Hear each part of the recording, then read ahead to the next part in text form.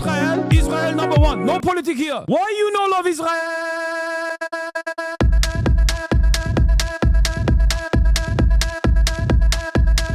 Oh, you hate it?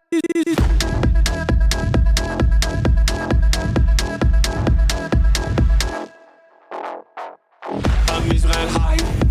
I'm Israel high. I'm Israel high. I'm Israel high. I'm Israel high. I'm Israel high. I'm Israel high. I'm Israel high. You have forgotten to say I'm Israel high? Do you love Israel? You must love Hamas. You are Hamas. I'm Israel high. I'm Israel high. I'm Israel high. I'm Israel high. I'm Israel high. I'm Israel high. I'm Israel high. I'm Israel high. Oh, Israel not number one for you. Oh, anti-Semitism. Israel, small nation. Israel, tiny nation surrounded by scary Muslims. Ah, you are anti-Semitism. You are Hamas. You are Hamas. No politics here. Say Israel number one. Tweet Israel number one. No politics here. No politics here. No politics here. No politics here. No politics here. No politics here. No politics here. No politics here. Say you condemn Hamas. Say I'm Israel high. Say you condemn October 7th. You are Hamas. No politics here. No politics here. No politics here. What's going on, everybody? I hope everyone's having a fantastic evening, afternoon, pre-noon, no matter where you are in the world. I'm Hasan Piker, and this is the HasanAbi Broadcast coming to you live from gloomy, foggy, stolen land in sunny California. We are sitting on stolen land here, folks. We're live and alive, and I hope all the boys, girls, and MBs are having a fantastic one because today's a beautiful day. Today's a wonderful day. Today is Saturday. That's right, folks. It is Saturday, December 20th. Can you see? No, I can't. I can't see without my glasses. These glasses make it even harder to see. But we're live, we're alive, and I hope all the boys, girls, and MBs are having a fantastic one. Can I get a happy birthday from the man himself? Yes, happy birthday, chatter. Happy day of birth. It's a Saturday, fun day, but the type of fun that we're going to be having is the type of fun that we always have. Folks, this is part of the broadcast where I tell you about my personal news about what's going on in the world of HasanAbi Piker in between the time period where I press the stop streaming button and press the start streaming button. So help me God, that's what I'm going to do. Because there's a lot going on in the world, and let me just say, my body substitutes. It's body update, medical update as always. Some of the things that you guys like the most for the parasocial hour, okay? Because it's 10:23 a.m. I'm live early. Many of you are wondering why I'm live early. Part of it is because I can't go to the gym. And part of it is because my foot hurts really bad now. My ankle and my back basically substitute between one another. Like it either is my ankle that hurts a lot, hurts like a bitch, or it's my back that hurts like a bitch. So good news, bad news. Good news, back doesn't hurt. My Kirk is not hurting as bad today as opposed to yesterday when I couldn't even move. I was really stiff. But bad news, my ankle hurts real bad. But the reason why I'm actually early, break out the dogs, show us. You guys want to see my freaking toes? They're so busted. Look at this. You guys say no, but I'm going to show you anyway. It's not, I have a wrap on right now, but look at that. Look at that. Shit looks fucked, bro. It's all black and blue. Down to my freaking toesies.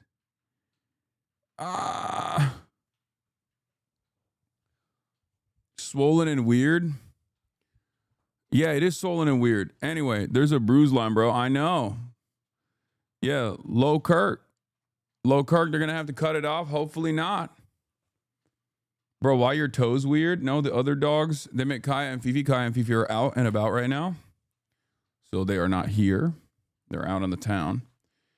roaming the streets. Yes, Dave Chappelle had a new comedy special. I did not actually see the new comedy special, but I saw pieces of the comedy special, and I'll obviously be talking about the new comedy special that Dave Chappelle came out with, where he had a lot of daggers for everybody finally, because all the fucking anti-woke shit has gotten so out of control that we low-key, Kirk, we might have gotten Dave back a little bit. So that's cool, you know? And another moment for woke is back, woke 2.0. Anthony Joshua beat the doors off of Jake Paul. Obviously, this is part of the broadcast where I tell you about my personal news, and that's precisely what I did last night with my dad and everyone else that was at my house. I tuned in to Netflix, and I straight up watched Jake Paul get annihilated by the behemoth himself. Anthony Joshua, a two-time heavyweight champion, belt holder, gave the fucking belt to ass, basically, with Jake Paul. Obviously, for boxing enjoyers, it was disastrous. It was a disastrous performance because it looked sad. It looked like a sad state of affairs. You have Anthony Joshua, the man with the legendary uppercut. What is it, like 28? I forget what his career looks like. Here, I'll just pull it up. But like Anthony Joshua at some point was like, one of the most famous boxers on the planet, one of the most famous athletes on the planet, and heavyweight belt holder, heavyweight unified world heavyweight championship winner from 2017 to 2019, then 2019 to 2021. Has this long ass career, 36 years old, from the fucking UK, yeah. And he's 6'6", 245 pounds. He's a psycho, right? Only had 4 losses in his entire career, and it's wild to me that this was even a thing that Jake Paul would have attempted. Like, it's just the hubris.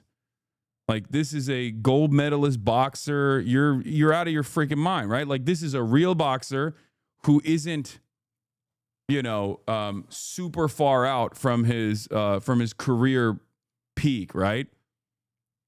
Like, he's not at his peak, but he's not super far out. He's not like 50. He's not 40. He's not fighting a guy in his like 40s, 50s. Or even older than that. It's not Mike Tyson, right?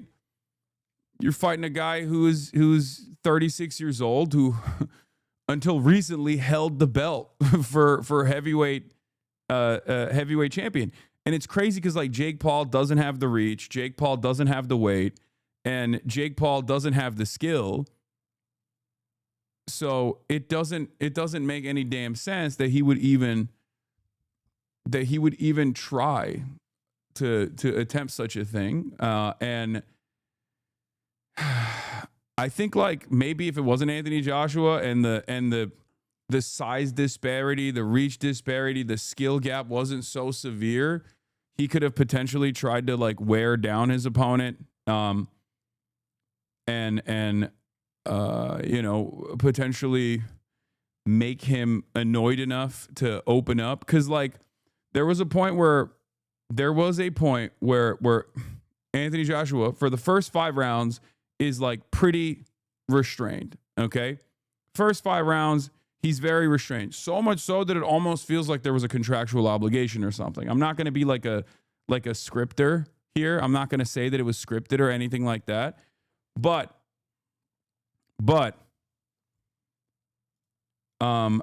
it did feel to me like he was just like testing it, He was just like opening up a little bit, weighing the distance with his left, some jabs, jab, really restrained and keeping up his pacing, keeping up his breathing. Meanwhile, Jake Paul is sitting across from him. And now this is an incredibly impressive feat as well. The fact that like Jake Paul even put himself out there with a Titan like Anthony Joshua is impressive. If you're willing to get your ass beat, you're willing to get your ass beat. There's nothing to it. And he did, right?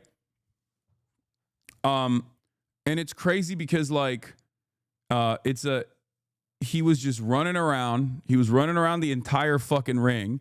And there were a couple moments where he did actually have a couple decent dodges. Jake Paul did, right? But ego takes you only so far, right? Ego takes you so far. I guess it was the shit ton of money that he was making off of this event that was the reason why he was doing it, along with the ego. But I guess his technique was to just like really piss off Anthony Joshua. I guess it was his goal was to just like annoy him, survive as many rounds as he possibly can, annoy the fuck out of him to a degree where like he just drops his guard, and then he can get a couple sneak hits on it. Okay? And it almost worked. Like it almost worked. Like rage baiting your opponent to that degree almost worked, because he did have a couple moments, but because he was so fucking fat and so worn out, okay? Because he was so fat and so worn out, and those 3-minute rounds are devastating, especially if you're, again, sitting in front of a fucking monster who's sitting at 6'6", 245, 245 pounds. There were a couple moments where he did actually get a couple decent hits on Anthony Joshua. But one of the funniest things I saw in the fight was Jake Paul. I think it was in the 5th round or something. He actually gets a pretty solid hit on Anthony Joshua. Okay. And what's crazy about it is he ate it. AJ ate it, and it was nothing. Like it felt like he ate the hit, and it wasn't even like oh no, I got hit. Like there was no. It immediately connected with Jake Paul. Like immediately, like didn't even brush it off. Just went boom, and then boom. It was so fucking crazy to me, and I think it was probably because at that point Jake Paul was dying, and the reason why, I mean, his technique was pretty obvious, run around, try to make up for the reach disparity by annoying him and causing him to drop his guard at some point so you can get a couple sneak hits. It didn't work because the first 5 rounds Anthony Joshua was very restrained and consistently kept the distance. Okay, consistently kept his distance and was like trying to land some normal hits from afar, trying to find an opening so he can do his, trying to find an opening with a right uppercut at any point. He didn't really have any opportunities for that. But because Jake Paul had because Jake Paul did not have the necessary cardio to be able to keep up with him like that, obviously he just kept diving. He kept diving. And he kept clinching over and over again with the goal of regaining his breath. Like he just kept fucking clinching up every single time. And it was so obvious that he was just like clinching off for dear life because he was just gassed. He was so fucking gassed. Even from the first round, it was obvious that was what he was going for. He broke Jake Paul's guard. It was a sparring match for him, not a fight. Jake Paul got outskilled. These champions train for 15 to 20 rounds. No, I know. I want to sub to you because you're actually based, but I'm afraid if I get banned. Wait, what? Why would I ban you? Unless you say some dumb shit. And I think AJ was trying not to underestimate him to avoid an embarrassing upset. Once he saw Jake was tired, he closed in. Yeah, I mean, it was obvious. It was obvious to me. Yeah, this is the funniest thing. Like he posted this shit, right? He posted this shit, except what came immediately after this direct hit was an unfazed Anthony Joshua immediately landing a right, shrinking Jake Paul's already tiny brain ever more. I could not believe it. I was like, damn, he actually did get a couple. But like, he literally just, Anthony Joshua ate that like it was a tickle, dude. It was crazy. And Jake Paul already has like 3 fucking neurons left up there, and he just eradicated the remaining 3 neurons. Is wild. I assume Jake Paul's brain is now smaller than the size of a walnut, smoother than chicken breasts.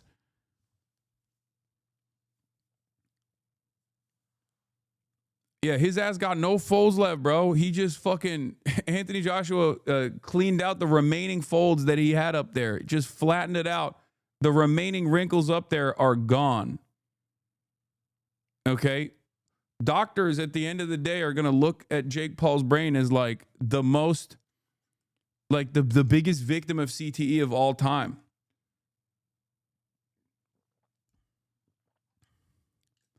But in any case, yeah, it wasn't like great to watch from a, technical boxing perspective, and I totally understand that. If you're like a fan of good boxing or whatever, of course you're not going to appreciate this fight because it doesn't feel like a fight at all.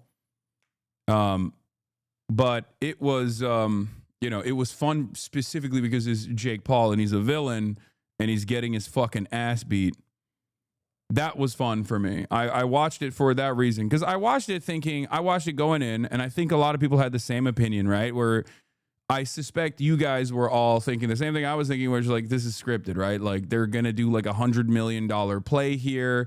Anthony Joshua is going to disappoint by, taking a dive or something. Maybe like, maybe it's just, I don't know. I just never think that Jake Paul is actually going to do an honest fight, right? I don't think that was going to happen, right? One thing people need to realize is that Jake is not a YouTuber. He's a boxer. He's been training for 7 full years. To put that into perspective, Joshua became world champion 8 years after he started training. Yeah. Also, no, Jake Paul is a fucking YouTuber still at this point. Because just because someone has been training boxing for 7 years doesn't mean that they're actually a skilled boxer. That's the difference between someone who might not be at his prime, but is still like very clearly a world title holder versus Jake fucking Paul, who's been training for 7 years. There are plenty of people who I think in the professional sphere that if they also tried to like find themselves in a comparable weight class to Anthony Joshua with a tremendous reach disadvantage, who are professional boxers who've been boxing for like 7 years, who'd probably still get the fucking doors knocked off of them. Okay. In any case, 7 years of training don't mean shit if you're 7 years of ass. 7 years of training don't mean shit if you're fighting. Like, it's only significant for someone like myself. Like, I would not be able to fight any of these people. Okay. Jake Paul, probably a much better boxer than me, right? But I'm not a boxer. Do you see what I'm saying? So if you're trying to make a name for yourself as like, in the boxing world, and you're just consistently beating people that are way, way past the point of their prime, like super fucking old, yeah, no shit. Eventually you're going to run into a person who's going to whoop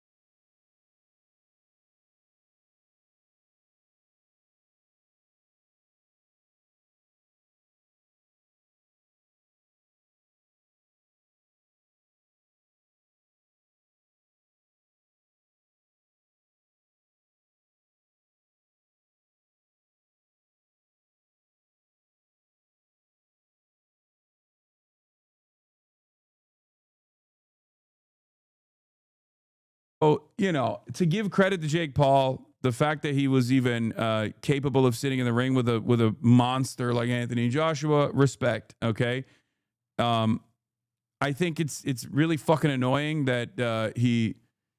I mean, there is this like WWEification of boxing, so I assume that like the fans of the sport will get really annoyed with Jake Paul, but everyone hates Jake Paul. Like everyone, there's something here for everybody, right? There's something here for everybody because it's like we watch it and we're like, oh, thank God he's getting his fucking ass whooped. Like, oh, Jesus Christ, finally. Especially when he like would put himself around legendary characters that are way past their prime by dangling a shit ton of fucking a shit ton of money in front of them, like, you know, putting just like exploiting the like former symbols, right? Former symbols of boxing, shit like that. It's very frustrating to see, and I totally understand that. Even though I myself am not like a fan of the sport or a fan of the professional sport in general. But did the guy knock Jake out? He didn't have like a full blown knockout, like in the way that Jake was like frazzled. But yeah, he did knock him out. Double broken jaw. He would have had a better knockout if Jake Paul didn't. I think if he didn't actually quit, because the last one. Look, first 5 rounds, Anthony Joshua was just like not really opening up. Okay. Not really opening up at all. But I think there was a point where Jake Paul actually did take advantage of him trying to punch and then land one right here. And I think after that, it was over. Like, because the 5th round, you see like an attitude shift. You see an attitude shift from Anthony Joshua where he's like, all right, I'm done. Like, I'm done. I need to, he's tried to clench up every time I fucking hit him. So I think what he was going for, I suspect, was anytime Jake would just drop his guard and try to duck another one of his like jabs, or when he was doing a combo, I think he was trying to hit him with a fucking right uppercut while Jake was on the way down, trying to dodge, but that never happened. If he had done that, he would have fucking killed him, I think. That's what it felt like to me watching from afar, that he was like trying to hit him with an uppercut while Jake was going down after a combo, and he could have killed him there. But he did not do that. But he did actually destroy the fuck out of Jake Paul's jaw. There's an X-ray, broke it in 2 different places. So congratulations, Jake Paul is going to shut the fuck up for once. Was very disappointed Jake wasn't rolled out. I mean, dude, this was embarrassing. Even if you're not like a super big boxing fan, you watched a villain of the internet, a villain of society, run around on his hands and knees, basically begging not to get his ass beat by this behemoth of a man who ended up beating the fucking doors off of him. Are you kidding me? He still made a bag, but you know, that's how it goes. I like to think that this is the moment where Jake landed a hit and then immediately ended. Not taking those punches very well, but that punch right there from Jake Paul was the cleanest shot of Jake Paul. Yeah.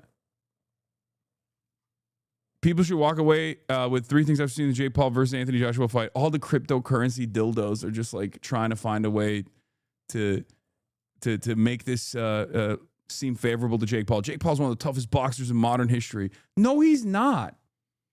Like, what the fuck? What are we? Why would he be one of the toughest boxers in modern history?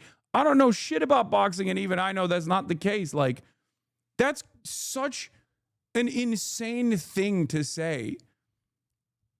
What a crazy statement. Yeah, for a random guy off the street, sure. Yeah, it's impressive if it's like a dude who's never trained, who put himself in a serious competition with a world-class, world champion boxer. But he's at this point, he's trying to make a name for himself as like a career boxer. It's just not going to work. Be careful, he's going to challenge you next. Yeah, I'm not going to fucking fight Jake Paul, dude. I don't have 7 years of boxing training and shit. You know what I mean? Yeah, sure, you can beat my ass. Okay, I don't give a fuck. I know where my skills lie, okay?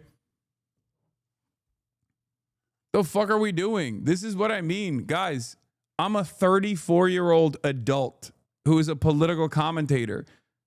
What are we doing here? Are we having like are we 14 years old? We're like, oh, you could beat him. Okay, sure.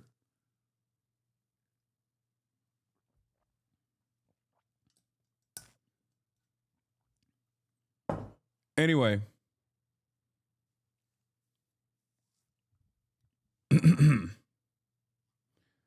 He landed clean shots on AJ despite having every disadvantage. Nobody can say he rigs his fights anymore. Yeah, my ankles got destroyed fucking running down a basketball court, okay? But in any case, that was fun. That was a fun, exciting thing to watch because of the way it ended. And I think, yeah, overall, I think woke is back. I think that's what took place here. Because like Anthony Joshua, for the ball knowers, is considered a anti-white racist or a black supremacist racist as well. So like that makes this fight even funnier. Okay. And obviously Jake Paul is like MAGA. I think there was a point where he said something about like a black boxer where he was like, this was disrespectful to the supreme black race or something. He just said something like that. He says something along those lines, and then people were like, you're being fucking racist. You're being fucking racist. Oh, the other thing, dude, watching Jake Paul like actually be fucking terrified. You can tell Jake Paul thinks he deserves to live. No, that was also a very, very... Bro is simply African. What do you mean he's a black supremacist? I'm not saying that, dumbass. I'm saying that was the fucking controversy around him where like white people got in their fucking feelings. Which is why I'm saying that this makes it even funnier. Chill, fuckhead. Bro, you're the one who got mad at me. The fuck? Misunderstanding my point. That's what people were crying about. Okay? AJ is a good example of what's wrong with mass immigration. First of all, he's an anti-white racist, as per his speech during BLM protests, where he called for blacks not to use white businesses. Secondly, he waves around a third world flag as if it's worthy of respect and represents him. My prediction, he will. First of all, he lived in Nigeria. Okay, like it's perfectly valid for him to promote a country that he lived in, like his own personal background. Like he's Nigerian.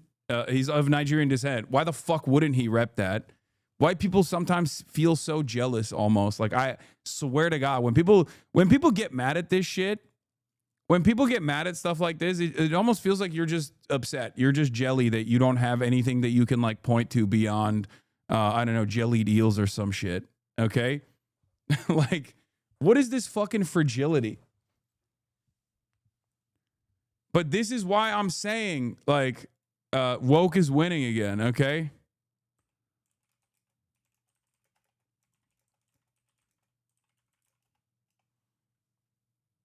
Third world flag.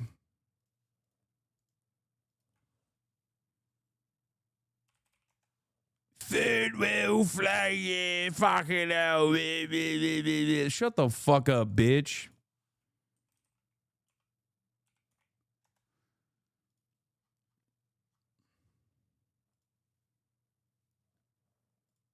Anyway, my point is, woke is back. It's very obvious that woke is back. And these guys are hating it. These guys are hating that woke is back, okay? Hold on. Let me post, I'm going to post these,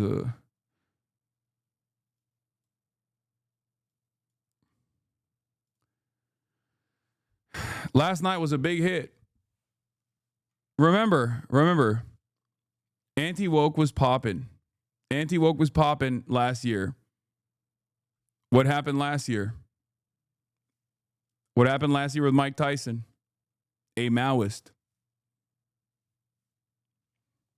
That was a telltale sign that anti-woke was popping off. What's going on now is that woke is fucking back. You feel me? You understand? It's very clear. That is my takeaway, okay? That is my takeaway from this. Mike Tyson is a Maoist? Yeah, well, he's everything. Let's just move on from Mike Tyson's background as a champion of woke, because he's not. But I was trying to make the joke fit, okay? I was trying to structure it in a way that it fucking makes sense. Shut up.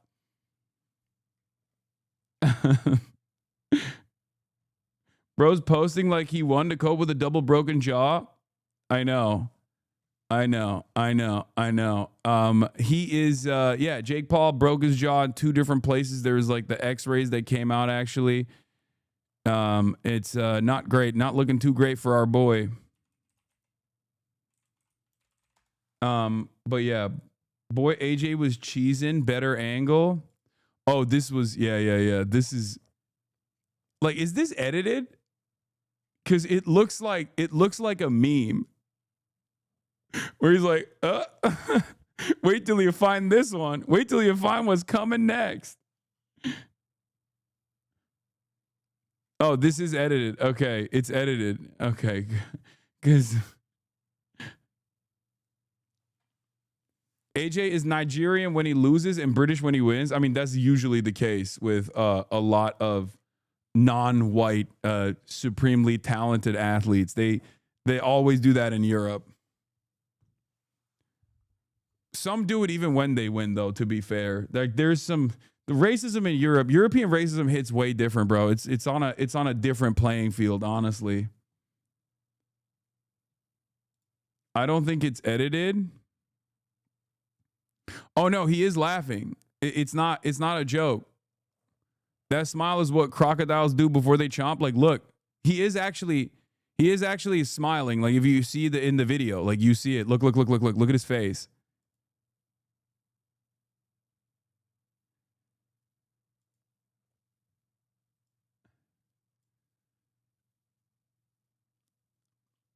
Mo Salah spoke out once against his manager, and the media started calling him Mohamed Salah. Yeah, that's all it takes usually. Oh, but it was great. It was great. It was fantastic. It was fun. It was fun watching all the fucking racist mauled. There was also a very strange. There was also a very strange character that I wonder if you guys saw. Like, if you want to understand, like the Jake Paul boxing fans and the mentality and the behavior that they represent, it's this fucking guy. I think that perfectly represents this. Look. I want y'all to see something. As soon as I saw this, I was like, there's no fucking way, dude. Like, this guy's out of his mind. Look, watch. I gotta see this. Look at this guy. What is this nigga doing? What is...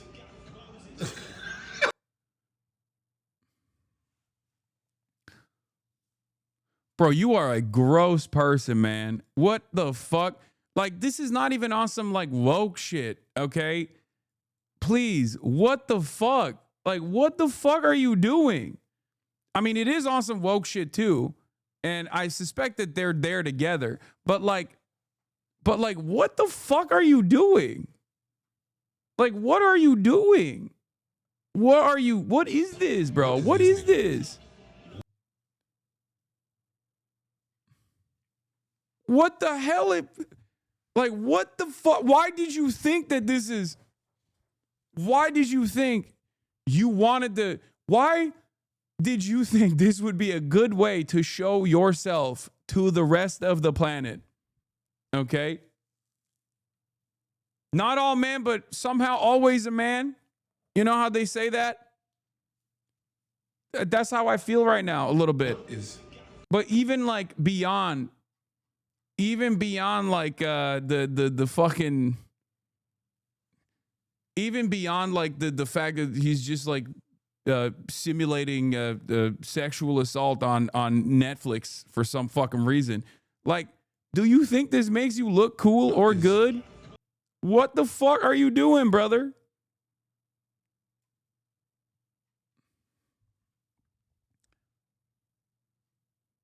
It makes no damn sense to behave like this. A white man, I'm posting like a race realist right now. Hey, Yugo. Was there a Yugo raid? Ugopnik raid? Hey, shout out to my Balkan brother. Hope you had a good stream. Okay, stop making me rewatch instantly. I just think this is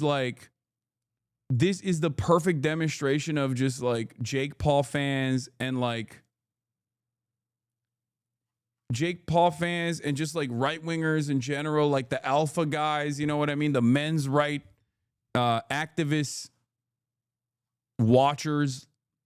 Because like, listen, like contextually, there are places like me and Will do shit like this to one another as like best friends. You know what I mean? Like, but this is such a fucking gross and weird thing to do. Do you see what I mean? Like, I'm not even gonna sit here and be like, oh, this is always unacceptable. Like, this could never happen. It's like there's a time and place.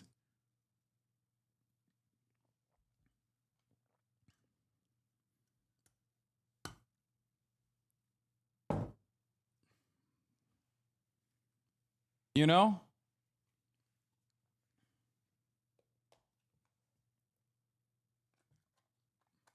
I feel like you thought in your head when you went in for this that you were going to look so cool. Like, look at me with the girl I brought to the Jake Paul fight that's like totally out of my league. Let me fucking dominate her a little bit. Let me look like a pervert real quick.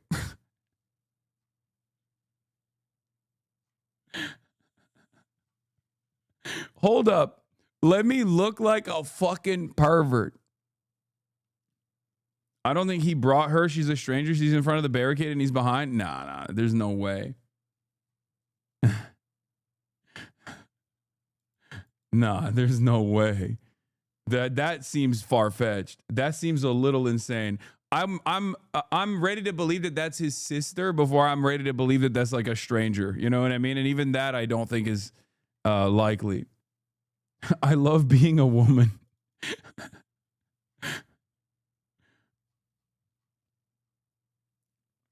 Anyway.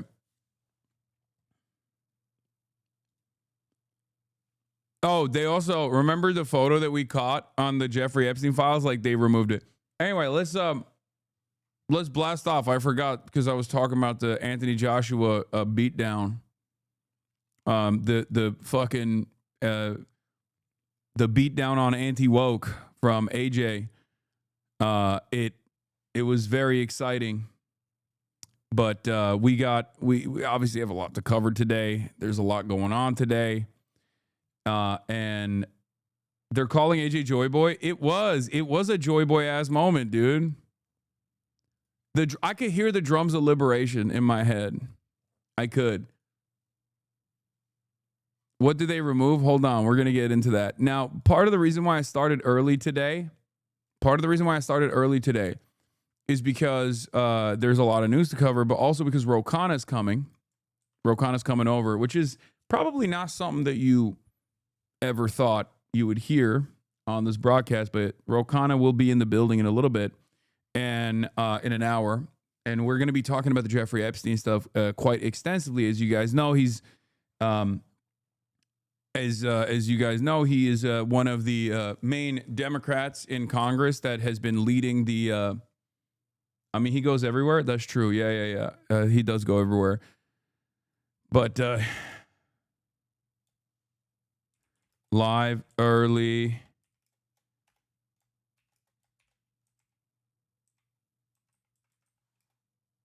Khana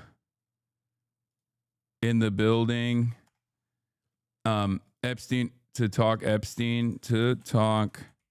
Epstein files and next steps. Epstein files release flop as Trump is redacted. TPUSA drama turns ugly. CLANDACE drops anti-Semitic alt. HOGWATCH and more. Get in now.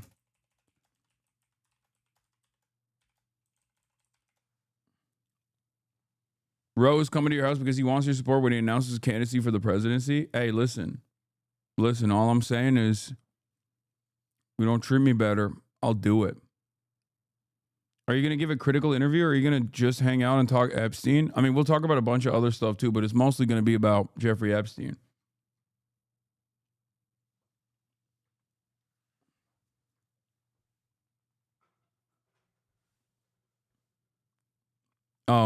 Thank you, Themasius, for the playlist.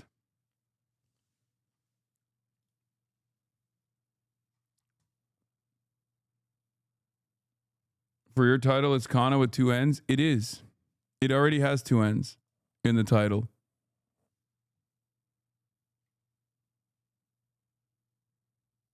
Anyway.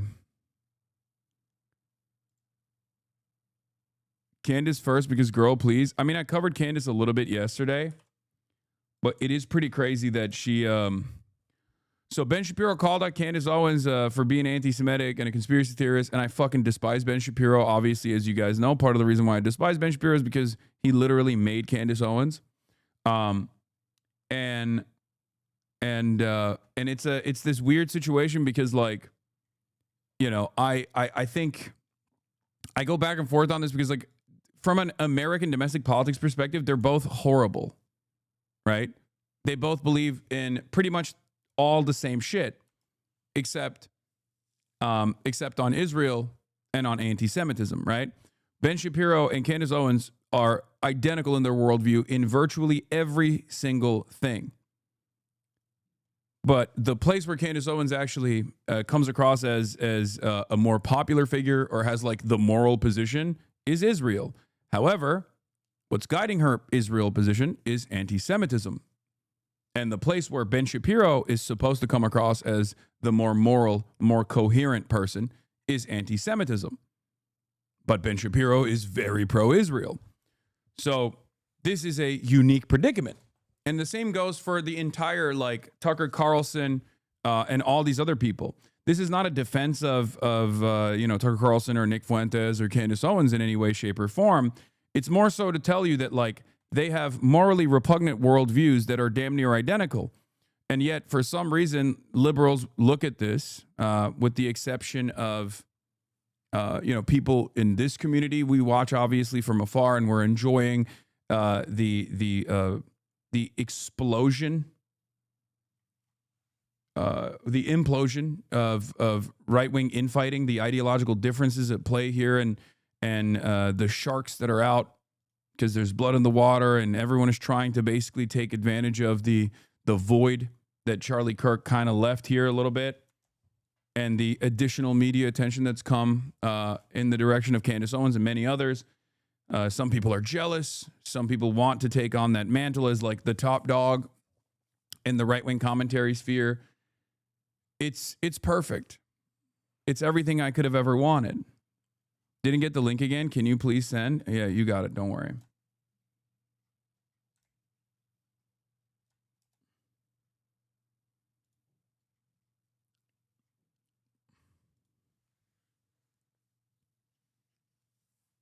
How likely is that Trump is going to try and get himself on $1? Probably.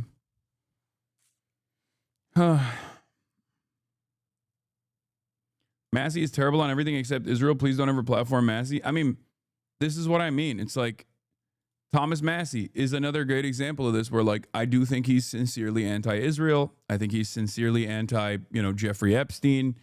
And he has played a much more important role, in my opinion, in the release of the Epstein files than even someone like Marjorie Taylor Greene has, right? So these are weird allegiances that are forming. I don't think these are long-standing allegiances. This chat is filled with TikTok leftists. What the fuck are you saying? Platform Massey? I know. There is no platforming a congressperson. Everyone is being stupid about that stuff. I don't really care about that. Having said that, though, yeah, look out. Hasan might give Thomas Massey clout. I know. Having said that, though, there is this strange new boundary specifically being built around Israel. But what's interesting about the boundary around Israel is that it's not like a single issue that doesn't touch anything else. As a matter of fact, it's one of those things that is all encompassing in very meaningful ways, partially because of the pro-Israel contingency and how much it has embedded itself in American domestic affairs. Because this isn't like if I was running around, I don't know, talking about one angle, like even if I was, let's say I'm like anti-Ukraine, right? And there are plenty of these guys out there who are like anti-Ukraine. They think, Russia should just take over, yada, yada, yada. There is not a lot of conversations you can have beyond just making your case for why you're anti-Ukraine, why you're pro-invasion of Russia, or why you think America shouldn't give any aid, render any aid to Ukraine whatsoever, right? But the conversation basically ends there because the advocacy groups are not as aggressively involved in meddling with domestic affairs. The advocacy groups are not as there is no censorship, for example. There's no censorship demands coming from Zelensky that comes out and goes like, Mr. President, they are talking shit about Ukraine, you must make sure that they are fired, that doesn't happen. There isn't like a Ukraine pact that demands fealty. There is no there's the Votnik soup guy, but there is no stop anti-Semitism version of Ukraine. There is no stop anti-Ukrainianism or something, right? It doesn't. A lot of anti-Semites in the chat reported, I already banned him. You guys are still fucking on it. I personally banned him immediately. Okay? The reason why I bring this up is because, the reason why I bring this up is because it's obviously a more significant part of domestic affairs than other foreign policy issues are. Even though foreign policy, of course, is foreign policy almost always has a domestic impact, right?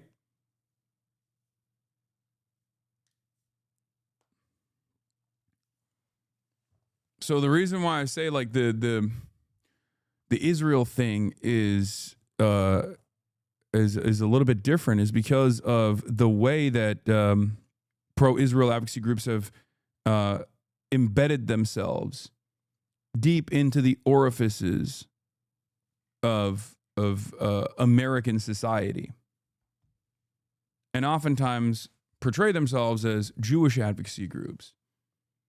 Almost always portray themselves as Jewish advocacy groups. And this has created a unique environment. Obviously, one of the things that we are going to be talking about today is the Epstein files. And one of the ways in which I think the Epstein files are relevant and significant, one of the major ways in which they are obviously relevant and significant, is around Jeffrey Epstein's affiliation with potentially our intelligence community, CIA, and also the Mossad, the Israeli spy agency. And yet, mainstream coverage around that has almost always been either completely omitted from the conversation, or when it's even covered at all, like the NPR coverage around it, is presented as an anti-Semitic conspiracy, right? To which I said, one must wonder why any kind of suggestion that Epstein could be an asset for Israel as well as the U.S. is only referred to as an anti-Semitic conspiracy in mainstream media, when there are thousands of emails between Epstein and the former prime minister of Israel, and there's very little coverage on this. on mainstream media. Like, this is yet another one of those moments where I think this is yet another one of those moments where the blood libel or anti-Semitism allegations. Sorry, dude, but now I care far more about how people in our actual government were related. Vassal states are secondary to that. Wait, what? No, my point is Israel doesn't operate like a vassal state. Do you not understand the broader point that I'm making? That's it. That's the issue. When you have American media, okay, American legacy publishers refusing to cover this connection between our intelligence community and the Israeli intelligence agencies with a man who is seemingly the most infamous person in American news right now, Jeffrey fucking Epstein, being the connective tissue there. And that connection is never brought up. And the only times where it's ever brought up is to disparage and to basically say this kind of this kind of connection is simply anti-Semitic. This kind of connection that you're making is simply anti-Semitic. We will not cover the deep ties that Jeffrey Epstein very clearly had to Israel. We will not cover the ties that Jeffrey Epstein had with the former prime minister and other Israeli spies and things of that nature, even though all of that is clearly being discussed in independent media because Jeffrey Epstein's emails are out there for all to see. And that people fucking say that this is anti-Semitic. It's crazy. What is AU? AU interviewed Bibi? Who's AU? Bibi on Australian news talking about Palestinians? Oh. It's that simple. Why do you think? Here's Representative Thomas Massey. Epstein had close ties to our own intelligence agency and Israel's intelligence agencies. That's why they're trying to stop this. He is working so hard not to get them released for so many months. What do you think the real reason is? These files implicate billionaires and friends of his and political donors that he's trying to protect. And Epstein also had close ties to our own intelligence agencies and Israel's intelligence agencies. That's why there's so much effort in trying to stop this. And I do believe they'll try to stop it somewhere else. And that's going to backfire on them too. So the president.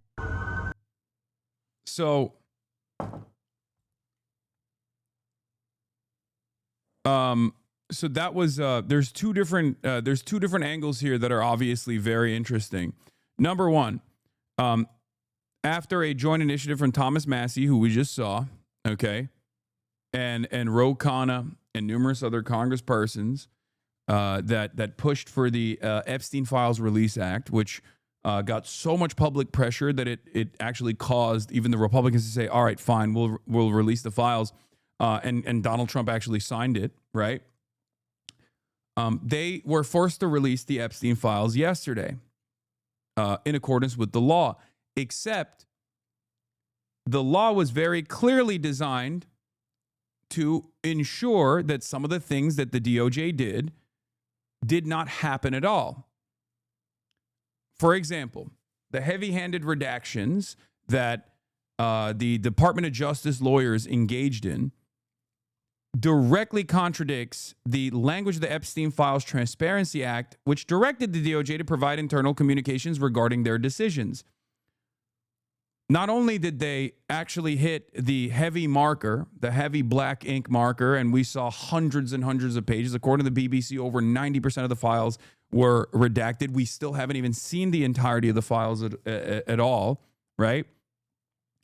And there were instances where, like, there were some publicly available photos, for example, that were redacted as well. Do you have any idea what they would put the image of MJ and Diana Ross with their kids? That's Paris and Prince Jackson, MJ's kids, and Diana with her daughter. The unredacted photos public on the internet. That could have been an accident. That could have been a mistake. Or they could have made it so that it looked worse for Bill Clinton or something. But it's very obvious that it was like it was very obvious, as I called months ahead of time, that they would just simply dangle some red meat in front of the base by saying, look, Bill Clinton, Bill Clinton, Bill Clinton. Don't look at Donald Trump. He's not in any of the photos. Don't look at Donald Trump. Donald Trump was not in the files at all. Donald Trump was not related to Jeffrey Epstein at all. And they went through and basically hid every single instance of Donald Trump with the exception of one photo that they missed. Okay? And the reason why we know that they absolutely heavily redacted Donald Trump is partially because there were plenty of photos of Donald Trump that the House Oversight Committee had actually released from the Epstein files. Okay, ahead of time. None of them were in the fucking Epstein files. Okay, and this photo, file 468 from the Epstein files that includes Donald Trump, has reportedly now been removed from the DOJ site release per Oversight Dems. So we found this photo on stream, and we realized when we found this photo that they had forgotten to redact Donald Trump in this photo because he wasn't the main thing in the photo, right? Because he was in the actual cupboard, in the actual drawer, they forgot to redact this photo. So this is one of the only fucking photos in the entire Jeffrey Epstein files where they forgot to remove Donald Trump or redact Donald Trump. Only because it most likely slipped past the AI detectors or most likely slipped past the 200 different Department of Justice auditors and lawyers that were looking at this. Because it was in the cupboard and you can barely see his fucking face. Now they deleted this photo as well. They took it out of the fucking Department of Justice release after people noticed that they had failed to redact one of the photos of Donald Trump. It's like they're trying to look guilty.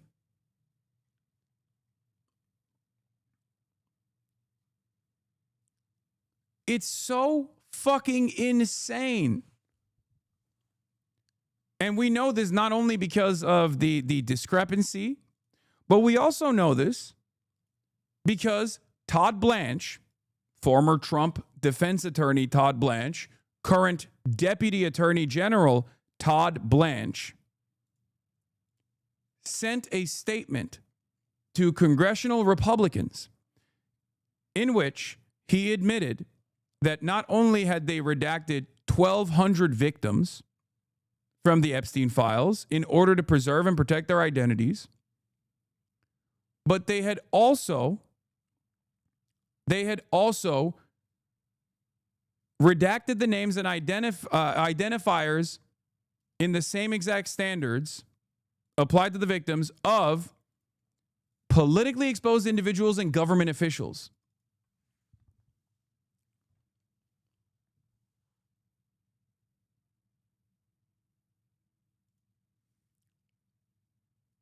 Yeah, from the Epstein files, during one of those encounters with Epstein, he took her to Mar-a-Lago where he introduced her to its owner, Donald J. Trump.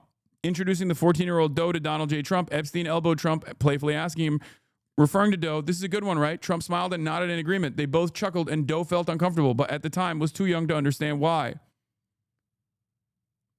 And the suspicion is maybe they didn't redact like all of the mentions of Donald J. Trump, but instead redacted the mentions of Donald Trump.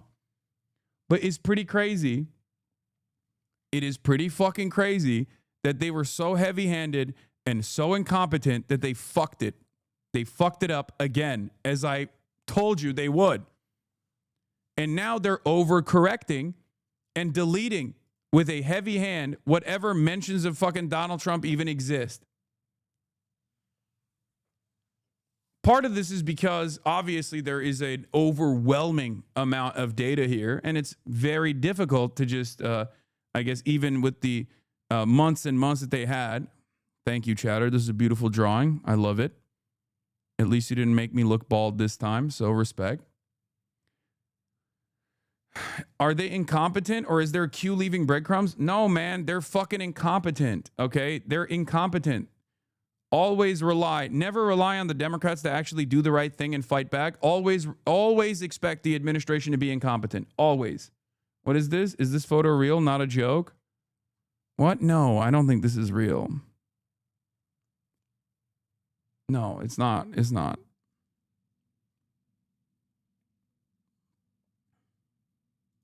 Don't be mean.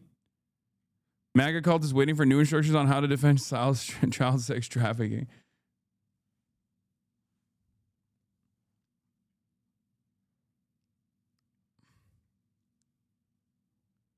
But the thing is, like, people have seen these files. Khana's seen these files. I'm going to talk to him directly today in about half an hour.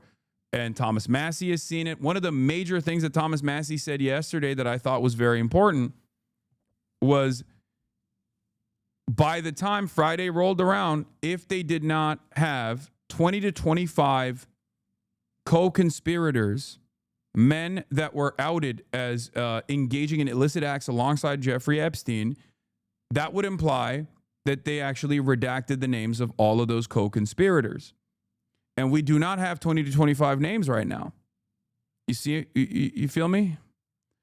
And the only place where we know the same number 25, the only reason why we know that the 25 number, aside from Thomas Massie, was mentioned was in the Ghislaine Maxwell court deposition, or the court filings for Ghislaine Maxwell, where in the court filings that they did not redact, they say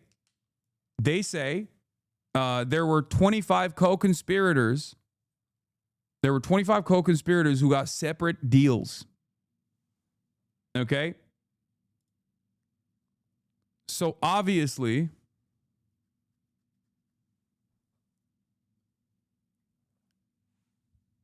very clearly these guys just went in with the heavy black ink pen and just took out every mention of Trump and Trump affiliates and maybe even like other super wealthy people. Okay? Every day that goes by as like the Alex Joneses of the world actively try to defend the Trump administration, and like the QAnon guys try to fucking still hold on to a crumb of hope for Donald Trump being the pedophile destroyer, is another day where they are further vindicated in their initial suspicion that there is this like deep state elite pedophilic cabal taking place. And it's so funny that they literally ran on that. That was their galvanizing principle. That was what they organized around. The notion that there are like elites that are engaging in illicit sexual acts. And there is this deep state pedophilic conspiracy. And now that there is more evidence to suggest that maybe it's not a conspiracy theory, but it could be real, every single person that ran on that is turning around and going, no, but actually Donald Trump is not a part of the cover-up. It's not. He's not. Please don't say it. Please don't say Donald Trump is a part of the cover-up. Don't. That's not the case. It's so crazy. It's so crazy. It's like you got everything you wanted. You're getting proof, more proof than ever before, more proof than just whatever fucking dumbasses made up on 4chan about how like, elites are actually ordering child sex slaves, like they're ordering pizza by using code words. That wasn't the case. It turns out they were just straight up saying it. There are pieces of the court documents that came out where Jeffrey Epstein is mad that one of the people that was trafficking minors for him was actually trafficking people over the age of 18. He just straight up says, I need to see identification to make sure that this victim is under the age of 18. Like that's how flagrant it is. That's how open it is. There's no like cheese pizza, hot dog mentions or anything like that. They're just straight up being like young child now.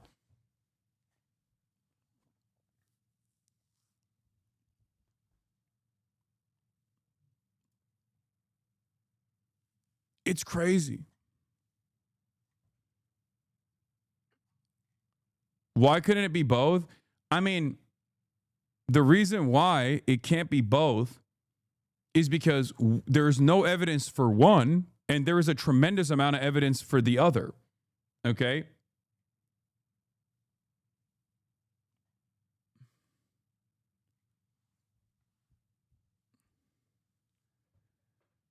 So, as I said, as I called initially, that the Trump administration was going to try and dangle red meat in front of the base to try to get them to focus their attention on Bill Clinton, who is a known co-conspirator of Jeffrey Epstein. They did. They redacted everybody except for Bill Clinton, okay? They redacted Donald Trump from the files. They redacted other financial elite from the files. And the only person that they seemingly did not redact that was a politically relevant individual was Bill Clinton, okay? Now, will this actually succeed? Read my logs. Basketball. What? Basketball stream tomorrow. Read my logs. Okay, take an hour off, chatter. I can't play basketball any longer. My ankle is fucked up. The other thing that I also said was that they would absolutely fail to do this because they would somehow fuck it up, and they did. And the way that they fucked this up now invites even more scrutiny. It makes them look even more guilty. Okay? So that's where we're at. That is where we are currently at. The two different angles that are, the one angle that the media is covering is the fact that Donald Trump and his DOJ very clearly eliminated mentions of Donald Trump, including going back in after they released this, deleting this fucking photo from the Epstein dossiers. Oversight Democrats called it out. Yesterday, we found out that one of the few mentions of Donald Trump, one of the few images of Donald Trump in the Epstein files was this photo. Today, the photo is gone. Why would you do that?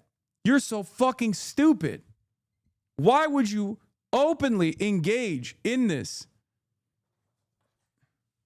Why would you delete mentions of Donald Trump after the fact, dumbass? You look even more guilty now. It's out in the open. That's so crazy.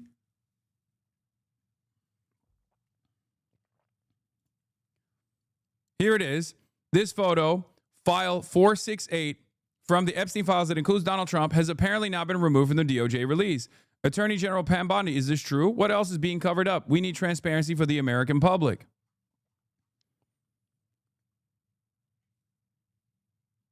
It's so crazy that they did this. Like, it's so crazy they got called out. And instead of just like letting it sit there and be like, no, what are you talking about? See, of course we didn't redact Donald Trump. They chose to delete it, dude. Are you fucking kidding me?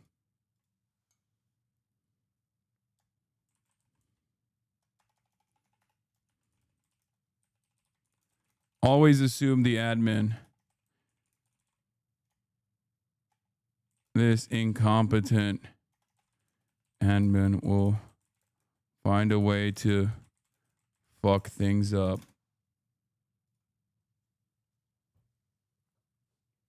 It's kind of them just saying, like, fuck you, law, we don't care. Yeah, except you can't entertain that. You can entertain that when you got, you know, Reagan numbers, but you can't entertain that when you don't have Reagan numbers. When you have Trump 2 numbers, you can't be fucking running around and being like, what are you going to do about it? Yeah, we're not giving our own base this information that they desire after running on delivering this information to our own base. Fuck you. There's no way. They're going to go crazy over it. They're going to lose their minds over it. This is going to piss off the normies, as I've already told you. Okay? And I need you to understand something. This is Trump's least popular position with his own base of support. Republicans have never really deviated away from Donald Trump on any of the issues. Usually, it's 80% approval on virtually all of his policies, with the exception of this. On the Epstein files and the mishandling, Republicans have a 54% disapproval rating on Donald Trump's handling or mishandling of the Epstein files. 54%. Now, you might be thinking to yourself, oh, it's just only a marginal majority of Republicans that don't like this. That's crazy. You need to understand. that needs to be compared with the 80% approval for everything else. Donald Trump's been fucking up everything else, okay? And yet Republicans seemingly are still on board with everything. They still show 80% approval, 80% approval, 80% approval, no matter what. Even Asmongold took Trump's dick out of his mouth on this one. Yeah, because he's fucking seeing the tea leaves, okay? That's the other thing. Just like with Israel, Asmongold, who spent the last 2 years consistently complaining that I and many others needed to be deplatformed because we were anti-Semitic terrorists, has now turned around and is like defending Puka Nakua and saying like the primary responsible, the primary party responsible for anti-Semitism growing in America is Israel. It's like, bitch, that's my take. You called me a fucking anti-Semitic terrorist for that for 2 years. He went from demanding that every college campus protester get deported or fired or thrown in fucking prison or something to saying, well, you know, we really got to deal with this Israel shit. Yeah. Asmongold is backtracking his support for Trump and Israel as their approval nosedives. Despite a year of daily praise, Asmongold now claims he never trusted Trump. And he says protecting Israel is America first, despite prior calls for protests to be jailed. Protesting Israel is America first, despite prior calls for protests to be jailed and deported. And I love that this guy says 1 year from now. Actually, guys, oh, no, never mind. I thought there was a defense of Asmongold. There are people that I've seen defending Asmongold being like, well, he changed his mind. No, he didn't, you fucking idiot. Last week, he was still saying, I'm the primary vector of anti-Semitism growing on this platform. My opinions didn't change. His did. One must ask the question, why? As a matter of fact, even when a shit ton of people in my community after October 7 were like, fuck you, I don't want to hear from you. I can't believe you wouldn't immediately say like, these guys are, you know, barbaric, super rapist monsters and have no emancipatory need here whatsoever. And how dare you say this is, you know, Israel's responsibility after 75 years of apartheid and genocide and ethnic cleansing. Everyone that left this community realized perhaps I was right and they might have been fucking wrong. Asmongold 100% spent the last 2 years going after every single person, every single fucking person that called out Israel with maximum intensity. He aligned himself with Ethan Klein.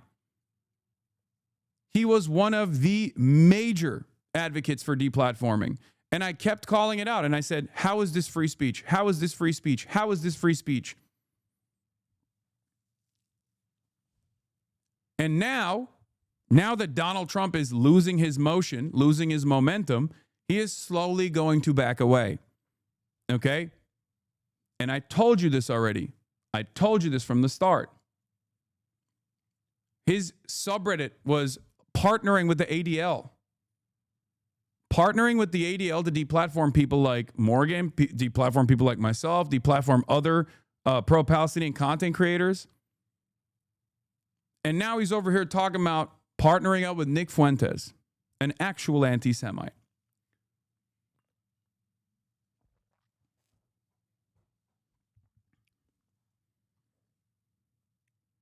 While simultaneously taking a stronger stance against Israel. So what changed? Did Asmongold's mind change? No, of course not. He's a fucking grifter. And I promise you, even tomorrow, he will still turn around and say Hasan is actually an anti-Semite and he needs to be banned, while simultaneously going based on fucking Nick Fuentes clips praising Adolf Hitler. None of this matters to him. None of this matters to many in his audience either. They just want, they want to get W's. They want to get a victory on what they have perceived is a political opposition that's like ruining their lives, making the platform of Twitch more woke, right? Isn't it time for Asmongold to stop sucking Trump's dick? I've been very critical of Trump regularly. If you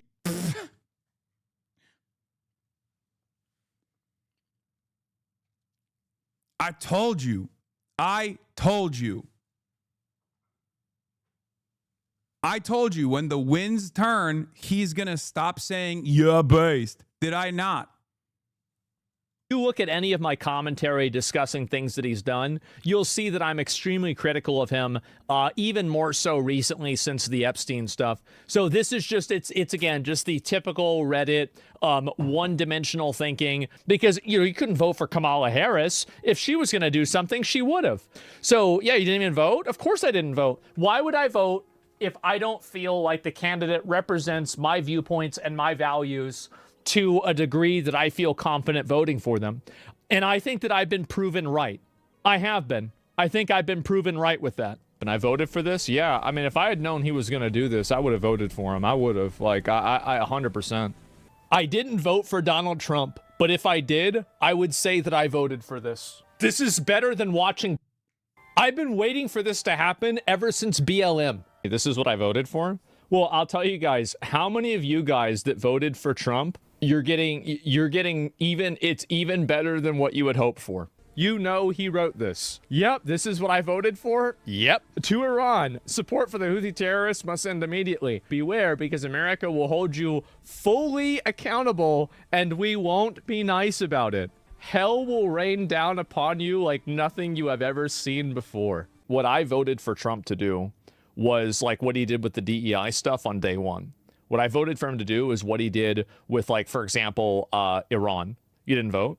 Yeah, exactly. But I would have voted. If I would have voted, that would have been what I voted for. Did Trump earn your vote by now? If I could go back. Yeah, this doesn't even do the amount of glazing he did / justice. Yes. This is not even a fucking fraction of the glazing. I mean, every fucking day. Yeah, based. Yeah, based. Yeah, based. Every time, every single fucking time, dude. He went nutty mode. He was blowing bubbles on Trump's dick every fucking day. Not only did he blow bubbles on Trump's dick, I mean, he openly stated it too. Aside from the Epstein stuff, Trump is doing exactly what he said he would do. Maybe there's too many crying Karens on social media, so they're afraid of the optics. But this seems so dishonest. It won't work either. The bridge is burned, and those people will always hate them. Okay? I voted for none of this. Prominent influencers, including Theo Von, Joe Rogan, Andrew Schultz, are trying to distance themselves from the president. He thought there was more farming to be done on October 6, 2025. So he was still standing. But I promise you, the point is going to come. The day is going to fucking come where he's like, oh, yeah, Trump is not great. Not great at all, actually.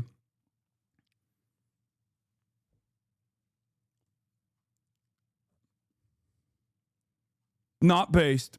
Guys, Trump was not based. Never liked him. Never liked him. Yeah.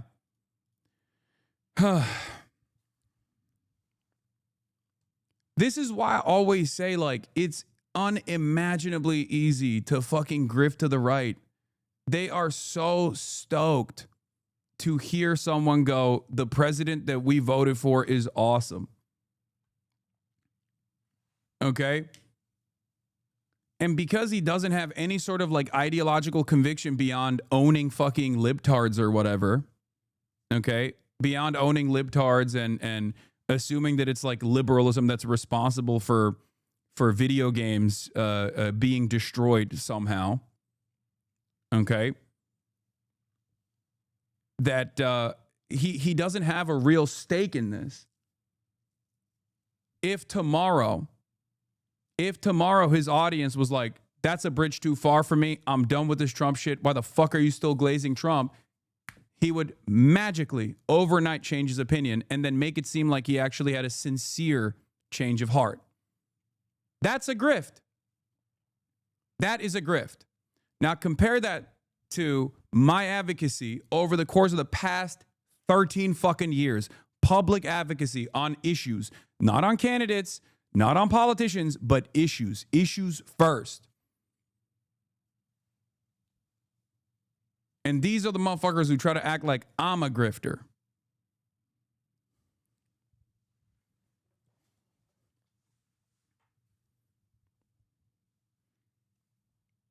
Doubted Asman always goes against the chat. He is at the mercy of his community. And if you can't see it, he's at the mercy of the broader sentiment expressed by his community. 100%. He bans dissent in his chat. He rarely ever tackles people who have serious disagreements. I fucking yell at right-wingers in here that come into this community. I yell at leftists that come into this community with regular frequency that try to do the like holier than thou, woker than thou shit. I'm pretty open about my positions and have been for a decade plus. Okay? There are tens of thousands of hours of advocacy that you can tap into to see where I'm at. You're simply coping.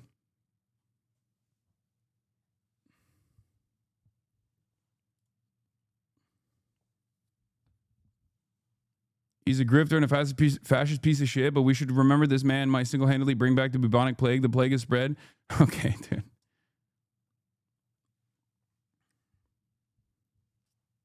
That's it. Realistically, even if Trump released the files, unless it condemned him and other elites, many people would say it was edited and fake. I watched his comments on Ghislaine today. I didn't get the impression he was considering a pardon. Why are people saying this? Again, wrong. They're saying this because he implied it. They're saying this because his own personal defense attorney, Todd Blanche, who is now the deputy attorney general, went and floated that idea. Okay? You just really can't stop thinking about him, huh? Rent-free and everything. Sad, very sad to see you come to this. Yeah. Asmongold has talked more times about me on his broadcast every single fucking day. Demanded my deplatforming. I've never even demanded Asmongold get deplatformed. Sucks to suck, bitch. Numbers on the board. Asmongold has a 100-to-1 ratio to my commentary on him versus his commentary on me. You could say it's delusional. Facts are still facts. This is projection. It makes you feel bad in the off chance that you see me covering Asmongold, especially because he's doing a serious attitude shift right now because he smells that there's blood in the water, and you can cope all day. But if you look at Asmongold's YouTube channels, if you look at Asmongold's YouTube channel versus my YouTube channel, what I choose to actually cut from my stream and post on my YouTube channel, for every 2 videos on Asmongold that I do as the largest political commentary person on this platform now, botted or not botted, doesn't matter, versus how much he talks about me, there is a major disparity. Okay? Bro just learned word projection yesterday and he's testing it out. Yeah, exactly.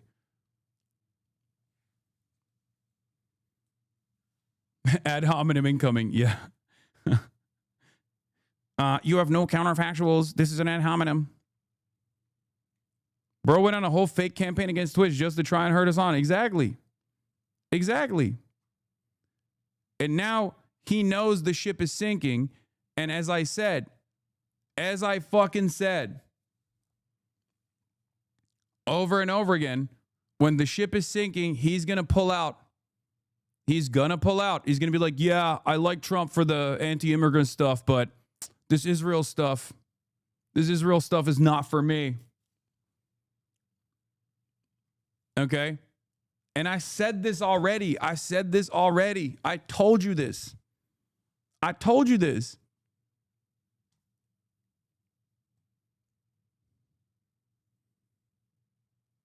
He went from defending Donald Trump trying to deport Mahmoud Khalil for participating in anti-Israel protests on Columbia campus to now talking about how the number one spreader of anti-Semitism is actually Israel. It took 2 years, but he's there now. In time and vote for him, I absolutely would. I did not think that he was going to go this hard at all. Is it time? We have featured more than 1,000 anti-Semites on our platforms. 1,000. Feature them publicly, clearly, and with evidence. I might be misremembering, but I think you said you DM'd him on Twitter about how he's wrong about that. I did. He was spreading so much misinformation about the Mahmoud Khalil case, specifically about what the Constitution protects and what the Constitution doesn't fucking protect. I told him directly, I DM'd him directly, and I said, Asmongold, you are wrong. The First Amendment does protect citizens and non-citizens alike. Okay? It's expansive. He really wasn't. You are just delusional. Wait, what? Asmondad was a Hasan fan? He really wasn't. You were just delusional? I don't know why you're bringing up Asmondad in this conversation, especially in a way that is like, that makes you look delusional. I have no issues with Asmongold's dad. I even reached out to Asmongold at the time to offer my condolences. I don't want to talk about Asmongold's dad. It's not relevant in this conversation at all, but I promise you, you're the one who is saying weird random shit. Not only are you fighting an internet battle for a person that doesn't know who you are, but now you're also just like bringing up totally random things that do not favor you at all. Yeah, we love Asmondad in this community. Rest in peace.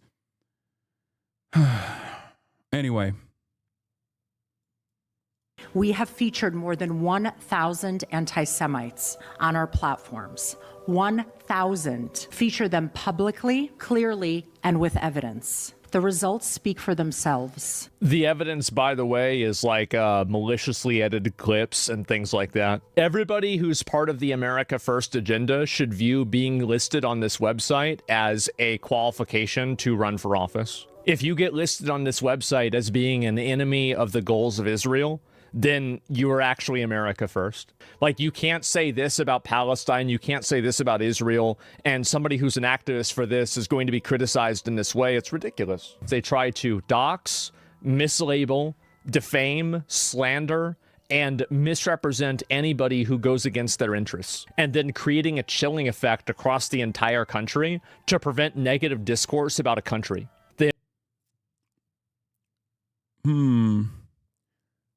Asmongold collab with the ADL to try to get me and others deplatformed for criticizing Israel for the past 2 years. He supported every Trump initiative on this.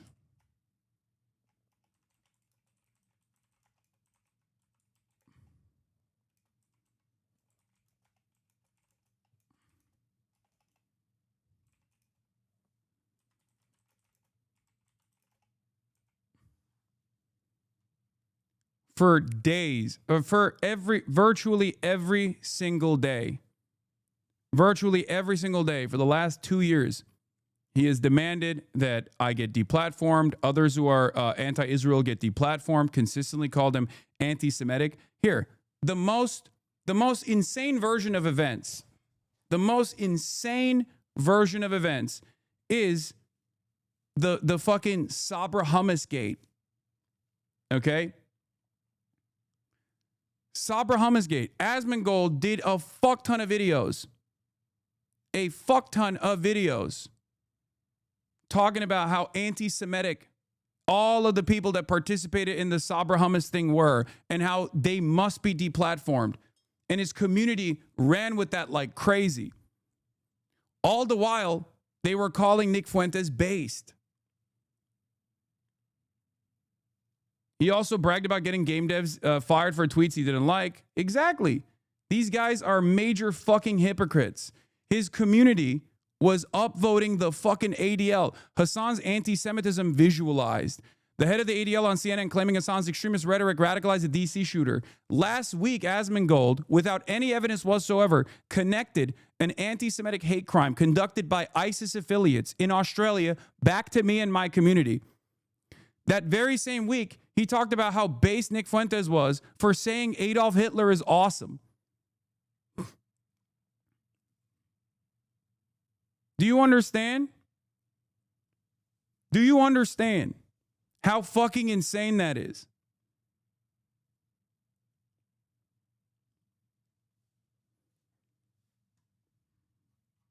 The ADL's putting pressure on Twitch again. It's time for Asmon's harvest again. #1 farmer in Twitch. Damn. And that just after Hasan's claim that his radical viewpoints don't cause any negative PR for Twitch. Yet here we are again. This is Dan Saltman, and he's the one who's leading the charge against Twitch's double standards and anti-Semitism culture. Literally, Dan versus Dan.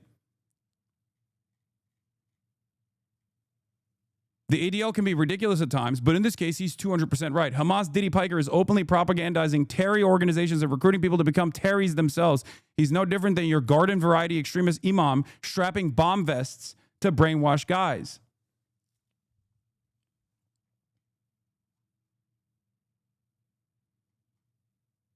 He's on your dick right now, per usual. If he's on my dick, he could at least talk to me, but he can't. Because he is terrified that there are those in his audience who also don't fuck with Israel now, okay, or never really fuck with Israel, who would call into question whether or not he is a sincere political actor. He is capable of presenting himself as this like honest guy by living in filth. Every one of his fans goes, oh, he obviously doesn't care about anything. He doesn't care about money. He still lives in this like filthy home, right? So clearly he's like honest, not realizing that you can live in a situation like that. And that's marketing, I guess, to a certain degree, when your position, your worldview is inconsistent. You look to someone like myself and you go, oh, Hasan is a socialist, but he dresses nice. He showers daily. He has a nice home to live in with his family. Okay. And it's clean. Obviously that's hypocritical. Look to my output. Listen to my words. My positions on things do not change.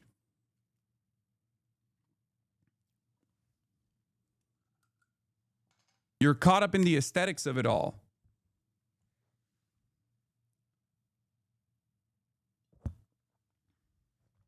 They only have the power that you let them have. And so if you see something like this happening, you can just simply get enough people together and then make it stop happening. But AIPAC pays them so much, you have to get a lot of people together. Yeah, it's by the way, that's going to happen. It's going in that direction, and they can't stop it. People don't want their country run by a foreign power. And I think that it's snowballing very, very... Yeah, he's too scared to talk to me, so he talks about me. In an environment where he can control the narrative, in an environment where he can easily lie. Because anyone that actually goes into his chat and goes, hey, you're wrong about this actually, here's what Hasan actually said, instantly banned. Whereas when Asmongold's fans come in here, I actually enjoy having a conversation with them, and I would totally have a conversation with Asmongold. He's the one who's ducking me. He's the one who unironically refuses to have a conversation with me. He's the one who's worried about having a conversation with me. He won't even watch the live stream when I'm talking about him, when he knows. Why would he ever talk to you when you offend him every time you mention him? Do you think that if we had a conversation, where first of all, offend him every time you mention him, what's more offensive? Demanding that I get fucking deplatformed because I'm a terrorist? Or saying objectively that this person who has presented himself as not showering daily doesn't shower daily? What's more offensive, you think? Because one is an opinion, a very negatively framed opinion that actually is inviting financial harm and sometimes even actively saying that the government should take action, or in moments where the government has taken action against someone like myself for, advocating for positions that he apparently now holds as well, saying it doesn't go far enough. That's not offensive. That's not mean. That's not fucked up. But me saying Asmongold doesn't shower, something that he personally has admitted to over and over again, that's offensive. The soy right have no fucking consistency here. Both are not good. Brother, do you not see the fucking difference here? I'm not negatively framing something. You think it's negative that he doesn't shower, okay? And you're upset that I'm mentioning something that he has mentioned.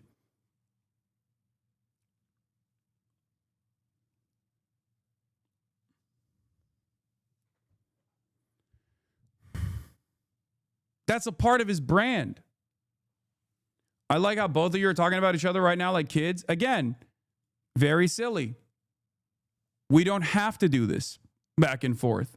He's the reason why this is a back and forth. We can talk to one another. I have always stated, anytime, any place, that I am willing to have a conversation with Asmongold and I will be respectful. He's the one who runs away from it. So if you have an issue with that, go ask Asmongold why he has an issue with it. Okay?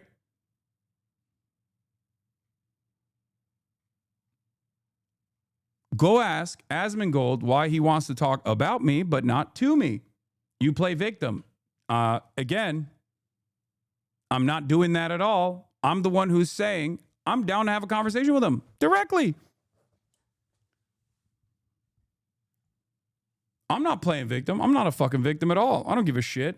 I don't give a shit that Asmongold has called me a fucking terrorist over and over again, especially because now he's crawling back to the Israel is a dangerous entity that has unironically warped American politics so disastrously positioned.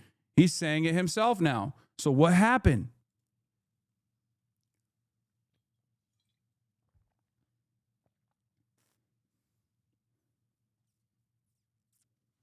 The reason why he doesn't want to talk to me is because his viewpoints do not hold up, because they are fucking inconsistent.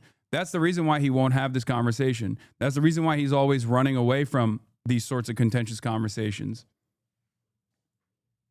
Very fast. That Mahmoud Khalil is removable under the Secretary of State Marco Rubio's assertion that his continued presence and his actions in the United States actually compromise foreign policy and political priorities. That's very stunning, because that is actually the only thing that she ruled on today. She did not rule on the other allegations that were raised by DHS that he allegedly misrepresented information on his green card application. None of that matters. It doesn't have to matter. Like they can just deport him for whatever reason they want.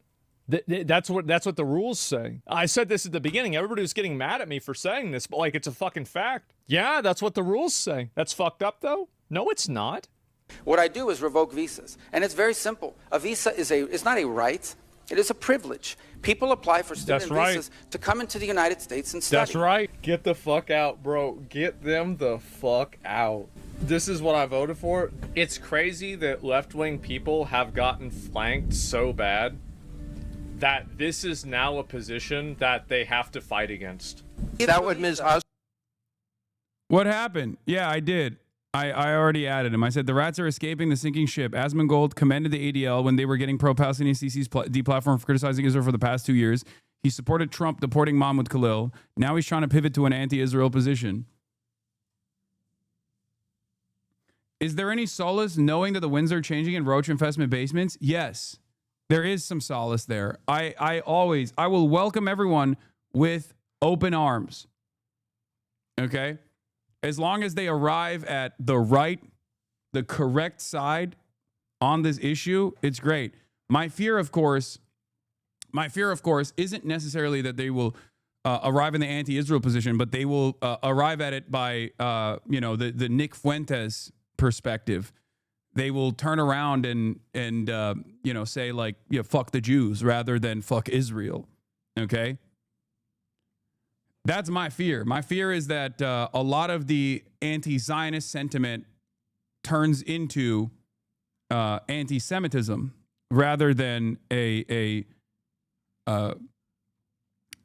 sincere criticism of Israel as a foreign entity. Okay?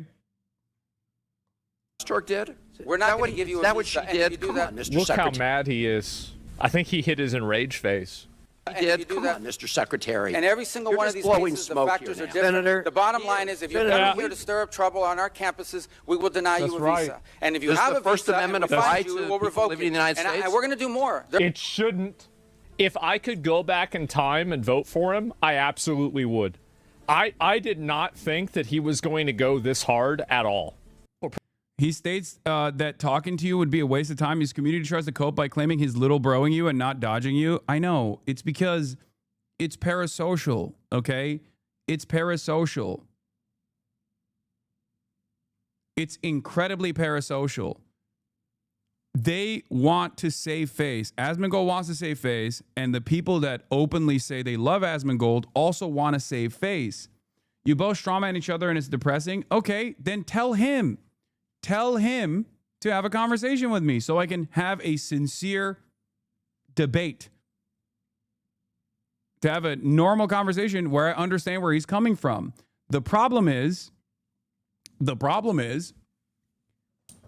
he's the only one who doesn't want to do that.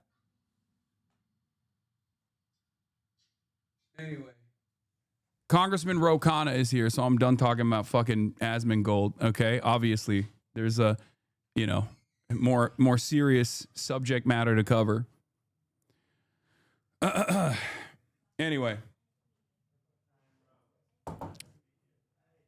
that's a whiplash-inducing statement, huh?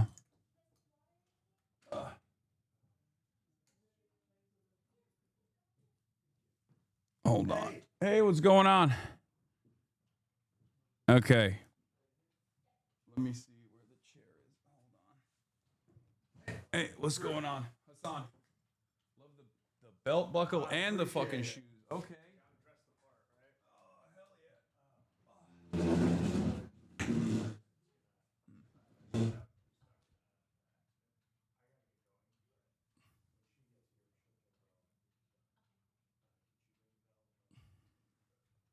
There it is.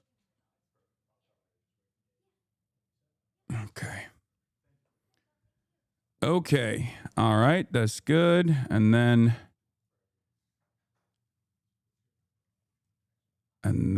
here we go. Okay. Very quick. Okay. No super niche office chair for the guest, man. It's not super niche nor an office chair that is super niche at all. Here it is. DOJ releases. Here, I'll start this off. President Trump did not address Friday's long. After months of delays, the Justice Department now beginning to release hundreds of thousands of documents from its investigation into sex offender Jeffrey Epstein. But this morning, despite a new law from Congress requiring DOJ to release all its Epstein files by Friday, that's not going to happen. What's being released now, sources tell us, is less than half of the files. In this initial release, never-before-seen records from the investigation. Thousands of photos. Welcome. Nice to see you in your Congressperson Khana in the building, everybody. All right, so yeah, it's a SM7B. I'm sure you've done a lot of these before, so you got to speak directly into the microphone. I got you. Welcome. This is your third time on the stream. But the first time in your studio. Yeah, the first time ever. Which is all in like Christmas holiday spirit. I didn't know that. I didn't know you had the Christmas spirit. Yeah, I'm I waged for many years I waged a war against Christmas as a Muslim American, and I decided to give up on it. I'm the most I'm presenting myself as a lover of Christ because I feel like the environment has shifted quite a bit. Well, Christmas is a great holiday. I love it. Who doesn't like Santa Claus and Nutcracker and the Christmas Carol or gift giving and gift giving? It's commodity consumption. I love that. I mean, I'm a big. I mean, I grew up celebrating. I'm of Hindu faith, but it's. I think it's one of the great times. I think Americans have nailed it on how to do holidays because everything that they do revolves around getting the family together, eating a lot of food, watching something on TV. You're American. Well, yes. Well, you refer to it as a third person sometimes because I did grow up in Turkey. My whole family is still in Turkey, so I just don't want to give quarter to Trump or something here. No. I know. I'm an American citizen. I was born here. Yeah. I'm an anchor baby, so. For now, my citizenship is not called into question, even though it gets called into question all the time. Laura Loomer constantly she hates me. She hates me. Yeah. Oh, she's gonna lose her mind today. Then it's like two of us. Oh my gosh, she's probably gonna say that Qatar is funding this. Yeah, of course. Every tweet starts out with Qatar is funding it. I mean, doesn't matter whether you're going after the generals in the military or whatever. Yeah. That's like your standard line. Every time I'm like, Qatar, please fund me. What are you doing? I'm out here. I'm waiting for the money. No, I'm just kidding. This is obviously a very important day, as is every other day. But thank you for coming on today. We're going to be talking about the initiative that you and Thomas Massey were championing in Congress. Championing. We're not giving up. And still are championing that had a very unique moment yesterday. Do you mind talking about the act for those that might not know what it is? Also, do you want anything to drink? I'm good. I'm okay. Good. I'm gonna grab a diet Dr. Pepper for myself real quick. But while I'm right here, while you explain it. Well, look, these are over 1,200 women who, as young girls, were raped or abused. There was a rape island that Epstein had set up. And rich and powerful men, powerful politicians, powerful business folks would go to this island, and either they would rape these underage girls or they'd be standing by as you would see paraded there a 15-year-old, 14-year-old who would stick out as a sore thumb. And everyone knew they were underage, and they did nothing. They covered it up. Or they trafficked in women who may have been 21, 22, but they paid for it and abused them. And what we want to know is who were these rich and powerful people? And how do they have such a hold on our government that they prevented prosecution and investigation? One of the files that came out yesterday showed that there was someone who complained to the FBI in 1996 saying that Jeffrey Epstein had photos of 12 and 16-year-olds being nude. And the FBI said nothing, did nothing. Why? Yeah. Who are these people? So Thomas Massey and I passed a bill. I mean, I can go through how Herculean it was.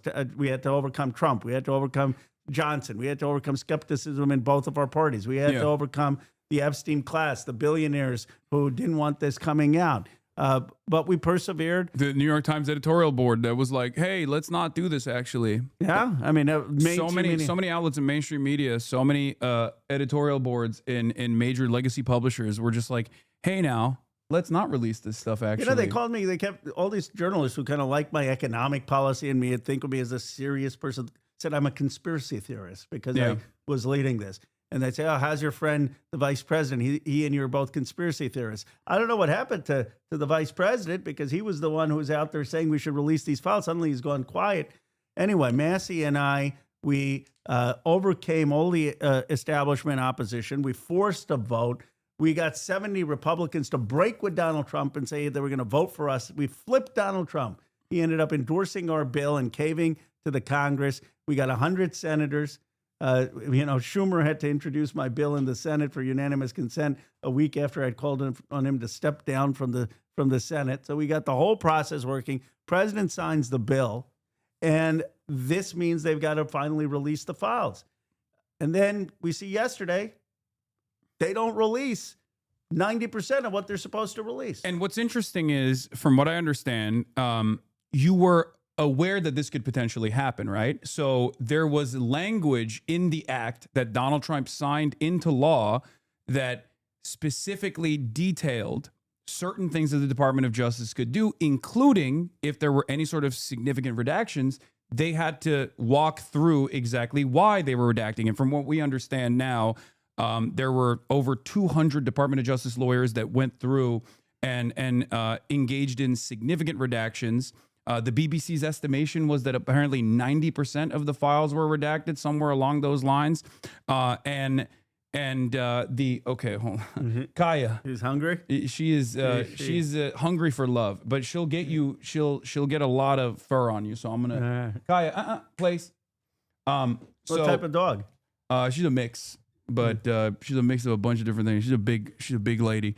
But as I was saying, Donald Trump's former defense attorney, now Deputy Attorney General Todd Blanche, actually released a memo as well to Congress, Republican Congressperson, from what I understand, saying that politically active or politically involved persons were also redacted. Yeah, similar to the 1,200 plus victims.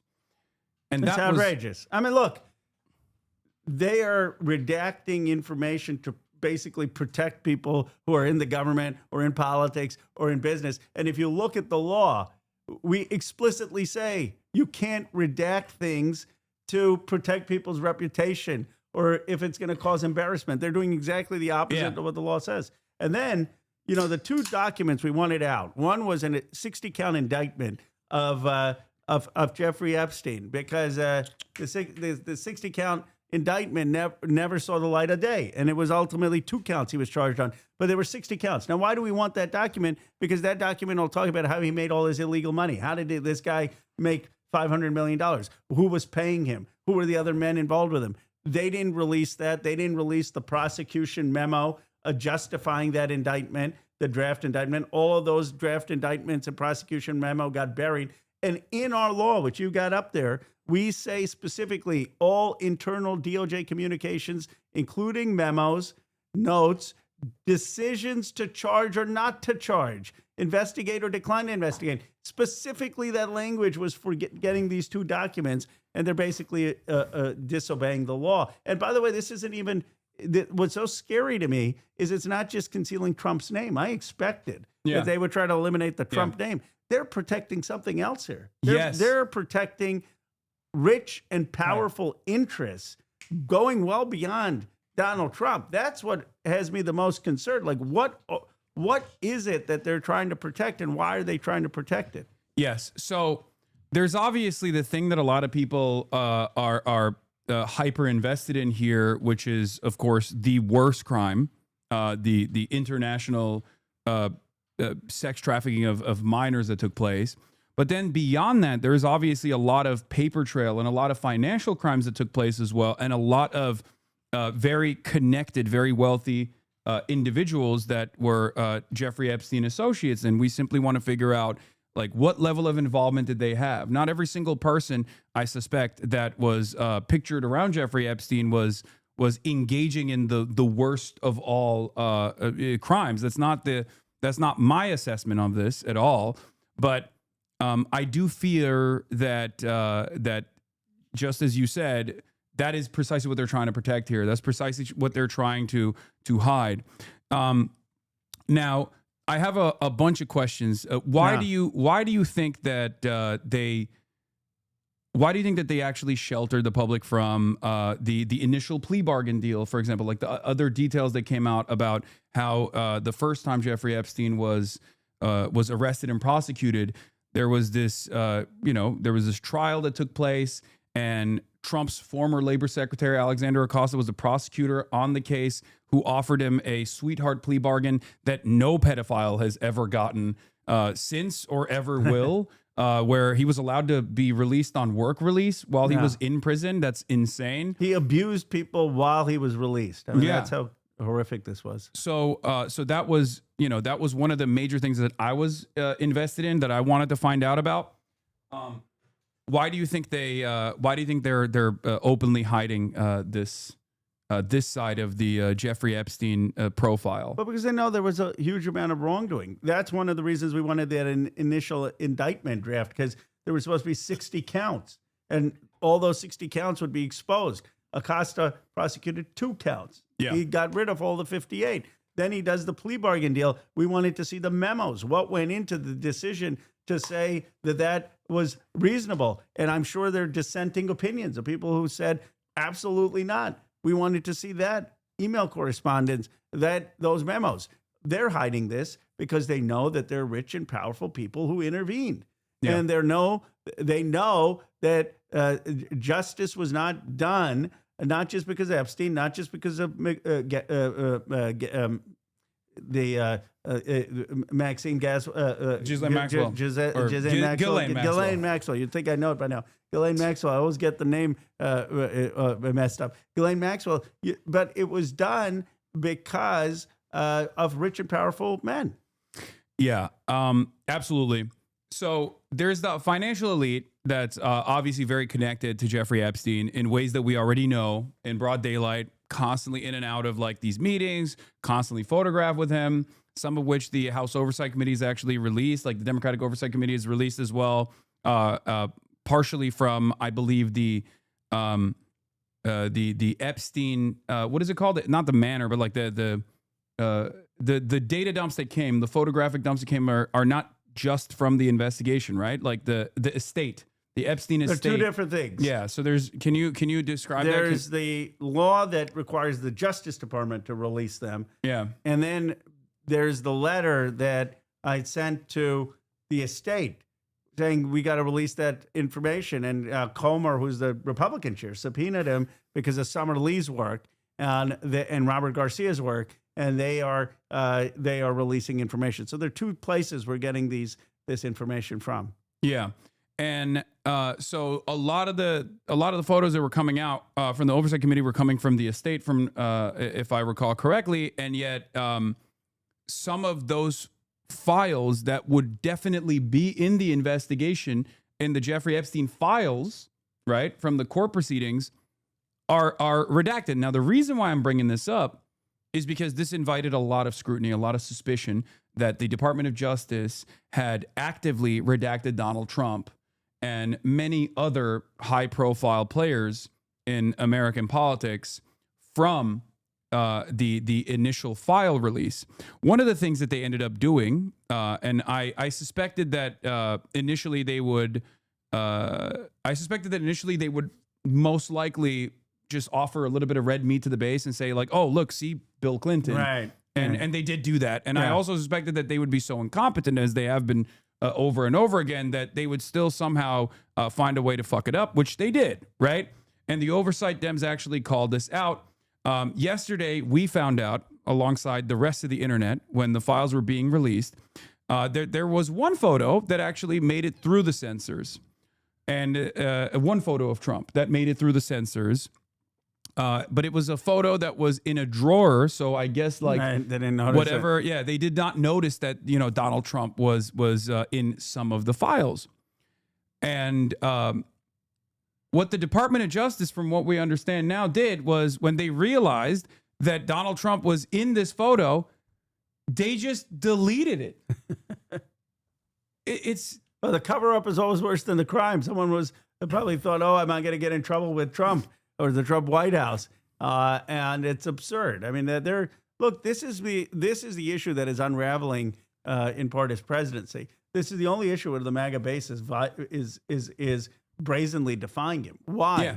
Because he said that he was going to expose these people. He said that he was going to expose these corrupt people who get one set of justice, who raped young girls, and he's going to bring justice. He's not a perfect person. No one thinks that Donald Trump has led a perfect life, but they thought he was actually going to expose these folks and return government to people. And he's betrayed that promise. And that's why you look at my X feed. I encourage folks to just go and look at the X feed. I've got more MAGA supporters standing up for me than I ever have in my entire political career. Yeah. They're staking my side over Pam Bondi's side. They're going after the DOJ, saying you're killing Donald Trump's presidency. And so this issue, everyone says we got to take the fight to Trump take the fight to Trump. They all do memes against it, call him a fascist, call him a dictator. No one has actually been able to break the MAGA coalition. The reason Massey and I have actually been able to break the MAGA coalition is because we're actually saying we're on the people's side instead of the system side, that the system is rotten. That's what you got to do as a first principle for the Democratic Party. The system is rotten. Too much big money, too much influence of wealthy people, too many people who are getting away with things, and that we're going to be on the side of the people against this rotten system. And that was what Trump was saying, but he hasn't delivered.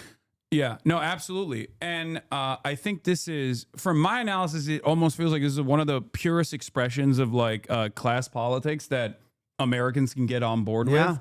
It's not dialectics, it's not materialist at all, but it is like something that they have seen or something that they've suspected. There's obviously a lot of conspiracy around this sort of stuff. Like this was the whole motivating principle around QAnon, right? Or Pizzagate, or numerous other conspiracies that were not true at all. But now what I am seeing is that there are some people who see that this is valid, as opposed to the previous formations of these sorts of conspiracy theories. There is evidence on this, unlike people who claim that these super wealthy people were communicating with one another and like using code words for child pornography or ordering children off of Wayfair or whatever. They were pretty brazen. They were pretty open about like Jeffrey Epstein. There's stuff that came out from the files that Jeffrey Epstein was mad at someone that was redacted that was procuring children for him, and they were over the age of 18, and he was like demanding to see their licenses to make sure that they were under the age of 18. They weren't sick, they were not using coded language at all. They were pretty flagrant They were pretty blatant about. They controlled the law enforcement. They thought if the FBI is not even investigating it, what do they have to worry about? Exactly. I mean, there are documents saying, I have a woman for you. I have a girl for you, right? Yeah. I mean, it's just sickening stuff. And 1,200 victims. For anyone who says, oh, there's not other rich and powerful people who are involved, I said, one person is not abusing 1,200 people. Just the math doesn't work up. There are other people who are on that rape island who either watched young girls be paraded around or raped them. And, you know, the reason this is, I think, resonant is people feel an anger that they've lost their economic voice. They don't control their own political voice. There's something that's wrong with the system. And this is like the symbol of what's wrong. Yeah, no, absolutely. It's a perfect demonstration of like how the super wealthy get away with doing heinous crimes while simultaneously controlling the levers of power, right? And I think that's the reason why a lot of people, this is a bipartisan thing, and not bipartisan in the sense that like politicians are on board with it, but this is a bipartisan issue in the eyes of the public. And as you also suggested, as you also correctly pointed out, I believe it's Donald Trump's least popular issue with his base, 54% disapproval, as opposed to everything else where the MAGA base basically is 80% approval rating on anything that Donald Trump is doing, with the exception of this, where there's a 54% disapproval. So it's pretty significant. And one of the angles that I wanted to cover here, however, that I feel like the media is noticeably absent on or omitting is the potential connection with not just the super wealthy, but like intelligence, right? I know I'm sure you've seen the drop site reporting on this stuff, because there was Jeffrey Epstein's JE Vacation email address was leaked, was hacked, and his entire correspondence with world leaders and everyone else was leaked for all to see. And there has been very little coverage on this from the legacy publishers, unfortunately, and the only time I ever hear about this connection between Jeffrey Epstein and potentially Israeli intelligence, even though he is very clearly connected to Ehud Barak, and we knew about this even before the emails as well, and numerous other high-profile world leaders. The only time legacy media covers this is to say it's an anti-Semitic conspiracy. It's to say, oh, this suggestion is so ridiculous. And I believe Thomas Massey also brought this up yesterday, where he said a big part of the reason why there is this major cover-up is because it is very likely that Jeffrey Epstein was connected in some way, shape, or form to our intelligence and also to Israeli intelligence as well. Do you have any opinions on that? Well, my opinion is that that's why we need the release of the files. That's why this was drafted in a way that would get the FBI files, that would get the national security files. That's why the lawyers of the survivors say you need all the files, the financial files, the national security files, the FBI files, and anything that isn't a current national security issue. So we even drafted it saying you can't overclassify information. If there's not a significant, clear national security threat, then it has to be declassified. So this will put to rest.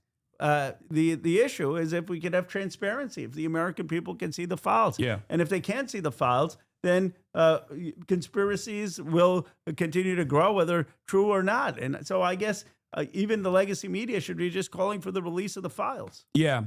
And there is this somewhat elitist attitude, I feel like, that at least I've seen. I have tremendous respect for many journalists that I know and love that work at these outlets that want to do very good work and oftentimes do very good work. But overall, I feel like the editorial teams and the way that they respond to this kind of stuff is to simply say, "Oh, the public doesn't know how to handle this information," and I think that's a dangerous line of thinking in general. The idea that people are too stupid to understand what's going on. But I do think that invites additional scrutiny, and that actually invites a lot of conspiracy theories, many of which can go down a dangerous path and actually do become anti-Semitic conspiracy theories if the truth is not assessed by credible actors and investigative reporters. So I always appreciate what DropSite is doing in terms of doing that investigation, that investigative reporting, and that work. there are, you know, connections between Jeffrey Epstein and obviously Ehud Barak. There's connections between Jeffrey Epstein and people that were possibly involved in Iran-Contra that just recently came out. And I guess one of the questions I have for you is, there was another statement that Thomas Massie made that he said 20 to 25 people, if they are not outed as being co-conspirators or, you know, as you know, being engaged with Jeffrey Epstein in some way, shape or form, by the time Friday comes around, that means that there will have been heavy redaction in direct violation of the act that was passed. Correct. Have you guys actually seen the unredacted files? We have not. We've requested to see them. In fact, one of the things that Thomas and I were discussing today is putting together a committee of Congress, me, him, maybe someone from the Judiciary Committee, to go and look at these files, even if it's in a classified setting, to be able to say what complies and what doesn't comply. Because right now, they have shown no good faith in complying. And the reality is, we know that the survivors' lawyers have seen the files. And they have told us, and the survivors have told us, that there are other powerful men who either abused or raped these girls or showed up on the rape island while these girls were being abused. I mean, it's not hard to visualize. Think of a party. You got a lot of models, some of them in their 20s, and then you've got like this young girl walking around nude who's 14 or 15, and all these rich, powerful men there. Now, my view is every person, man, there is guilty if they didn't say something in terms of abetting abuse. And so it's not just men who actually abused or raped these girls. It's also people who were showing up to these sick parties knowing that young girls were being paraded around. And that's the type of information that we're going to get if we get that 60-count indictment, if we get the 82-page memo that the prosecutions wrote, and if we get the FD forms, the FBI forms of interviews of all of the men who were interviewed by the FBI to understand what happened. I mean, how do you have a situation of a release where no one else's names are in there being investigated? Obviously, if there are 1,200 victims, even if the FBI concluded that some of these people were innocent or not guilty, they would have interviewed them. They would have been witnesses. There would have been questions. Where is all that stuff? No, absolutely. I guess redacted, or they haven't even released many of the files yet, right? Like there's still so much that they are very clearly going through to hit the heavy-handed redaction that they did to the first tranche of data that they were forced to release, even though that was also in violation of the act that was passed. So my question, and I'm sure everyone else's question here, is what are the next steps here? Well, there are a few steps. First of all, obviously, impeachment is on the table for Pam Bondi. There is criminal prosecution that she could face, or others at the Justice Department could face. And by the way, that criminal prosecution risk runs well beyond this administration. The next administration, in my view, it can't just be kumbaya. There needs to be accountability for crimes committed, accountability for crimes committed with ICE, accountability for crimes committed in the Caribbean where innocent boatmen are being killed, and accountability for crimes committed in not complying with Massie and my Epstein Transparency Act. Accountability is going to be needed.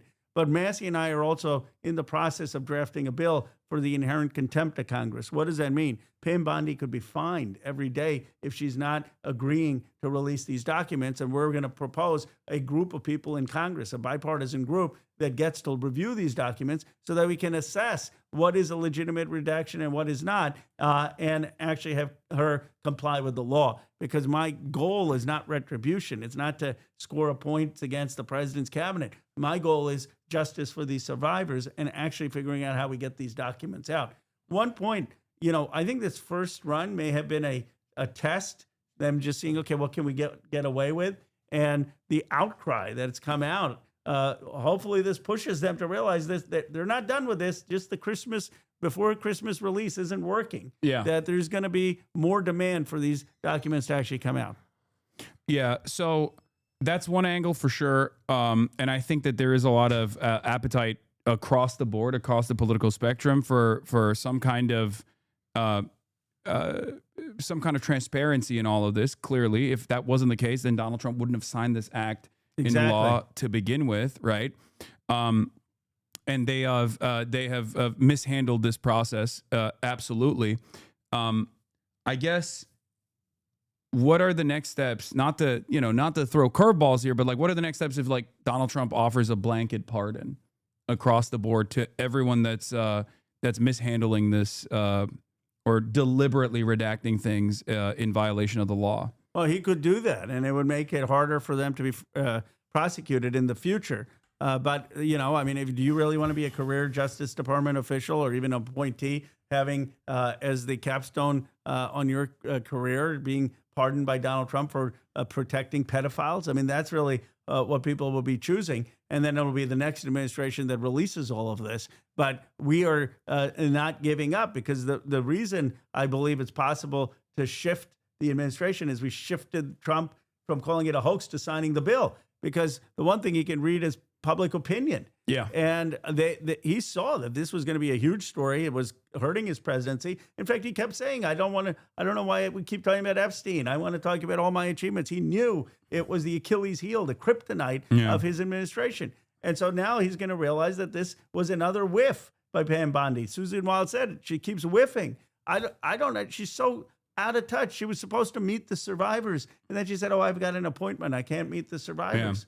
There was one thing that I also wanted to bring up with Pam Bondi's inconsistency in the way that she's actually talked about this, because obviously initially when they got together and did this like fake release of the Epstein files with all of the MAGA influencers, right. And that was a major W. Like, they thought that this would satiate people's appetite for the truth. Right. And very clearly, it was all the stuff that we had access to already.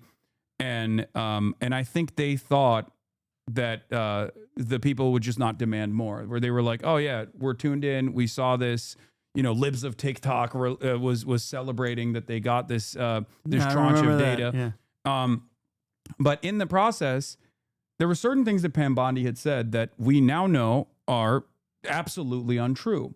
The notion, for example, that a lot of the CSAM that was in the Epstein files was commercially bought CSAM. We now know that there is, we now know that that's probably not true, right? Because there is a lot of not just redacted, but like CSAM slips that are all over the Epstein files that were released. Obviously, they're not going to digitize copies of child sexual abuse material, but like it's very clear that that was a hard copy that wasn't actually like digitally acquired or anything like that. There's instances where Jeffrey Epstein personally is actually like procuring or creating CSAM as well with 14-year-old victims, and the notion that this was the notion that this was just Jeffrey Epstein's doing, that he was just simply procuring all of this stuff for himself, is very clearly untrue. So that inconsistency, does that reach the boundaries of perjury? I mean, or does that only happen if Pam Bondi is in front of Congress, I guess? The biggest thing is she's obstructed justice. She can be impeached because she didn't comply with the law. I mean, that's the obstruction of justice, and that's grounds for impeachment, is grounds for criminal prosecution. She also lied, right? I mean, she stood up in front of the country and said, there's nothing more to see. We've released everything. Yeah. And by their own admission, they're releasing hundreds of thousands of more documents. What changed? Yeah. How did they suddenly find all these documents? By the way, there are 300 gigabytes of files on the Epstein files. How do I know this? Because Kash Patel in front of Congress said there are 300 gigabytes, and they've released yesterday 2.5 gigabytes. So you can do the math. I mean, they've got hundreds of thousands more documents. And what are these documents? All the interviews. They're 1,200 survivors, all the interviews that they were conducting, all the other men who were on the island, all the other men who participated in this. I mean, we don't want just random documents. We don't want just random files. We don't want just random photos. We want to know who was on that island, who knew about these young girls being raped, who engaged in either rape or abuse or sex on that island. I mean, that's all that information is in those FBI witness interview FD files. Yeah. Also, what level of involvement did Steve Bannon have, for example, another Trump affiliate that we know was deeply connected to Jeffrey Epstein? And there's a lot of inconsistency in the way that he's also presented himself here. At first, after Julie K. Brown's investigative reporting at the Miami Herald. Yeah, she's terrific. She's amazing. When the second Epstein trial was starting, Bannon actually went to Jeffrey Epstein and conducted these interviews in the form of deposition training and to do PR. And then, when the attitude shifted against Jeffrey Epstein even more than it had, he very quickly turned around and said, "Oh, I'm just shooting a documentary," right? But there are so many photos of Steve Bannon being chummy with Jeffrey Epstein. Why is none of that in the investigation? Why was that redacted? I mean, this is not even Donald Trump at that point. This is a totally, supposedly unaffiliated person. So, like, why is the Department of Justice not only sheltering Donald Trump, but sheltering Trump allies who are political operatives themselves? I mean, that's not a matter of national security, right? No, they're sheltering rich and powerful people. Yeah. Just like they're sheltering the survivors. I mean, the whole point of the Epstein Act was that we want to know who these rich and powerful people were. Yeah. That they weren't charged. Usually the Justice Department doesn't release things on people who weren't charged because they figure, well, your reputation shouldn't be destroyed if you weren't charged. But in this case, we know that the process was corrupt. We know that the law enforcement couldn't be trusted. Yeah. We know that they didn't follow the FBI tips, that we know that they didn't prosecute. So in this case, the American public is saying we do want everything out there because the justice system let these women down. Yeah, justice delayed is justice denied, and the justice has been delayed. And the further they, the further that the Department of Justice tries to engage in this cover up, they're only expanding on the injustice that they participated in early on. So, what do you? This is actually a good question. What would you think is like a solid example of a legitimate national security hypothetical for you? What would be a real example of a national security concern that they engage in some sort of redaction on? Well, look, if there was actually some conversation where it would expose someone who is a spy or a CIA agent and expose who they are and their identity or expose their family, you don't want to put people at risk who are in those roles. If Epstein happened to know something because he knew a lot of powerful people about our national secrets in terms of our sensitive weapons or sensitive information, you wouldn't want that out there.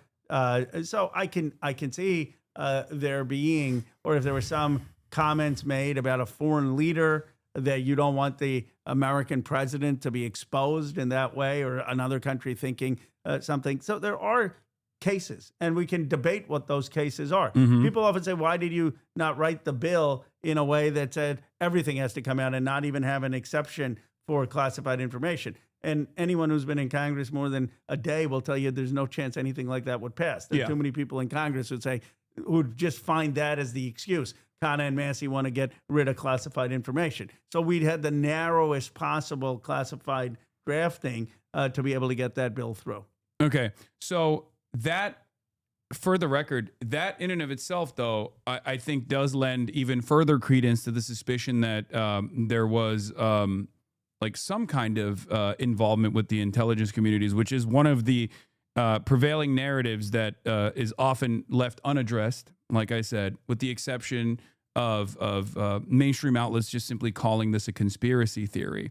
But obviously it goes beyond that as well. There are people who are not, CIA affiliated that are being sheltered here very clearly. There's also Donald Trump being sheltered here with the redactions, as we have seen from the actions that the Department of Justice took after people realized that they failed to redact some of the Donald Trump photos. And this is this is so silly, right?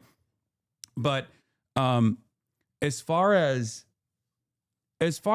the potential involvement of Israel, are you familiar with the drop site reporting on this stuff? I am. Ryan Graham and drop site. I'm well familiar. So you're familiar with the back and forth correspondence that has taken place. I mean, even with these files, there was one photo with David Blaine doing. Hold on, let me see if I can pull it up real quick. David Blaine doing magic tricks in a room with Jeffrey Epstein and also former Prime Minister of Israel Ehud Barak.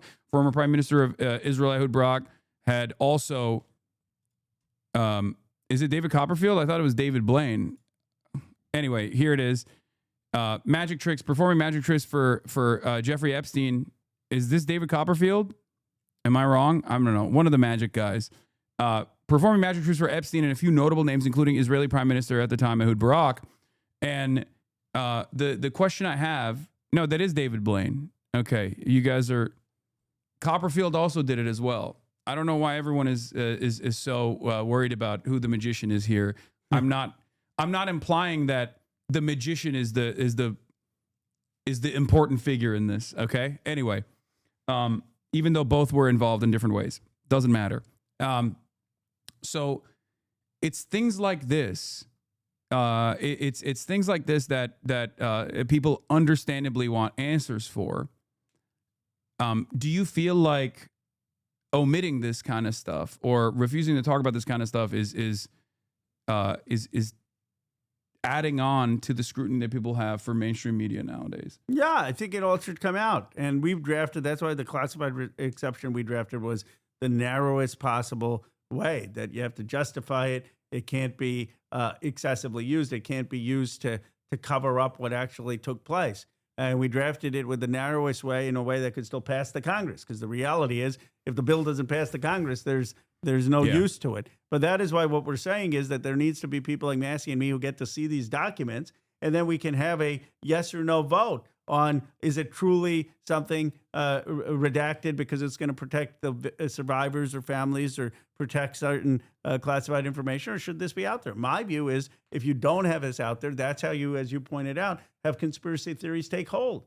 I mean, if there's nothing to hide, put it out there. Let people make that determination. By the way, the biggest thing that could be out there is the indictment, the 60-page indictment. Yeah. So people know, okay, was there foreign involvement? I mean, that indictment will say that right there. If there was no evidence in that indictment of foreign interest, that would be a big tell that, okay, maybe there wasn't there. If the indictment says, look, here are the 60 counts and here are the things that were happening from overseas, that would be a big issue. That's why we explicitly drafted. Wait, this is the indictment for the second investigation or the first one? This is the 60-page indictment, 60-count indictment that the assistant U.S. attorney in Florida put together in 2007. Oh, That Acosta ignored and then charges just 2 counts. Those are 60 counts. You don't have 60 counts just of pedophilia. You have 60 counts of money laundering and transactions. We want to see all of that. And that will get to the questions that you've been asking. So that the other side of the story also is Alexander Acosta is out there, you know? Like, he is out there. Is there any demand to maybe pull him in front of Congress? Is that something that you guys can entertain? Because, like, he was the labor secretary at the time. He came before the Oversight Committee, but he's just not, you know, I don't think we can believe him. I mean, so because there is the famous secondhand there was some reporting in the media at the time that when he was labor secretary and he resigned because of the Epstein stuff, there was this question where he was like, oh, well, at the time someone led me to believe that he was actually intelligent, someone from higher up, because there was also a subsequent federal investigation that was taking place.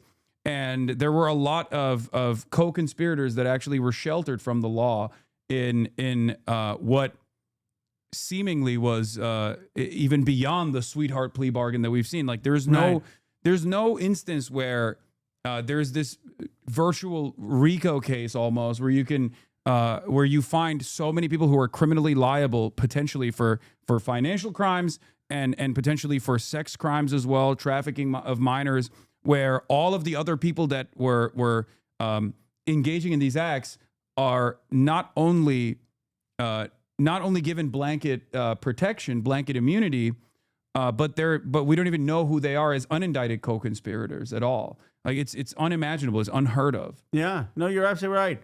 I'm seeing some of the questions. It's a great thing. You get instantaneous feedback. One, why is there no enforcement mechanism? There is. The enforcement mechanism is the obstruction of justice. You don't have to put in, this is one of the big misconceptions out there.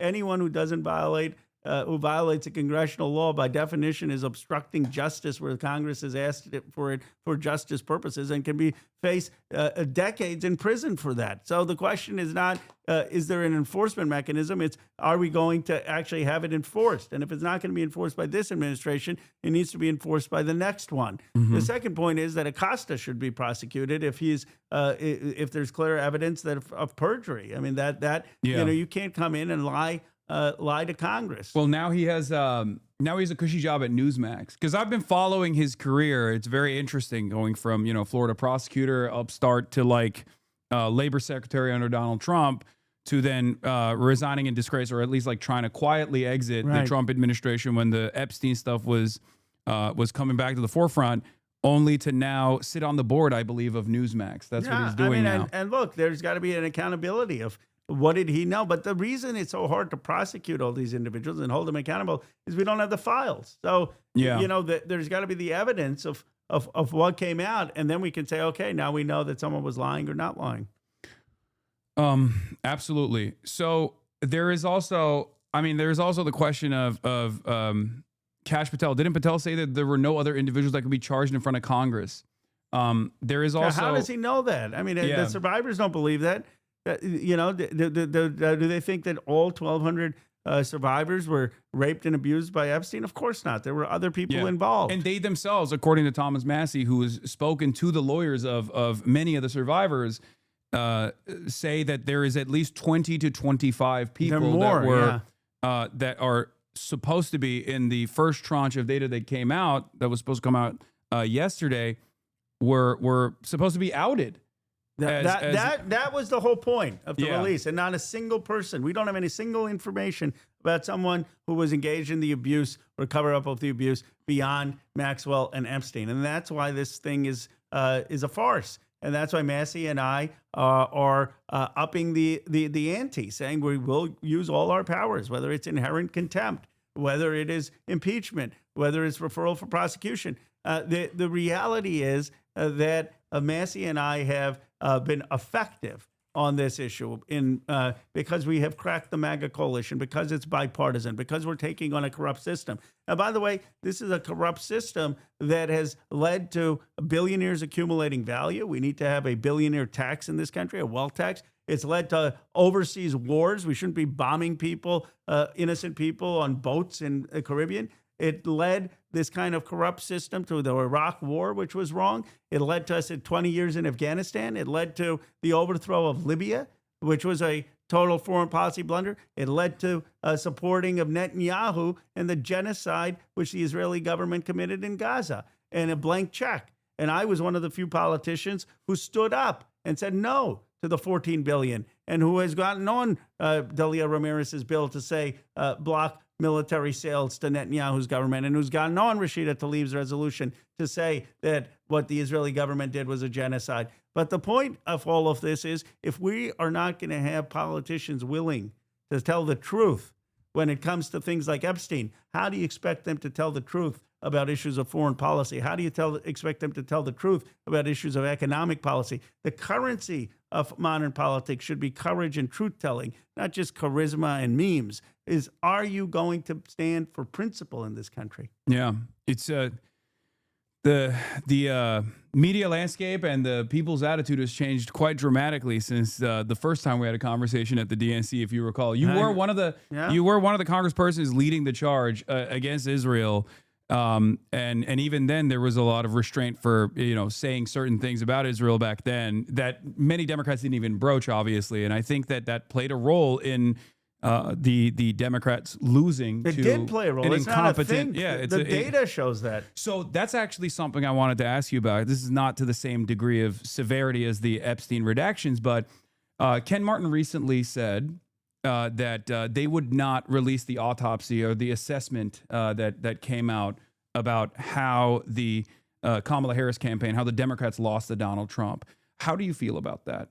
Well, they should obviously release it. I mean, it's just kind of arrogance to not release it. But I'm not, I'm not crying a river because that autopsy was done by consultants, and I'm not sure that I need to listen to DC consultants about what we did wrong. I'd rather be out there in the community. That said, it just kind of speaks to this sense of lack of accountability.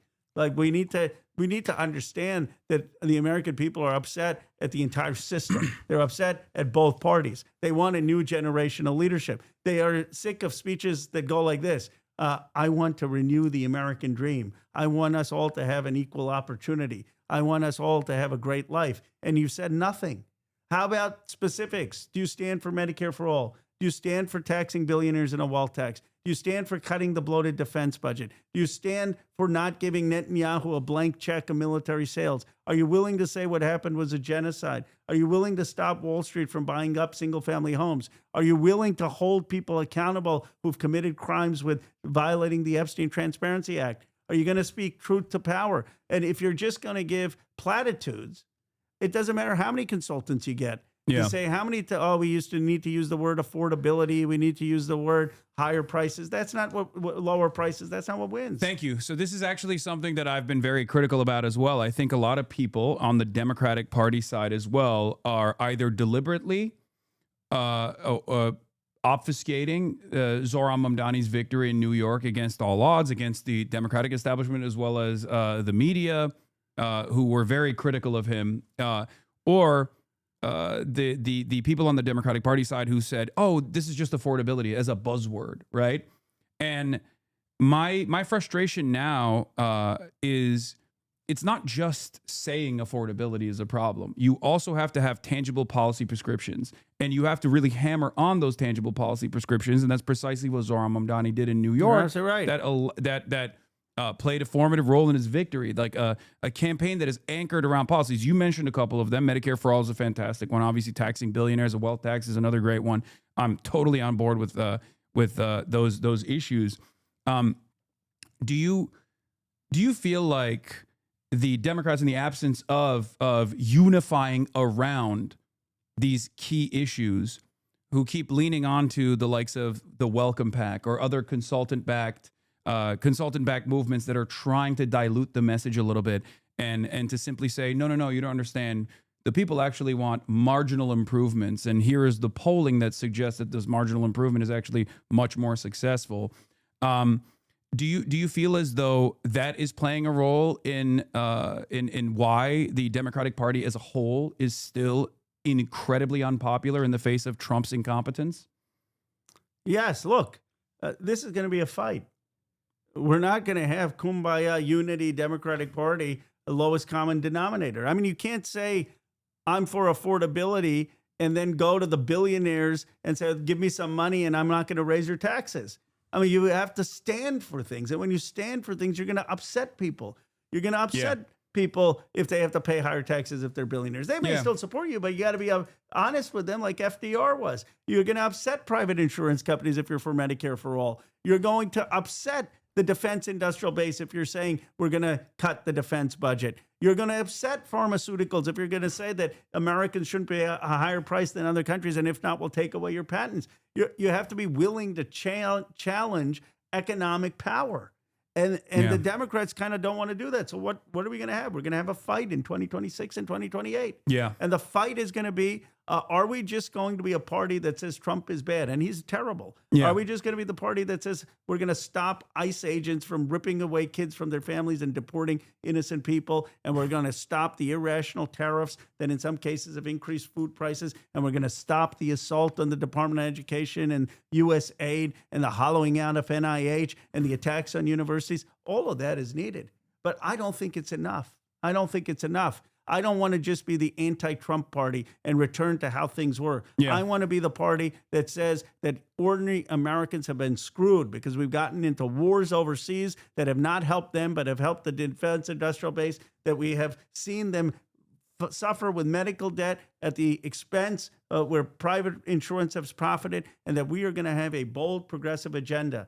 Billionaire taxes, Medicare for all, $10 a day childcare, stop Wall Street and private equity from buying up single-family homes, 1,000 new trade schools, free public college, stop giving a blank check to Israel and Netanyahu, start investing in at home in our communities, to have a Marshall Plan for America to build up good-paying jobs here. And by the way, stand with workers over AI.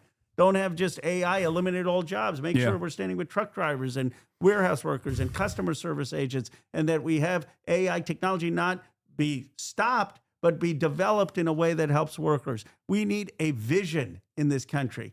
And that is what I think that the fight has to be in 2026 and 2028. The Epstein issue for me is just a proof point of character. Yeah. Call out the Epstein class so you can have the trust to call out a corrupt system that hasn't been working for ordinary Americans. It's a litmus test in the same way that, like, I think Israel was a litmus test. I often would tell people that would accuse me of being so single-minded on this issue that not only was it morally repugnant, and of course I was going to stand against genocide, but that this lack of movement around Israel, or the complete defense of Israel's genocide, was actually a litmus test for a lot of people that caused them to check out of politics in general and refuse to vote, because as Ta-Nehisi Coates very famously said at the time, a party that doesn't want to save lives against the genocide, what makes you think they will preserve democracy? And that was the assessment that a lot of people made, even if they didn't specifically say that, but they were just like, these guys don't stand for me. They don't care about my interests at all. And I think that's where we're at. And Democrats' refusal to recognize this reckoning, this populist reckoning that's coming from the bottom up, is the reason why they're still sitting at like a tremendous negative disapproval rating. Like, it's a negative approval rating when they are supposed to, when they're supposed to be very popular, because they're supposed to be the opposition to Donald Trump. Right. So it's not enough. And so I'm glad that you're calling this stuff out. And I really appreciate that you've noticed the tide shift that has moved away from the establishment Democrats and the way that they are trying to present themselves. You've called out Chuck Schumer quite a bit. Well, I was the first Democrat to call on him to step down. Yeah. And then people said, bro, your career's over. You can't get any bill through the Senate. And then 1 week later, there's Chuck Schumer reading Ro Khanna's bill, the Epstein Transparency Act, acting for unanimous consent. You know what progressives need to learn? That when you're strong, people will bend to you. When you're strong in your convictions, then people will come to you. That's the one thing, actually, Donald Trump, as terrible as he is, understands. That if you are strong, then people will come to you. What we are is so weak. We say, we can't criticize Chuck Schumer because Chuck Schumer then will not move my bill. I just showed you. You can call for Chuck Schumer to step down, and he still went and he introduced my bill with unanimous consent because I had the people on my side. Yeah. We have so many politicians who are more concerned about building friendships with Chuck Schumer than building friendships with our base. If we have the base, if we have the American people, if we're fighting for the right policies, the politicians will follow. I don't court the politicians, I court the people. And that's the fundamental difference in who we will have leading this party in 26 and 28. Are you going to be with the people, or is your constituency the people in Washington, D.C.? So, question for you, in all of this calculation that's taking place right now, because there is definitely this attitude shift. I've noticed it as well. You have the likes of Graham Plattner, in spite of like their, inconsistencies from their past with like all this opposition research coming out. It seems like the Democratic base of support that previously would move on the whims of MSNBC, now known as MS Now, and establishment Democrats are actually demanding more radical politics and do actually see that as the pathway towards electability. In the past, mainstream outlets for a lot of the high propensity voters on the Democratic primaries that are, those who go out and vote, the older Democrats, they would be moved by the editorial board of the New York Times when the New York Times said electability is actually about about moderacy. Electability is about moderate Democrats. You have to vote for moderate Democrats. They would believe people, but I think the sequence of electoral defeats have left a lot of liberals who previously thought that moderate Democrats were the pathway to success in demanding more from Democrats, and are totally on board with much more quote unquote radical politics like Medicare for all, which is not radical at all, obviously. Yeah. And so now you're seeing the messaging shift a little bit on the Democrat side. What do you have to say about people that will come out and be like, "Oh, I'm not taking any AIPAC donations now"? It's great. It is a market sea change, right?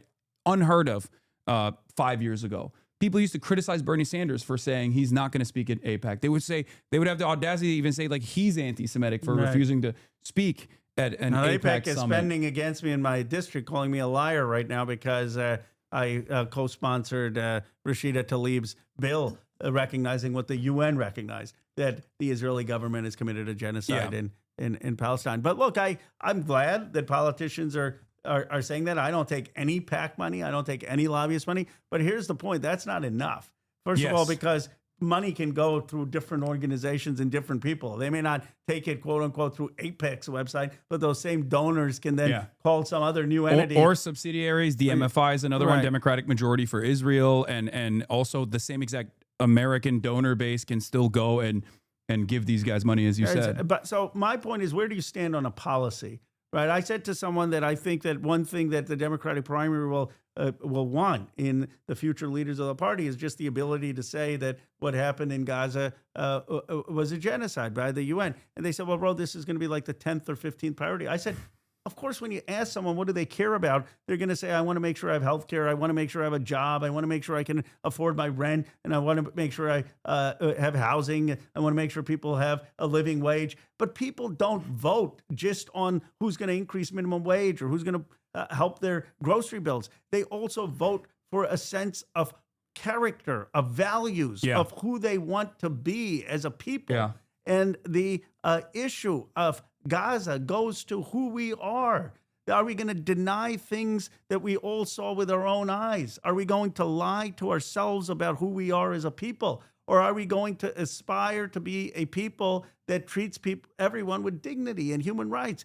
And yes, of course, what I care about is a job and housing and living wage. But if you don't speak to people's values, if you don't speak to their sense of morality, you'll never get them knocking on doors and giving years of their lives. And that's, I think, where the disconnect happens, where these consultants look at the polls and they've never had to inspire. They've never had to lead. They've never had to mobilize. They've never had to organize. I mean, this is a conversation that you and I had at the DNC specifically on the issue of Gaza, but also beyond that on immigration. If you recall, one of the major pain points for someone like myself was the anger that I had for the Democrats and their inability to deal with the issue of immigration because they were so scared of what they were seeing in the polls about 60% of Americans being in favor of mass deportation. At the time, I said to you that like this is going to change inevitably, and then there will be Democrats who were pro more stringent, the Democrats that leaned into the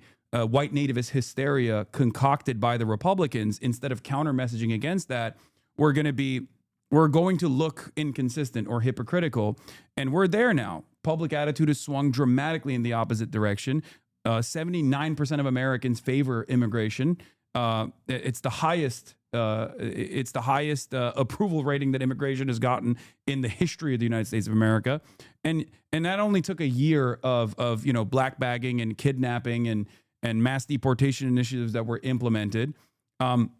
So the question I have both for immigration and actually, you know what? Let's just stay on immigration for now.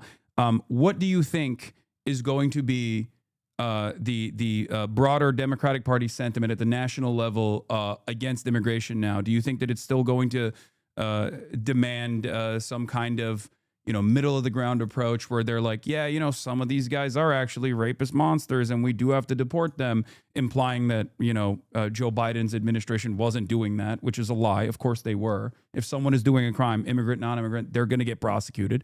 Or do you feel as though Democrats will be more bold and question the legitimacy of the vitriolic, racialized, white nativist, anti-immigrant sentiment that was fomented in this country? Look, I'm the son of immigrants. My parents came here from India. When I still go on a plane, even when I'm going in a congressional delegation, my mom says, please don't lose your passport. I say, Mom, I got like the military with me. There's such a fear that immigrants have of loss.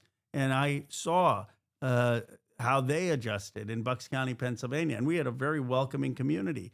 but the sense of having an accent, the sense of when you go in a restaurant and they would always order and say, no, we don't want the ice. And I said, Mom, they serve ice in these restaurants. I mean, you got to just get used to the ice. And I understand what it's like to be an immigrant. And here's what I know. Immigrants make this country better. Immigrants contribute. Immigrants are patriots. Immigrants work hard. Immigrants start small businesses. My mom would tell me, learn every single word in the English language, because that's what's going to make you a patriot and contribute to this country. Most immigrants want their kids to learn everything about this country, to contribute to this country, and I am tired. And they work hard. And they work hard. They work hard to be a part of this country. And I'm tired of this our party starting with immigrants as the problem. Yeah. As opposed to what immigrants do. If I were in charge when they were talking about eating the dogs and cats, you know what I would have done? I would have said our candidates should go to Springfield, Ohio, and they should stand with those Haitian immigrants. And they should start to talk about what those Haitian immigrants are actually doing. Humanizing the migrant population against like all the racialized animus. Instead, every trip we took was to the border. I'm not saying, of course, we need a border, a secure border. I'm not saying don't talk about that. But why are you always leading with that? Lead with what the community is doing. Now, the second thing is you got to be with a place of conviction. I got crushed a couple months after the election. I went on Bill Maher's show. And I said I voted against the Lake and Riley Act.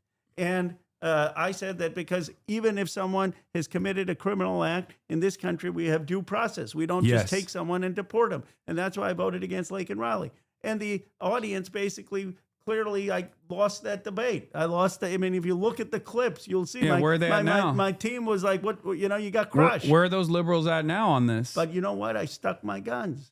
And now the vote looks like it was the right vote. Now everyone's come around. And you know what? The people who voted for Lake and Riley, they just hope everyone forgets. Yes. And most of the country will forget, but progressives don't forget. What do I mean by a progressive? A progressive is simply someone who looks at this person's record, who looks beyond the rhetoric. Why was Bernie Sanders so popular? Because he had voted for the same thing for 30, 40 years. People do their homework, because they don't want just someone who's going to say the right thing in the right moment with the trend lines, who sees the wave of Bernie or Mamdani and says, how do I catch this wave? They want people who actually, when they get there, are going to fight. Because even if you win, the fight then just begins against the special interests are going to come after you. And if you don't have the record to stand up on shows like Bill Maher, how are you going to have the record when you get to the Congress or the Senate or the White House? We need people who have conviction in our politics. And what is exciting to me is all these young progressives running across the country. Graham Plattner in Maine, Abdul Al-Saeed in Michigan, Kat Abdul Ghazala in Chicago. So many. I mispronounced her name, but we've endorsed dozens across the country. These bold young progressives.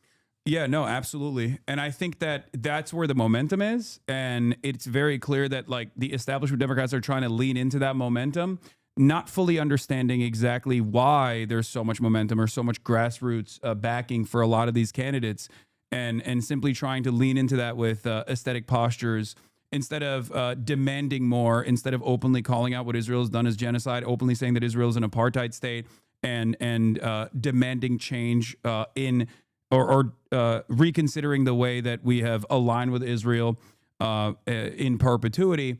They just simply say, oh, I'm not taking any AIPAC money. And that's wishy-washy and it's marginal. It's still good that it's like moving the needle in the appropriate direction, but it's too little too late. And I think that like you've said over and over again, Democrats need to stop being afraid of leading. Listen, we have a saying in our community, at least, that being a leftist is being right just too early.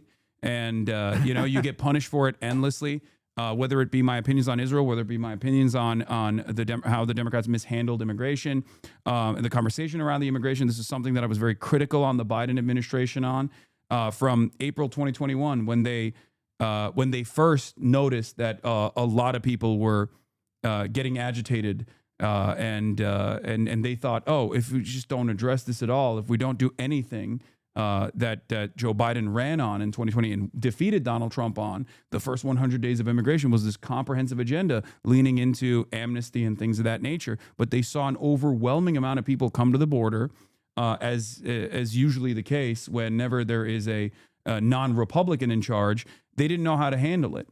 And this issue got completely out of control. At the time, I said they should have prosecuted Governor Greg Abbott for trafficking human beings across state lines in a deliberate, in a deliberate effort to gum up the works. The already established the immigration processing was made even more difficult deliberately, without even corresponding with the other states and officials from other states, in an attempt to exhaust their funds and exhaust their resources. And it was very successful. The very fact that Ron DeSantis and Greg Abbott were able to do this without any scrutiny whatsoever is incredible, is insane to me. That Democrats should have punished them.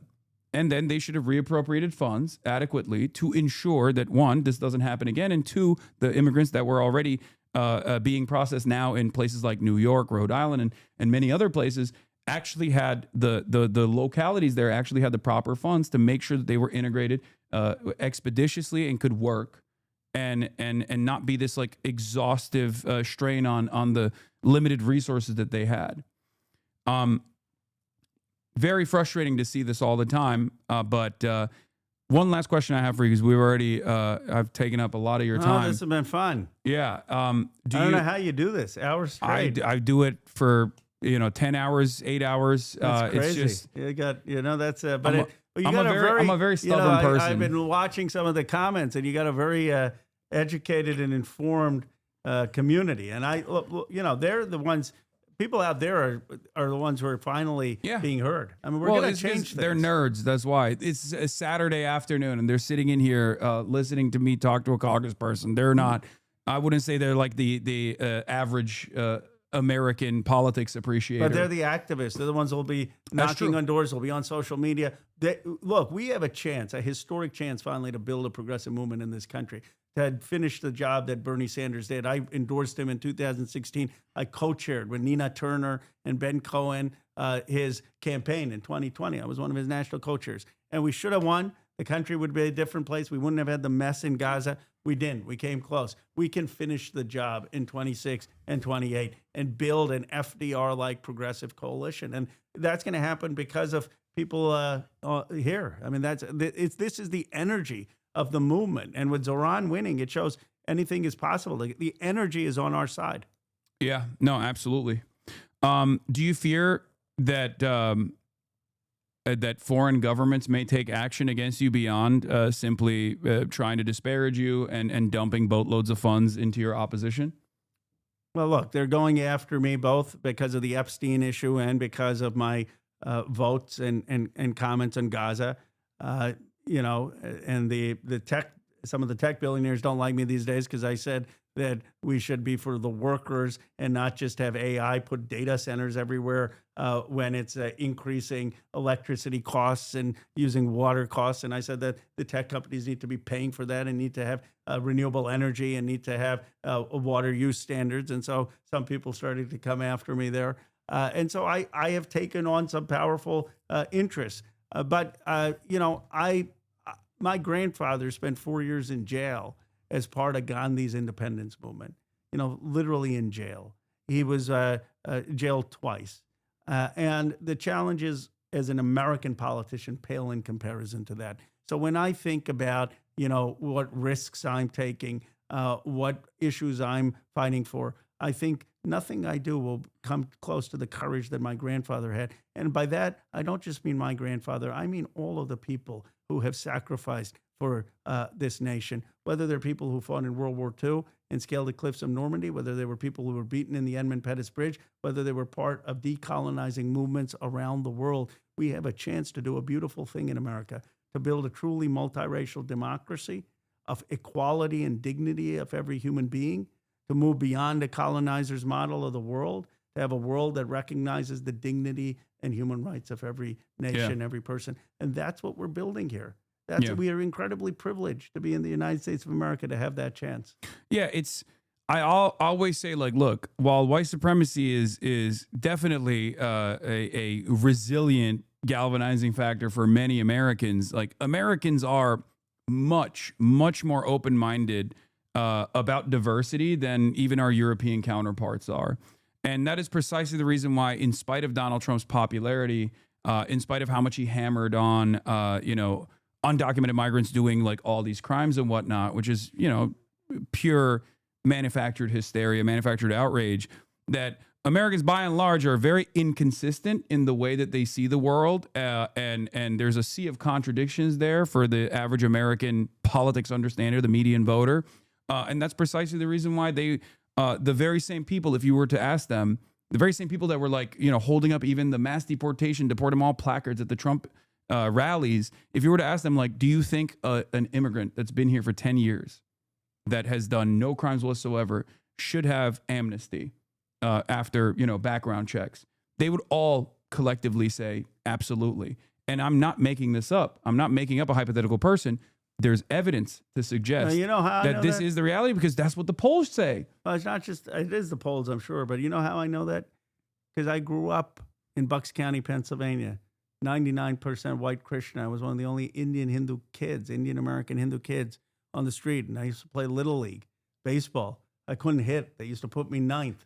When I used to go up to hit, they used to say, watch the bunt. I was so bad at hitting. But I knew those folks.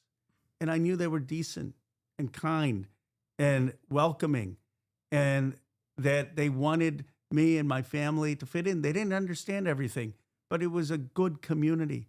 We are a decent and good people that has been exploited by politicians who are protecting an Epstein class, who are protecting rich and powerful people and blaming immigrants, blaming foreign countries, blaming LGBT and trans people because they don't want to deal with the wealth and the power that is shafting folks. And if we come in with truth, if we come in with honesty, and if we say, look, we are a decent multiracial democracy that can respect each other, and we are sick of having our money go to Argentina or Netanyahu. We're sick of the wars in Iraq or Venezuela or Libya. We want Medicare for all. We want $10 a day childcare. We want to tax these billionaires when you got $18 trillion in Rose District. We want childcare, healthcare, education for every American. Then I think we can inspire this country. And I call it economic patriotism, but I believe it's a patriotic vision of what America is supposed to be, of how you can have an Indian American of Hindu faith talking to someone of Muslim faith on a Saturday afternoon and inspiring a nation. Let's be the best in a room filled with Christmas decorations. With Christmas. There you go. But no, absolutely. It's what you're describing is coming fairly close to class first politics in general. This doesn't mean that you write off, other marginalized identities or other marginalized groups in this bargain, but it's more so to bring voters from the other side without compromising on those values. And I think that in the absence of Democrats engaging in this sort of class first politics, they often simply engage in this aesthetic posture towards like protecting migrants or protecting trans people. And they're the first to write them off, as we saw in the aftermath of the last general election defeat, where they were like, oh, well, we were just like too protective over trans people. It's like, that wasn't even a point of contention at all. You never did. And the only reason why you were defined by those policies is because you were not defined by any of the policies that you wanted to put forward, because in the absence of being defined by easy to understand policies like the ones that you suggested, of course your opposition is going to frame you in whichever way they want to, and you're going to be and the public is going to see you by your opposition's framing, and that's precisely what happened. Well, when, Dr. King is the most eloquent on this, and I don't remember the exact speech, but he says, when the white man said, well, how do I feed my family? They fed him Jim Crow. When the white man said, how am I going to have a voice and why should I accept my place? They fed him Jim Crow. And what King diagnosed was that systemic racism was the answer to mask massive inequality. Yeah. And what we need to do is build a kind of movement that Dr. King was building with Bayard Rustin and the freedom movement that Jesse Jackson was building, that had white working class, black working class, Latino, people wealthy or not, who believe that you can have a multiracial democracy with dignity for everyone and not just wealth concentrated in the hands of a few who have impunity. And to get it back to Epstein, the ultimate impunity is if you feel you can rape young girls and get away with it. Yeah, absolutely. Well, thanks so much, Khana, for coming on. Thank you. And giving us your time on this otherwise very busy Saturday. I love it. I appreciate it. Thank you. Merry Christmas. Yeah, to you as well. All right. Okay. Here we go. I'm going to put this over here. All right. And we are going to continue with our coverage right now. Thank you. All right. Here it is. The Happy Santa is back. And for all of those who are watching from afar, this is why there's a difference between someone like myself and whoever your favorite content creator might be in the realm of politics. Okay. It was actually quite remarkable seeing having this conversation with Khana, especially considering that we had a multiple previous conversations, and seeing that attitude change in real time in comparison to the DNC conversation that we had is actually pretty cool to see. Okay. Yeah. What a time to be alive, huh, folks? What a time to be alive.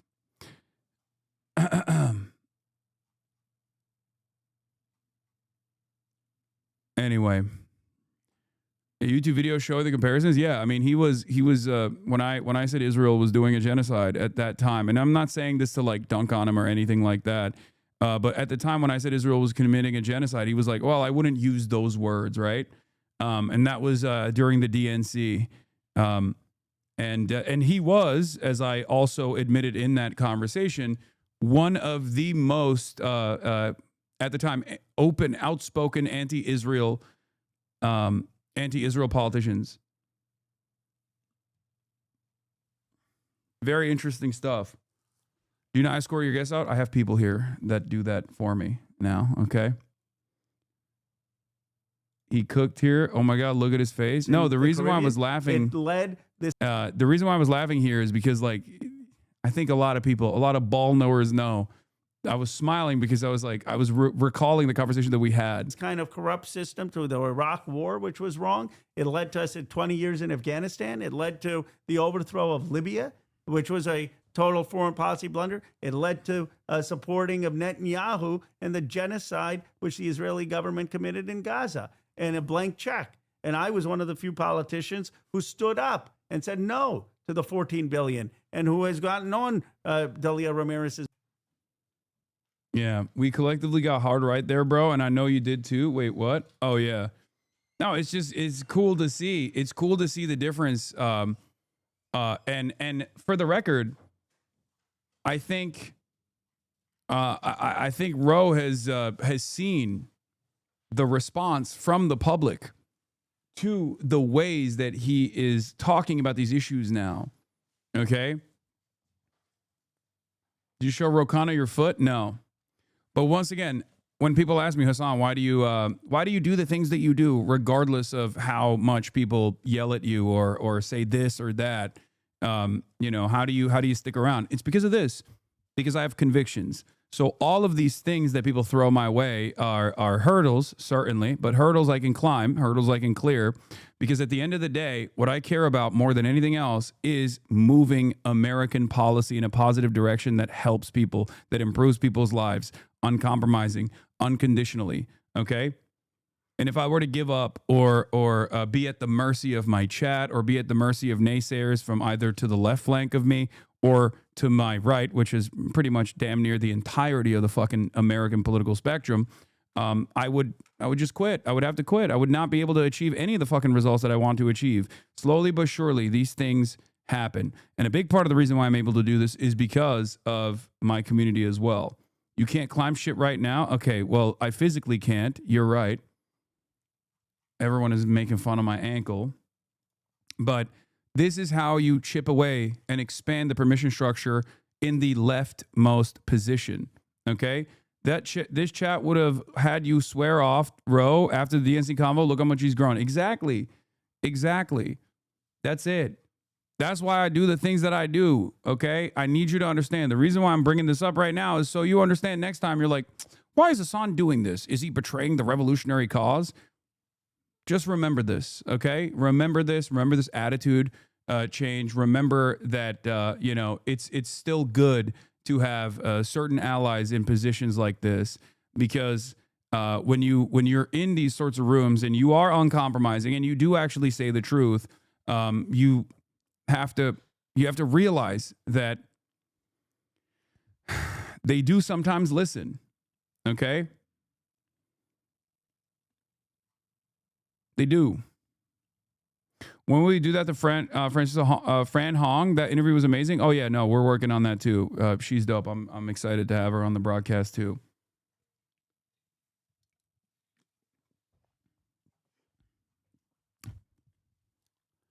Anyway, so sometimes I understand it's hard. If you're a leftist, it's hard. You feel as though apparently you got glazed by what? 40K Roaches for the first time ever heard you speak uninterrupted for an hour. Roach King glazed you to basically the entire chat, the entire time, and chat was agreeing. Yeah, I mean, we'll get back to business as usual tomorrow. Don't worry. The reality of the matter is, if they were to actually listen to me uninterrupted, they would probably recognize that there are a lot of issues that they totally have misunderstood my position on.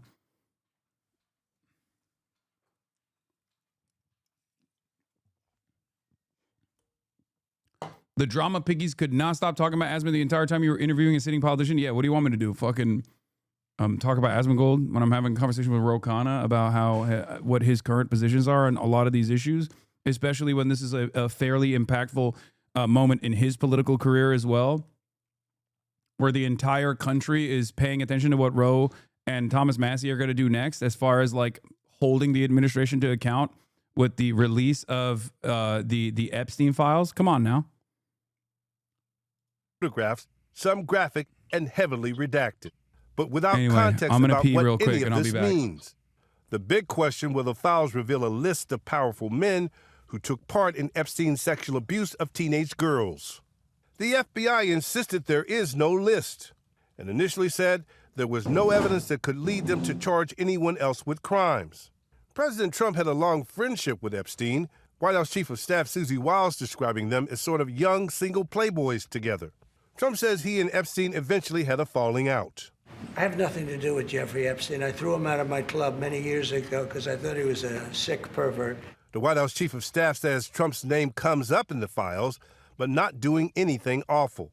I sat down with Deputy Attorney General Todd Blanche, who was also the president's criminal defense attorney. Will every document that mentions President Trump, every picture of him, every video, every bit of information related to him in these files be released today or at some point in this process? Assuming it's consistent with the law, yes. So there's no effort to hold anything back because there's the name Donald J. Trump or anybody else's name, Bill Clinton's name, Reid Hoffman's name. There's no effort to hold back or not hold back because of that. And so, but again, we're not redacting the names of famous men and women that are associated with Epstein. To be clear, you're saying DOJ has not been ordered to redact anything related to President Trump, that there's no order to do such? No, I mean, I would give the order. President Trump has certainly said from the beginning that he expects all files that can be released to be released, and that's exactly what we're doing. Trump has tried to turn the focus to Epstein's relationship with Democrats like former President Bill Clinton. Friday's release includes some never-before-seen images of Clinton and Epstein together. This picture of Clinton in a jacuzzi, and this one of him swimming with Epstein's accomplice, convicted sex trafficker Ghislaine Maxwell. But Clinton has not been accused of wrongdoing. In fact, the White House Chief of Staff told Vanity Fair there's no incriminating information about Clinton in the files, saying Trump was wrong about that. Clinton putting out a statement through a spokesperson overnight saying, in part, they can release as many grainy 20-plus-year-old photos as they want. This isn't about Bill Clinton, never has, never will be. Gio? Fascinating stuff there, Pierre. And why is there a delay in releasing all of these documents? The deputy AG told me the full release has been delayed because DOJ learned of additional victim names this week. He said protecting the identities of more than 1,200 victims and their families is painstaking work. Despite whatever criticism is out there, he says they are... Sure. Yeah, it's just about protecting the identities of the victims, right? And the greatest victim of all, Donald Trump. You see, Donald Trump is the big victim here, right? That's the That's the real victim in all of this. Not the 1,200 women who may have been sex trafficked as minors. Not the massage therapists, not the people. Just Donald Trump. Little old Donald Trump. And also the other financial elite that were involved in these crimes. Those are the fucking real victims. Tim Dillon shouted you out in his latest podcast. I don't know why he won't, he could just text me. He has my phone number. And I have his. I heard some people were saying he wants to come on or something.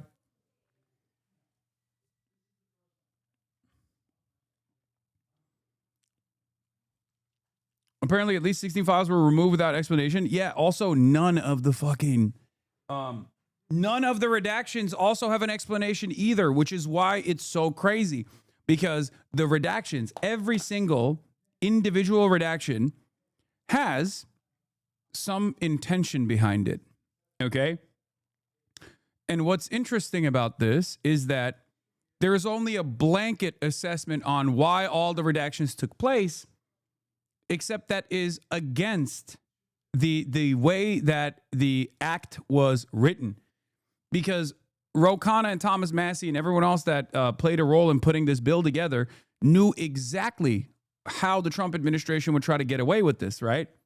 So they very clearly wrote out in the fucking letter of the law that every single redaction must be accompanied by what the actual reason for the redaction is.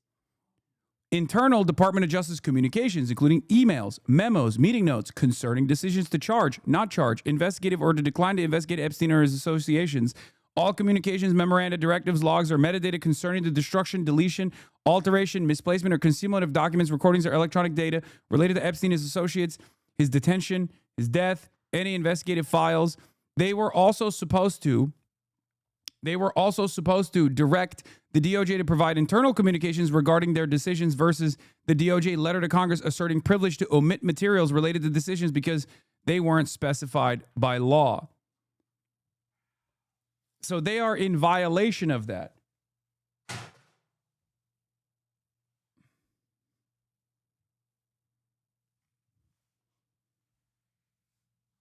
What? No, Tim Dillon was making a joke about how the Republican Party is cooked, and he said something along the lines of, that's it, go give money to Hasan Piker. He also says similar things about Mamdani.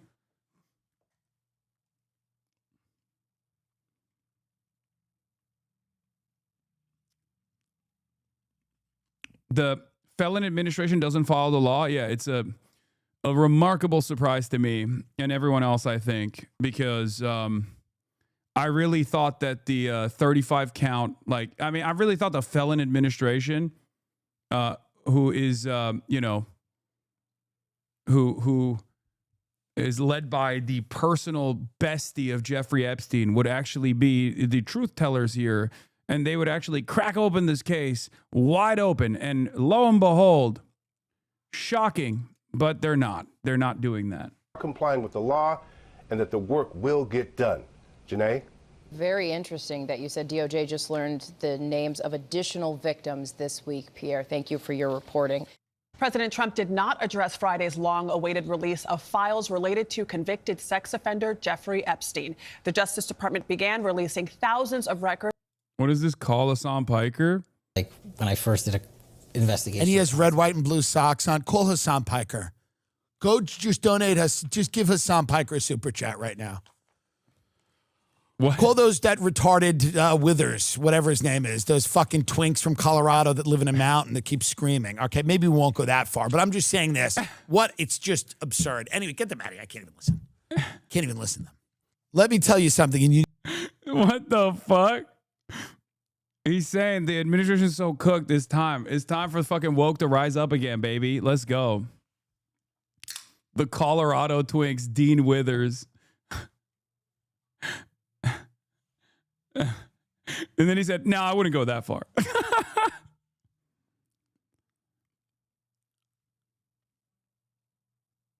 Oh, that was Tim Dillon complaining about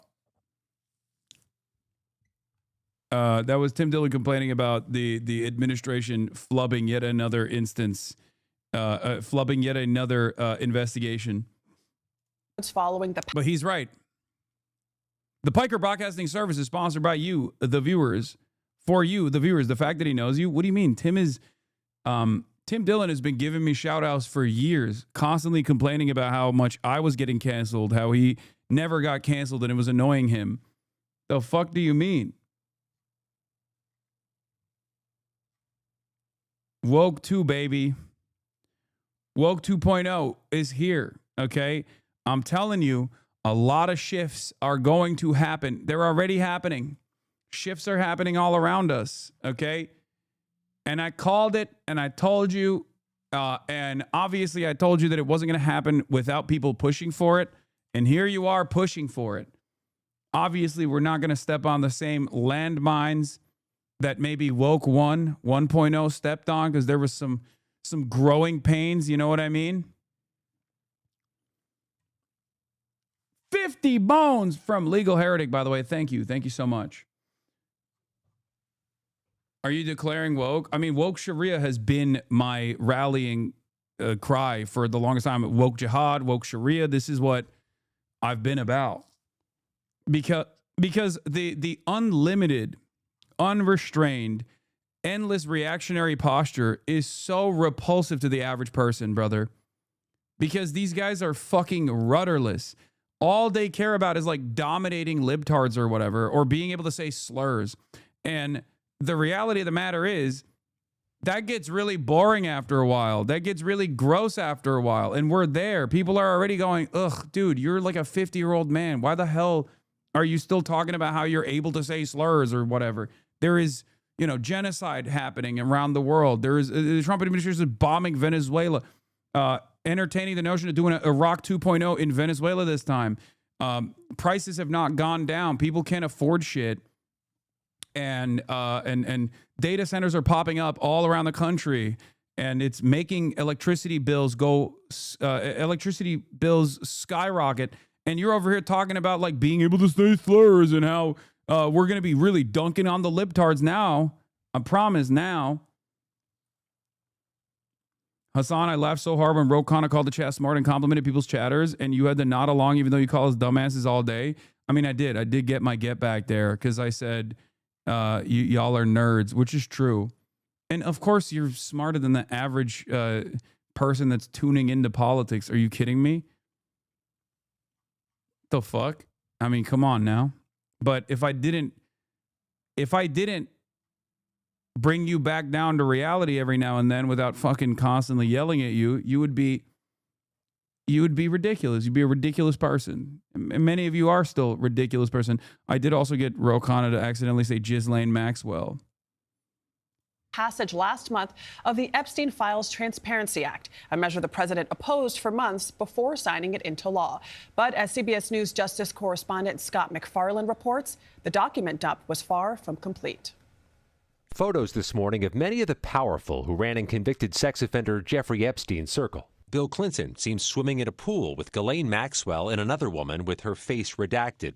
Clinton with another unknown woman on his lap. Celebrities, too, including Michael Jackson and Diana Ross, Epstein with Mick Jagger, and Chris Tucker with Maxwell. Many of the records are heavily redacted, survivors say suspiciously so, including Epstein grand jury records. We do see Epstein's book of contacts with the name of President Trump, his late wife, and his daughter, Ivanka. A list of girls or young women listed as masseuses keeps the names private, but shows there were more than 250. How confident are you at the end of the day, at the end of this period, you'll get everything? I don't feel tremendously confident that everything will come out. Survivors, including Annie Farmer, have been fighting for years for the release of records and say they're frustrated these records are incomplete. There's been a lot of effort and money and time put into redactions, not to protect victims, but to protect people in power. Many of the records released have long been public already, including videos in the jail the night Epstein died, which had been... Yeah, that came out in 2020. We know what that unredacted contact list looks like anyway, so that's not even new. There is some new stuff here. There was definitely new rare Clintons, okay? There was a couple shiny Pokemon card-ass Clinton photos in there. That is definitely real. And I think that was deliberate. Outside of seems like outside of Bill Clinton, no other politically relevant individual, with the exception of like the rare Ehud Barak, was actually shown in these investigations at all. I wonder why. And for the record, before someone even ever dares to accuse me of defending Bubba here, lock his ass up, put him in jail. I've been an advocate to throw Bill Clinton in jail for many, many years, okay?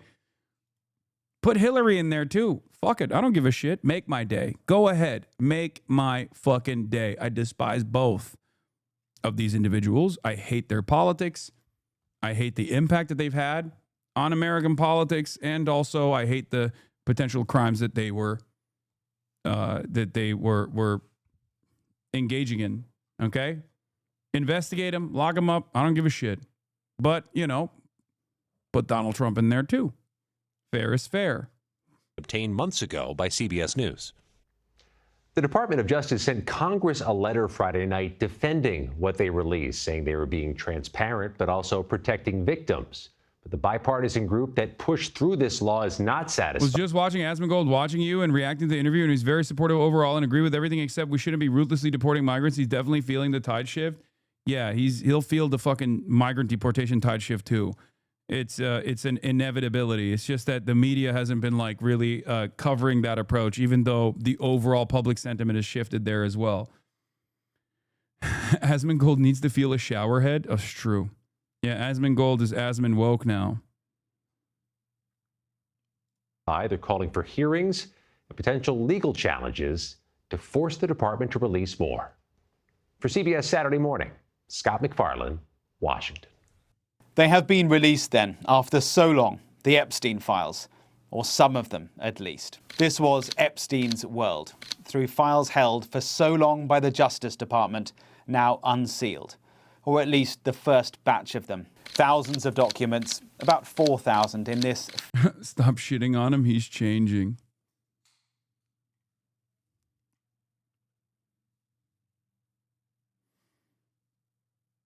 I really think he's coming around. Oh my God. Brother, we are never going to have progress. I swear to God. I'm sorry. People are so fucking stupid. People are so fucking stupid, dude. This man spent the last 2 years every single fucking day complaining about how I was a terrorist, an anti-Semitic terrorist who needs to be deplatformed, who was putting the entire Twitch platform in the crosshairs of who? Of Asmongold, ironically enough. Asmongold-backed outrage manufacturing. You think overnight he changed? Really? He's got a kind heart all of a sudden? Okay, we'll see the switch up. If he starts admitting that he was wrong about me, if he starts admitting that he was wrong about all the things that he was advocating for, you know, I'll potentially entertain it. Okay? I just don't think that is a sincere change. I think he's just basically seeing the attitude shift, and he is trying to manage his own community. Okay? This is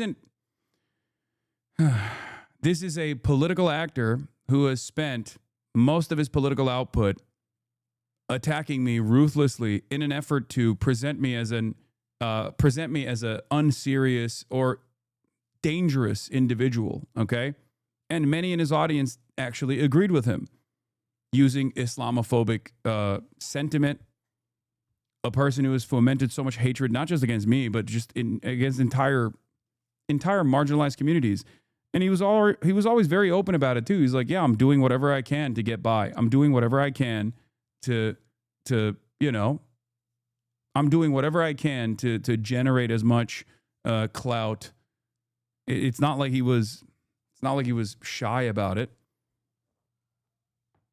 Yeah, he has openly talked about how he's doing this to benefit himself. And that's precisely the reason why I always said he doesn't have like a lot of firmly held convictions on any of the political issues that he's talking about. And that's precisely the reason why he can present his new attitude shift as a sincere change of heart, while simultaneously saying that like people like myself are fucking grifters or audience captured, even though I spent every waking hour yelling at my own audience for being insane or even you can literally look at the past 12 years of my commentary where you haven't seen my opinions change.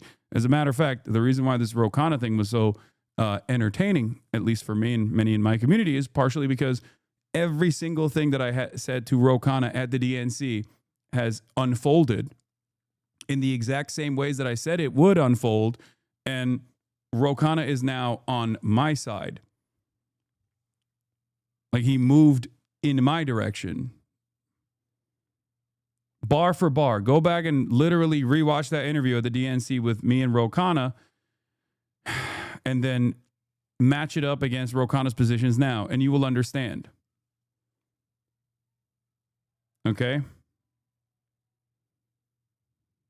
First release. So our team has gone through them, and I'm going to split this up into several strands. The celebrities, the victims, the redactions. The celebrities first. We know that Jeffrey Epstein socialized widely. His network spanned the arts, business, politics, royalty, high society. And so association with him does not equate to wrongdoing. There are images of him with Michael Jackson. He's also photographed with Diana Ross and former President Bill Clinton. He features a lot in this dump of images. His association with Epstein is well known, and he is on record expressing his regret at having ever known him. Clinton is photographed in the files with Kevin Spacey too. There's an image of Mick Jagger with Ghislaine Maxwell. None of these photos have any context to them. We don't know. Like, you understand that he's not actually on your side, though, right? Because he's an establishment dem. Him echoing your rhetoric rather lukewarmly doesn't mean much. You're delusional if you think that that is the case. Not to say that he's not like a Democrat, but there is obviously a left flank within the Democratic Party right now that is sincerely advocating for certain policies that I would love to see implemented, because I know it will generally improve people's material conditions. Medicare for all being one of them. And no, I don't think he was lukewarm in a lot of this stuff. But this is precisely what I was explaining earlier. This is how change happens, okay? It doesn't happen overnight. That's my whole point. Do you not understand? By the way, this is yet another instance of me yelling at people who are, or criticizing people who are to the left, ostensibly to my left flank, for not understanding that, like, there are things that you need to do to establish coalitions and get people on board with your message.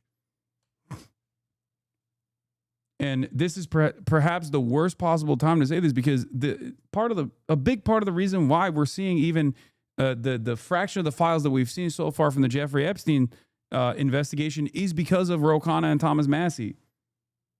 Okay? And yeah, I don't think these are guys to my left flank necessarily. I think they're just like they're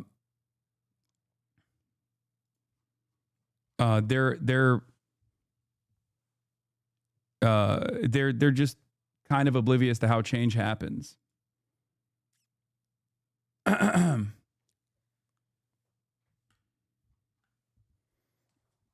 It's going to continue, for the record.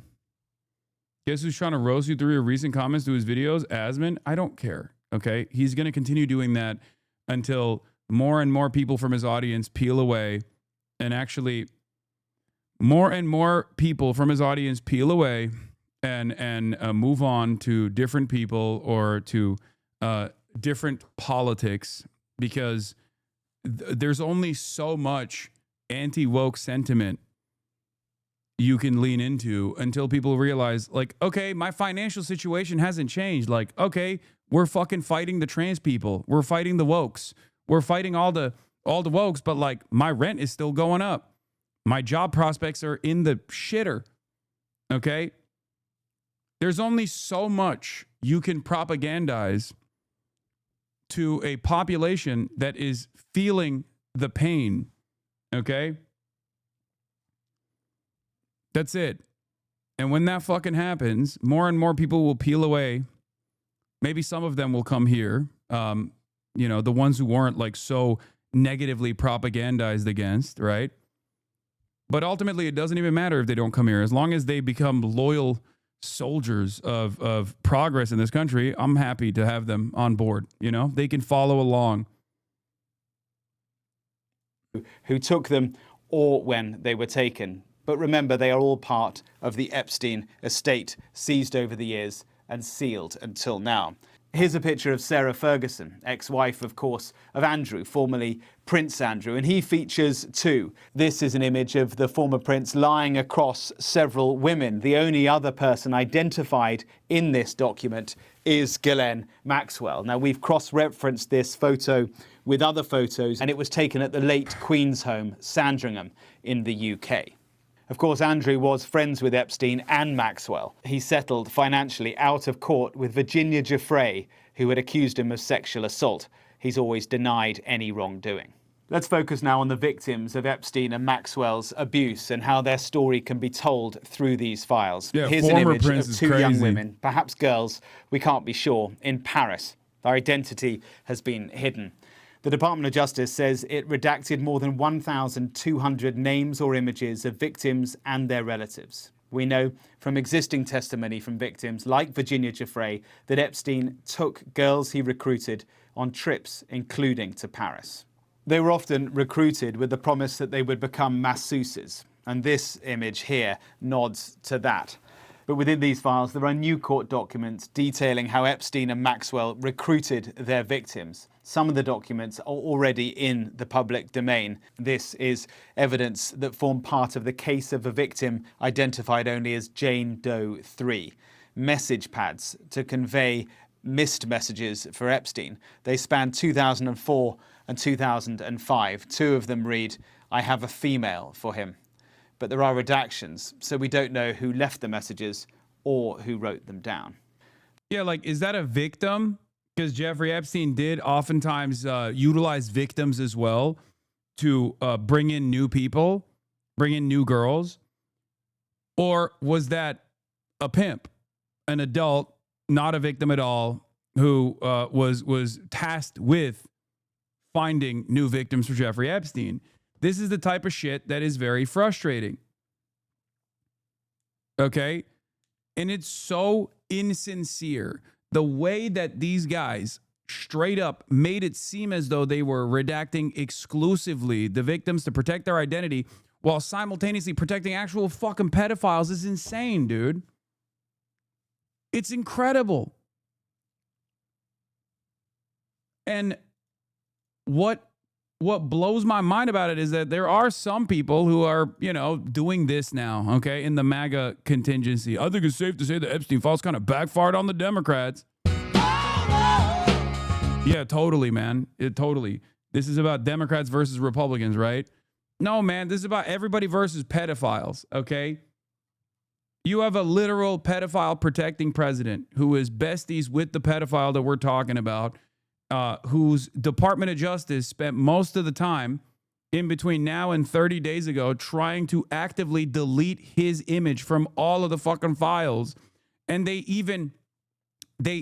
unironically left some of it on accident and then only went back and deleted it after the fact when people were like, oh, there's Donald Trump right there. It's so out in the open. You have to be a real fucking lobotomy recipient to not see what's going on here. Like, what the fuck? Are you kidding me? Get out of here. 90% redacted. Then there's this. It appears to be a sort of scrapbook, storybook, similar to the birthday book, which was released a few months ago. It's heavily redacted, and it's very disturbing, to be honest.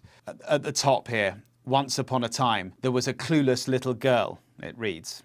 Have a look at this too. It's an incident report from the Palm Beach Police Department. The common location for all the incidents detailed is 358. At least 16 files from the Epstein release disappear from the DOJ webpage, including a photo of Trump with no explanation. I think we know the explanation. You know?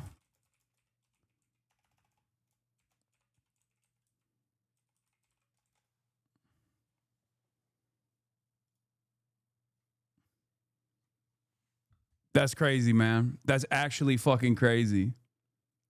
They're just so... What did I tell you? What did I fucking tell you? You can't rely on the Democrats, but you can always bank on this administration fucking things up. Okay? What did I tell you? I told you these motherfuckers are so goddamn incompetent. I told you. You can always bank on it, okay? No Kelshi, no Poly Market, but you can always put the fucking house on this admin finding a way to fuck this up. They are so goddamn incompetent.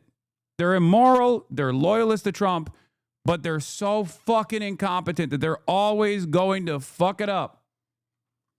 At least 16 files have disappeared from the Justice Department's public webpage for documents related to Jeffrey Epstein, including a photograph showing Trump less than a day after they were posted, with no explanation from the government and no notice to the public. I'm sure people will map out exactly which ones those documents were, by the way, and it'll show you even more. It'll give you even more insight into how the DOJ is moving here, what their ambition is here, what they're trying to fucking hide. I mean, one of the most obvious things that they were trying to do with the redactions was redacting Donald Trump in its entirety from the fucking Epstein files. And they did such a stupid job at it. Like, the smart thing to do here would have been to at least like leave some clear new Trump photos, at least to not invite so much suspicion that they were just like eradicating Trump. Control F Trump and just like delete everything. Okay? The worst possible thing they could have done is delete a photo of Trump that they failed to redact last time. That is crazy. It's so obvious what you're doing. It's the cover-up is now a part of the crime. What the fuck did you think was going to happen? Yeah, also, this is why the law said downloadable and searchable. They didn't do it. Now they delete shit. Yep.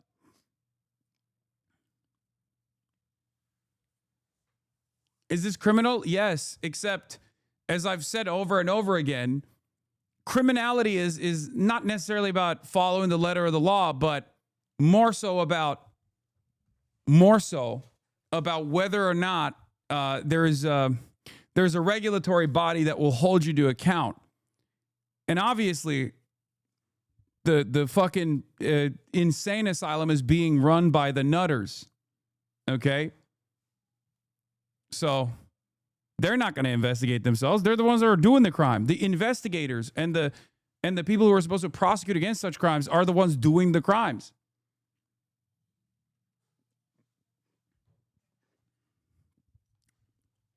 They also redacted a face on a Clinton plus MJ image that wasn't previously redacted. They redacted MJ's kids' faces. Yeah. Oh my God. I think this is going to move people. I do think so. Because this is Trump's weakest. This is Trump's, the weakest thing, right? This is the thing that people hate about Trump. Even Trump's own fans do not like the way he has mishandled the Epstein stuff. The way he has actively tried to shelter the public from the Epstein investigation. And the way he's conducted himself. The way he's conducted himself in the process. Here are the list of files that were removed.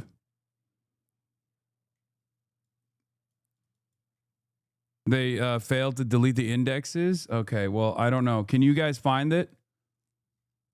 The normies already hate it. Critical put a video out. Of course, of course. Who other than Megyn Kelly is going to take the opposite pivot here and try to normalize pedophilia? That is insane. Okay? Most people are at least of sound mind enough to recognize that they shouldn't be running around saying that they're pro-pedophilia.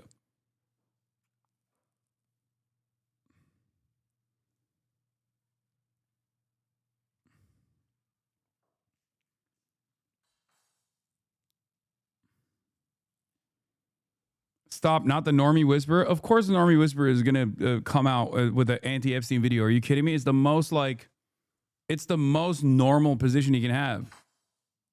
My dad finally flipped off Trump today because of all this. Hell yeah. Take it where you can get it.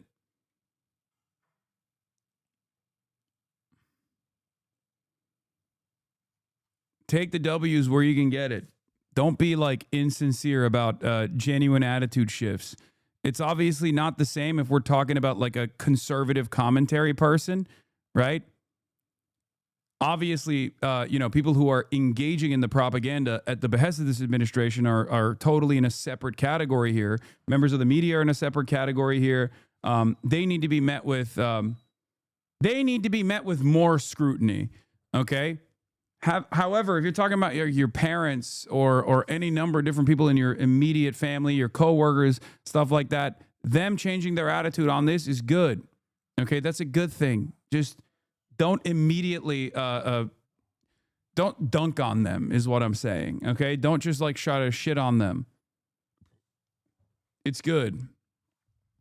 Claims there were serious ethical breaches by the prosecutors. Talks about how seriously apparently Epstein's attorney Ken Starr, takes the Bible and the law, a man of great faith, appears to refer to Assistant U.S. Attorney Mary Willafana, doesn't want to create a written record, refers to Alan Dershowitz and Ken working, Washington to drop the Fed charges, appears to address U.S. Attorney Alexander Acosta. So this was one of the suspicious. It's fucking impossible to read this shit, unfortunately, but this was a letter. This was a typed out letter that apparently was addressed to U.S. Attorney Alexander Acosta. Okay. Some of the text under the redacted bars is copy pastable, by the way. Haven't seen anyone cover that. Several full victim names in SSN. Not bullshitting. They fucked up. Wait, really?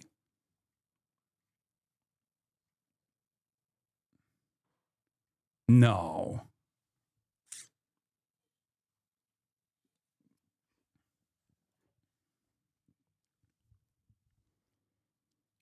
Okay, what they deleted. I used the command line tools to compare Epstein tranche, dataset 1-zip, downloaded approximately 8 p.m. yesterday.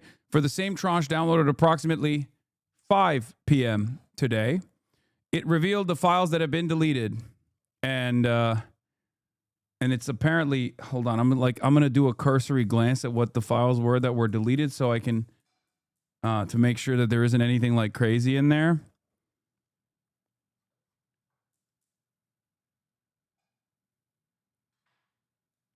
Some of these are potentially, some of these are censored for nudity. Some of these might be censored for, wait, what the fuck? Why did they censor this?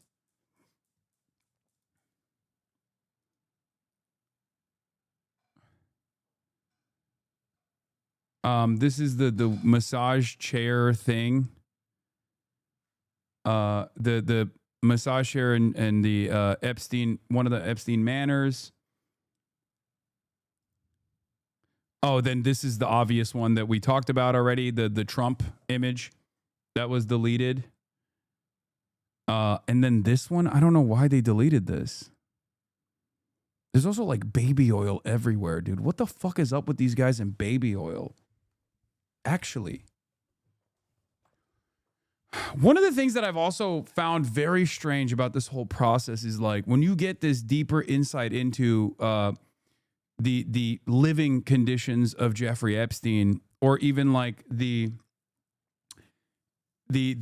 quarters of someone like this, you get to understand them from afar, albeit in a more personal way. That's fucking Astroglide. That's for fucking. Okay, that's insane. Like he had Astroglide on his desk next to a goddamn landline phone. Like that's crazy. But the one thing that I always found so interesting about the way he chose to live, his New York mansion was more lived in as opposed to the island. The island was not inviting at all. Then the New York mansion was not inviting either. But the island itself looked so crazy. Like for someone as wealthy as Jeffrey Epstein, it always is remarkable that the island was so bare bones. You know, it was so like the furniture was so, even this right here, like this is so cheap, you know? It was so like the New York mansion is more lived in, but it's more tacky. The island, on the other hand, was so focused on almost this like performance, right? Like it looked very thrown together with like the cheapest things that you could possibly put together. I like there were beds without bed frames. You know what I mean? It's like very odd. There is definitely a marked difference between, like a noticeable difference between the New York mansion, where he spent most of his time living, versus Little St. James Island. But when you looked at like the Little St. James Island and the inside of the Little St. James Island rooms, I know the word you're searching for, but I'm not telling you what it is. Okay, tell me what the word I'm searching for. Say it. It's almost austere. The Little St. James Island, like it's very cheap and hastily put together and not lived in, right? There is no like New York is gaudy. Little St. James is just very like Little St. James was designed like it was put together at the last second with like the cheapest furniture you could probably put together. Yeah, it would look like the fucking back rooms almost. Like very purpose specific, very purpose built. Both are unsettling in different ways. Austere. Yes, sterile, austere, very liminal.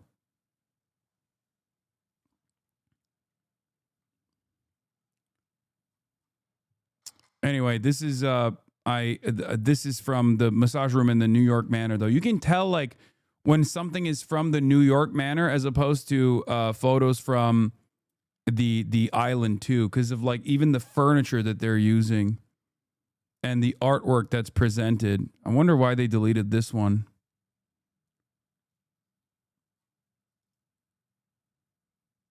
Mostly just this photo. I wonder if it's this image that was the reason why they deleted it.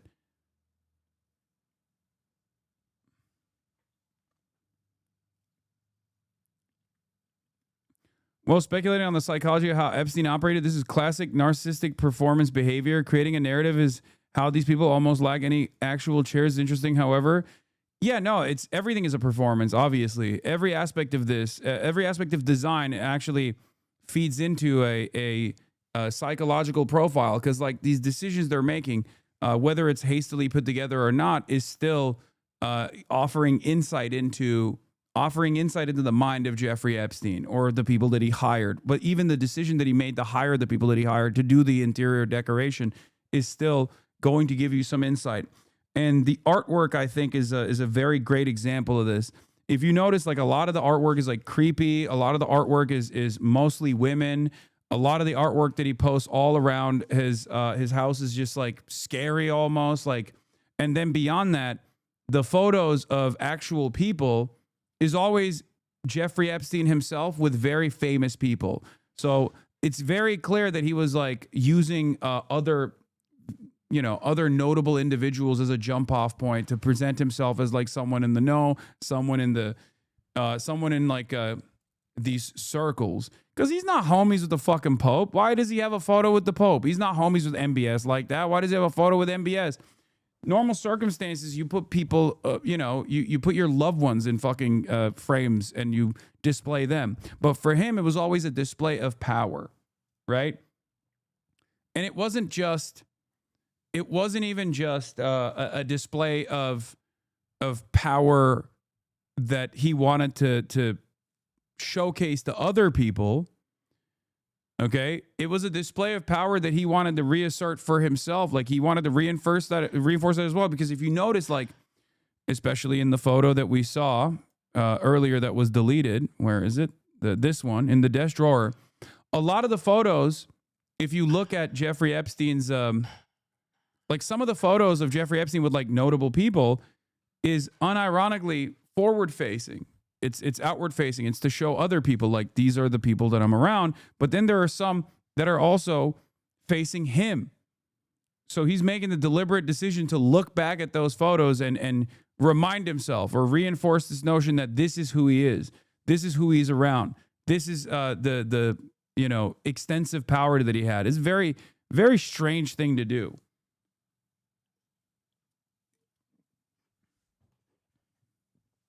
Anyway, what are your thoughts on Fidel Castro being photographed with Jeffrey Epstein? He don't got internet. What do you mean? He don't got internet, man. The fuck?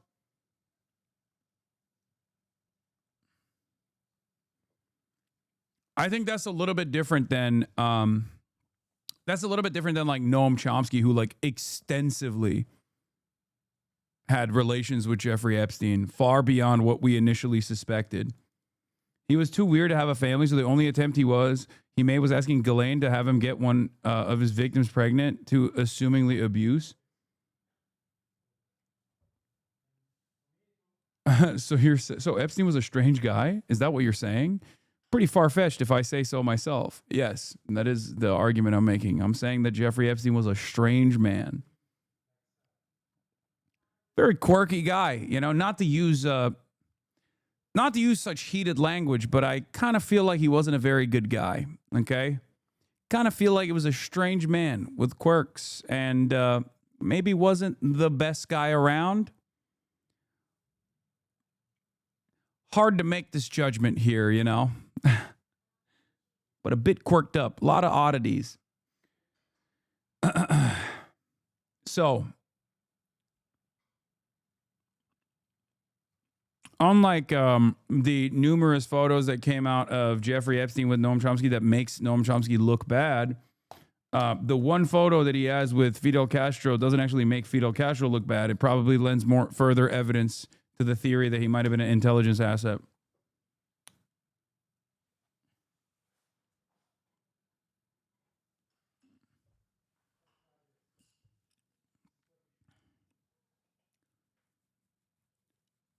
The excessive photos could be trophies, which aren't uncommon in the realm of criminology. Killers and pedophiles often will keep tokens of those they had power over. Now, I think this was also the showcase to other people, like what level of power he had.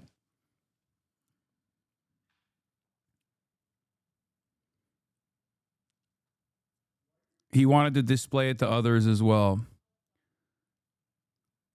But, yeah, still fucking insane that he just...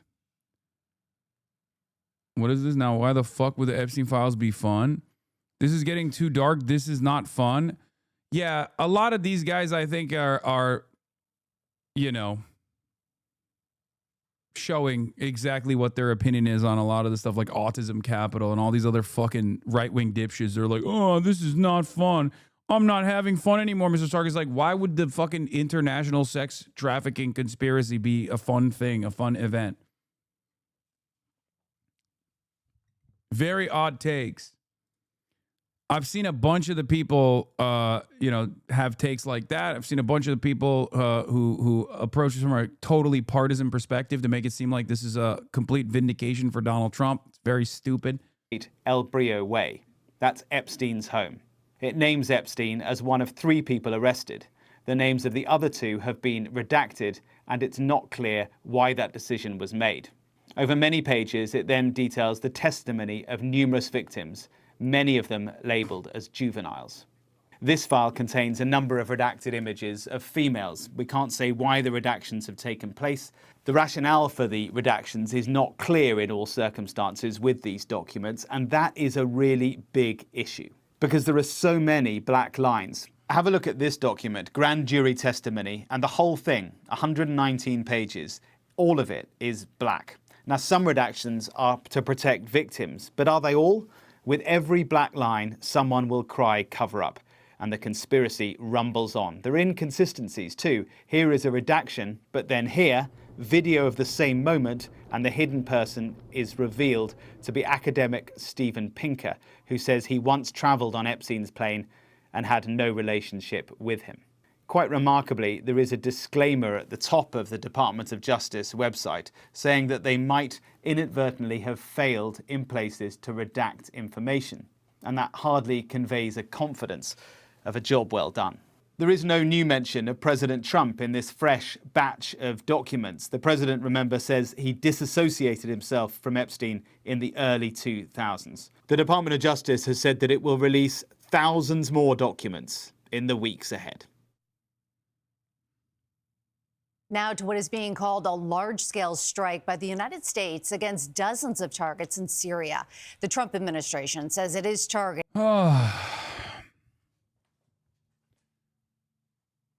Bullshit, he was part of the anti-feminist science professor team Epstein pushed. I mean, yeah, a lot of the Was this grand jury info public before? I doubt that they. No, this is from 2018. I don't know, but I suspect that this came out yesterday, right? There's no way that they.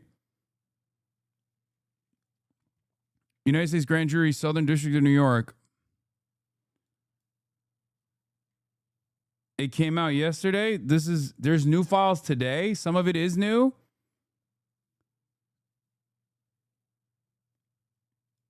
Wait, try highlighting and copying the black text. No, you can't. It's not. Yes, it's in the directory dataset 206 if you look at the URL. Wait, was this blacked out yesterday, but it's not? New York released, NY released it, Trump redacted illegally?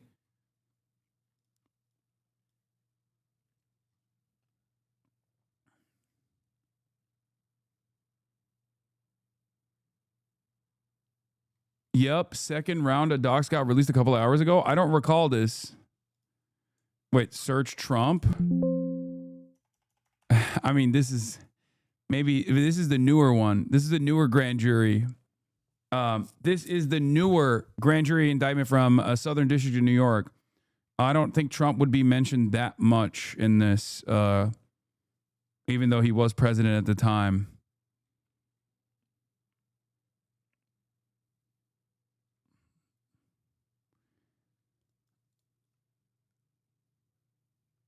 Yes, I did see that they missed covering Trump in one of the photos, and then they deleted that photo haphazardly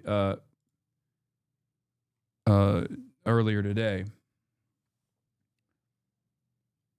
The first release yesterday was up to dataset 204. They released more later. Okay, so everything that came after 204 is new. So this is the new stuff.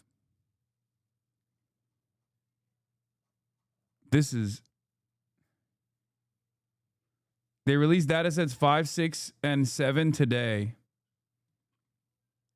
Why are they drip feeding the documents? They're drip feeding the documents because they're just going through. They're going through every single thing to like use the fucking highlighter pen as heavy-handedly as possible. Good afternoon, Special Agent Bleep. Good afternoon. Could you please state your full name? Special Agent. Where do you currently work? The FBI. Special Agent. How long have you worked as a Special Agent? For over 2 years. Where are you currently assigned? The Violent Crimes Against Children Squad.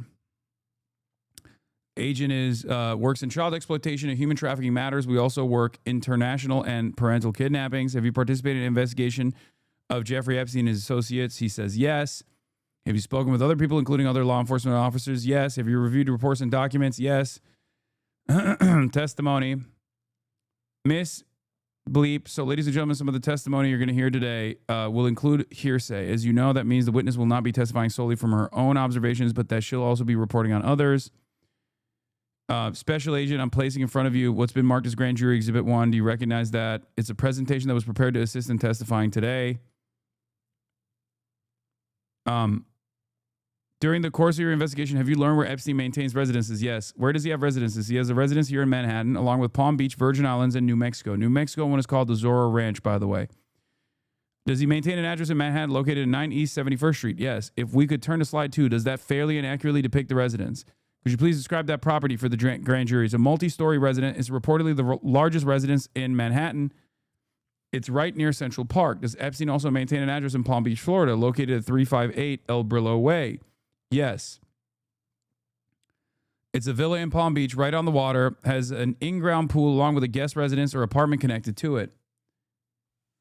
Asking about the witnesses.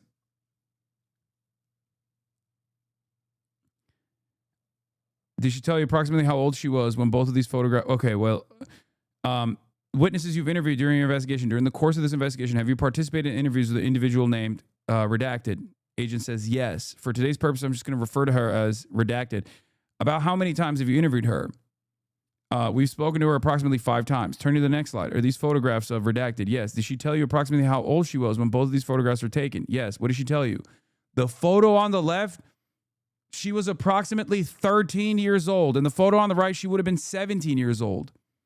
What is Redacted's date of birth? And these are identifiable factors about the victims. So obviously they're, redacting those. That's valid. In addition to your participation in interviews, have you also reviewed reports from other law enforcement officers who interviewed Redacted?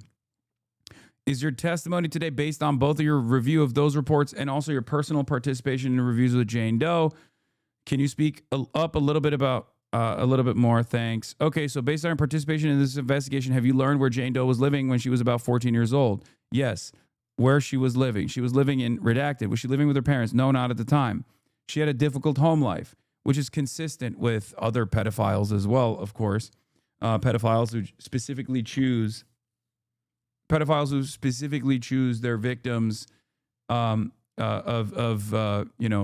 bad home life, victims who are vulnerable in an effort to more easily predate on them. They target victims of broken families, people on the verge of homelessness, kids on the verge of homelessness, things of that nature. Was she going to school? She had started and dropped out. About when did she drop out of school? The beginning of her freshman year, a few months into her freshman year approximately. And at about this time, how was she supporting herself financially? She worked different jobs. She worked in catering halls as a waitress in restaurants and in clubs. Did there come a time when Redacted learned about Jeffrey Epstein? How did that first happen? She met a girl named Redacted who told her that she could make money if she massaged this rich guy. And when she heard from Redacted, how did she respond? She wanted to make money, so she agreed. What did she agree to? She agreed to go to his residence and massage him. Did Redacted recall how old she was when she first went to his residence? She says she was approximately 14. And just to confirm, the date of birth listed on the slide is that Redacted date of birth. So you testified that she ultimately went to his residence, the one in Manhattan. How many times did she go to Epstein's residence? Multiple times, dozens. During the time she went to Epstein's residence in Manhattan, did she tell you about how what typically would happen? Yes. What are some of the things that she told you about what happened there? So the first time when she went with Redacted, she entered the residence. They waited in the office until they were escorted upstairs to the massage room. Once in the massage room, Jeffrey Epstein came into the room. He lay down on the table. And once he was on the table, a girl massaged each side. And then Redacted would be asked to leave the room. The other Redacted person would stay. From there, once he turned over, he wanted his nipples pinched while he masturbated. Things progressed each additional time she went. This is, for the record, exactly what he did a million times over. Like this is again the same pattern with the ways in which he constantly pushed the boundaries, or to 1,200 plus victims, right? As far as we know, the ones that we know of, they were underage. Some of them were not minors, but many of them were also underage at the time. And he would slowly but surely just make them do more and more and more. Remember, this is a consistent pattern of abuse, a consistent pattern of pedophilic abuse. This was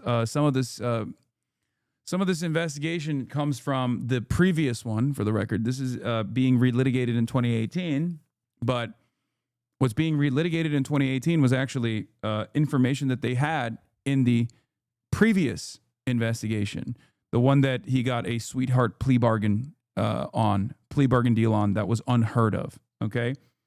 As Khana said, 60 charges were brought up, and he was only charged with 2. He was convicted with 2 out of 60 charges.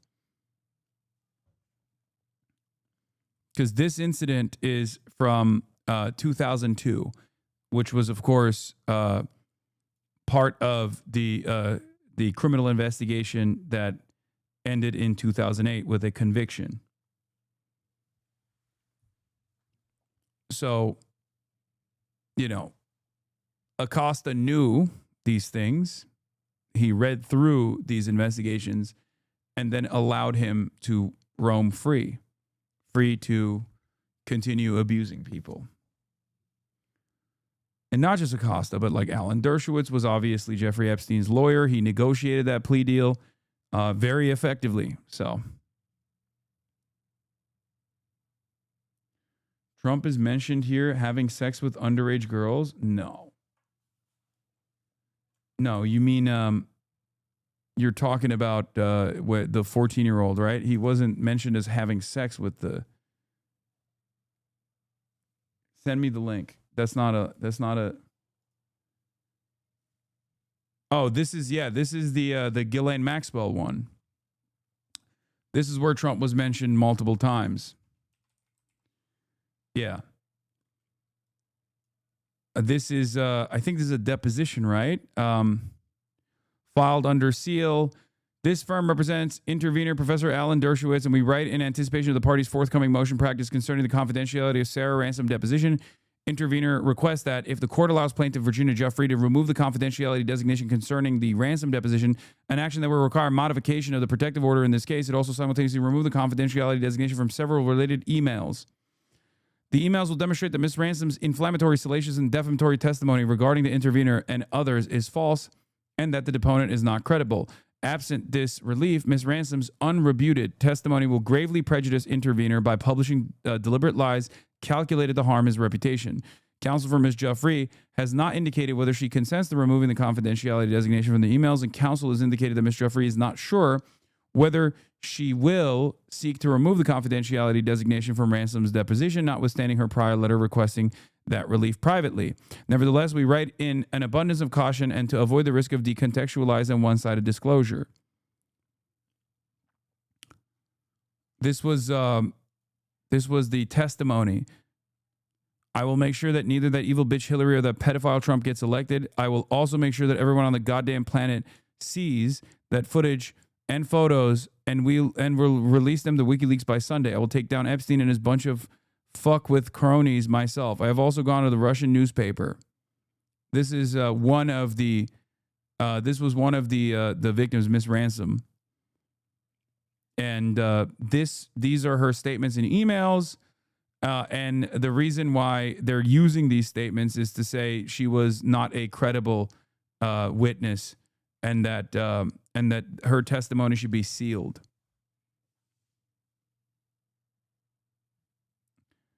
Yeah, the first mention of Trump is here. Her testimony was fabricated from whole cloth. Ms. Ransom's testimony also contains a slew of other incendiary claims concerning the sexual proclivities of Donald Trump, Bill Clinton, and other prominent individuals. Clinton and Trump must pay for what they did to us, as must the rest of the men that were involved in their seedy inner circle. Another friend was one of the many girls that had sexual relations with Donald Trump. She confided in me about her casual friendship with Donald.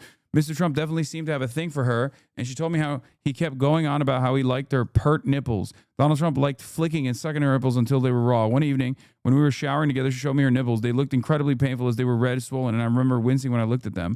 I also know she has sexual relations with Trump at Jeffrey's New York mansion on regular occasions, as I once met Jen for coffee, just before she was going to meet Trump and Epstein together at his mansion.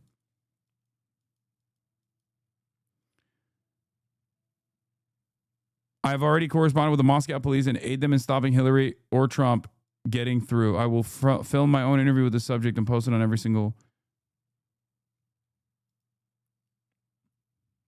Yeah, these are emails from Sarah Ransom to Maureen Callahan.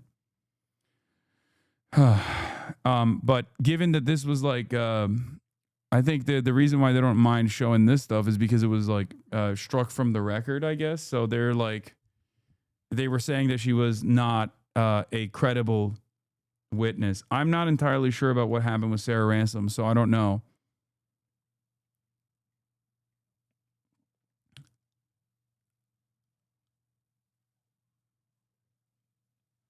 This shit is wild. They try to cover it up, but then do this anyway. Film director Brett Ratner, who was accused by several women of harassment during Me Too. Brett Ratner. Women. And more recent was picked by Melania Trump to, it was Brett Ratner that did was trying to direct her new documentary. Appears in the Epstein files, clutching to a topless man. I think the topless man is Jean-Luc Brunel, if I'm not mistaken, for the record. Yeah, this is the Rush Hour guy. Okay, I have to pee real quick. I'll get back to this in a second here. Watch this, retaliatory strikes against ISIS in Syria. Islamic State fighters in weapons sites. It's in retaliation for the deadly ambush in Syria that left 3 Americans dead a week ago. In a social media post, Defense Secretary Pete Hegseth said the goal of the strikes is to eliminate ISIS fighters infrastructure and weapon sites. At a campaign-style event last night in North Carolina, President Trump hailed the operation as a success.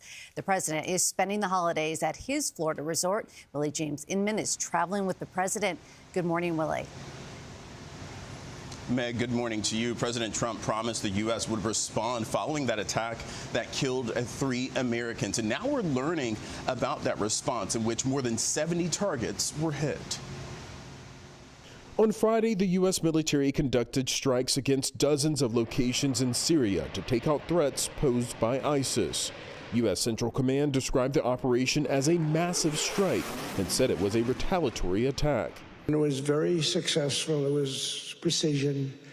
We hit every site flawlessly, and we are restoring peace through strength. Last week, 2 American soldiers and a civilian interpreter were killed during an ambush attack by a lone ISIS gunman. In a post on Truth Social, the president warned against attacks on the U.S., writing, "You will be hit harder than you have ever been hit before if you in any way attack or threaten the USA." Defense Secretary Pete Hegseth said Operation Hawkeye Strike was aimed at eliminating ISIS targets, right? While I was pissing in the bathroom, I found out that, yes, this one that we were looking at, the grand jury from the Southern District in New York, that is new.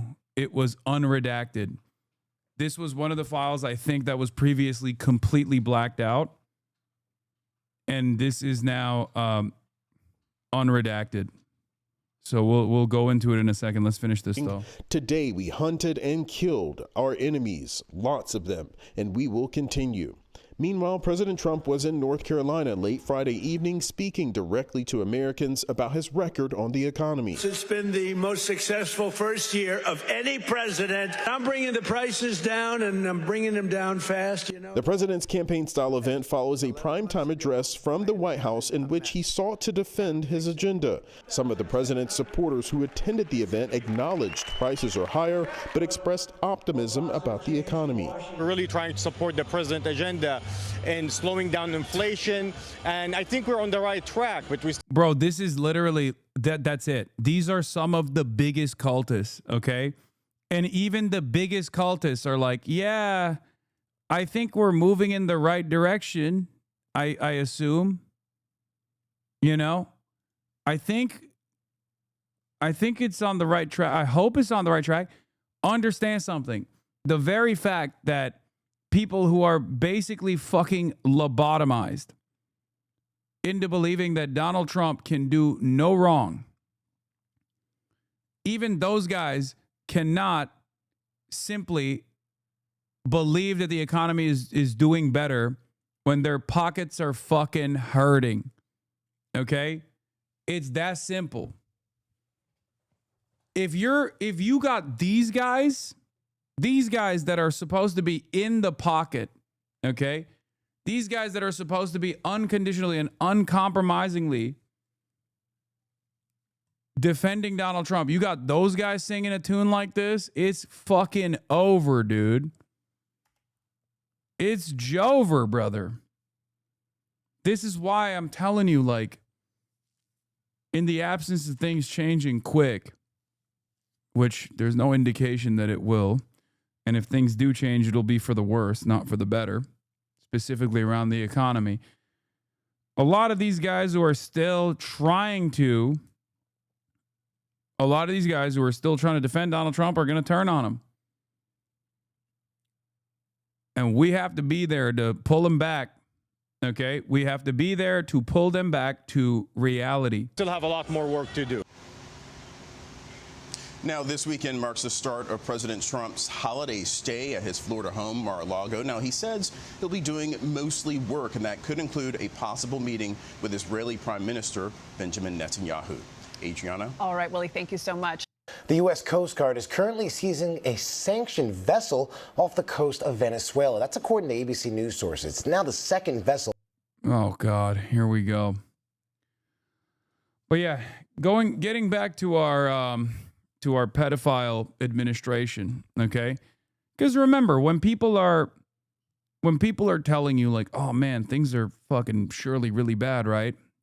This is your opportunity to ask them like, okay, banning transgenders from athletic competition, did that actually Did that actually help you in any way? Did that, Israel's doing a genocide.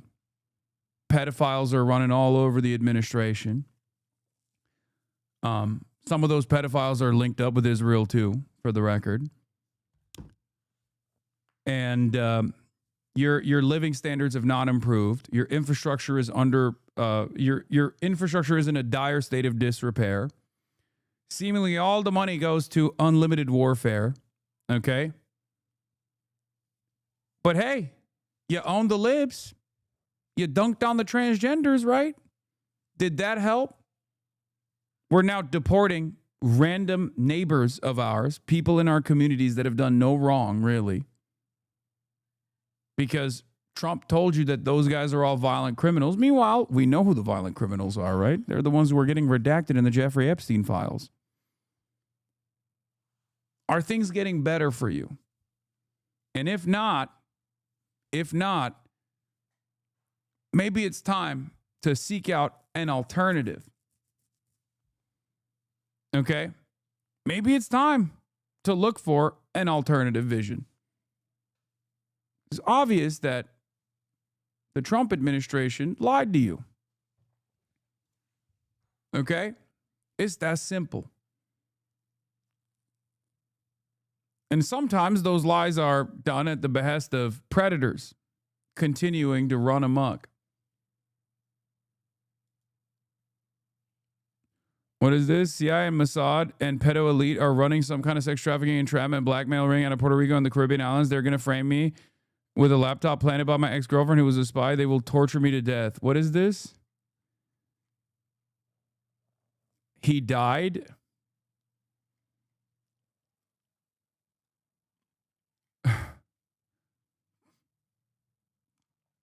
I mean, I don't know. I don't know about that. It's a random cryptocurrency guy who could have died for other reasons. You know what I mean? Crypto-related reasons. Who could have been killed for crypto-related reasons rather than, finding the truth or something.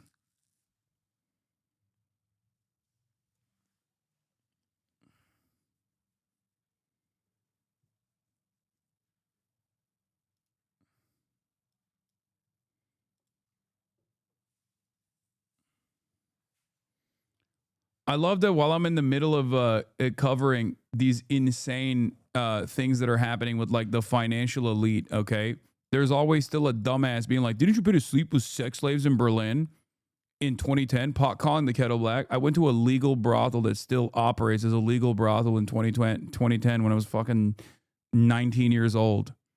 The fuck are you talking about? You think these two things are in the same vein as one another, or are you trying to stop me from talking about Jeffrey Epstein with an idiotic misdirection?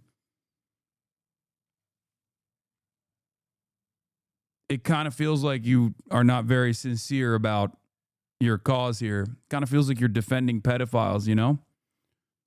Why are you defending pedophilia and pedophiles of the financial elite by simply inventing a crime where no crime took place, in my case?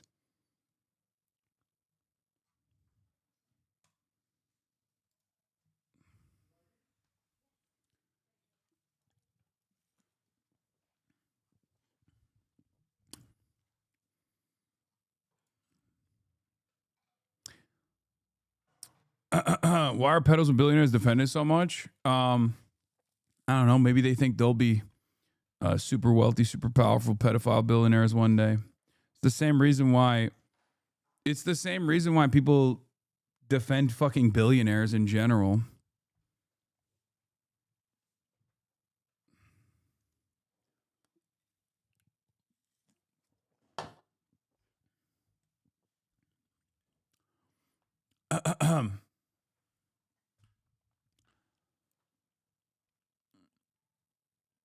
DOJ is removing searchable files. I mean, they never really fully made the file searchable anyway. And I don't know if that was just like broken and busted or something. I don't know. Could have been broken due to incompetence, or could have been deliberately created that way. Yeah. They constantly try to catch you out in some perceived hypocrisy while they're likely support some of the biggest hypocrites online. No, that's literally what it is. That's always what it is. It's a way to engage in hypocrisy fishing, to go, la, la, la, la, I can't hear you. I have assumed you are hypocritical in your position and don't have a fully fleshed out worldview, and therefore I don't have to listen to you.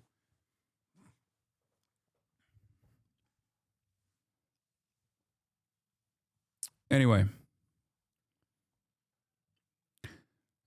this is the United States District Court, Southern District of New York, Jane Doe proceeding under a pseudonym plaintiff v. Donald Trump and Jeffrey Epstein.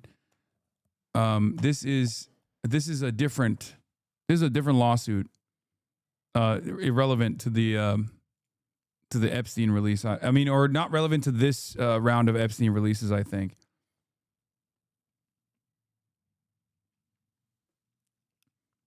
Were they just unredacted? No, I think they were unredacted. This was unredacted. This was previously all black.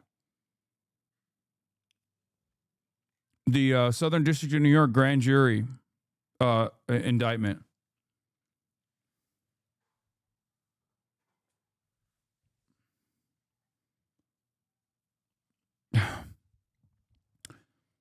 You were explaining earlier that Redacted says she was approximately 14 when this began. Did she tell you about whether she had any conversations with Epstein about her age? Yes. What did she tell you? She said that she told him she was 14.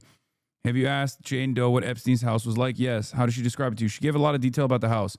She talked about the office having a round desk in it. She talked about the massage room and had a massage table. It had lotions. It had moisturizers. On the walls, there were sketches or paintings of naked females on them. And she also talked about a library in his residence that looked like it was something from out of Beauty and the Beast. Is that how she described it to you? Yes. So we've been talking about what you've learned during interviews with Jane Doe. Just take a step back. How did you first establish contact with her?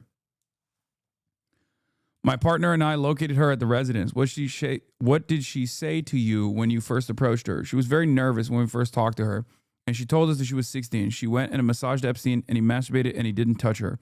And again, what was her demeanor like when she said this to you? She was very nervous. And then this entire part is redacted. She was just very nervous while we were speaking with her. Were you able to conduct a full interview with her at that time? No. At a later point, were you able to conduct a full and thorough interview with her? Yes.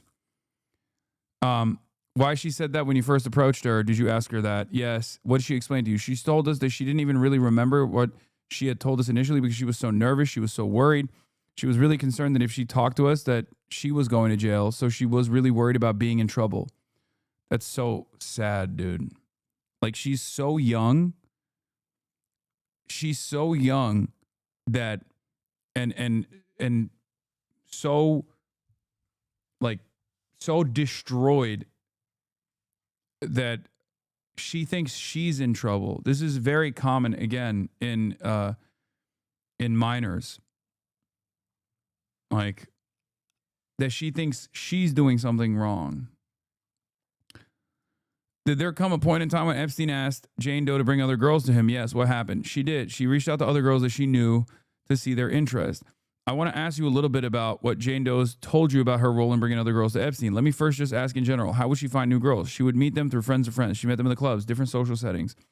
In general, what kinds of things would she tell them about what to expect? She told them that they would have to give a massage either with their underwear on or nude, that he would want his nipples touched, and that he would masturbate.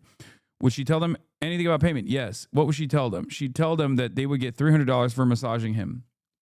This is why libertarians love talking about removing the age of consent, where they'll be like, well, the non-aggression principle has not been violated here. This is a contract. Did Jane Doe have a sense in general of the ages of the girls that she brought to Epstein? She estimated around 13, 14-year-olds to 17-year-olds. They were mostly underage girls that she brought. She did bring a couple that were 18. Approximately how long did she participate in bringing girls? 3 years that she went. So from 14 to 17. So approximately how old was she when this stopped? 17. During that period, over those 3 years approximately, did she have a sense about how many girls she brought over the years to Epstein's house? She approximately brought 20 to 50 girls. Did she work with anyone else in recruiting the girls for Epstein? Yes. Who did she work with? Another girl her age, also redacted. Who is redacted? She was a friend of Redacted's that was living with her at the time. Did Redacted provide you with this photograph? Yes. And what did she explain to you about this photograph? This is Redacted on the left, and that's the other Jane Doe on the right. They were approximately 16 years old at the time the picture was taken. And during this time period, around the time when this photograph was taken, When they were approximately 16. Is that when they were working, recruiting girls for Epstein? Yes. So Jeffrey Epstein groomed one of the 14-year-olds, among, I assume, many others, into getting new victims of the same age range for approximately 3 years, from 14 to 17. Okay? There are slides that reference that were released alongside this. She would call who she believed was his, or she assumed was his assailant, a woman named Redacted. Why would she call? She would call Redacted and say, I have a girl who can work. This has to be Ghislaine Maxwell, right? Or I guess maybe. Why would they fucking redact that? It can't be Ghislaine. It feels like it's definitely Ghislaine.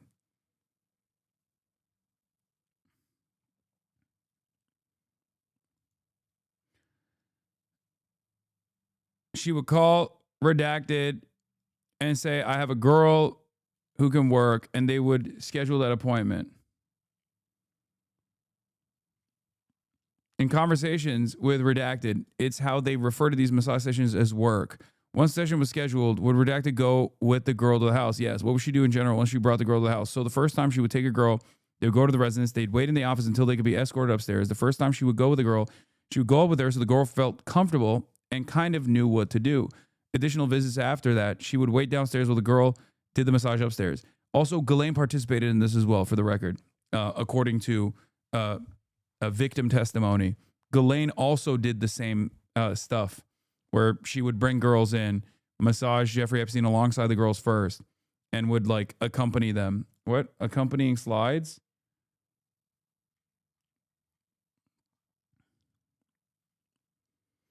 Are you sure? Because this is this is not New York. This is Palm Beach.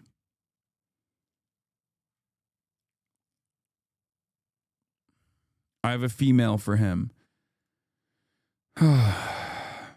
She has a female friend for you. Please call back as soon as possible. She will be here at 4 p.m., but she needs to talk to you before that. Please call her back. Her new phone number. Please call her.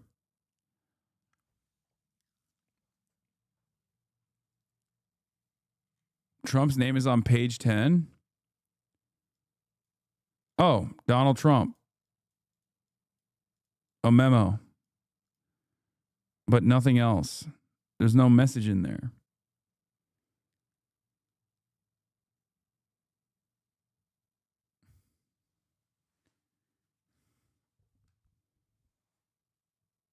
Wow. He called to say how much he disagrees. Yeah, he called to shake his head. He didn't even say anything. He just shook his head.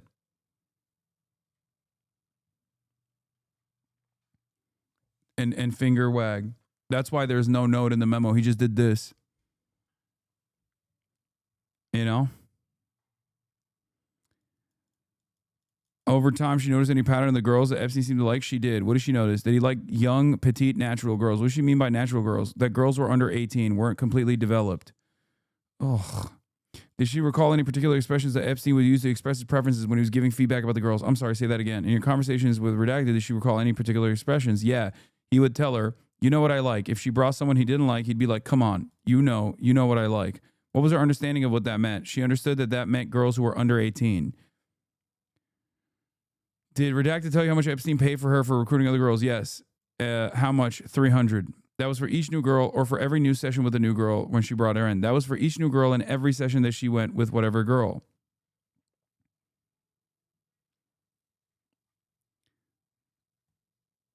She would schedule the sessions through Redacted, would either contact her on her phone, or she would reach out to Redacted to say she could work. Anyway, I'm going to scroll through this stuff. Approximately how old was Redacted when this photograph was taken? Approximately 19. Based on her participation in the interviews with Redacted, have you learned where she was living when she was about 14 or 15? She was living with a friend of her. What was in the West Palm Beach area in Florida? Oh, was that in the West Palm Beach? Yeah, you mentioned that she was living with a friend. To be clear, she was living with her parents during that time. No, why not? She had a difficult home life. Again and again. It's always the same shit. It's always the same thing. Identifying victims with a rough home life and then having them bring in other additional victims as well from a similar background. If you were familiar with the Epstein investigation and the trial, you saw this as a pattern. Okay? How did she respond when she heard that? She agreed to it. Did she end up going to Epstein's residence? Yes. How many times did she go to the residence? Approximately 60 times.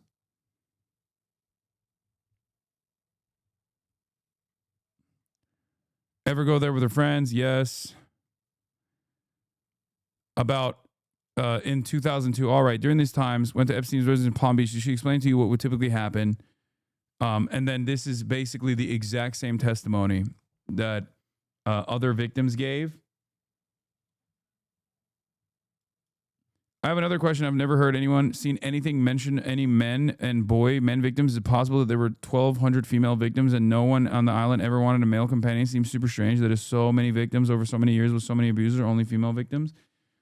Actually, I don't know. I don't know the answer to that. But the common ones that we do know, like the ones that we do know are, and that's an interesting question for the record. I know that some chatters were yelling at you, but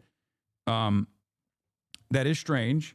I think there are male victims, but the most that have come out, that's false. There's 25 male victims. Yeah, there's definitely male victims, but the ones that are the ones that have come out and spoken out against Jeffrey Epstein, like openly state that they were victims of Jeffrey Epstein, have all been, like, all the high profile victims have been women.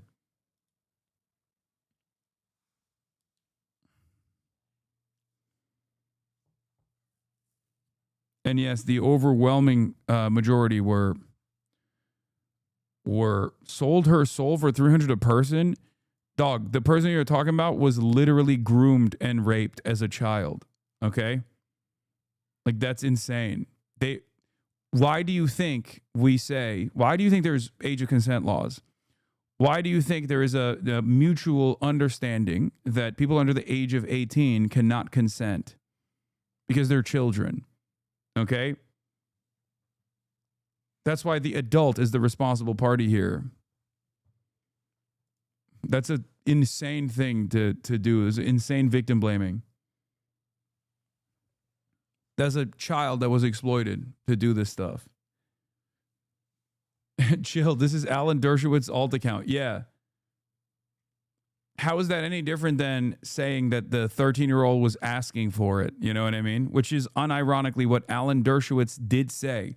Alan Dershowitz, in his defense in the 2008 case, quite literally mapped out a pattern of victim blaming and slut shaming for 13-year-old girls. It's such an insane thing to think about now. And it was fucked up even back then, and yet they did it. Isn't that crazy? That was a successful defense for Alan Dershowitz, a tenured Harvard professor, by the way. He called the 13 and 14-year-old girls slutty prostitutes that knew exactly what they were getting into. Isn't that fucking crazy?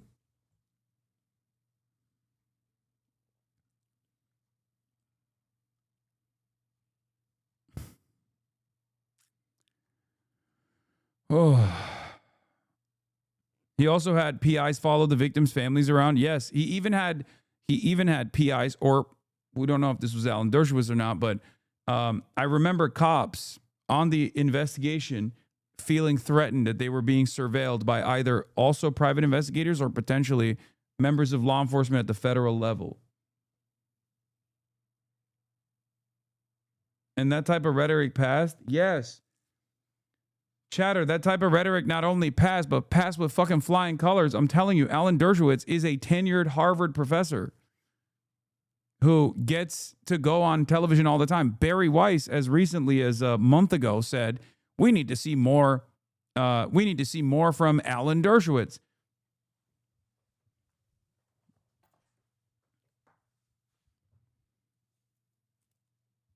Also, slut shaming and victim blaming is an effective tool that defense attorneys use even to this day, for the record. I hope you understand that. This is why, like, as hysterical as, social justice warriors or feminists may seem, there is a major discrepancy in the criminal justice system in the way that people actually analyze this kind of stuff. And there is a lot of validity to the rape culture, the rape culture statements that feminists often make, because this kind of stuff would not work if people in the jury did not also have a similar mindset about what women's place is in society, about patriarchal constructs that exist. Their understanding of power dynamics is so distorted.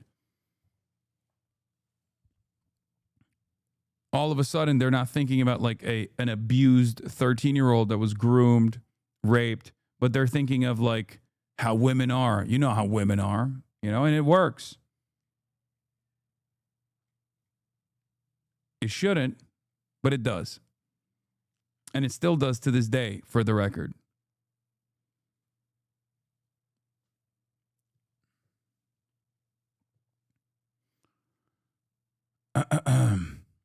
Anyway, obviously Alan Dershowitz is unique in this instance, because not only did he mount a successful defense for Jeffrey Epstein, his client, but he also personally was alleged to be involved with the victims himself. Something that he, of course, spent most of his life arguing against, saying things like, "Oh, I kept my underwear on at all times," for example.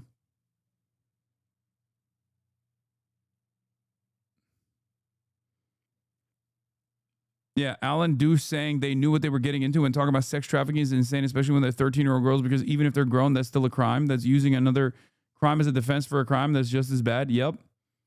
Except in that case, it was successful. Defense attorney here, victim blaming is still used in defense theories, but in fairness, it would not work in a trial where the lack of consent is due to age. No, I know. I don't think, I like to think that we've evolved beyond that a little bit. But yes, for adult rape cases, they still use it very aggressively. I mean, they used it with fucking Diddy. Successfully.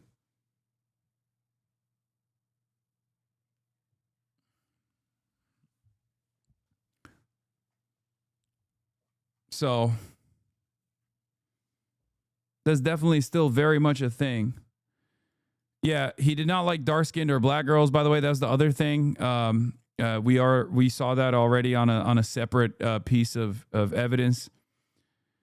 He did not like dark-skinned or black girls. Did she recall him using any particular expressions? Yes. He told her, "You know what I like." What was her understanding of what he meant? She understood that he liked them under 18.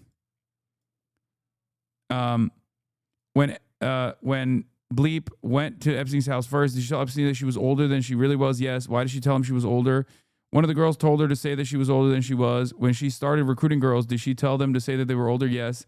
Did there come a point in time when she stopped giving girls that instruction? Yes. Why did she stop doing that? She said it didn't matter. He didn't care how old they were as long as they weren't over 18.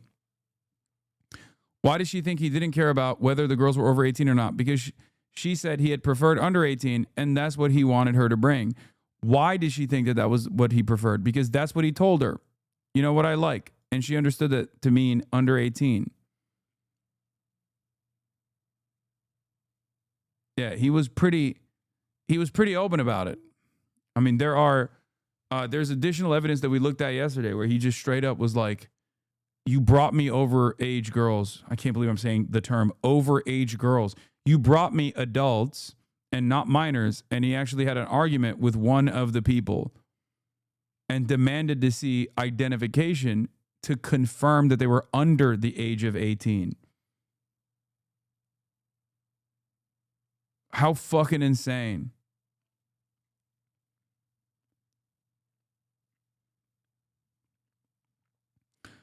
Now, one could think that this is his own personal sexual proclivity, right?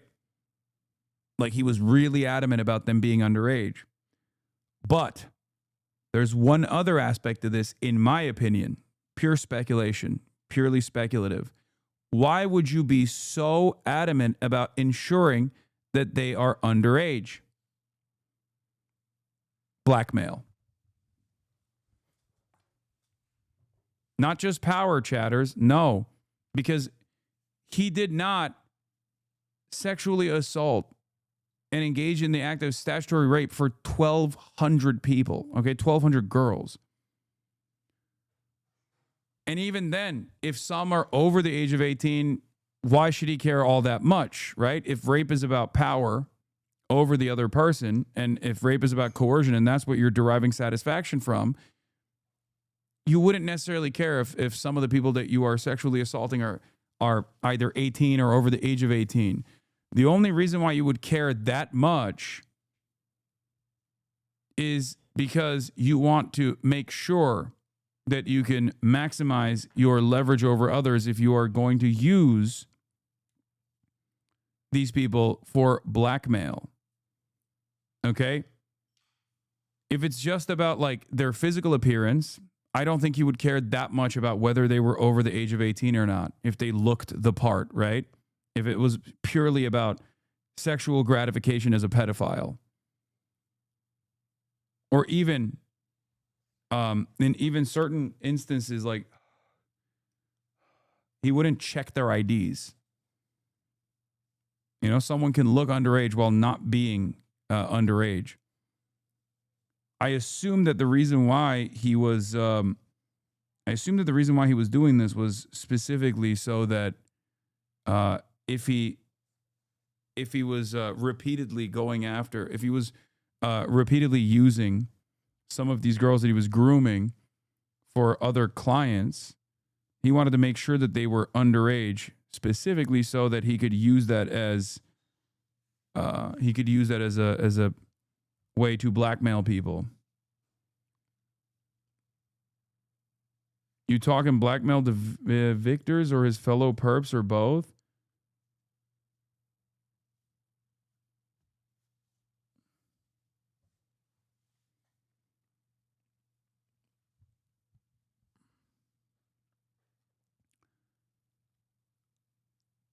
This part is about phone messages. All right, switching topics. Have you become aware that 2005 police officers from the Palm Beach Police Department executed a search warrant at Epstein's house at El Brillo Way? And you review some of the materials that were seized? Yes. Did they find a massage table, sex toys? Yes. Did they find phone messages? Yes. Could you please explain for the grand jury what we're looking at here? This is a room in his Palm Beach residence. Down here on the closed right corner, you're going to see the message pads. Oh, this is the message pads that we were just looking at previously. The ones that actually had, here's the Palm Beach residence. So these are the accompanying materials, okay? These are the message pads like she has a female for Mr. J.E., stuff like that. And in the message pads, there was just one message per page, or were there four laid out on two and on the bottom? There were four, two on the top, two on the bottom. Message pad we're looking at in this photograph, was that the only set of messages that were recovered from the residence? No. All right, so let's talk a little bit about those phone messages found in the house. So this message is dated September 30th, 2004. Redacted's name is on it, and then the message says she has a female for Mr. Jeffrey Epstein. So given the date on this message, if this message was left by Redacted, given her date of birth, would she have been about 16 years old when this message was left? Yes. So then they go through all of the messages that you saw here, right? She has a female for Mr. J.E. I have a female for him. And of course, it's like the name is also redacted here because this was most likely the other underage girls that he was grooming to bring in other underage girls. So the message on the bottom doesn't have a date on it. There is a message from Trump here as well, but I guess they don't really talk about it here, or they must have redacted the message, or they redacted Trump's name from the document because it doesn't come up in this one at all in the 56 pages, even though we know for a fact that his name is on one of the message slips, which seemingly came at what, 5:15 a.m. or 5:15 p.m.? I assume 5:15 p.m., right? 5:15 a.m. seems strange. Oh, yeah. I guess in the convention, they would just mark a.m. if it's a.m., 11 a.m., and then 7 p.m., 9:55 p.m., 5:15 p.m.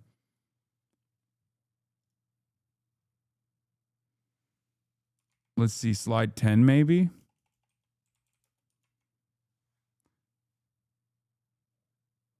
Upper. So you can tell when these messages were approximately left, but beyond the fact that one of them is dated, you're not sure. Correct. Can you walk us through what we see here on the message pad? So bottom right, bleep is listed. On the top right, phone number is listed. And it states, wondering if you want to work with her tomorrow or what time. So the message on the bottom marked redacted doesn't have a date on it, but if these messages were left in approximately November 2004 based on redacted's date of birth, which she had been 17. So this message was dated January 13th, 2005. And then they move on from slide 10. Okay, never mind.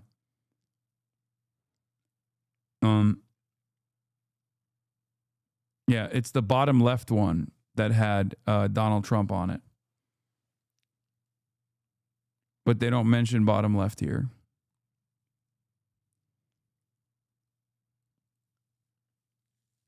So we need names of people that went to the parties.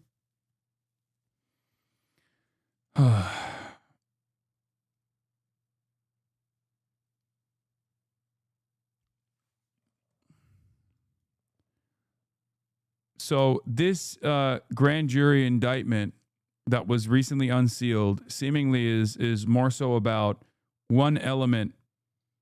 These amounts of money are blowing mine. Like, has Jeffrey Jedediah Epstein, why is he giving $200 per person? Do you think it was like another power flex? Why not just throw him $10K? What?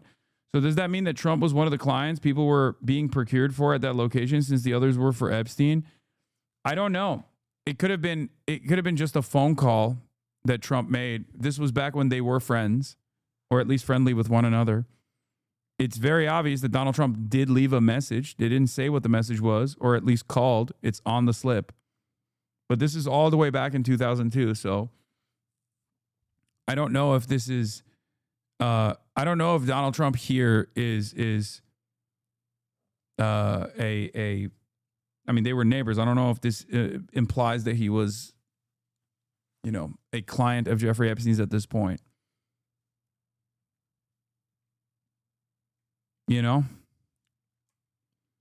Because most of these phone slips, most of these message slips are from Jeffrey Epstein's assistant telling him that the girls are coming in. With one exception, and that exception being Donald Trump. And there's no message there at all. Now, I don't assume that there's any OPSEC here at all. Okay. Also, yes, $300 was a lot of money back then, especially for a 14-year-old. That's a crazy amount of money.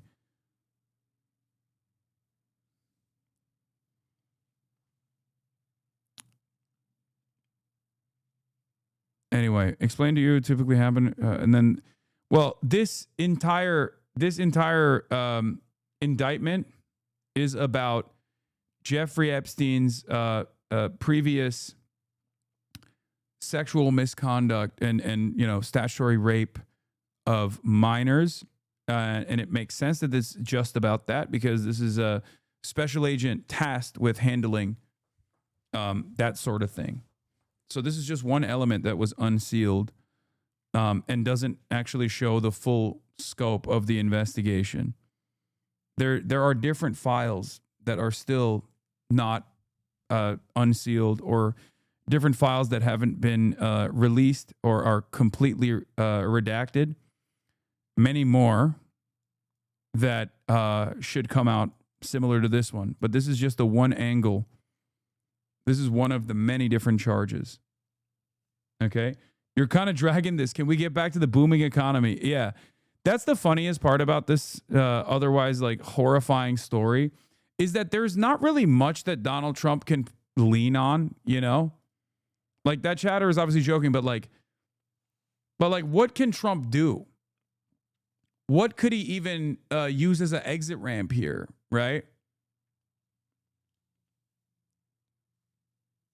What could he talk about? What could he make people pay attention to that's like much more interesting? He has very little confidence remaining in him from his own base. So he's just doing all the seizures of oil tankers, I guess. which is crazy because this last one that was just seized is a Chinese one. Oil tanker seized off the coast of Venezuela was carrying up to 2 million barrels of oil owned by a Chinese company, according to a Bloomberg report. If he thinks that this is not going to have tremendous backlash, I don't know what we're doing here, you know? Now he's not just linking up with Iranian or tankers that are supposed to be going to Iran to be refined, but now he's going after Chinese oil tankers. That's crazy. U.S. forces stop oil tanker off the coast of Venezuela as Trump follows up on promise to seize tankers. This just happened today. The pre-dawn operation comes after Trump announced a blockade of all sanctioned oil tankers coming in and out of the South American country and follows the December 10th seizure by American forces of an oil tanker off the Venezuelan coast. Homeland Security Secretary Kristi Noem confirmed that the U.S. Coast Guard, with the help from the Defense Department, stopped the oil tanker that was docked last in Venezuela. She also posted on social media an unclassified video of a U.S. helicopter landing personnel on a vessel called Centuries. A crude oil tanker flying under the flag of Panama operates under the name that was recently spotted near the Venezuelan coast. According to Marine Traffic, a project that tracks the movement of vessels around the globe using publicly available data, it was not immediately clear if the vessel was under U.S. sanctions. The United States will continue to pursue the illicit movement of sanctioned oil that is used to fund narco-terrorism in the region. We will find you and we will stop you. The owner and manager of the ship were Chinese who just apprehended a Chinese oil tanker. The ship was never sanctioned either. Clearly, this will be an international issue. I mean, I don't know. Are we... Is it for sure? Why is AP not talking about it? Maybe they're mistaking. Yeah, there's no mention of Chinese or China on this. So I don't know if like Twitter is cracking the case here. Let's be real. Still no such thing as narco-terrorism. Oh yeah, it's bullshit. Narco-terrorism is a bullshit response, but I do find it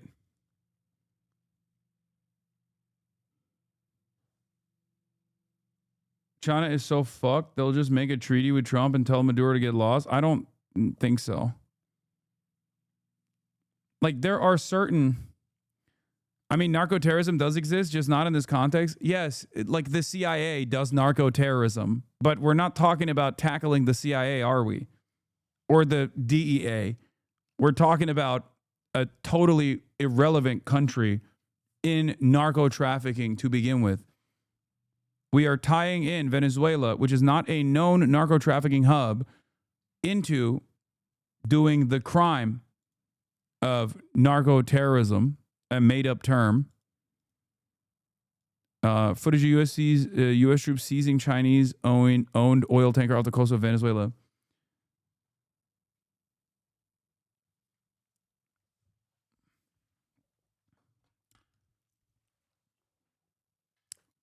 BBC says it's unclear if it was under sanctions, so sounds like no one really knows much about the ship yet. How do they know that it's Chinese-owned? I don't know. I mean, they probably looked at the manifest or something. Like, you can try to figure it out. Reuters confirms that it's... okay, Reuters says it's Chinese, then it's probably Chinese.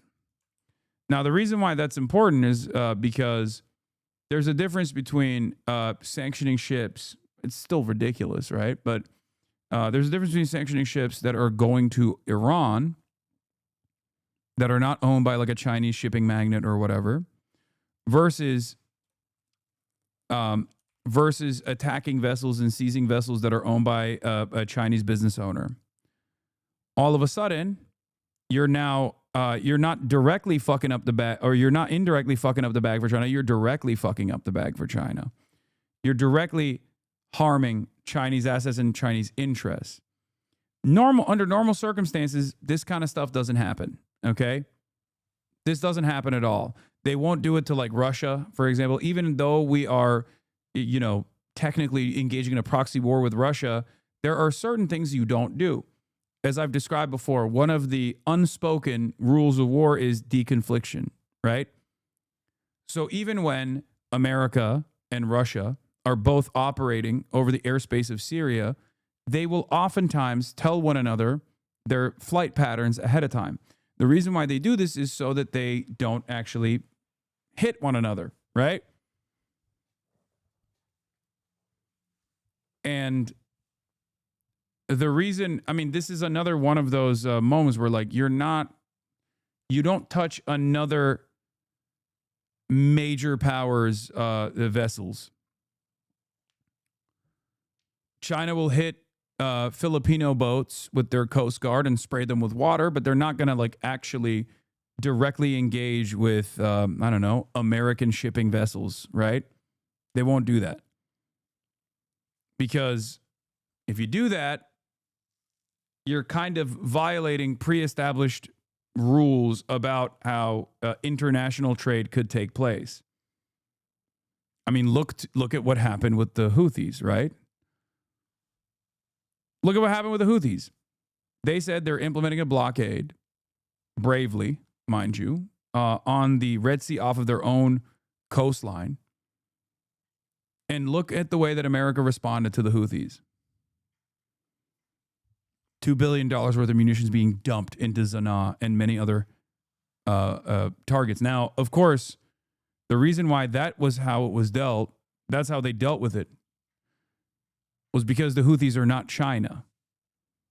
There's a difference between the way America operates against Venezuelan vessels that they claim are sanctioned that is going to Iran versus, you know, Chevron vessels that are coming out of Venezuela and directly shipping Venezuelan oil into America and the American coastline, as Chevron is doing currently amidst all of this chaos.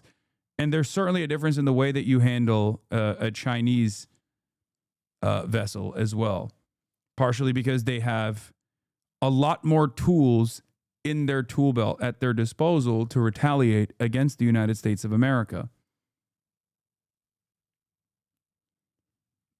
That's why I'm a little bit confused about why people were claiming it's a Chinese vessel. And I don't know how they've established that this was a Chinese vessel. Even this Reuters article does not claim that it's a Chinese vessel, by the way. Chatters, you said it is, but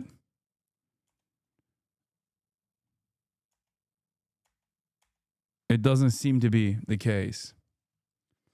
But as I also described, look, while many vessels are picking up oil in Venezuela are under sanctions, others transporting the country's oil and crude from Iran and Russia have not been sanctioned, and some companies, particularly U.S. Chevron, transport Venezuelan oil in their own authorized ships. So I don't know. I don't know if that's the case. But so far, no one has really confirmed it. Even Reuters has not confirmed that it's a Chinese vessel. What I'm reading is that it was an unsanctioned tanker. I don't think it's Chinese, but the Chinese bought the oil on the tanker. Yeah. Well, the oil from Venezuela that was going to Iran to be refined was also most likely going to head to China anyway. This is literally every U.S. media article on Trump hijacking Venezuelan oil tankers, only unironically. Yeah. A common through line with the way that the media in America is covering this stuff. It says that. Scroll down on that article.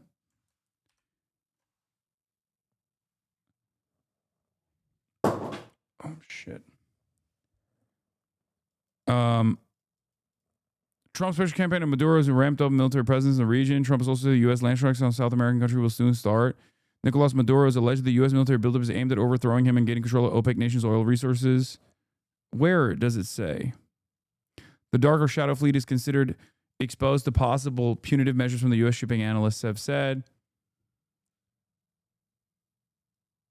For now, the oil market is well supplied, and there are millions of barrels of oil on tankers off the coast of China waiting to offload. If the embargo stays in place for some time, then the loss of nearly 1 million barrels a day of crude is likely to push oil prices higher. China is the biggest buyer of Venezuelan crude, which accounts for roughly 4% of its imports, with shipments in December on track to average more than 600,000 barrels per day.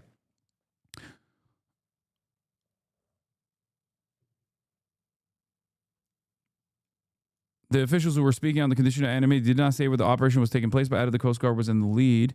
Coast Guard and Pentagon referred questions to the White House, which did not immediately respond to requests for comment. Venezuela's oil ministry and state oil company, PDVSA, did not immediately reply to requests for comment. It says on Reuters. This is the Reuters article. It's just archived so I can remove the paywall, chatter. What are you talking about?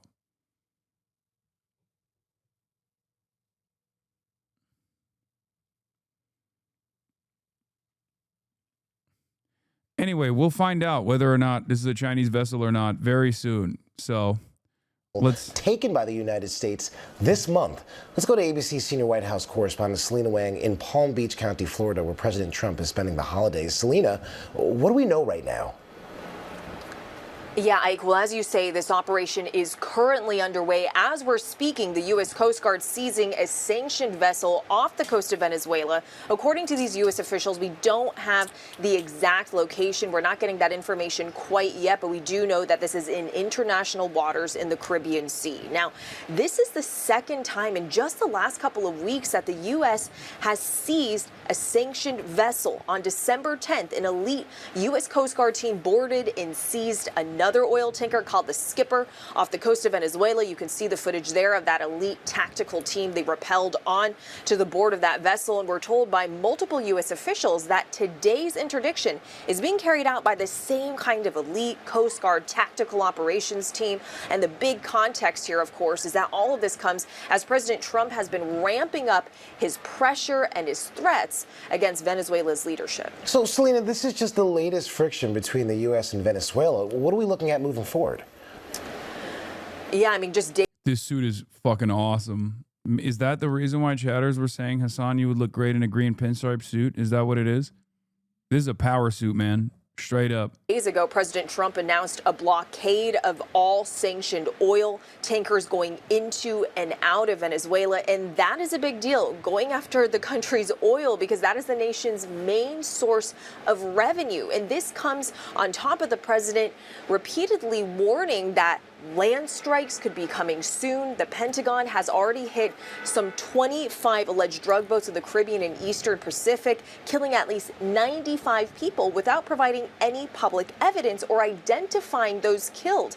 In addition, the Trump administration has been amassing this large show of force, the largest in decades in the region, including deploying the world's largest aircraft carrier. So all of that is leading to major questions from lawmakers about what is the end game here? Is it about oil? Is it about going after drugs? Or is it about regime change? All right, many questions remain unanswered. Selena Wang, thank you for your reporting.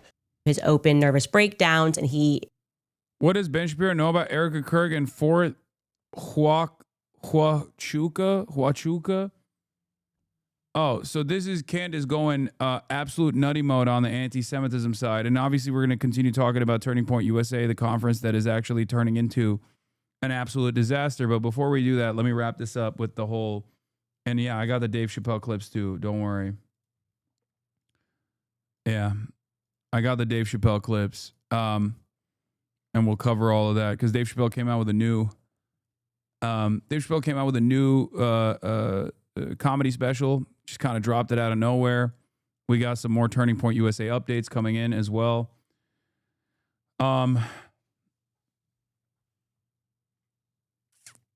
And we got Candace Owens doing the nuke. Yeah. Jews enslaved black people, you can say sorry, you can shut the fuck up about it. She's blaming Jews for chattel slavery, which is she's not just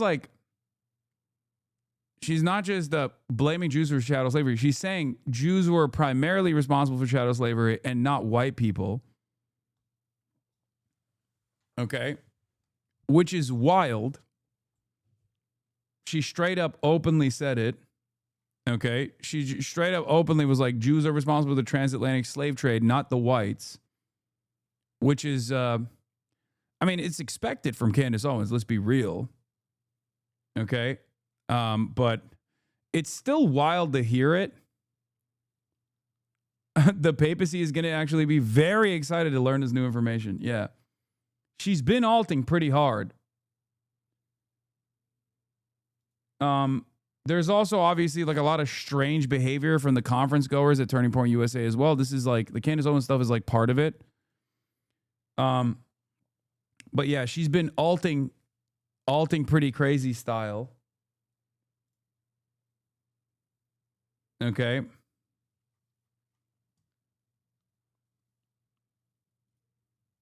So we'll get to all of that. I don't know where I should begin. Oh, the thing I wanted to to wrap up with the Venezuela thing is that NPR's brain dead stenography continues apace here. Greg Myers informs us Trump blockading Venezuela from exporting oil isn't an act of war because it's just partial. Good to know that if China hijacked only half of the U.S.'s primary export, it would not be considered an act of war.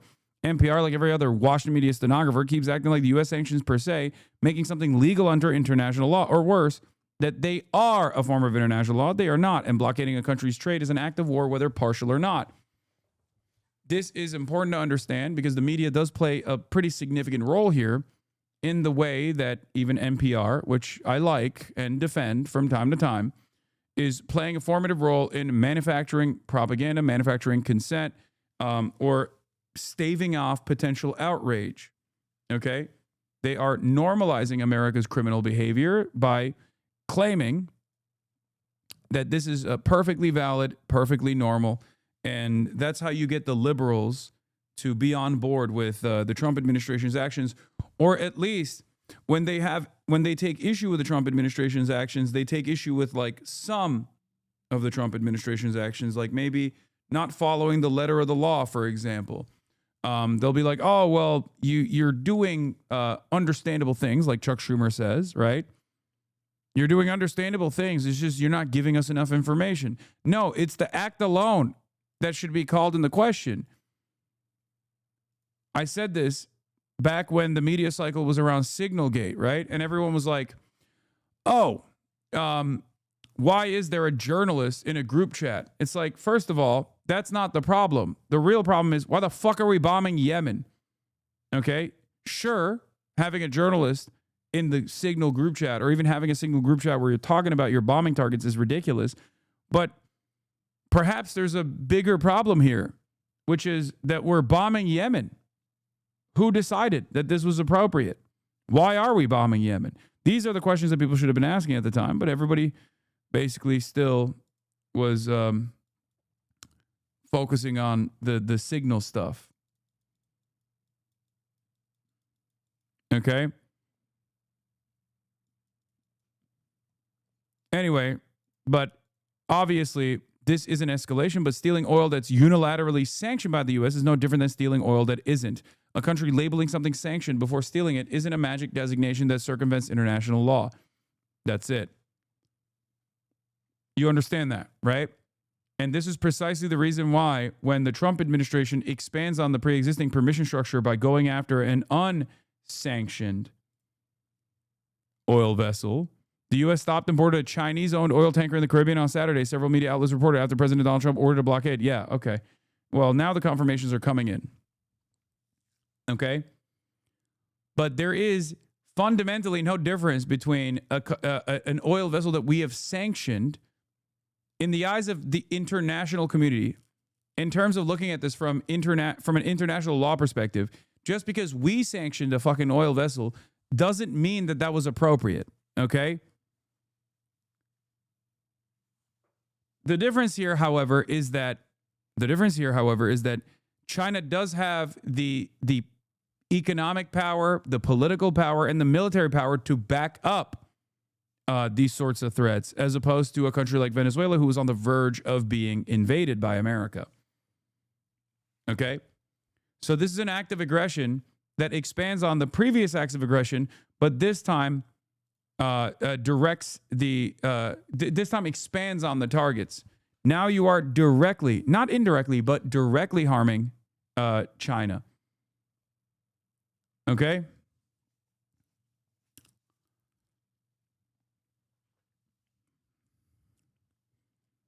But we shall see. But this also, in my opinion, reveals the true nature of why Trump is doing this, which is to forcibly dominate any country that even trades with China. Xi, send in the new carrier, says Michael from Pennsylvania. Does Central Committee even like China? I call his allegiance to China into question. Not to make a call-out post here, but your words ring hollow because you are still not in China. You are not on the mainland. You have not stepped foot in the mainland. So I don't even know. When you say, oh, Xi, send in the new carrier. I don't know if I believe you. Kind of seems like a fake fan, don't it?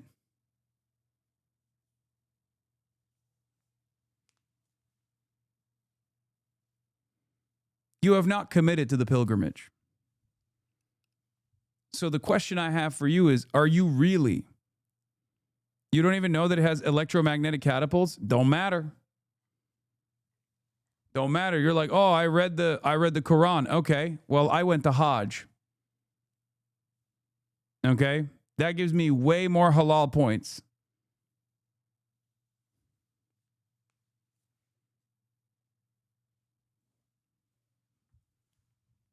Goes to China once. Better than going to China 0 times. I'm just saying.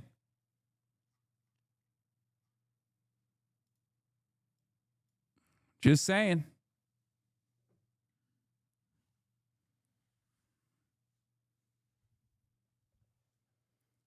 $1.5 because you brought that suit bag with you, dog? Hell yeah.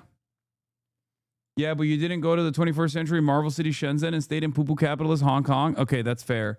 And I, you know the issue there was the one country, two systems failed me. Okay. No disrespect, but Deng Xiaoping, you failed me, sir. I thought one country, two systems. Perhaps I believed the BBC and Western media when they were talking about how there is no longer a one country, two systems policy, and it's all one country now. That's what they kept saying. You know, they're like, oh, they're deconstructing some of Hong Kong's remaining political parties that are not sympathetic to the CPC, all this stuff. And I was thinking, oh, that means there's free, unrestricted travel between the mainland and Hong Kong. It turns out that's not the case. It's because of how much I love China that I didn't even acknowledge. I thought one country, one system. You know what I mean? Don't come at me.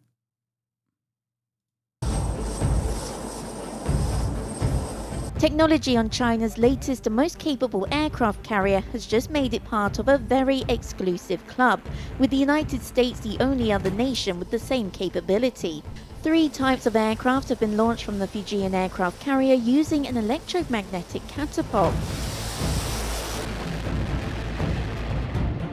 China's 5th generation J-35 stealth fighter, It's okay, I don't mind having taken city for years for being the China stand, only for you to steal the glory. I just want socialism. Okay, let's be real. I think I was also still taking a lot of shit for, you know, that position as well.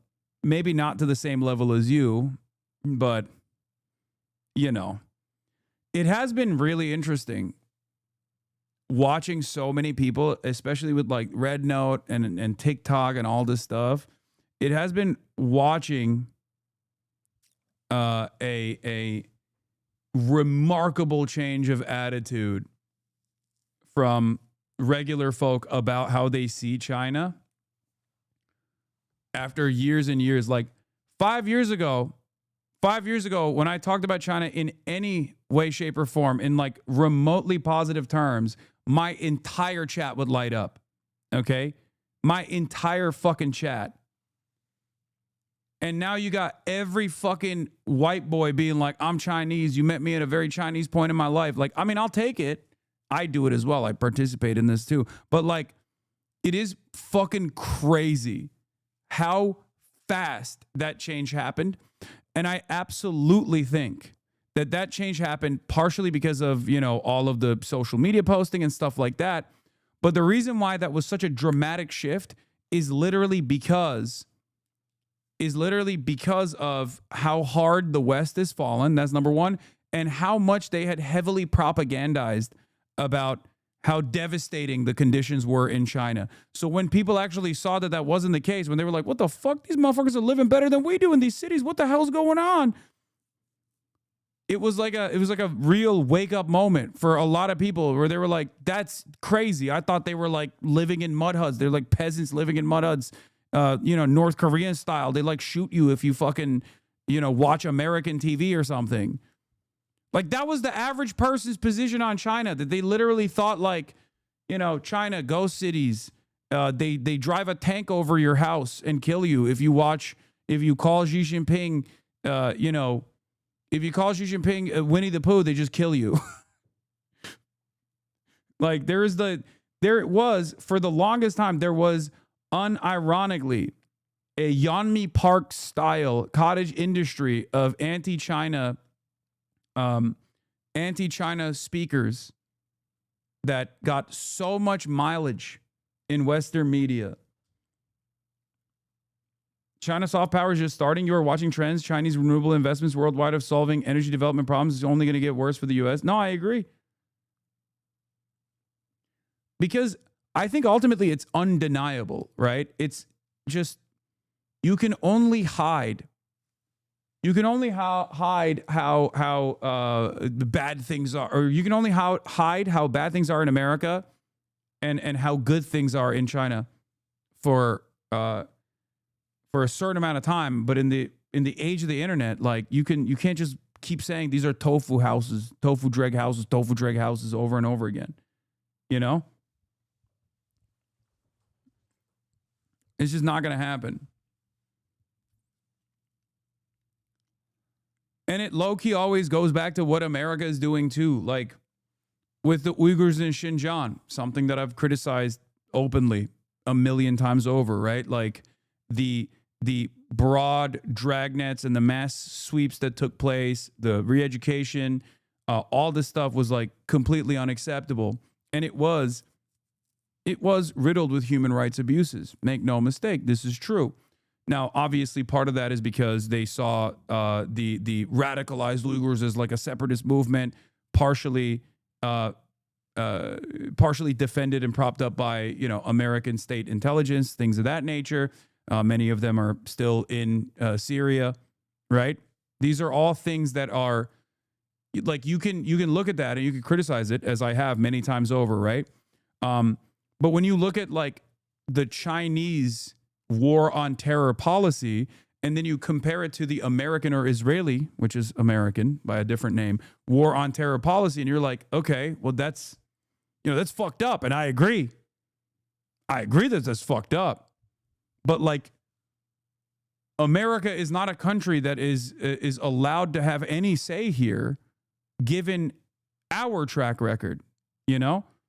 I criticize America. I criticize China on the way that they dealt with both of these different instances. But one thing that I always fucking mention, and I don't do the whole like everything is made up by Adrian Zenz. Obviously, there's propaganda there, like organ harvesting, things of that nature. But like, that doesn't mean that there weren't like actual dragnets and mass surveillance that was taking place. Okay, calm down. Having said that, the thing that I always bring up is if the separatist Uyghur apprehension policies were the ways in which and the Xinjiang policy that China implemented was implemented by Israel today in both the West Bank and in Gaza, every single Western superpower would be fighting one another to be the first to suck Benjamin Netanyahu's cock. Okay, they'd be like, oh my God, you are literally the most peaceful person on the planet. How did you do the most peaceful thing that anyone has ever done? They would be fighting one another with weapons to be the first to suck Benjamin Netanyahu's penis. They would never give a Nobel Peace Prize to another fucking global leader ever for the rest of time. They'd be like, every year we're going to give it to Benjamin Netanyahu because he dealt with this in the most peaceful ways possible. Do you understand? It's fucking insane.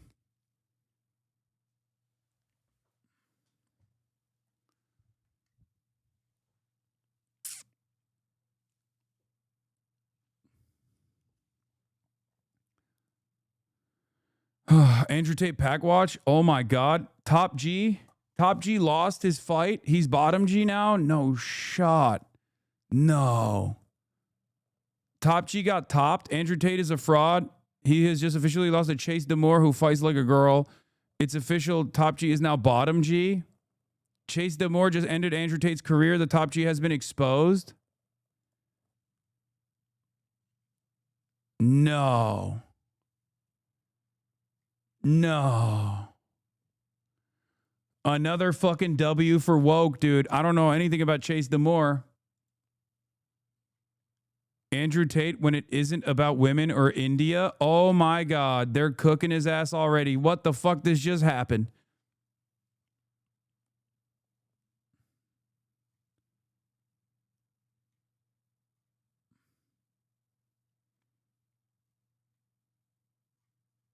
What I don't understand is how this fight was even allowed. Like, we know that he does steroids, no? He got beaten by bisexual gloves. Chase is awful. He's way worse than like Jake Paul, for instance. You know what's really funny? It's just because Andrew Tate is so awful that it's quite difficult for the person that he's fighting to be more awful than he is. It's one of those, it's like the pedophile hunters, right? It's like those pedophile hunters, like they're all fucking dipshits, right?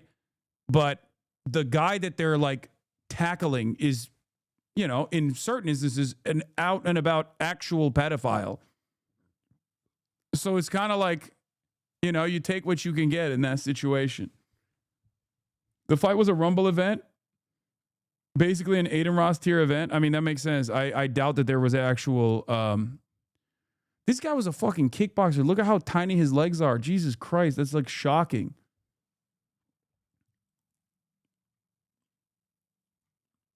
A shot like that, absolutely not. It's too easy to see, and you know, Andrew Tate's simply fatigued, and he wasn't able to get out of the way of it. Too much weight. Beautiful shot by Chase around the Chase Demore. Clearly dominated in round 5. Calves are genetic, brother. I'm looking at his quads, not his calves. You think I don't know what to look at for leg density?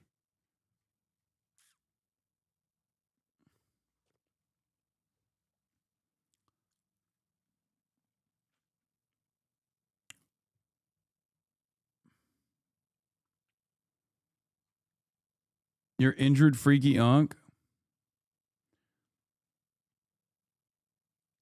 I mean, kickboxers, and he was a kickboxer back in the day, and he actually did fight quite a bit. But kickboxers usually have pretty solid lower body strength. I mean, it's in the fucking name, right? So it's he wasn't a good kickboxer, dude. I mean, he was fine. He wasn't like crazy good or anything, but oh my God, Andrew Tate lost to this guy. Tough look. Look at his eyes there. Oh man, he did not want to get hit there. Josh having a lot of success throwing that right hand to the body and coming up top with that left foot. Yeah, listen, Josh is there. He's trying, but this one might get waved off right now, guys. Yeah, and he's laying it off. It's over. Oh, he just fucking spat out his mouth guard.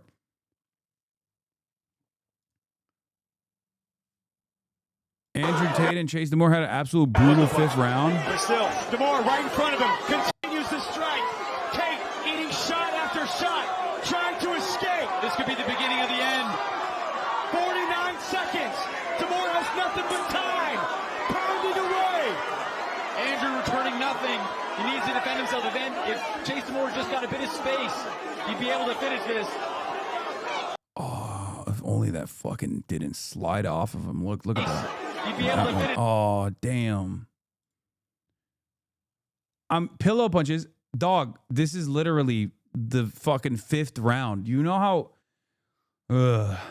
I mean, these aren't like professional fighters, dude. You know how fucking tough it is to be, you know, out there for 3 whole minutes? Of course you're going to be gassed by the 5th round. Tate trying to clinch for desperation, trying to stay alive. Demore stalking his prey. Yeah, Andrew Tate finding out beating fighters his own size isn't as easy as beating trafficked Eastern European women. Oh, no. Woke is so back, boys. Round 2 for Woke 2.0. Ding, ding, ding.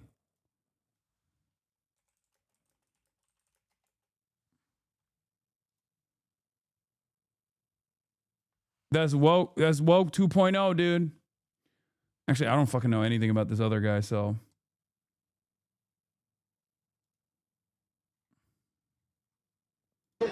Andrew Tate post-fight in Misfits Boxing. It's better to try and lose than not try at all. I mean, true. Yeah, I'm 10 years out, 4 years old. Gave it my all, but he's tough. I don't know what to say. He's really tough. Congratulations to him. Do you think we'll be able to see you in here again? Yeah, I'm going to have to go back, watch the fight, make a decision, but Chase deserves this win. I'm really happy for him, genuinely. Do you have a message to all the fans back home that are watching you? It's better to try and lose than not try at all.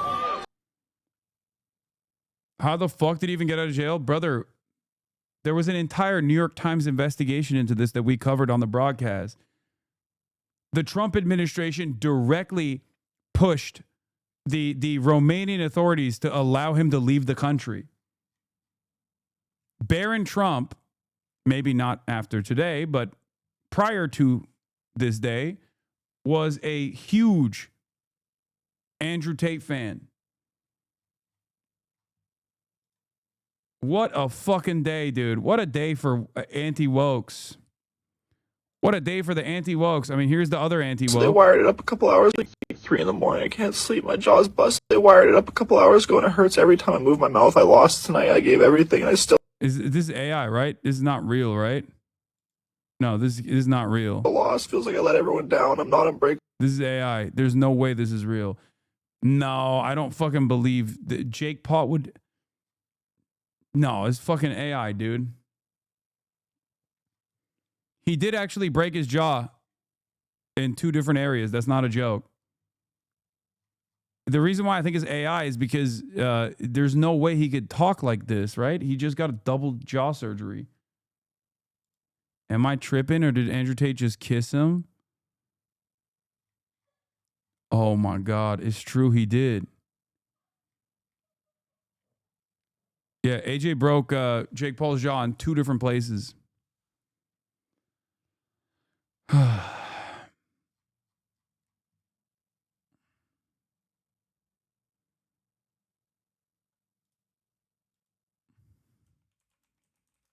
Anti-woke crusaders having a tough go.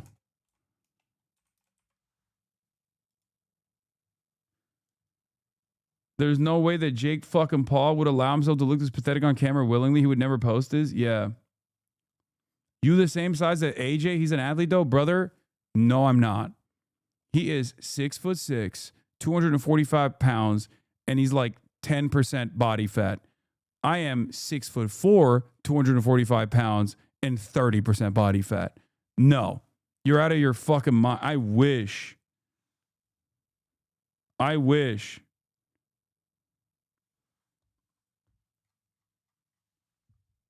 Anthony Joshua is fucking ginormous. 30%, no shot. I mean, I'm exaggerating, but like, you get the point. I like that people are saying, yeah, you're 30%. No, I'm fucking exaggerating, chat.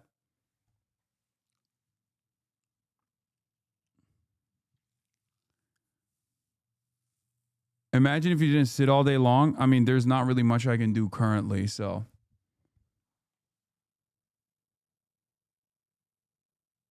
What every body fat percentage looks Do you like? know your body fat percentage? Take a guess. I'm gonna guess 21. 17. 15? Most people don't know their body fat percentage. Some people think they're way leaner than they are. Ooh, that was a little bit harder than I thought. Others are harder on themselves than they should be and find out they're closer to their goals than they realize. Hell yeah.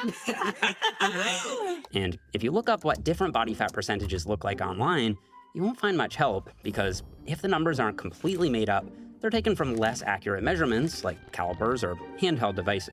And that confusion matters because your body fat percentage not only shapes how you look, it can also impact your health, sleep, performance, and how you feel about yourself. So in this video, I'm gonna take you through the full range from 50% body fat all the way down to 5%. Using real life people that I measured myself. That's my body fat See what percentage. each level looks 50%. like, but we'll also hear about what it feels like Pretty to much. live at each level. I'll also show you where the average male and female lands. So as we go, try to figure out where you fall and where you'd like to be, depending on your own goals. Yeah, I'm half whether fat. that's strength, health, or physique. This is Joe. He's a 36-year-old dad, and before I show you his exact body fat percentage, this is what his life is like day to day. I had low testosterone. Like my free testosterone was like 90, It kind of like made sense of like my lack of motivation, my lack of ambition. On bioelectrical impedance, or BIA, Joe came in at 50.7% body fat, and on DEXA, he was 45.3%. So your body fat percentage was 45. That's me for real, bro. Me and Joe like this, okay? 0.3. No way. That's lower than you thought. That's actually, Let's yeah, go. yeah. I mean, it's bad, but like. He said he wants to get that down to 25% by the end of the year, and I'm gonna help keep him accountable with that. So you need to be around 100 kilos. So that's about 220 pounds. If you want some accountability, we're here. Yeah. We can get you back in a year from now and see where you're at. Okay, and this is Alexis. She's a 19-year-old university student, and she said that day to day, she feels pretty good. What's your Notice how 50% body fat in a woman is very different than 50% of body fat in a man. This is important to understand. Women have higher body fat percentages on average. It's normal. It is supposed to be higher, as a matter of fact. And I'm sure it's a fact that Jeff is also going to reflect on in a little bit. Very different. For example, like the unhealthy body fat percentage is sub 10 for men. And everybody is different. Some people can actually stay under 10% without any significant health complications. But like in general, I'm using averages here. Whereas for women, I believe it's like around, what is it, like 20, sub 20? No, not sub 20, maybe like, yeah, sub 20, I think. energy like in the gym? Like, do you feel good? In the gym, honestly, yeah. I love going to the gym. Alexis measured at 47.2% on BIA and 48.2% on DEXA.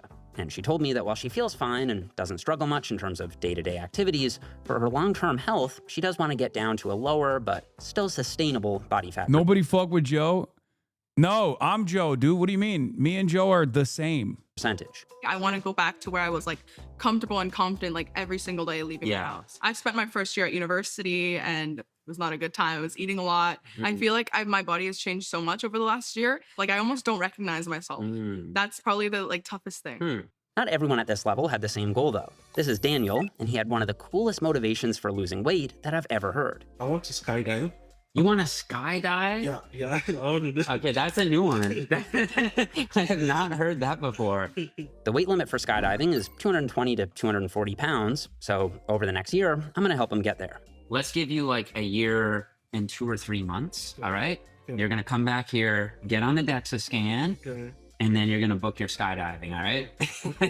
I'm not doing it with you though. Lamau, your fat ass can never skydive. Sorry, true. Yeah, I'm scared of heights. I will film you though. For long-term weight loss, I think having a purpose that speaks to you is crucial, especially if you want to lose a lot of weight, which can feel overwhelming. You need to have a good reason for why. What happened in the news? We're taking a quick break, man. We'll get back to Candace Owens and Turning Point USA in a little bit. Fucking let me live, man. It's Saturday. I just interviewed a fucking congressperson. You want to do it. What is fueling this for you? Like I've got 2 children. Like I've got a 5-year-old and 8-year-old. My boy's 5, and like his sole purpose is to like beat me up. That's like straight up it. He wants to be stronger than me. He wants to beat me up. And you just can't let him do that. Exactly. And for as long as possible. Okay, that's so cool. I like that. Just beat up your son. Yeah. And because weight loss often takes longer than people realize, a lot of people do struggle with staying motivated. A lot of people want to find motivation. And the thing is, like, it comes and goes, right? And the key to be able to run on that is to get the habit set up. So it's just like brushing your teeth, right? Like it becomes something you do. You build that trust in yourself over time that you're gonna actually execute on those habits. While speaking with people at this level, I realized that even simple day-to-day activities can be a struggle. I'm always tired. Like I'm not like I want to sleep all day, but like I'm always fatigued. This is the heaviest I've ever been. That could be literally because you got a massive weight vest on at any point throughout your day, or also because of the unhealthy dietary choices that you've made that is probably also contributing to the fatigue. It always feels like a battle. Like I'd lose Could weight. also be sleep apnea at that point as well. Depression, sleep apnea. These are all things that I have, not sleep apnea, but like these are all things that I have experienced personally at that level of body fat percentage. And then I would like gain it which back. I certainly was at, by the way. I was joking when I say I'm at that point now, but like I definitely was at that. To put on your shoes is low like, test, another it's problem. just uncomfortable. I never really care so much about my appearance, just about Maybe I wasn't at 50% body fat, but like close enough. the things I can do if I was not as big. And what I found most interesting was that they assumed that if they could just get down to the leanest level, like single digits body fat, their exhaustion, energy crashes, and trouble sleeping. Nope. If you get to single digit body fat, especially if your body is comfortable at this level of body fat, whoo, oh brother.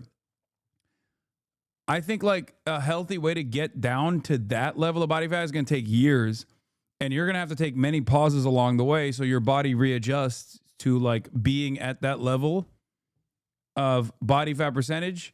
If you just like burn all the way down to that point, you will yo-yo back, okay, for sure. That means you're probably not doing it in a healthy way.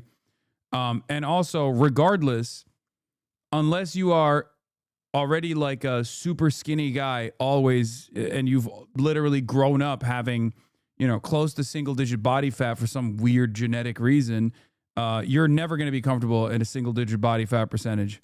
Most people are not comfortable at a single digit body fat percentage at all, because most people are never at a single digit body fat percentage. Would all go away. I'm pretty sure I would feel a lot better like this, right? But interestingly, as we'll see, if you go too far in the other direction, these exact same issues come back around again. Yep. In fact, if you get super lean. Yeah. Low T, depression, feeling like shit all the time.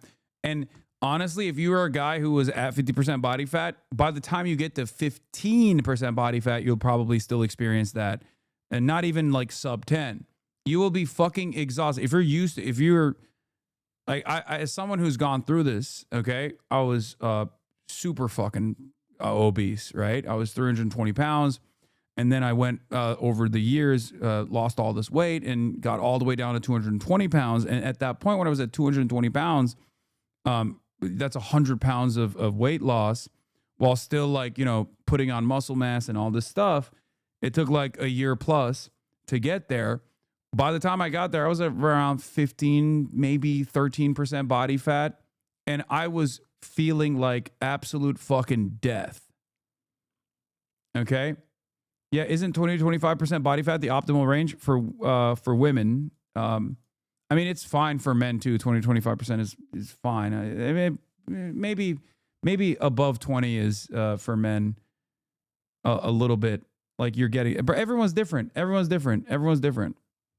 It can get really bad. I know my body is tired and I just can't get to sleep. And when you're that lean, it's like the wind blows and you're I wouldn't say optimal for men though. And a little later, I'll show you above just 20 how bad I things wouldn't can say get it's at the optimal for very men. leanest level.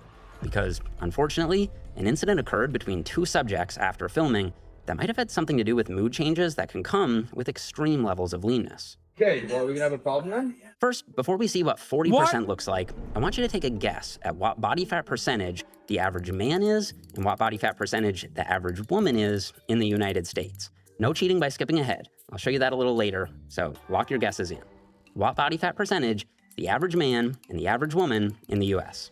Okay, this is Hamanish, and he measured in at 40.7% body fat on BIA and 37.2% on DEXA. And keep in mind, these numbers are very accurate. DEXA is often considered the reference standard for body composition in exercise science research and in clinical practice.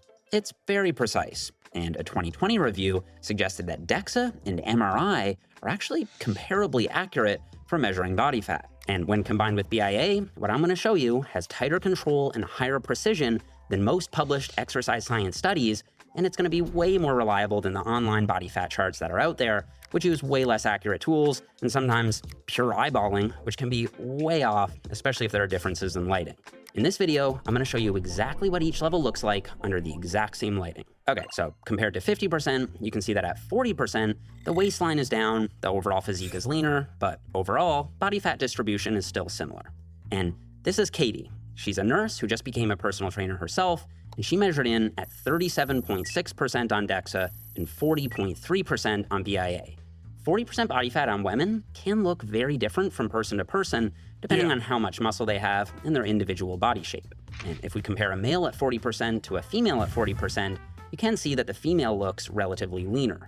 That's because women store about 10 to 12% more essential fat than men, so 40% on a woman is visually more like 28 to 30% on a man. Men also tend to store more body fat around their stomach, lower back, and neck, while women tend to store more body fat around their hips and thighs. This is in part because estrogen promotes fat storage in the lower body, while testosterone promotes more visceral fat storage around the organs and midsection. That's a trend that'll continue.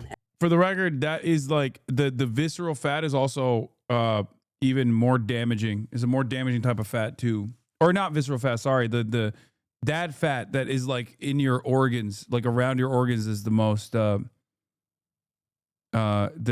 dangerous type, right? That's not visceral, right? That's like, you know how some dads, that's visceral. Okay, you know how some dads have like the tightest belly, where it almost feels like it's a fucking, like the dad fat when you got a dad whose like belly is just fucking protruding. And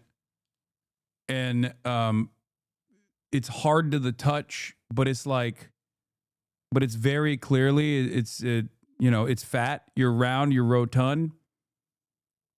That type of fat is the worst one. It literally rounds out. I had it like 3 years ago. Beer belly type is visceral fat, super bad. At every body fat level. At 40%, how you feel day to day varies a lot from person to person too. Katie said that overall, she feels pretty good, has high energy, and her strength. How do you differentiate between I have so fat on me, but that's just my body, and I need to lose weight, this is bad? I don't know. How you feel, chatter. And not how you feel because people are calling you like a fat ass or something. I mean like literally how you feel. Do you feel good? Do you feel healthy? Do you feel happy? Do you feel depressed? Do you have a hard time going upstairs? Do you have a hard time standing up? You know? Do you feel lethargic? Do you are you often sedentary? You know? That sort of stuff. Is solid, while Matthew, who came in at 43.8%, said that he does struggle with sleeping and even some simple tasks like putting on his shoes. Yeah, a lot of the shit that these guys are talking about, if you see yourself in them, that could be an indication that you might need to lose a little bit of weight. Can be difficult. I definitely feel it with sleep and stuff like that. I haven't been diagnosed with it, but like I know why I have sleep apnea. Like, if I fall asleep on my back, I'm gonna wake myself up snoring. Being conscious of what shoes I wear if I'm going somewhere where I might have to take my shoes off. Sometimes it's difficult to just like pop my shoes on, because I'm heavier. At 40% body fat, men typically have a higher risk of cardiovascular disease and metabolic issues. But for women, the risk isn't as elevated. In both cases, though, exercising and eating a healthy diet can do a lot more than you'd think. Even if weight loss isn't occurring right away, research shows that exercise can still significantly improve your health, strength, and mental well-being. And if earlier you guessed that the average body fat percentage for an American woman is around 40%, you'd be pretty much right. Based on 2017 to 2018 NHANES data, the average American woman is about 39% body fat. Okay, now we're down to 30% body fat, and this is where things really start to change. This is Septarshi, and he was 30.1% on BIA and 33.3% on DEXA. Your total body fat percentage is 33%. Okay. All right, but keep in mind, 30% can look quite different depending on your structure and how much muscle you have. Yeah, Septarshi measured in at 33.3%, and Greg measured in at 32.5% on the DEXA, so almost exactly the same. But Septarshi had 97 pounds of lean mass, and Greg had 150 pounds of lean mass. At this level, but he's how also much muscle you taller. carry can have a big impact on how you look. You guys are the same body fat percentage. You had very different reactions. I feel like you were really disappointed and you were not. 30% is what some people would call the dad bod look. Assuming you lift weights, you should see some visible muscle outline in your arms and legs, but you're not quite lean enough to see a whole lot of detail or separation. But assuming you sleep well, eat healthy, and exercise, your energy levels should be pretty solid, and your performance in the gym should be good too. I almost like the way I look a little bit with the fat on. Yeah, hey. It gives me the size, right? I actually like that look too. But if you don't have those healthy lifestyle habits, 30% can definitely That's a real dab on. feel uncomfortable. And for men, 30% is still above That's not what a dab most bod. health Oh my God. I mean, that organizations is like would what people consider consider to be a optimal dad for bod. long-term Yes. health. And if earlier you guessed that the 30%. average American male was 30% Where body I'm fat, at. you'd be pretty close. Based on 2017 to 2018 data, the average American male is about 27% body fat. So if you're a man with 30% body fat, you'd land right here. About 40% of men have a body fat percentage higher than you, and about 60% of men have a body fat percentage at or below you. So if you're at this level and you'd like a smart nutrition app that can coach you to a leaner physique, try out MacroFactor. I'm a part owner, we've got over 400,000 users, and I'll put a link to a 2-week free trial in the description box below. Okay, so this is what 30% body fat looks like on a male, and this is what 30% body fat looks like on a female. This is Brecken, and she measured at 28.4% body fat on DEXA and 28.2% body fat on BIA. So just a little under 30%.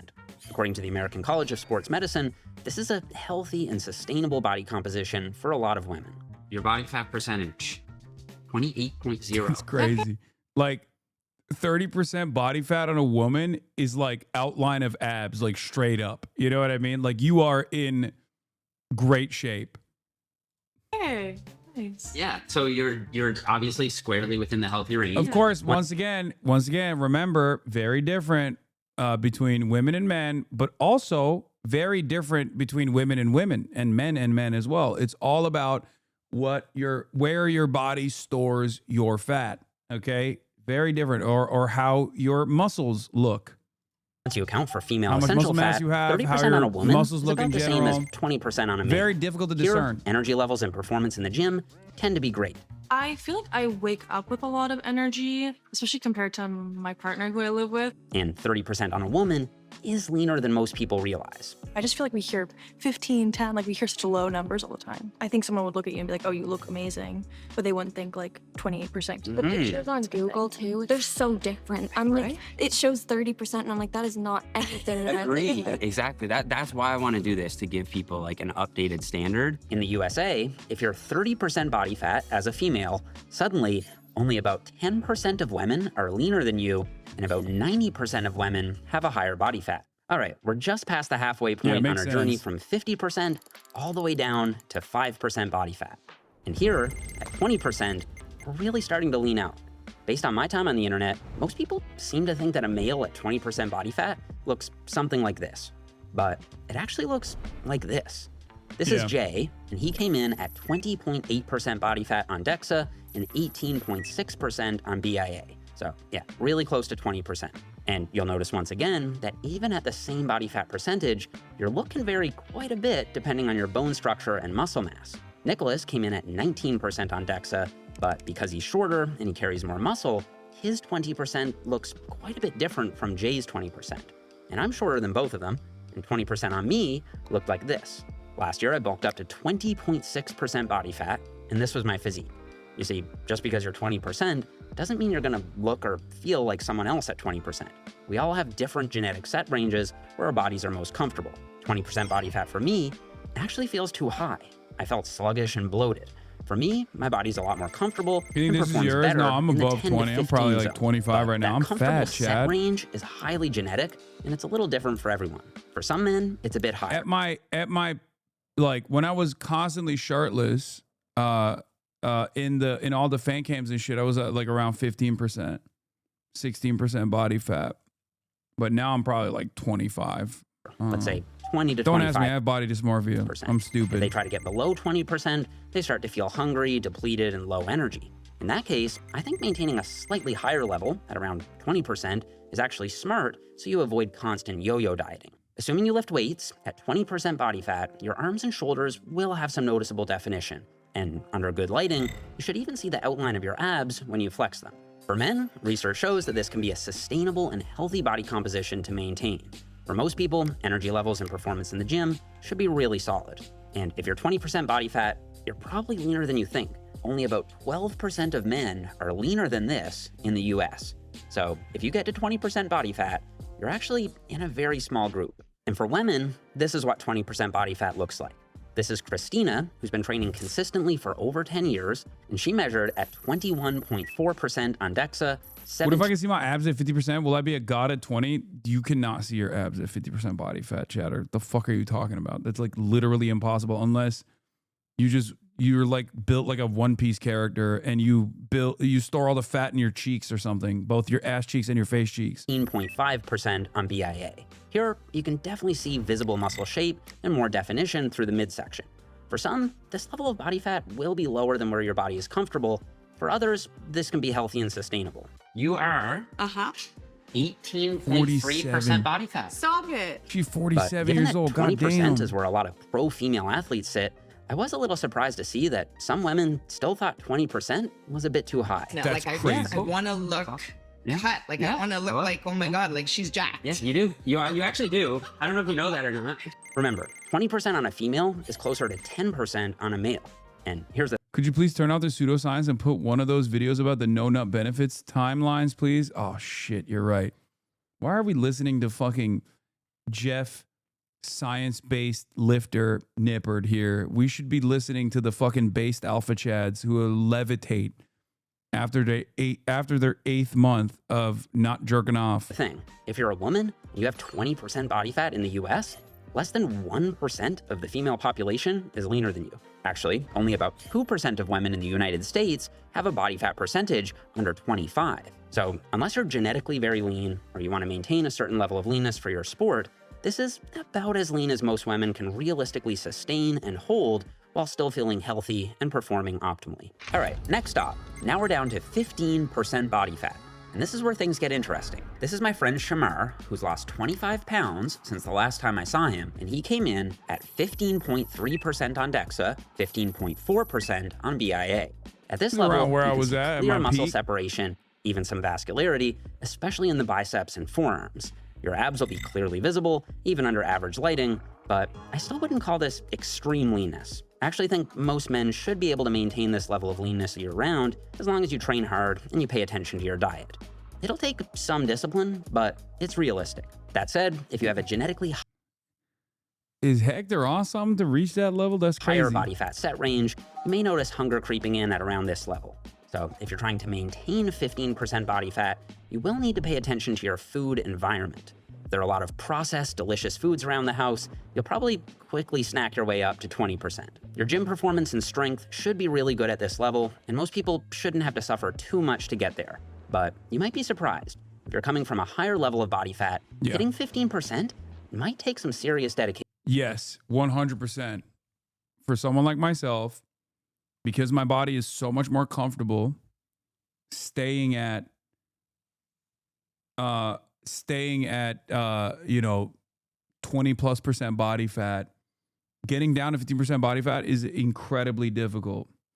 I just ate a bunch of ice cream last night. Thanks for showing us this. You got it. It does require a serious dedication for sure.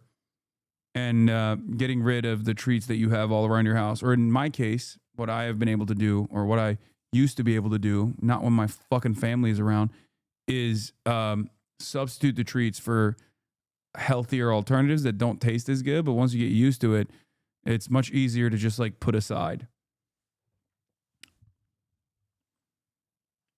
15.6. 15.6, man, okay.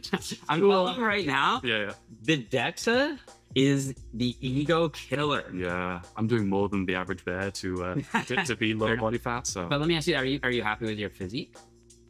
Yes, overall I'm happy with it. Made a lot of progress. And your performance? Yep, yeah, no, I feel fine. And Well, then that's enough, right? Yeah, you're right. Still, if you have more muscle mass and you're genetically leaner, you might be able to cruise down to 15%. To be fair, it also requires dedication to maintain a 40% body fat too. Yeah, not for me. I could do 40% easy. I wouldn't even have to think about it, dude. As a matter of fact, if I stop thinking about it, I get the 40%. Without much struggle at all. I feel way better. Yeah. I'm 25 pounds down. Yeah, 25? Yeah, I'm too. My pounds are better. My vascularity's better. Here's what I think. I think it's because you've taken your time. Yeah. You have a crash diet. Very slow. You're still training super hard. Yeah. And you have a lot of muscle. Yeah. You know, so when you get rid of the fat surrounding you, you actually look bigger. I look bigger. You do look bigger. You look bigger. Yeah. I feel like I look bigger. Yeah, no. Yeah, that happens. Regardless, 15% is leaner than you think. Only about 2% of American men are below this level of body fat. And for women, 15% looks like this. Meet Vanessa. Yes. She's currently super. training for a High Rocks competition, which is a hybrid event that combines running and various exercise stations. And she came in at 15.7%. Remember though, at that point, like she's 4'11", at 15%, she is super duper lean. This would be a very uncomfortable level of leanness for most women. But I suspect that, like, given how physically fit she is, like, this is not even borderline unhealthy. For many women, this would be unhealthy. But the reality is, like I said, for every body is different. Every person's body is totally different. Okay? So she probably is naturally a very slim person, a very skinny person. And this is her with like muscle mass put on. Like this is not a normal, this is not even remotely a normal or even, dare I say, healthy body fat percentage for women unless they're unique at this point. And also this looks very different. 15% looks very different on women. Women have a lot more variability with the way that they look at the same exact body fat percentage than even men do. You might have noticed that as well. And that's literally because of like the way that people store fat. Women have different places that they store fat than men do, as Jeff also brought up. And that is a big part of the reason why two different women at 15% will look dramatically different. Body fat on DEXA, 14.8% on BIA. And like I said, since women need about 10 to 12% body fat just for basic survival needs, this level of leanness is typically only seen in serious athletes preparing for a specific event. For a lot of women, this is where things can start to take a negative turn, especially if you're sustaining this level of leanness for a long period of time. Your hunger hormones can increase, energy can drop off, and you may lose your menstrual cycle. Staying this lean for years can also cause bone mineral loss and gut issues. How's your hormonal health? It's sensitive. I don't want to put extra stress on my system. Okay. Otherwise, my period will get kind of wonky or like my sleep will get kind of messed up. That said, there definitely is a fraction of women who seem to do fine at this level without any major issues. Still, for most women, 15% will be low, and sitting closer to 20% is going to feel healthier and more sustainable for long-term health. And I don't know, I think this is cool. Two of these people are the exact same body fat percentage, which goes to show that just because you have the same number as someone else doesn't necessarily mean you're going to look like them. I saw a YouTube personality, the weight that she was aiming for, said that was sustainable for her was way too light compared to me. But because we were the same height and like had similar goals, I like pointed to her and was like, that's what I should do. But it wasn't sustainable or safe for me to do that. Even if you're the same height, weight, and body fat percentage, you can still have drastically different metabolisms from someone else. Yeah. So it's like everyone truly is their own unique person, and you have to figure out what goal makes most sense for you. Yeah, and what's most sustainable. Exactly. Okay, at this point, we've gone from 50% body fat all the way down to 12%. This is Jimmy, and he came in at 12.1% on DEXA, 13.8% on BIA. And as you can see, bro's got titties on him, bro. Jesus Christ, Jimmy. This is a very, very fit look. At this level, most men will have a fully defined six-pack with just a little fat covering the lower abdominals and a little fat left on the lower back. But at 12%... Yeah, bro, the fucking abdominal fat and the muffin top is like... It's just... impossible to deal with. It fucking sucks. You should be lean enough to see some visible striations, especially when you flex under good lighting. I want people to appreciate, like, this is a true 12... Also, as seen above, being short... like I am is just basically steroids. Yes. If you are below 5'10", you literally walk into the gym and sneeze in the direction of a weight and you will instantly put on muscle. Listen, this is the one area. This is the one fucking area where short kings absolutely have us talls beat. Okay. It's fucking insane. I don't know what it is. You go to the gym, you're like 5'7". You go to the gym, you just touch a weight and you get brawling. % physique. For most men, your performance will still be solid in the gym, but to be honest, Most men won't be able to maintain this level of leanness without some serious discipline. You'll most likely need to track your calories or follow. I was talking about men. I don't know Most about men women. I don't know won't how it just works sit for here women. without some active dietary restriction. Some men will be able to maintain 12%, no problem. But for most men, this is about as low as you can go without feeling. 5'10" isn't short. No, that's why I said sub 5'10". Okay, no, it's not. 5'9" isn't short either. 5'8" isn't short either. But 5'7", you're starting to near the short king territory a little bit. Like you're constantly dieting. 12% body fat is lean, much leaner than people realize. In fact, a recent data report of over 9,000 American men revealed just how many people are actually below 12% body fat. How many out of the 9,000 do you think were under? I'm a 5-foot chud. Is it over? No, dude. What the fuck? Your height and your weight and the way you look can cause hurdles, but they're not hurdles you can't climb, okay? There's no such thing. It's only as big as a problem as you make it for yourself. That's it.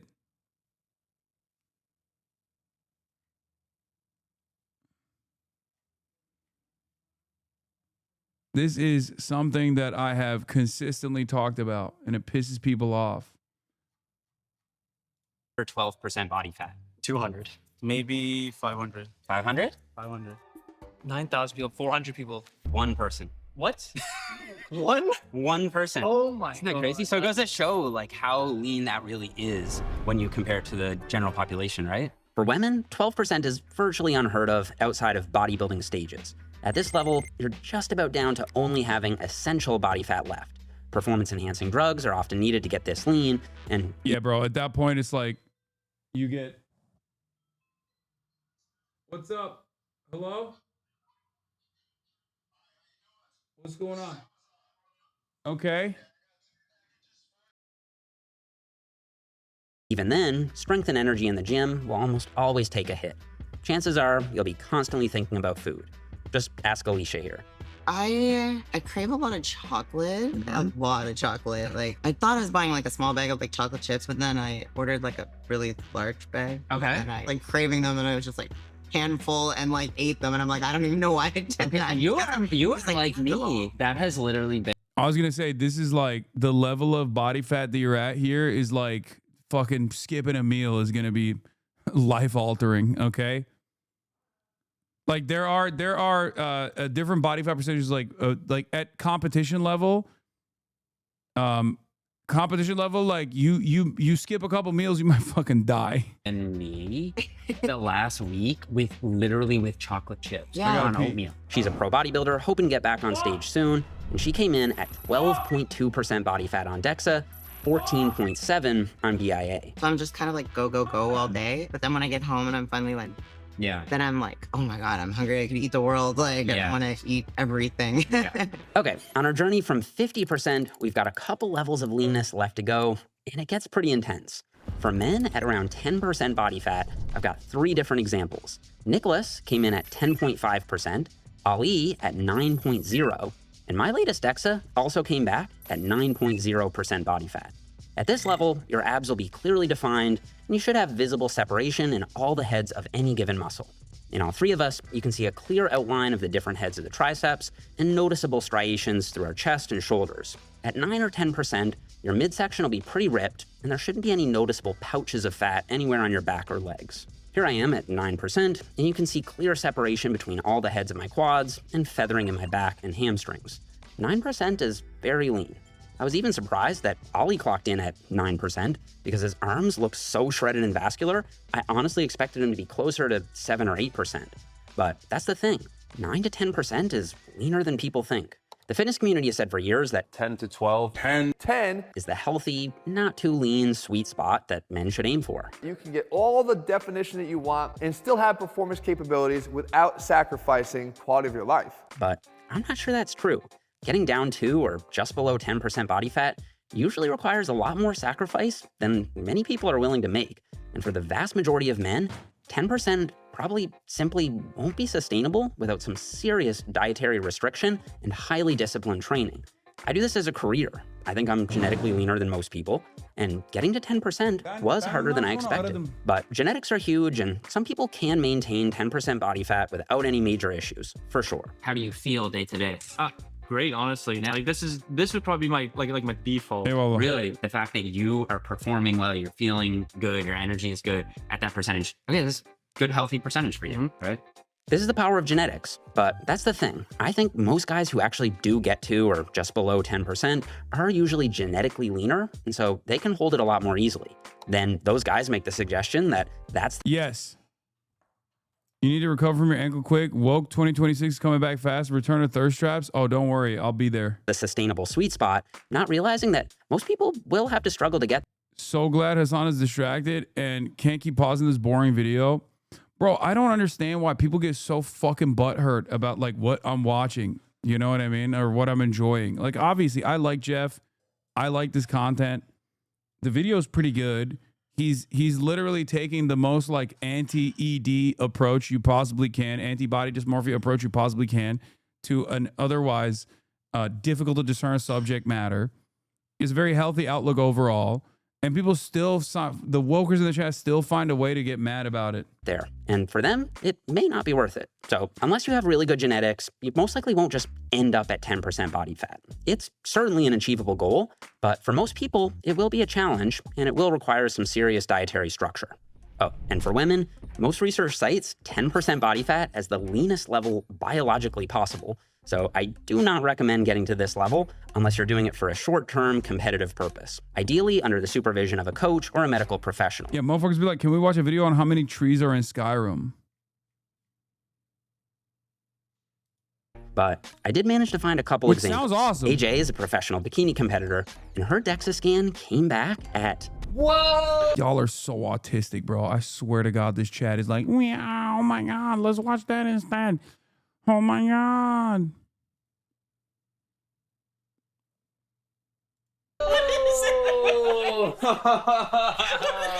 I have never seen this in my life. What is 9.9. But this level of body fat doesn't come without serious side effects. It feels terrible. It feels so bad. If I brush my hair, a lot of hair comes out. I haven't had a period in quite a long time. My last period might have been May. I know it's going to take a while to get it back. Gia is also a national level competitor, and she came back even leaner, 9.1% body fat. Absolutely mind-blowing. But again, this is a very short-term thing that I wouldn't recommend outside of very serious competitive contexts. 3 weeks ago, I started to notice like a significant dip in my energy levels to the point where I would stand up and I'd be like, whoa. And just like walk. Like for me, this is a deeply unhealthy level of body fat percentage, but this is like, again, super, super, super specific circumstances. Okay. Most people are never getting there, but I literally at 15% would get to that level when I first lost all the weight.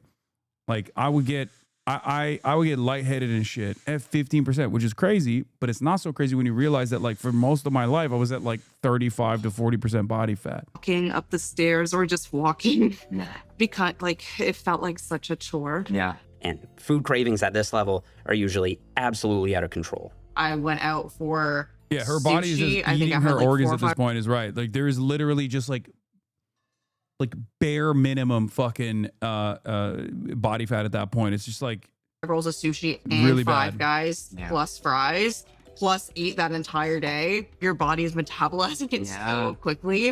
But like, the more you eat, the more your body wants food. So Given the extreme health risks of going any lower, this is the leanest level I'll be showing for women, but there's still 2 levels left for men. And the last level gets pretty wild. Okay, 8% body fat is what I would consider shredded. This is Luke. He's a professional natural physique competitor 2 weeks out from his competition. And his body fat came back at 8.4% on DEXA. Of course, he's 5'6". This is what I mean. Short Kings, you got this, okay? 9.5% on BIA. At this level of leanness, you'll have clear, deep striations in almost all your muscle groups. Usually the 5% is Ronaldo levels? No, dog. 5% is Ronaldo is like 8% too. Only muscle not fully striated at 8% body fat is your glutes. And that may sound awesome, and you do look super ripped, but if you are willing to make the sacrifices necessary to get here... Gay guy fat. Yeah, this guy's fat for West Hollywood Equinox. you're still going to have to deal with some side effects. Your testosterone usually starts to drop off simply because your body is sending every signal to just go find some food. No time for reproduction, you need to eat. No time for sleep, you need to eat. You might be thinking about food all day and night. If you could have one cheat meal right now, what would it be? Sushi. I didn't even have to think. Now, while there may be a few extreme genetic outliers who can get here without any serious discomfort, the vast majority of men will only be able to sustain this level of leanness for a short period of time. A, B, C, D, E, F, G. Can you start reciting that backwards for me, starting at G? Dude, I couldn't do that even if I wanted. But do you find that you have like brain fog, like you can't always get the words you want and that kind of thing? Big time. Yeah. I'm running in like slow motion at all times. The littlest of things can annoy me and agitate me so much. If you want to get to 8% body fat for a photo shoot or a competition, I do think there is a relatively healthier way to do it. What was it that you guys did at the One Piece Gym? Oh, it was nowhere near as comprehensive as this. It was a regular in-body where you touch it and stuff. And what did mine say at that one? Does anyone remember? I had a fairly low body fat percentage. I think it was like lower than Austin and Will, or was it higher than Austin? It was higher than Austin, lower than Will's, maybe. One Piece was a gimmick? No, it wasn't a fucking gimmick, dude. It was an in-body scanner, which is again super unreliable. It's not. I think it was like 13% or something, and Will was like 18%.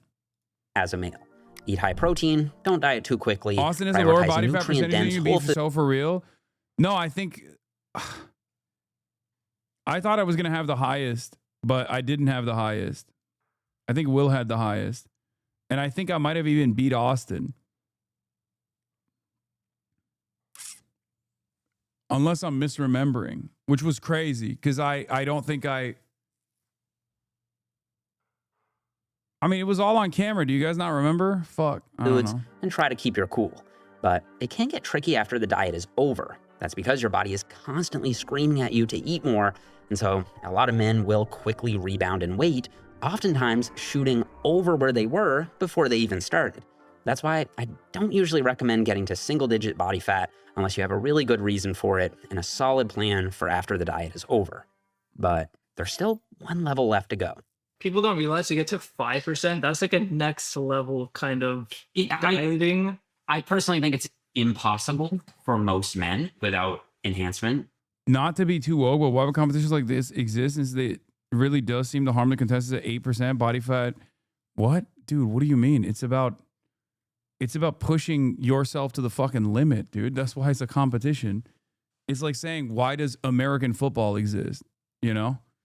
Why does any athletic endeavor exist? This is a totally different thing than like the other kinds of athletic endeavors, but like, yeah, that's the whole point. You're doing something that most human beings cannot even come near at all. It's very hard because it drives the muscle up, and so you get the percentage down. Okay, so we started at 50%, and now we're all the way down to 5% body fat. This is Lachlan, and he's 3 weeks out from a classic physique competition. And he came in at 5.5% on DEXA. That's crazy. And 3.1% on BIA.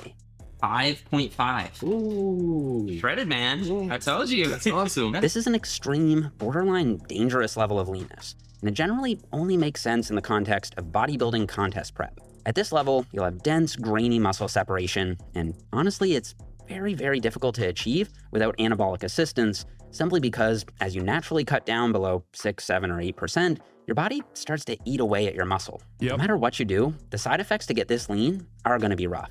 Your body's gonna be sending you every possible signal to please go eat, all hours of day and night. And it's interesting, because the fitness industry praises leanness so much, a lot of people think the leaner you get, the healthier you get.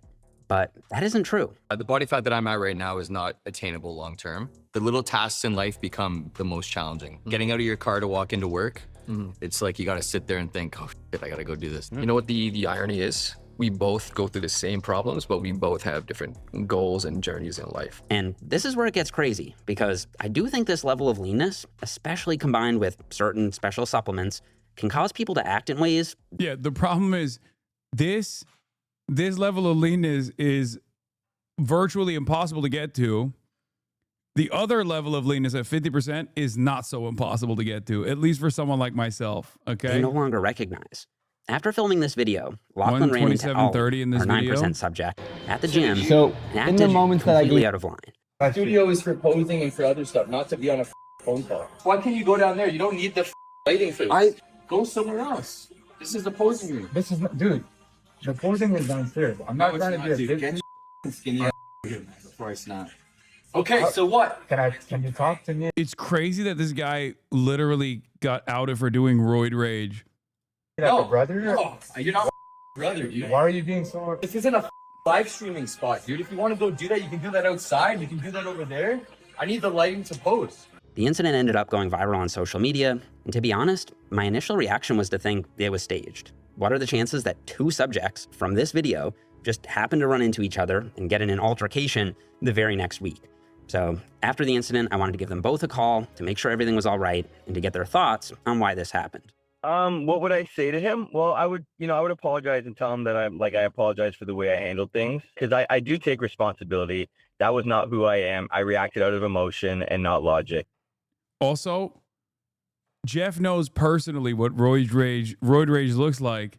If you recall, fucking roid raging psycho literally physically assaulted him, like neck punched him.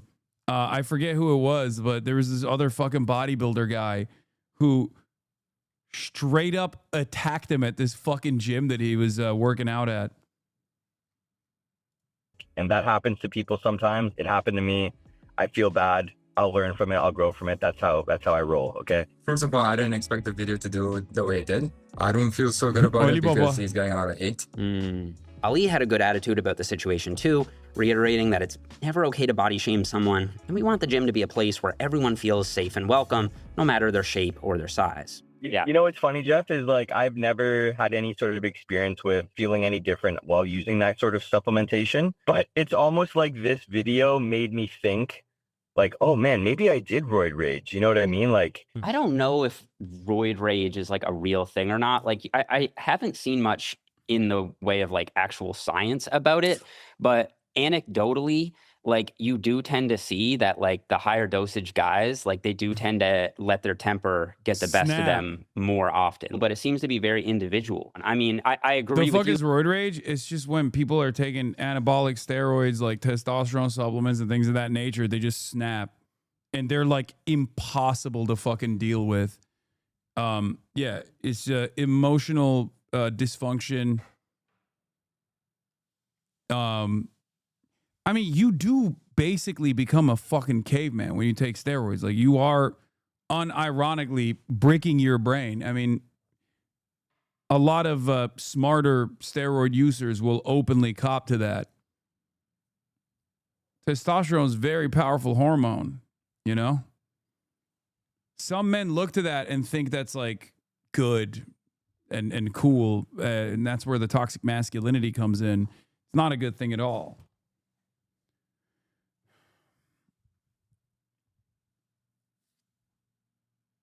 Like it's not an excuse, and it should be like that type of behavior is not acceptable for sure, obviously. But I think like it's a contributing factor, you know, like it is a contributing factor. Okay, so with all of this in mind, if you want, It's unironically one of the reasons why, aside from my addictive personality, that I have shied away from using steroids, even though I best don't have an issue combination with of them. health, performance, and aesthetics, what's the ideal body fat percentage for you? Well, I know I detailed a lot of different body fat percentages in this video, but honestly, the precise number doesn't matter as much as you think. That said, for most women, 20 to 30% is usually the sweet spot. But genetic differences are huge, so if you fall outside that range, it doesn't necessarily mean you're automatically unhealthy. Not at all. In fact, the American College of Sports Medicine recommends 20 to 32% as the optimal, healthy range for women. Going a bit higher or a bit lower isn't game over. For men, the ACSM cites 10 to 22% as the healthy range. I think 10 to 20% is the sweet spot though. If your main goal is lean aesthetics, aim for the lower end of that range, so 10 to 15%. If your main goal is maximum strength performance, You take the upper end roids, of that. right? He said he takes something to help him in the gym. Don't eat. No, I don't. I don't know where you got that from. I said I would be down to do it, but no, I have not.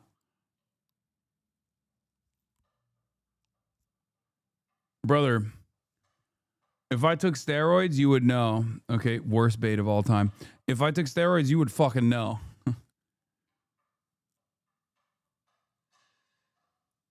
I think you might be thinking of creatine, which is not anything. It's not a. Just a supplement. Range might be a bit better, so 15 to 20%. And A lot of your haters have been saying that on Reddit or Twitter. I love that. I love when they say that because it's a compliment. But it also kind of demonstrates how stupid they are, especially because most people that have been to the gym, even for like a little bit, will recognize that I do not have the body of a steroid user. I wish I did, but that's not the case. Like, that's not even remotely the case.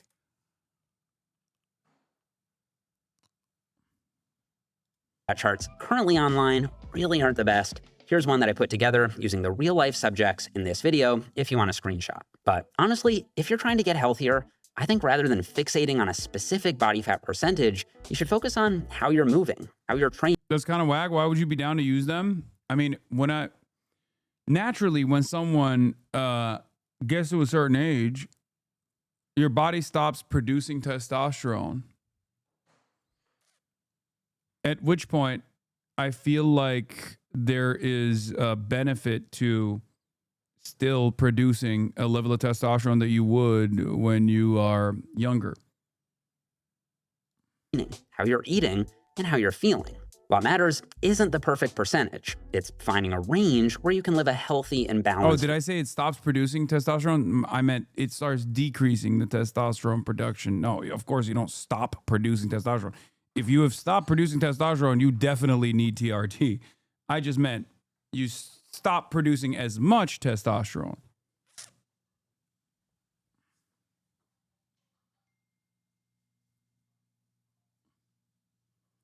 Your body pack a lot of muscles naturally, but your lift numbers are what really shows you are natty. Yeah, my lift numbers are very weak. That's another way you can tell when someone is natural as well, I guess, to a certain degree. But you can mostly just tell from the way someone looks. Weak? Yes.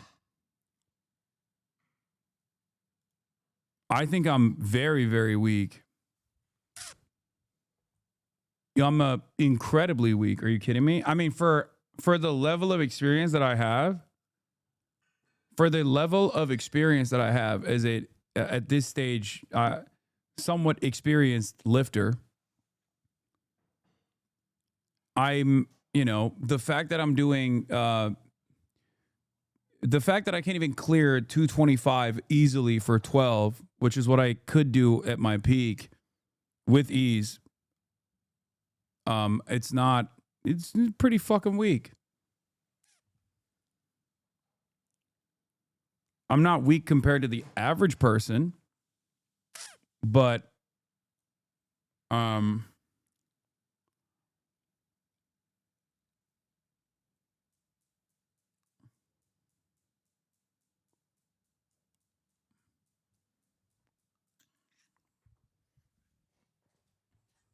someone at my like if I had taken steroids at a certain point in my life, or if I was I don't know, at 225 for bench, you're still in the top 10 to 15% for 35-year-olds. I know, but that's why I'm saying, like, I shouldn't be. I should be higher than that.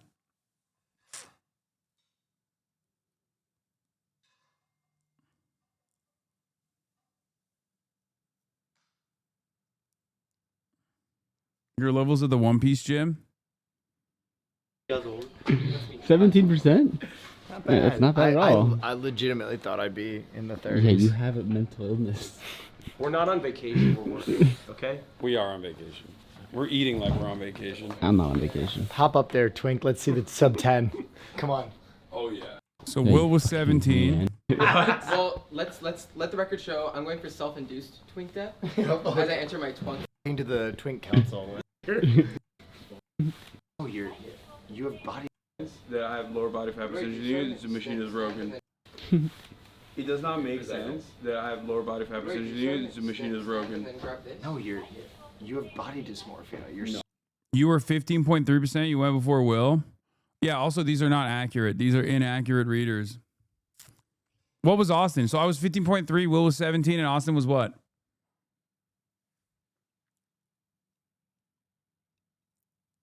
Yeah, bro, this was literally this year. This was a... So skinny. Dude, no. This was this year, chatter. This was the beginning of this year.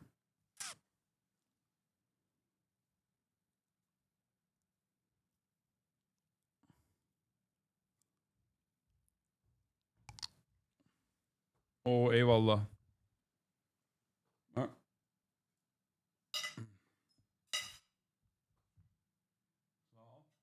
Kırmızı ve beyazı verir misin? Var. Sosları verir misin? Niye? Peki. All right.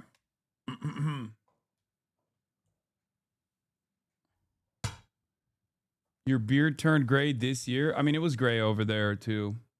Even in the last year. No. You've been fasting for every day from 5 a.m. to like 5 p.m. That's probably why I have a low percentage in me right now, because I haven't eaten. Hayır. O ne? O işte tamam, kırmızı. Evet. Evet. Hayır, bu kadar doğru kapta.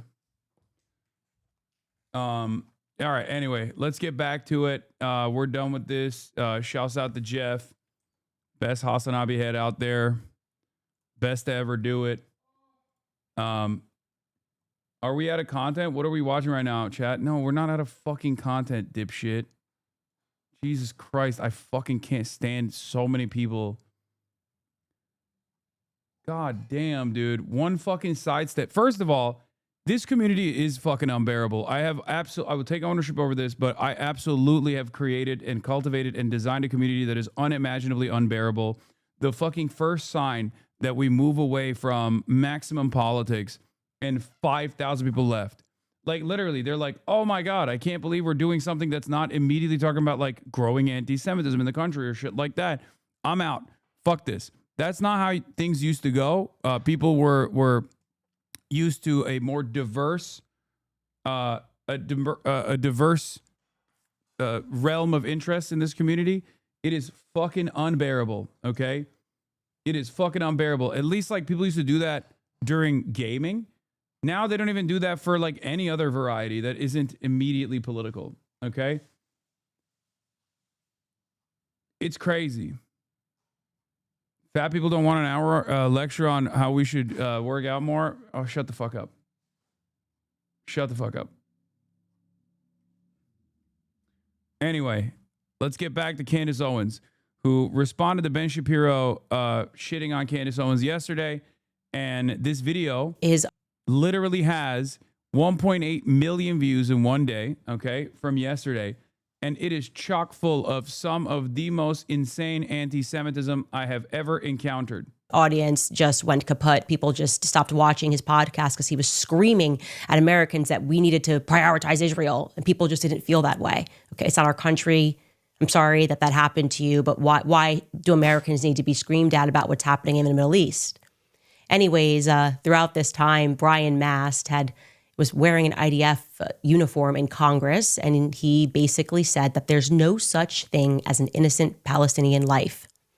And when I saw this, as shared by Yashar Ali on X, I responded and I said that genocidal language, no matter who shares it, is always wrong. Genocide is always wrong is what I tweeted, and this caused an emotional breakdown amongst people who support Israel. I didn't think that was a controversial statement. I thought that was sort of what we all believed in. Genocide is always wrong.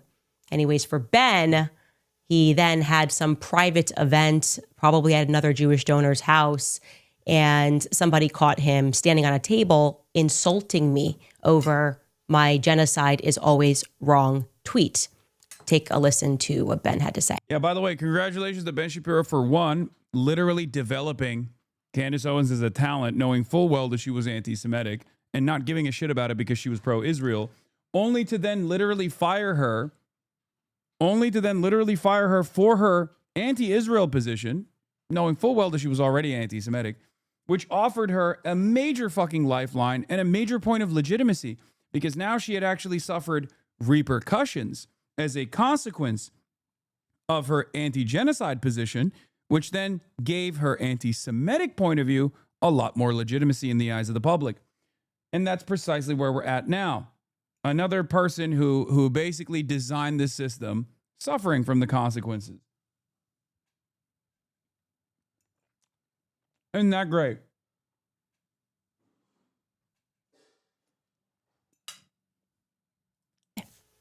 The question was about Candace Owens. I think her behavior during this has been disgraceful. Without a doubt. I think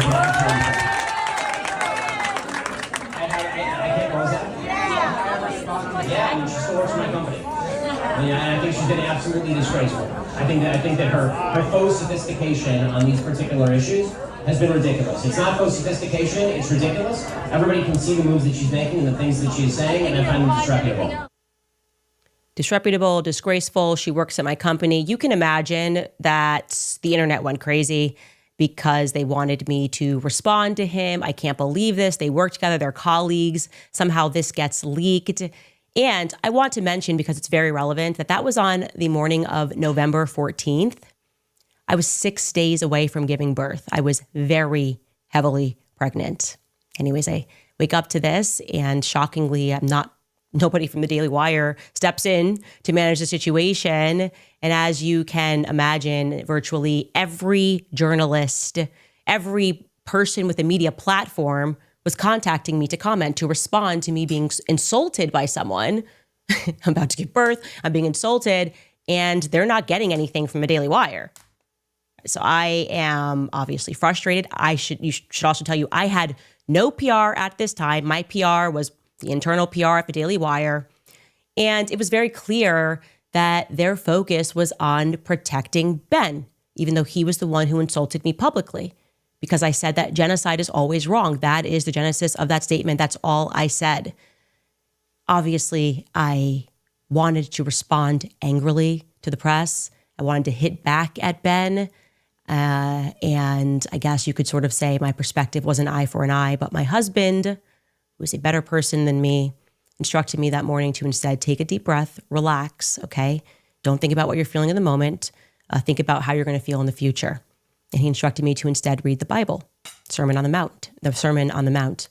And I read through it, and he reminds me that everybody who wants to comment, they don't care about me either, right? They're selling headlines, they want the clicks, they want the drama, and I'm going to feed into that for what reason? For what reason, actually, am I going to give a comment and say something about Ben Shapiro? Blessed are the peacemakers, right? Don't buy into this click culture. And so I tweeted that actually my husband was right. I called for peace. I tweeted, blessed are the peacemakers. And I made the mistake, I guess it was a mistake, that after I tweeted, blessed are the peacemakers, and I'm thinking that I'm going to be commended when I get back to work. Like, wow, you really took the high road. I ended this biblical passage with Christ is king. Christ is the king. Like, he's the only thing that matters. Obviously, Christ is king. Now, it was just Tucker Carlson's luck that I had been slated to come on his news show the very next day. He had booked me 6 weeks earlier. I got approval from Daily Wire. He booked me for November 15th. So suddenly Ben gets on this table. He insults me. It's trending all over Twitter. And Tucker Carlson is going to be the first person to capture my reaction to it. And when it came time, I kept up with the peacemaker. I made the decision to just take the high road. I said, I don't want that to negatively impact how people perceive the Daily Wire. There are great people there. I mean, I wouldn't be proud on that, but I'm not taking the bait here. I didn't say anything snipey back at Ben because I didn't want to feed the mob. That was my honest perspective. My husband was just right. And also, we're talking about a work colleague, right? Somehow, me taking the high road made him angrier. So here's what he did. Elsewhere in my interview with Tucker, he asks me who I look up to, who I like. And I told Tucker the truth that it was my dream to meet Thomas Sowell. That when I first got into politics, I read a ton of Thomas Sowell books, and I had tried many times to meet him. Of course.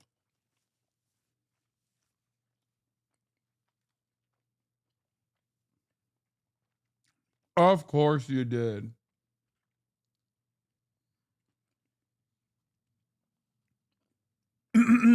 Yeah, this is a classic. I mean, Clarence Thomas also found Thomas Sowell to be so life-altering that played a big role in changing and shaping his understanding. Thomas Sowell is, I believe he also was another one of these fucking former Marxist guys. He is basically the Jesus of black conservatism in America. Another former Marxist turned into a white supremacist. And obviously he's aging, but I really looked up to Dr. Thomas Sowell. And here's that clip with me and Tucker. Who do you listen to when you're trying to figure out, I mean, some of the stuff comes at you so fast and you're talking almost every day or writing almost every day. Who do you read or listen to try to make sense or bounce ideas off of? You know, Who do you I trust? have been obsessed with Thomas Sowell. And everybody knows that. I am pretty much a Thomas Sowell groupie. Everything he writes, I read. And it is because he was a part of my awakening story into politics and made me focus on the economics, which is to say, block out the noise and pay attention to the economics, go backwards in history to understand where we are. When has this worked? Oh, it's never worked. So they're just telling you that it's going to work into the future. And there's no evidence to support that. So when Ben saw that, he decided, Thomas Sowell, hey, that's your dream. You love Thomas Sowell. He thought that was an opportunity to get even with me for taking the high road after he insulted me on stage because he's deeply jealous of Tucker Carlson for reasons that I cannot quite understand. Ben had his team reach out and schedule an interview with Thomas Sowell, which they paid for an offensive amount of money, I presume, to effectively purchase a black man who has no idea what's going on. He's very old, he's in his 90s, to hurt my feelings, okay? What? Interview with Tucker is on the 15th. I think it premieres on the 16th. And Ben gets Thomas Sowell, who he doesn't care about. I'm working at the Daily Wire at this moment, and I'm about to give birth in 3 days. But this was supposed to be like an FU Candace for taking the high road and saying that genocide is always wrong. That is what I mean when I say he is an incredibly petty man. Okay. I'm sorry, she's such a fucking grifter, bro. Like I believe certain parts of the story because the person that she's talking about is Ben Shapiro, right?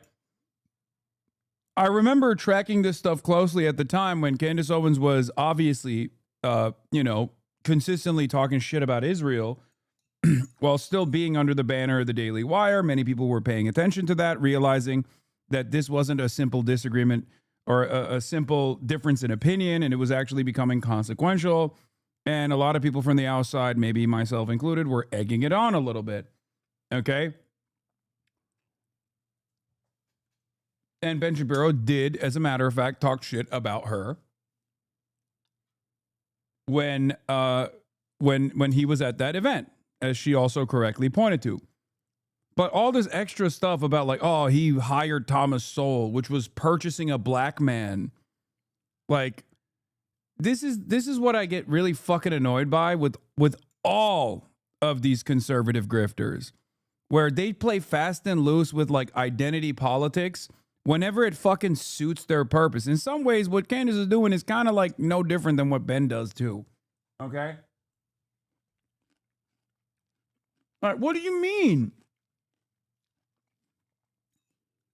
You have tailored your entire career around being. You are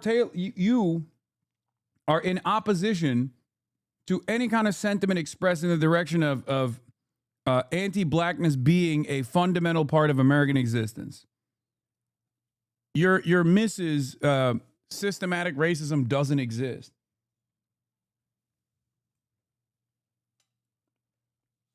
I just don't understand how, oh boy, Hasan stepping in that convo. What convo? I don't understand this argument. People will always fucking talk about like Candace Owens as though she's like a black liberationist icon or something. No. This is not the case. Her entire commentary about black issues unironically revolve around the most white supremacist statements you can ever comprehend.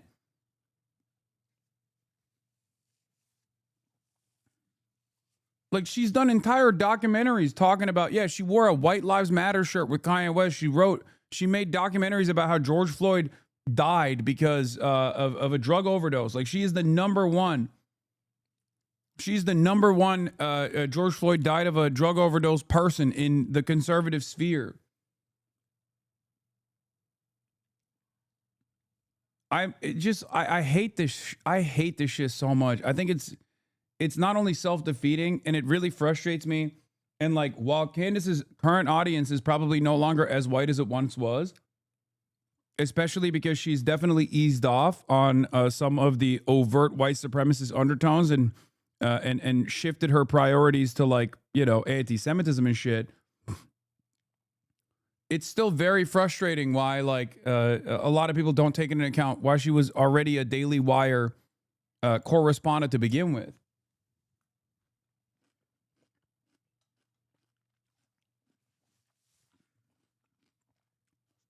I hate that people eat the bait every time, and self-described, quote-unquote, progressive-minded, leftist-minded people do that every time. Now, we know how this ends. I then am fired not for what I said, but for what they assumed that I meant, and for trolls that I didn't respond to. And I want to be clear. You can fire whoever you want. You really can if you're a business owner. It's just that this was atypical in the fashion that it was done, right? It wasn't done in the way where you just say, okay, get out of here, it's not working. Instead, what they decided to do was humiliate me in front of all of the other employees by, rather than having a conversation, sort of dramatically having me exit after doing my show, not knowing that I was going to be fired. And then they had put together a stage in my studio and put up clips put together basically a whole package, like almost like a high school play, and conducted what I honestly, when I look back, because it recently leaked what happened at this quote unquote town hall, this is a slave hanging. This is a slave hanging, right? Gather around, everybody else is a slave. And let me tell you how this one messed up. Gather around and watch us whip this person. This is literally how I feel when I watch this, okay? And you'll know what not to do next. Bro, once a black conservative, always a black conservative. Another telltale sign of playing so fast and loose with racialized imagery of this regard, whenever it suits your own propaganda purposes. One of the things you always hear is like, oh, we're escaping the Democratic Party's plantation. Like, oh, the Democrat plantation. We're escaping the Democratic Party's plantation. It's like a classic marker, a hallmark of black conservative commentary, is to almost put in a serious conversation, because you're not like making a joke or anything, but in a serious conversation, invoking the imagery of chattel slavery and some of the most violent aspects of chattel slavery in an effort to suit your purposes, almost diluting the impact and the seriousness of these historical events. It's crazy that, like, the person that Candace Owens, who like spent an entire career leading up to this moment talking about, and even in this video, she does a bit of this as well, like abdicating the responsibility of white people from chattel slavery as she misdirects the attention or redirects the attention and shifts the blame over to Jews. That person is also simultaneously talking about how what she went through was like a slave hanging. I just don't. I don't know. It's in some ways, there is this other part of my brain that wants to sympathize with her to a certain degree when she's talking about, like, as a black woman being totally discarded and cast aside, belittled, humiliated by an objectively white supremacist institution that is the Daily Wire. But also I know what her commentary is and why she was even hired by the Daily Wire to begin with. I know that she doesn't give a fuck about white supremacy or beyond. Like, she cares about propagandizing against or in favor of white supremacy, rather. That's what she made money on. I still think she is has a white supremacist tendencies. And here is a video of the then CEO, Jeremy Boring, which somehow Steven Crowder got a hold of this week or last week or whatever. This is just a portion of it. You should watch the entire thing because it really is something. And ask yourself in your memory, do you ever recall anybody ever being fired where 300 employees, which Ben joined electronically, he was up on the screen too, and just enjoyed watching me be humiliated, where 300 employees are invited down and shown a production of what this person did wrong? Okay, well, let's watch a little bit of this video. Candace made no statement at all in the days after Hamas terrorists raped, murdered, and tortured over 1,000 Israeli civilians, mostly Jews, some Americans. And then they took hundreds more hostage. But then on October 28th of 2023, while anti-Israel protests were raging in London, where Candace, I believe, was at the time, she reposted a video of the protests on X, commenting, quote, "Interesting thing happening here. People are not accepting the media narrative about what's happening in the Middle East, despite the insistent rhetoric from government officials." On November 3rd, she posted, quote, "No government anywhere has a right to commit a genocide, ever. There is no justification for a genocide." Okay, never mind. Critical support for Candace on this video. Up until this point. The rest of the anti-Semitic shit that she's about to get into, I do not support. But this point, it's so fucking crazy, dude. It's so fucking crazy. It is so nutty how these guys will find a way to be the fucking villains in every situation. God damn, that is so evil. It's wild because, well, I'm going to repeat this one more time. Candace Owens was hired by the Daily Wire, by this dipshit on camera, okay, alongside Ben Shapiro, when they had full knowledge that she had said a lot of anti-Semitic shit, okay? But at the time, she was pro-Israel. Only after October 7, where she was still saying anti-Semitic stuff every now and then, but was saying a lot of anti-Israel shit with regular frequency, did they actually have a major issue with her. And it's very obvious that even here, Jeremy Boring is like openly showing his frustrations. It's not about even like perceived anti-Semitism, because none of the things that he brings up about Candace Owens here is even remotely anti-Semitic. It's just fucking literally, these are normal statements. "I can't believe this even needs to be said or is even considered the least bit controversial to state. There was only one country on earth being accused of genocide at the time. Anti-Semites on X took to it immediately. They cheered at what they rightly or wrongly interpreted as Candace smearing Israel. And Candace didn't rebuff their interpretation. But when Dave Rubin came to the exact same conclusion as the anti-Semites, only instead of cheering for Candace, found it vile and rebuked her, Candace quickly attacked, saying, quote, "What's amazing about this is that I didn't name any country in this tweet. I simply stated that genocide is wrong always. This is not a controversial stance. Interesting how you interpreted it." And then followed up with, dude, the pro-Israel crowd is so stupid. Oh my God.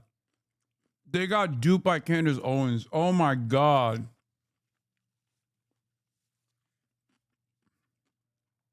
Oh my God.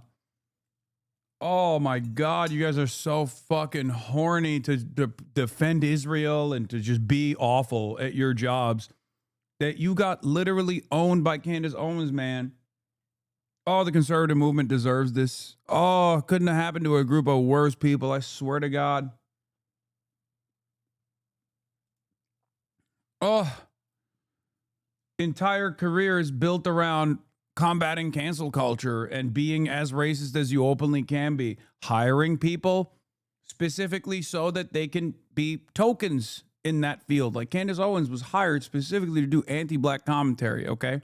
As a black person.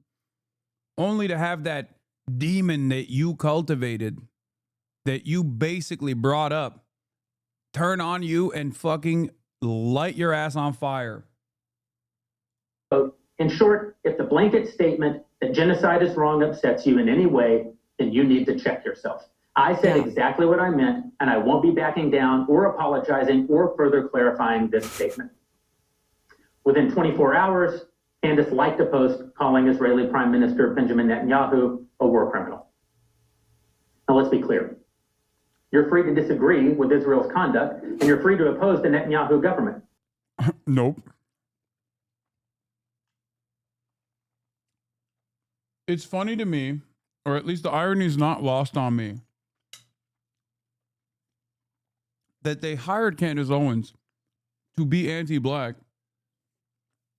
and then they objectively say that they fired Candace Owens because she had the correct position on an issue once.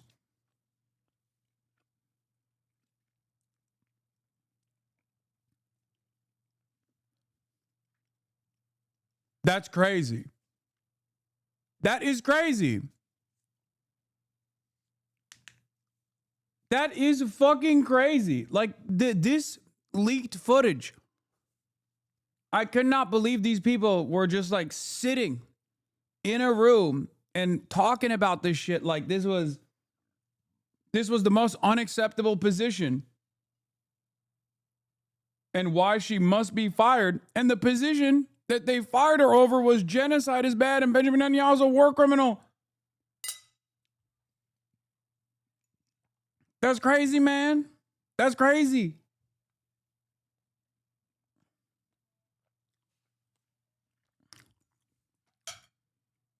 But the idea that Israel is committing genocide or that Netanyahu is a war criminal is just factually baseless. Unfortunately, Candace routinely makes insinuations about Jews that both lovers of anti-Semitism and haters of anti-Semitism both agree is anti-Semitic. And in almost every one of these instances, Candace says nothing to the anti-Semites who cheer her and only pushes back against those who disapprove of her comments. On February 28th of this year, Candace, just asking questions, posted, quote, "Time to look into the history and profiteering of pornography." Her replies were immediately flooded with anti-Semites cheering her for the question and providing the answer that they interpreted her to mean, the Jews. Once again, Candace did nothing to disabuse the anti-Semites of their assumption. Okay, this is when it starts getting like, this is now when she starts doing the you know, just asking questions shit. So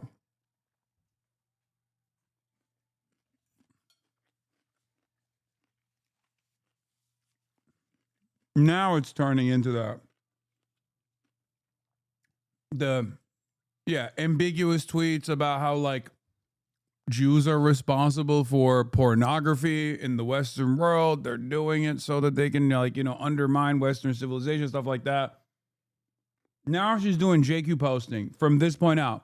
But leading up to that very moment, the shit that he's actually fucking mad about, there is not even anything there that is remotely controversial.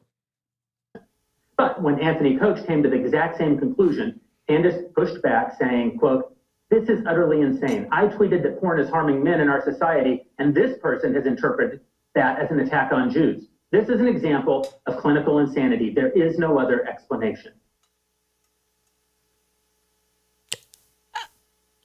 I stand by all of those tweets. Pornography is harming men. We should look into who profits off of pornography. Genocide is always wrong, no matter which country calls for it, whatever. Do you guys understand, like, why I specifically said one is different than the other? Because, like, one of the most common, like, anti-Semitic tropes is, like, you know, Jews are responsible for destroying Western civilization, stuff like that. But, like, the one way that they talk about it is, like, I don't know, the guy who fucking owns OnlyFans, or the guy who owns, not the guy who owns Pornhub, but, like, one of the people that owns Pornhub. Like, there's Jewish people in the executive role in many different companies, including in the porn industry, right? But they specifically make it seem as though this is like a Jewish invention. The main guy who owns the founder of OnlyFans is Jewish, and so is like there's like a couple people at Pornhub in the C-suite that are Jewish, but they will literally just be like, oh, this is like a Jewish invention. Pornography is a Jewish invention.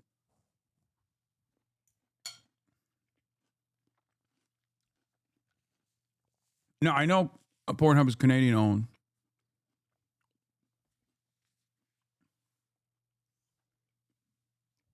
Why do people get so crazy about religion? I feel like if you know stuff about the CEOs of porn sites, you're too far gone. Yeah, it's the reason why I know about it is because it's a common trope. Like, well, there'll be like, oh, it's all the pornographers are Jews. Is like a common anti-sex work trope and also a common anti-Semitic trope. It doesn't fucking matter. Okay, you either think porn is fine or the sex work industry has issues that must be addressed, must be solved, or you think it's the great evil. Who gives a fuck? Whether or not the person that are making money, the people that are making money off of the porn websites are Jewish or Christian or whatever the fuck.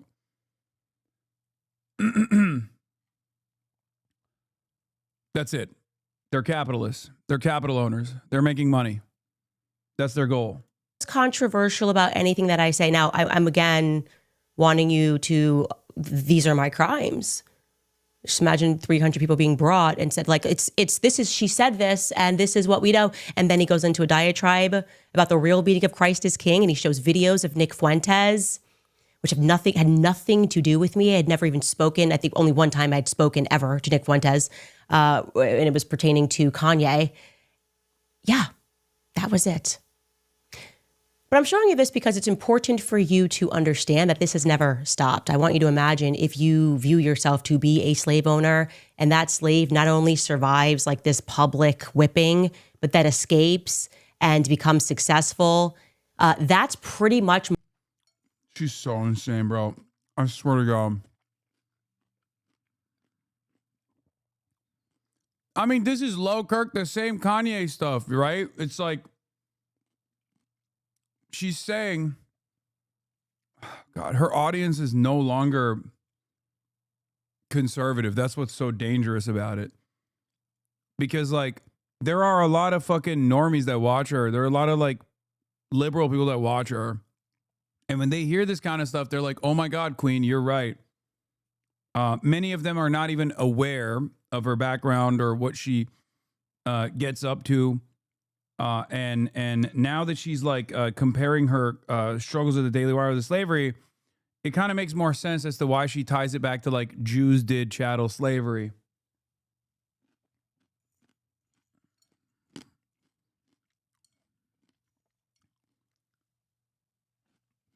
That's what she's doing.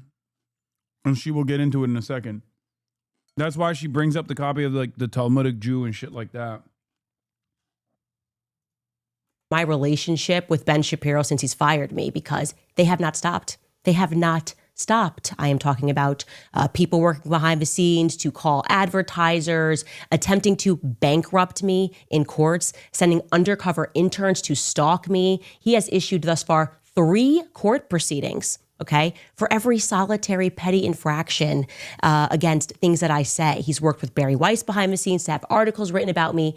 It is nonstop. I refer to this, just to be clear, as legal abuse. It's legal abuse. And I have put up with a lot of it. I have put up with the pettiness of even suing me because I interviewed a U.S. Bro, can you imagine after Leftovers, I just turned around and was like running around with a copy of the Talmudic Jew being like, this is how your people are, Ethan Klein. Like, how fucking insane that would be. Like, what the fuck are you doing, Candace Owens? You're so insane. It's ironic because Ethan acts as though this is what Candace Owens is doing here is what I did to him, right? But now that you can see like an actual straight up fucking anti-Semite and how they react, maybe you can understand the major difference here. He low-key did that to you? No, he was up my fucking asshole in the same way that seemingly Ben Shapiro was up hers. That didn't fucking, that didn't change my worldview because I'm not a fuckhead. SS Liberty survivor who mentioned your name. The only difference is the ADL didn't work with Ben Shapiro to tackle Candace Owens and her, her true anti-Semitic nature or anything like that. They were too busy yelling at me alongside Ethan Klein. As you pretend that you care about free speech and debate, I've put up with a lot of it, but today I draw the line. I draw the line with this miserable imp when it comes to Charlie Kirk, okay?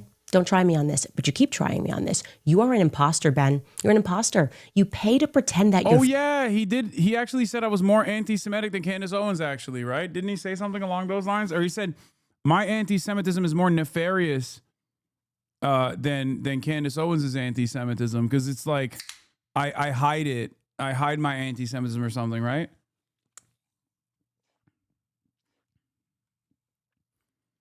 He was like, at least Candace Owens is open about...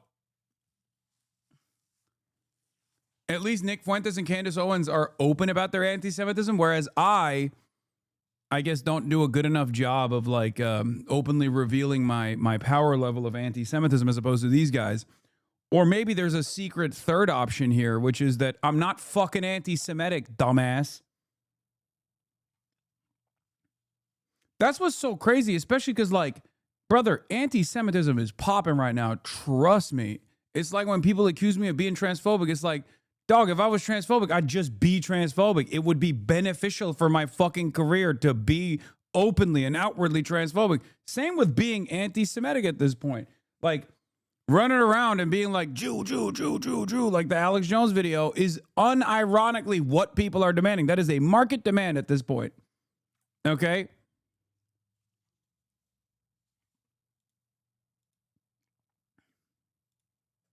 Yeah. This is... Labeling Jew, Jew, Jew, Jew, Jew, Jew, Jew, Jew. You know? I could be doing that. I mean, that's what Candace is doing. You'll start hearing it in a second. I think he says some nonsense about you're denying the existence of Middle Eastern Jews. I don't fucking know. It doesn't matter.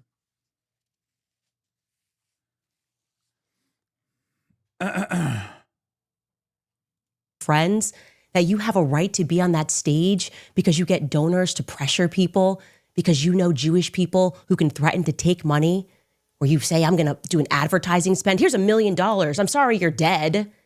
The entire world knows that you are an imposter. I mean, you're so much of a fraud that essentially what you do is you have people send around clips to grown men to cheer you on, to pretend like the audiences love you. You staff audiences with people that work for YAF who are told to explode into cheers when you hit the stage because you don't have the confidence anymore to go out into the world. With the many years of advocacy against Israel, if I was overtly anti-Semitic, like actually anti-Semitic in the way that these guys claim I am, I'd have 200,000 live concurrent viewers right now. I probably wouldn't be on Twitch. Actually, I don't know. I feel like Twitch is also trying to lean into like the right-wing shit. But if I genuinely was anti-Semitic and was running around like fucking Alex Jones, I'd have like 200K people watching me currently. Like, it's so stupid. It's such a stupid fucking statement. Was the fact that Theo Vaughn, and I didn't even know this at the time, the day prior to me, had actually interviewed Candace Owens. I think you and I both agree that Candace Owens is an anti-Semite, right? I think that he was on that 1-2 punch. Okay. What? Bow, bam. Do you think... You hit him with that anti-Semitism, boy. No, Ethan. I think he was on a vibe. As your former podcast co-host, do you think that I am anti-Semitic, one, and if I am, if you think I am, do you think I'm as anti-Semitic as Candace Owens? So, yes, I think you're anti-Semitic at this point. I'm comfortable saying that. Are you as anti... Well, let me finish. Let me finish. You asked me two questions. And let's address No. what you think I'm doing that's anti-Semitic. Hold the phone. You asked me two questions together. I'm going to answer both. You said, do you think I'm anti-Semitic? This is the most okay and normal anyone has ever been, by the way. As you can tell, he is, he was the most normal anyone's ever been.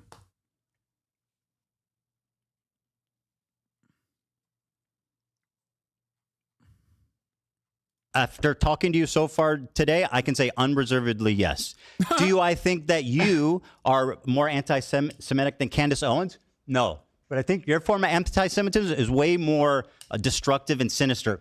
Candace Owens is outright. Hold on there, Hasan. This is an important question. You think I'm anti-Semitic now? Because 2 days ago you said I wasn't. I'm gonna answer. Okay. Your form of anti-Semitism is way more insidious because it's silent, it's tricky. She's out there just saying what she believes, and I respect her for that. Nick Fuentes is just out there. Nobody knows that what's his stance on Israel. Candace Owens' stance on Israel. But you're tricky. What you do is deny the heritage of Middle Eastern Jews, stuff like that. You accuse them. Ethan Klein respects Candace Owens and Nick Fuentes because they're open with their anti-Semitism, as opposed to someone like myself who is just simply anti-Israel and not anti-Semitic. But because in his mind that does not exist, that anti-Semitism and anti-Zionism are one and the same, he thinks like I'm engaging in this like insidious form of anti-Semitic trickery.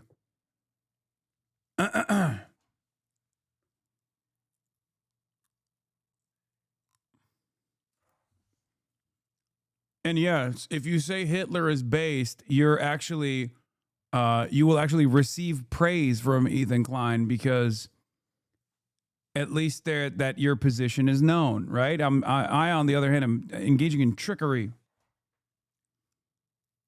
Of being always the oppressor, always everything. And by the way, you spent the first part of this debate calling me insane for what I think most people would perceive as blatant, obvious anti-Semitic acts. I don't think most people would look at what you're doing right now and let's think not worry about that. Let's sign of mental sanity. Well, we'll have time to. The funniest thing about this always was like it was so personal for him, like where he would just be like, "People don't like me, and this is anti-Semitism." And I would have to constantly be like, no, dude, anti-Semitism is increasing, especially because Israel ties everything it does to Jews. This false conflation doesn't, help Jewish people in the Western world. It actually is a big part of the reason why anti-Semitism is rising, all this stuff. And he would just immediately turn it back to, well, you hurt my feelings and you're anti-Semitic. And at some point I had to be like, no, dude, people just don't like you. Like, that's not anti-Semitism. They just don't like you. I don't like you, but that's not, you can't just like keep calling that this grand anti-Semitic conspiracy.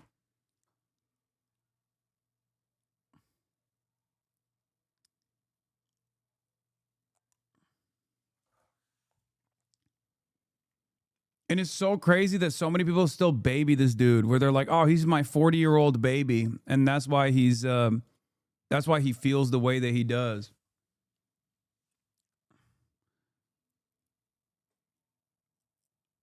Jew here. I respect people who hit the Nazi salute in front of me and call me gross and spit on my face for being Jewish, and I really don't like people who say genocide is bad. Yeah, I mean that's the argument.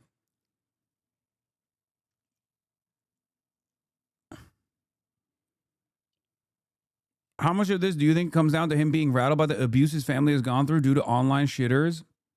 No, that's fucking absurd. That is 1 quintillion% max copium, okay? I'm sorry.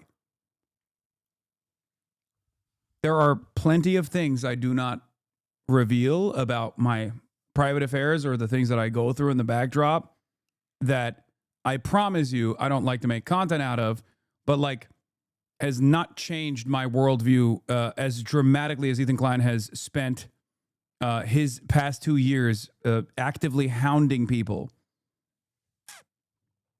Actively fucking hounding people that were daring to call out Israel committing a genocide. No.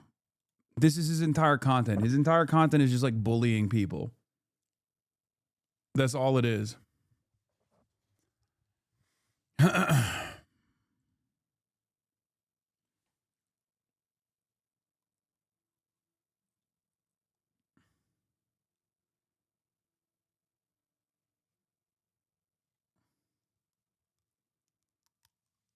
Anyway, let's get back to this anti-Semite that Ethan Klein respects. Because you know people see you for what you are.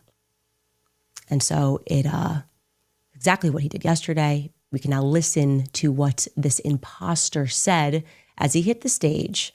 Charlie Kirk's organization, the one that he built for debate, if you have a disagreement, and he instructs people here in this speech to go after me and Tucker Carlson, right? That's what he's going to do. He wants us deplatformed. So he's going to attack me, he's going to attack Tucker Carlson, and he's going to attack Megyn Kelly because she's at the beginning of what these people have put me and Tucker and Charlie Kirk through. Take a listen to a portion of what Ben had to say. So, if Candace Owens decides to spend every day since the murder of Charlie Kirk casting aspersions at TPUSA and the people who work here, who worked with Charlie every single day, his best friends, to cast aspersions at Mikey McCoy and Andrew Colvin and Blake Neff and Tyler Boyer, and yes, at Erica Kirk, and to imply or outright claim complicity in a cover-up over Charlie's murder, to spew absolutely baseless trash implicating everyone from French intelligence to Mossad to members of TPUSA in Charlie's murder or a cover-up in that murder, then we, as people with a microphone, have a moral obligation to call that out by name. So no, Tucker Carlson, it is not an excuse to go silent on Candace's targeting of TPUSA.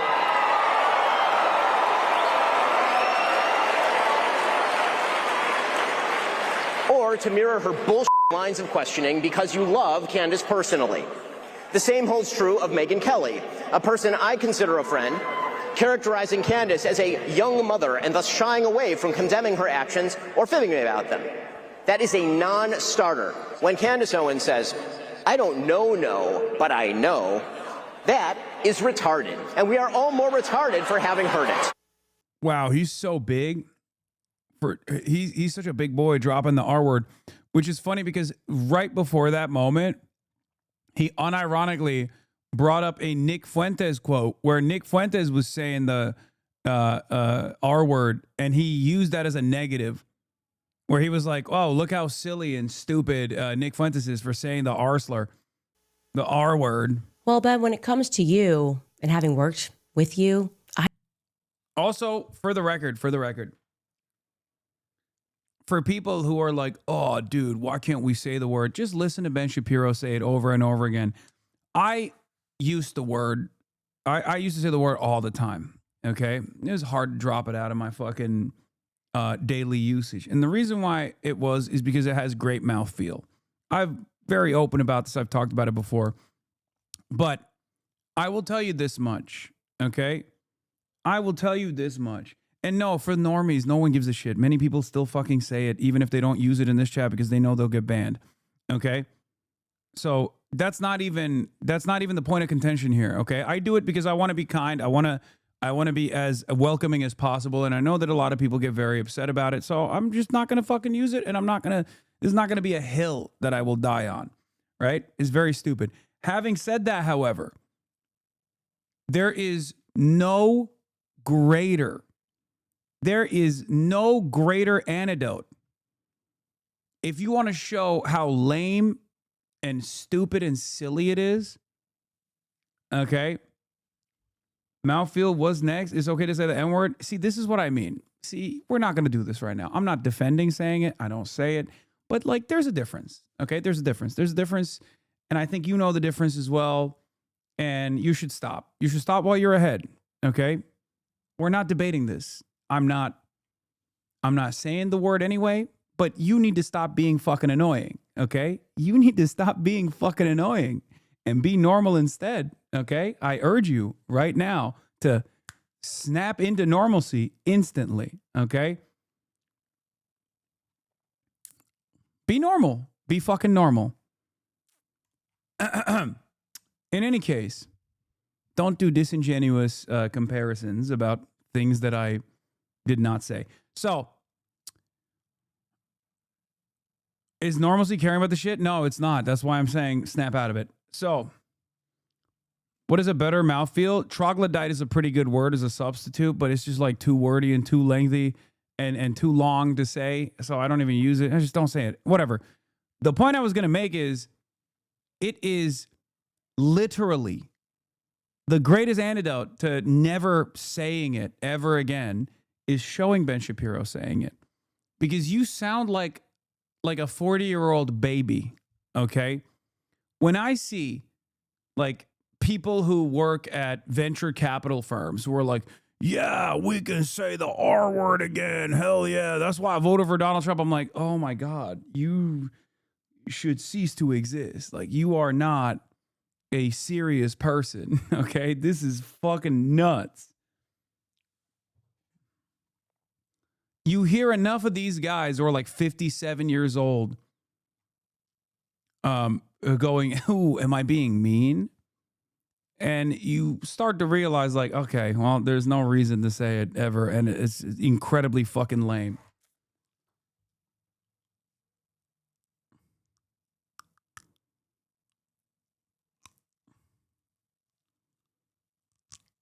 I just know the tactics that you use to feign popularity in the public. I just know the amount of money that you are willing to spend on advertising to inflate your numbers to make people think that you're popular. So, yeah, I don't have to say we don't. Does it make you want to say the second half of the word list too? No, it doesn't. If you're saying libtard, no. Because that's an entirely separate term. And it's also making fun of Republicans saying it. No, when it comes to you. You are such a joke of a little man. Your jealousy against Tucker, your ability to believe that you can keep manipulating the markets. You know those kids booed you on that stage. The amount of messages I got from Turning What is this? It's not a different word? Okay. Point USA people saying, what is happening? Why is he on this stage? Standing against everything. You're so cool. It's not because I'm trying to be edgy when I say that. I'm making fun of Republicans. That Charlie believed in. That's what you're doing. You're standing against everything. It's like saying Stragit, okay? It's based off of the same term. It's built around the same terminology, but it's not the same word. You know what I mean? It's an entirely different word. A word that you use to make a joke about someone who is straight.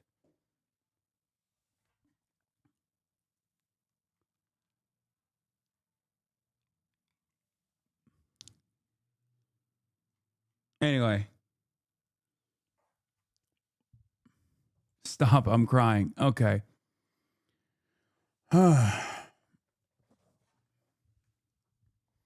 There's also a reason why, like, for example, magatard or something like that doesn't work in the same vein, because then it almost feels like you are saying the same word and just like slapping it to the back of it. Whereas libtard, on the other hand, is something that like MAGA people say genuinely, and it's a very stupid fucking term, which is why I don't feel dirty saying it, even though the other one is it feels even more dirtier to say. I don't know, even though it's like technically the same thing.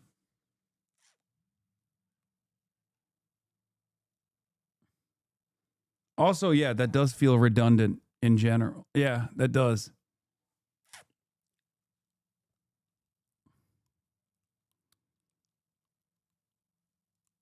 That Charlie believed in, because you weren't his friend. He didn't like you for that very reason.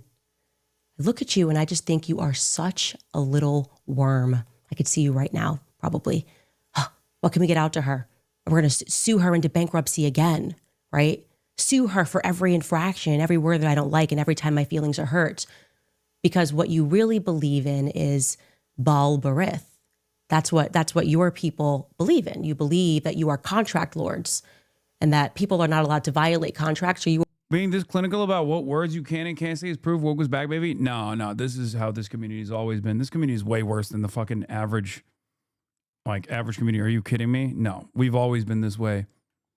Anyway, here's when Candace is getting into full-blown, like what I would say European-style anti-Semitism, okay? Which is definitely a different level of racism that you often don't encounter Like Americans will do the whole like, oh, Jews have tails and horns or whatever, or like throwing pennies or shit like that. But this, what she's about to enter is, dare I say, Euro racism, a level of racism beyond what you would normally expect.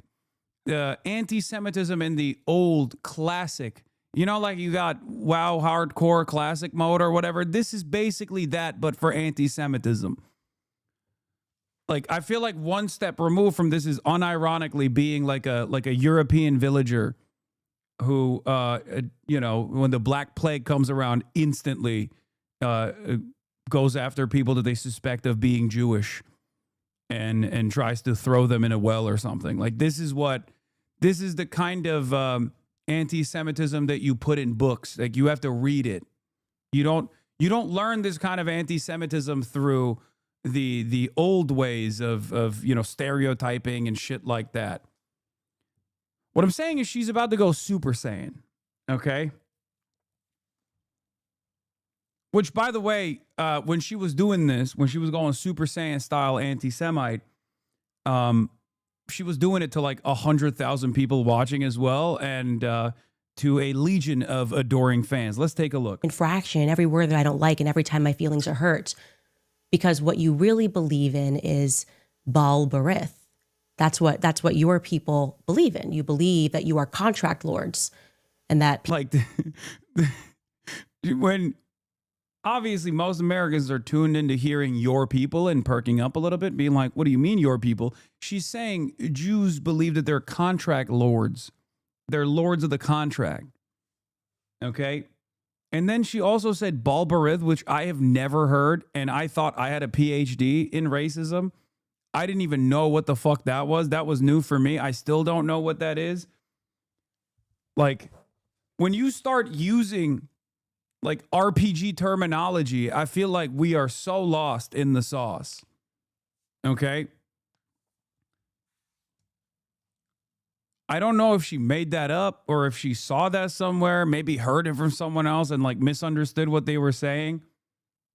Ancient Canaanite god. Lol, I Googled it as one of the early gods of the covenant. Yeah. Remember, telltale sign. Telltale sign that someone is not very mentally well in their pathological obsession with a specific minority, a specific group of people, is when they teach you new things about your background. Because I'm sure there's plenty of Jews in here right now who are finding out things that Candace Owens is telling the Jewish HasanAbi heads in this chat right now about Judaism. Okay? This is shit that is not entry level at all. It is so insane. You went down Indiana Jones style to the catacombs and dusted off the tomes of ancient styles of anti-Semitism.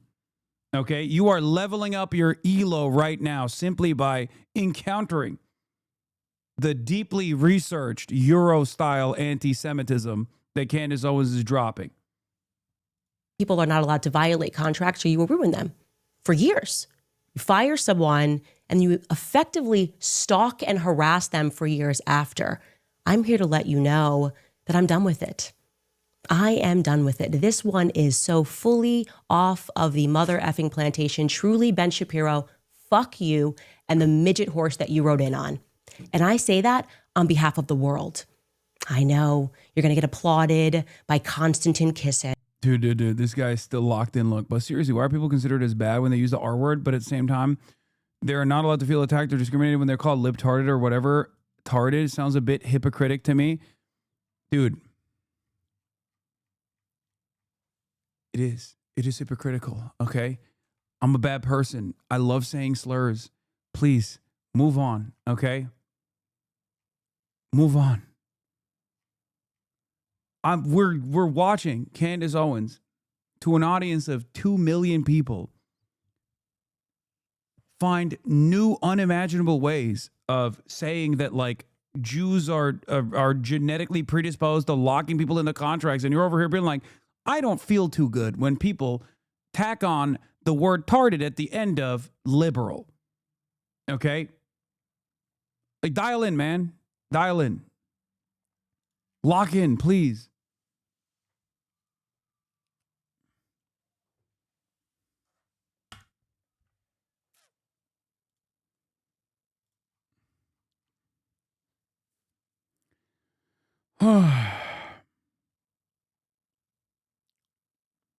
Please.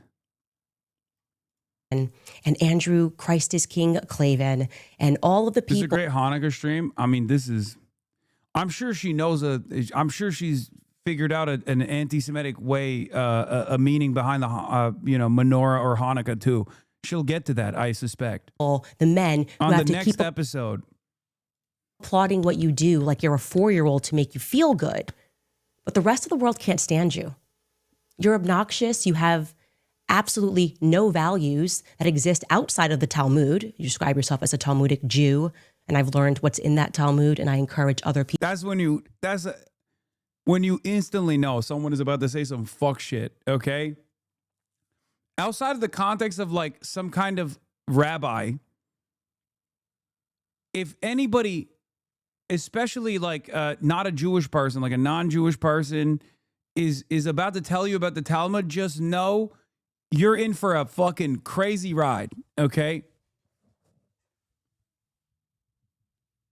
I like that we went from, I don't like Ben Shapiro because he fucked me over after I said correct things about Israel, to, well, this is how all Jews are. They lock you into contracts, some ancient Canaanite god, and now she's about to pull a book out. And there is, I mean, the shit that she is launching into here is insane, okay? People at home to learn what is in that Talmud so that you know what Ben thinks of you, because he doesn't just hate me. Yeah, the copy of Talmudic Jew. You describe yourself as a Talmudic Jew, and I've learned what's in that Talmud, and I encourage other people at home to learn. That's crazy. That's a crazy screenshot, okay? How the fuck did we get here, man? This is the most popular political commentator in the North American continent, okay? All of these anti-Semitism experts, and none of them seem to understand what the Talmud actually is. They think it's like the Bible, but it's actually 2,000-year long Reddit thread of rabbis debating different ideas. Exactly. And it blows my mind, and I know for a fucking fact that Candace Owens has been around plenty of Jews, okay? So she knows this is bullshit. She knows this is not like a real, I know that because David Horowitz is perhaps one of the most responsible figures for Candace Owens' career early on.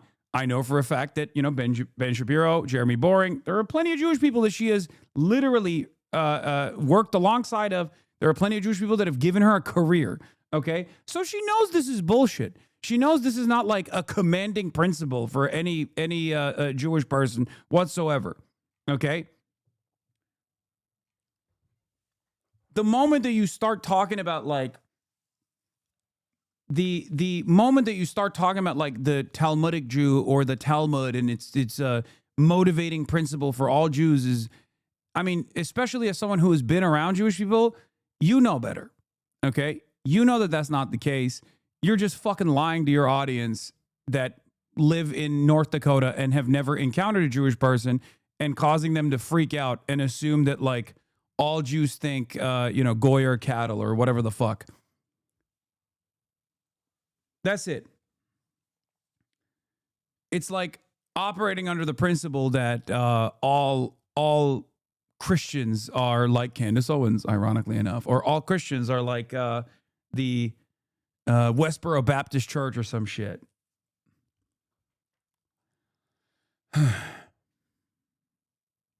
Over 70% of the Talmud isn't even dedicated to anything Jews should do in real life. It's just theoretically how to do temple stuff if the temple ever comes back. That's not an exaggeration.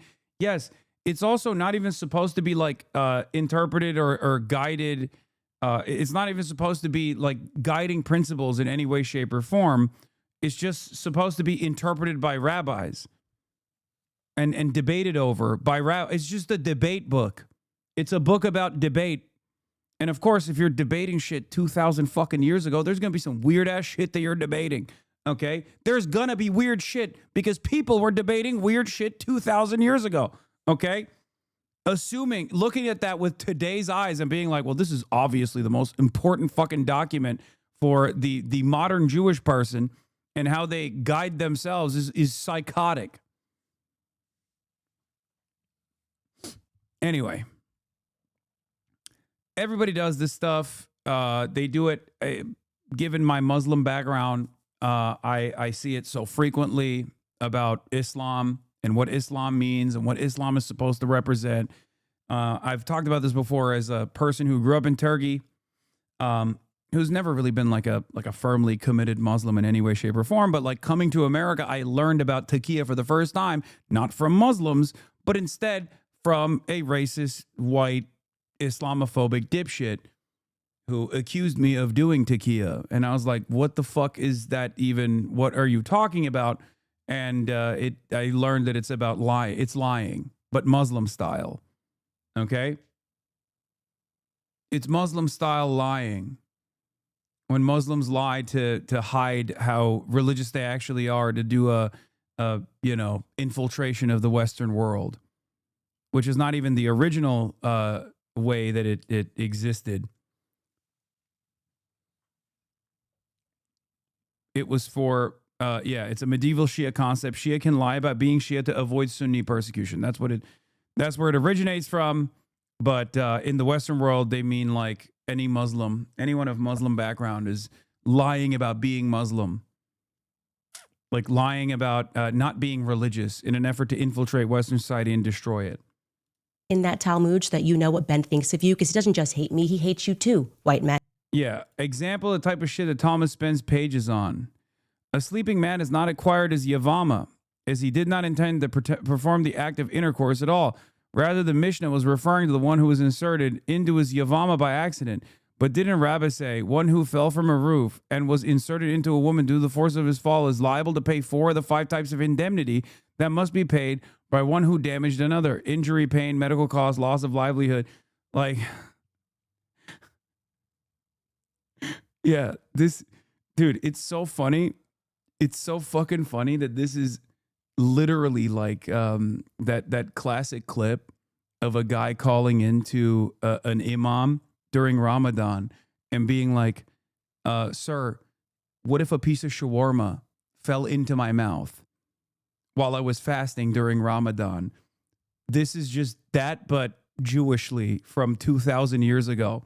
And motherfuckers are sitting around being like, well, this is clearly the most important commanding document that any Jewish person could lean into as a way that they design their world. It's literally that. It's this, but in text. It's that in text and from like 2,000 years ago. وعليكم السلام ورحمة الله وبركاته. الشيخ اليوم بالغلط وقع في تمي شاورما مع زيادة طحينية. نعم. Shawarma with extra tahini and a slice of apple and around 3 liters of water. Should I keep fasting? Or was it Allah who has fed me?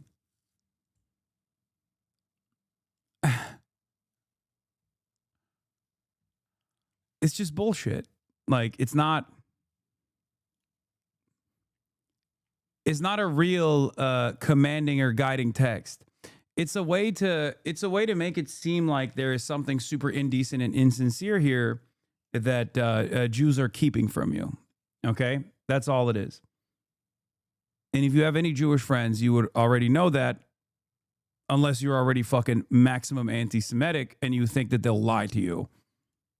He hates all black people, okay?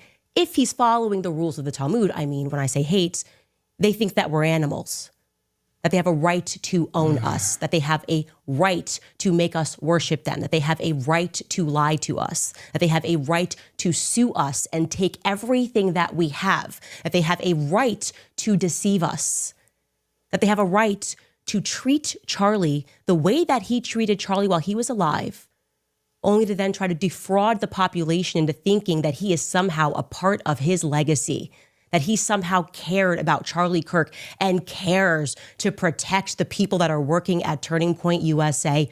Goodbye, Ben. Goodbye. The question is, how much more money is Ben Shapiro going to spend to make people think that he's popular. How many more articles is his father going to write under a pen name, Hank Berrien of the Daily Wire, under the pen name Hank Berrien, as he wrote while Ben was at Breitbart, before he turned his back and betrayed them too, because that is his nature. He's one of these belly creatures, sliver on. The question is, how many more weeks and years do we have to keep pretending like Ben Shapiro is relevant? It's an open-ended question. Of course, what followed Ben Shapiro on stage is somebody who Charlie Kirk loved very much and who he fought for to the very end against the Jewish donors who were pressuring him, some of them because Ben Shapiro insisted that they do. Take a listen to what Tucker Carlson had to say when he hit the stage. The prediction that, at some point when Republicans took power again, which I did everything I could, to help, and really felt that was important. I still think, I was right. But I really thought that the impulse to deplatform. She's doing biblical era anti-Semitism is crazy. Yeah, the thing is, or maybe she's doing Roman era anti-Semitism.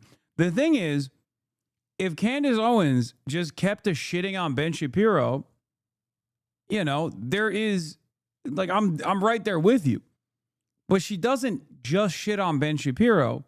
She ties it back to all Jews are like this. She ties it back to the fucking Talmud, about how she started reading the copy of Talmudic Jew and how Jews are contract lords and Jew this, Jew that. Like, it's just fucking insane.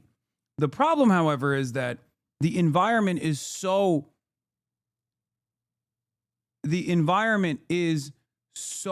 primed for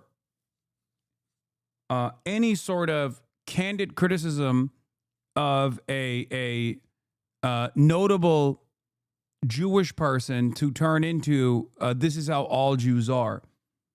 It is the perfect environment to do this in if you want to foment anti-Semitic sentiment.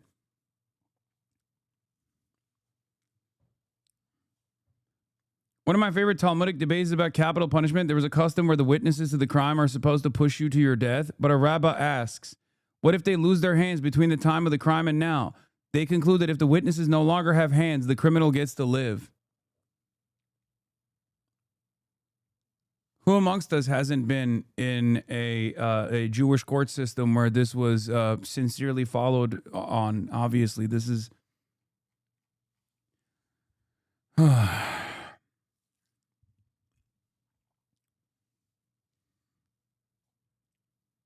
It's no different than the way that a lot of white people think, like, the world of Islam operates, right?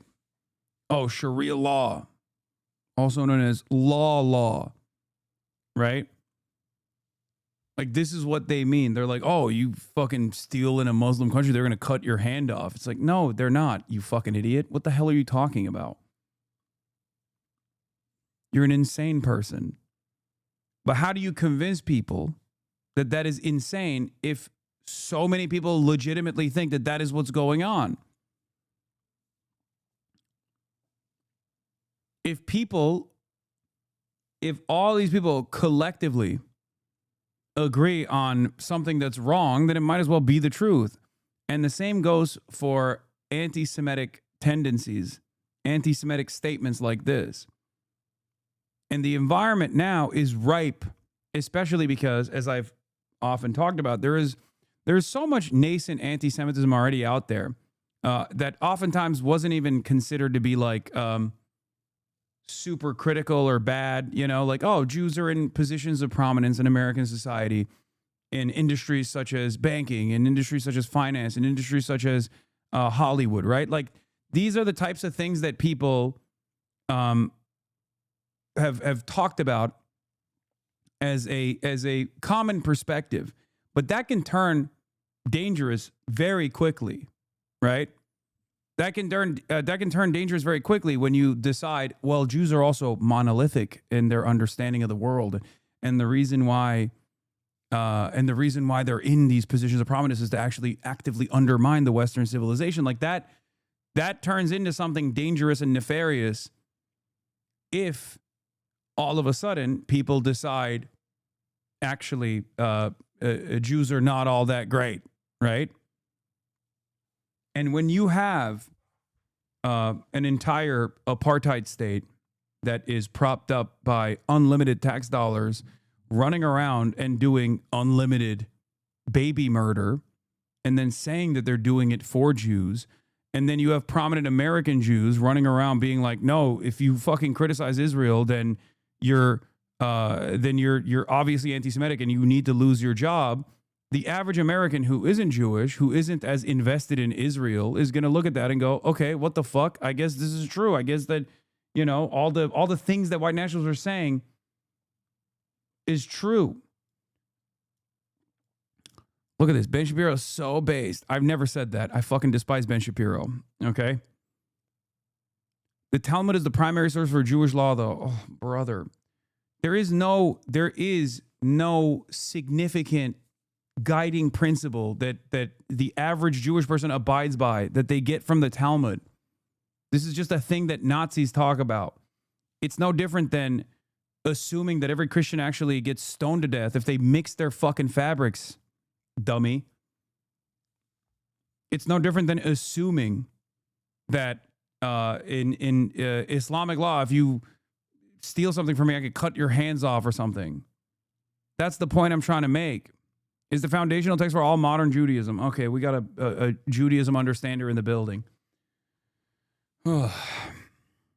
Yes, you're right. Every Jewish person you encounter thinks the goy are cattle and you know they can command you, and also Jesus is boiling in excrement or whatever the fuck people say.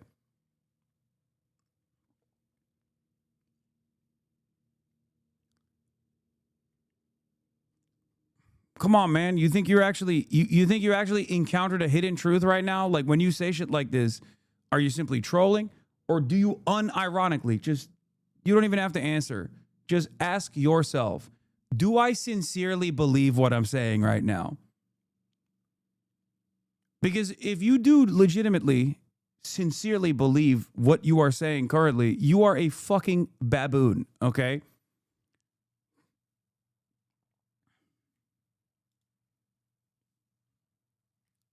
It's so stupid.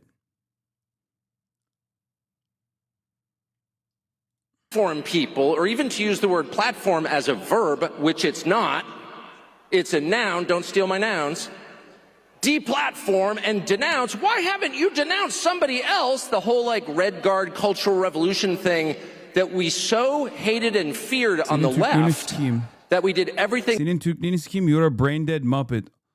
Brain dead muppet dedi abi, inanamıyorum. Neden abi? Söylesene. Türklüğünü sikeyim. Peki.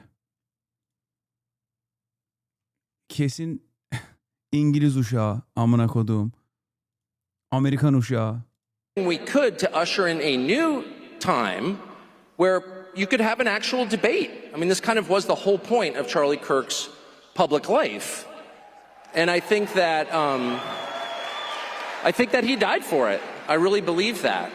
And I know a lot about it because the last several months of Charlie's life were devoted in part to arguing about this event, in fact, this speech, in fact, my speech here, which he asked me to do earlier this year, this summer, and was immediately put under just immense pressure from people who give money to Turning Point, I would assume good people, but who wanted him to take me off the roster.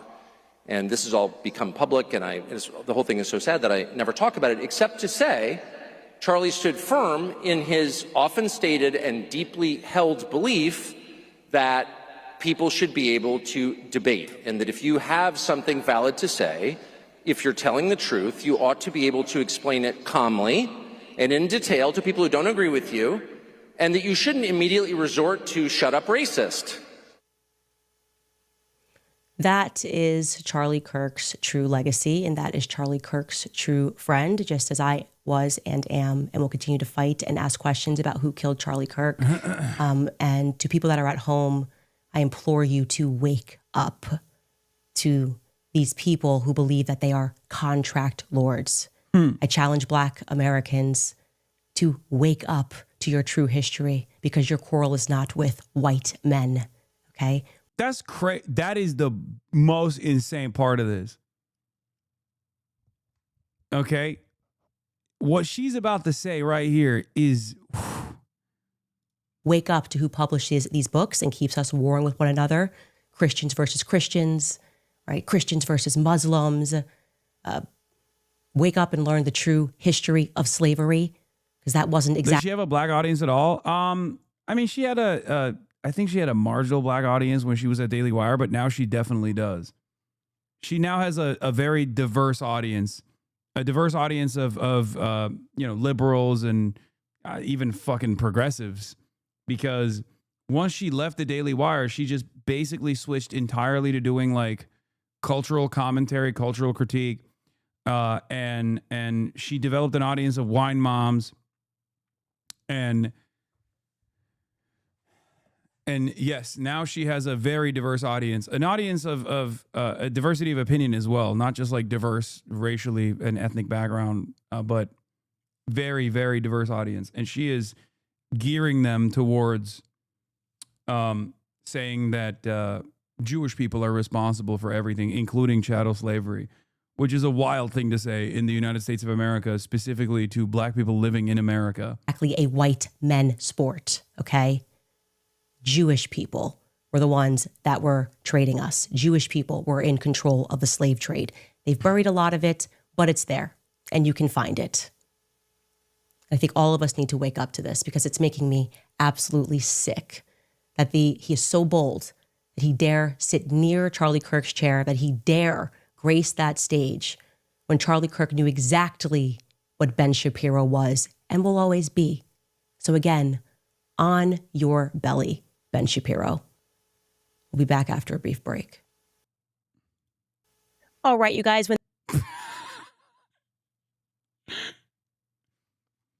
She said, Jews are responsible for the slave trade, not white people. Wake up, black Americans. It's Jews that did the slave trade. And then went, here's a commercial break. Preborn. Donate today at preborn.com/Candace. That's insane. And then she goes on a tangent about like Fort Ayahuasca or whatever the fuck. And you know what's funny is Alex Jones, famous for this video.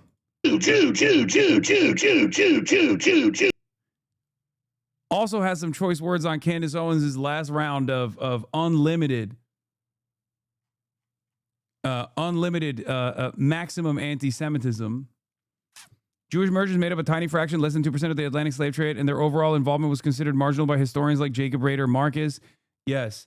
And same as it is in the United States of America, where it was like proportionate to the percentage of Jewish people. But like ultimately, slavery was not controlled by Jews in any way, shape, or form. It's fucking insane.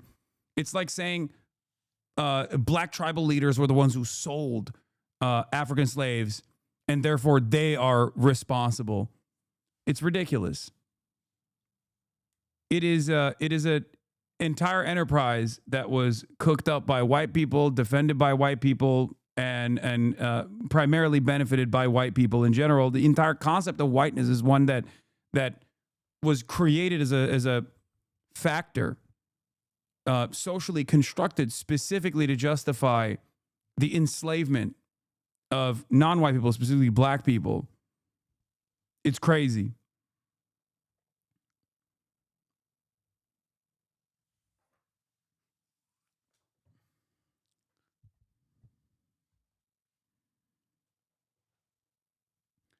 Is she trying to say the British royal family is Jewish because of how they even branded the slaves they sold? I mean, that's the next level of anti-Semitism, when you start inventing or when you start doing suspected Jews lists, because it's not enough when you just like talk about specific Jewish people. Then you start saying like, well, everyone is completely dominated by like a handful of Jewish people or something. It's just, it depends on how fucking insane you are, I guess.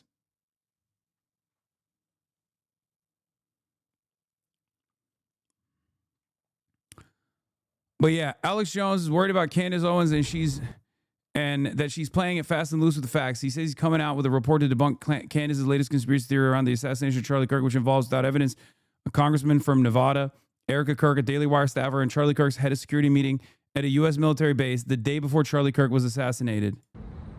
As most of you that pay attention know, I am not the internet police. I don't infight. I don't try to focus on what other people are theorizing about or doing. I try to focus on what I'm doing. And so it's with a heavy heart that I am forced to put out another report, either tonight or tomorrow morning. We're adding a lot of information right now, a lot more research, dealing with Candace Owens. Another person who, in many respects, is responsible for the rise of Candace Owens because he single-handedly... Someone came into the Discord that was a longtime sub and said that you were being too harsh on Candace and that she was uncovering some truths, not trolling. We had a real Candace X Hasan viewer. We perma-banned them, of course. Oh my God. Hello. Hello, Kyle. I won't lie. He looks healthy here, much less exploding tomato. Well, look, what I'm trying to say is, Alex Jones developed an entire market for Candace Owens to basically thrive in, okay? And now he's upset. And in some ways, it feels identical to like Nick Fuentes the other day, complaining that Candace Owens is stealing the anti-Semites from him by coming up with even more far-fetched conspiracies about how Jews are responsible for this or that. And all I have to say to that is, you know, you guys made this. You guys made this environment. So good luck. Have fun, you know? Just as soon as the whole Egyptian plane thing gets debunked with all the facts, now she's moved to something else, and I'm really worried about her. I'm worried about her and her mind, and I'm also worried about the country and where this is going. It's good to question Charlie Kirk's assassination. I have big questions. We know Cash Patel covered up an investigation into accomplices. I broke that up before it hit the mainstream news. So I'm not saying don't question. But her latest source and what she's done, implicating the U.S. military and all this other stuff, is just so damaging. And when you go investigate it, it's so crazy. And just like with the Egyptian plane, she says she has the metadata. Then who else used to do that, Alex? I have the documents. I mean, come on, man. Come on, man. Kind of feels like you're just pissed that she's she's just ripping your shit. I have the documents. Ladies and gentlemen, I'm at a black site in a FEMA facility right now. Underground, Barack Obama has brought black helicopters into my neighborhood. AlexJones.com, Infowars.com. Make sure you take your blue iodine pills before you hear what I'm about to tell you. It's a matter of utmost importance, ladies and gentlemen. I have the documents. I got the data from an insider source. As you guys know, I have insider sources.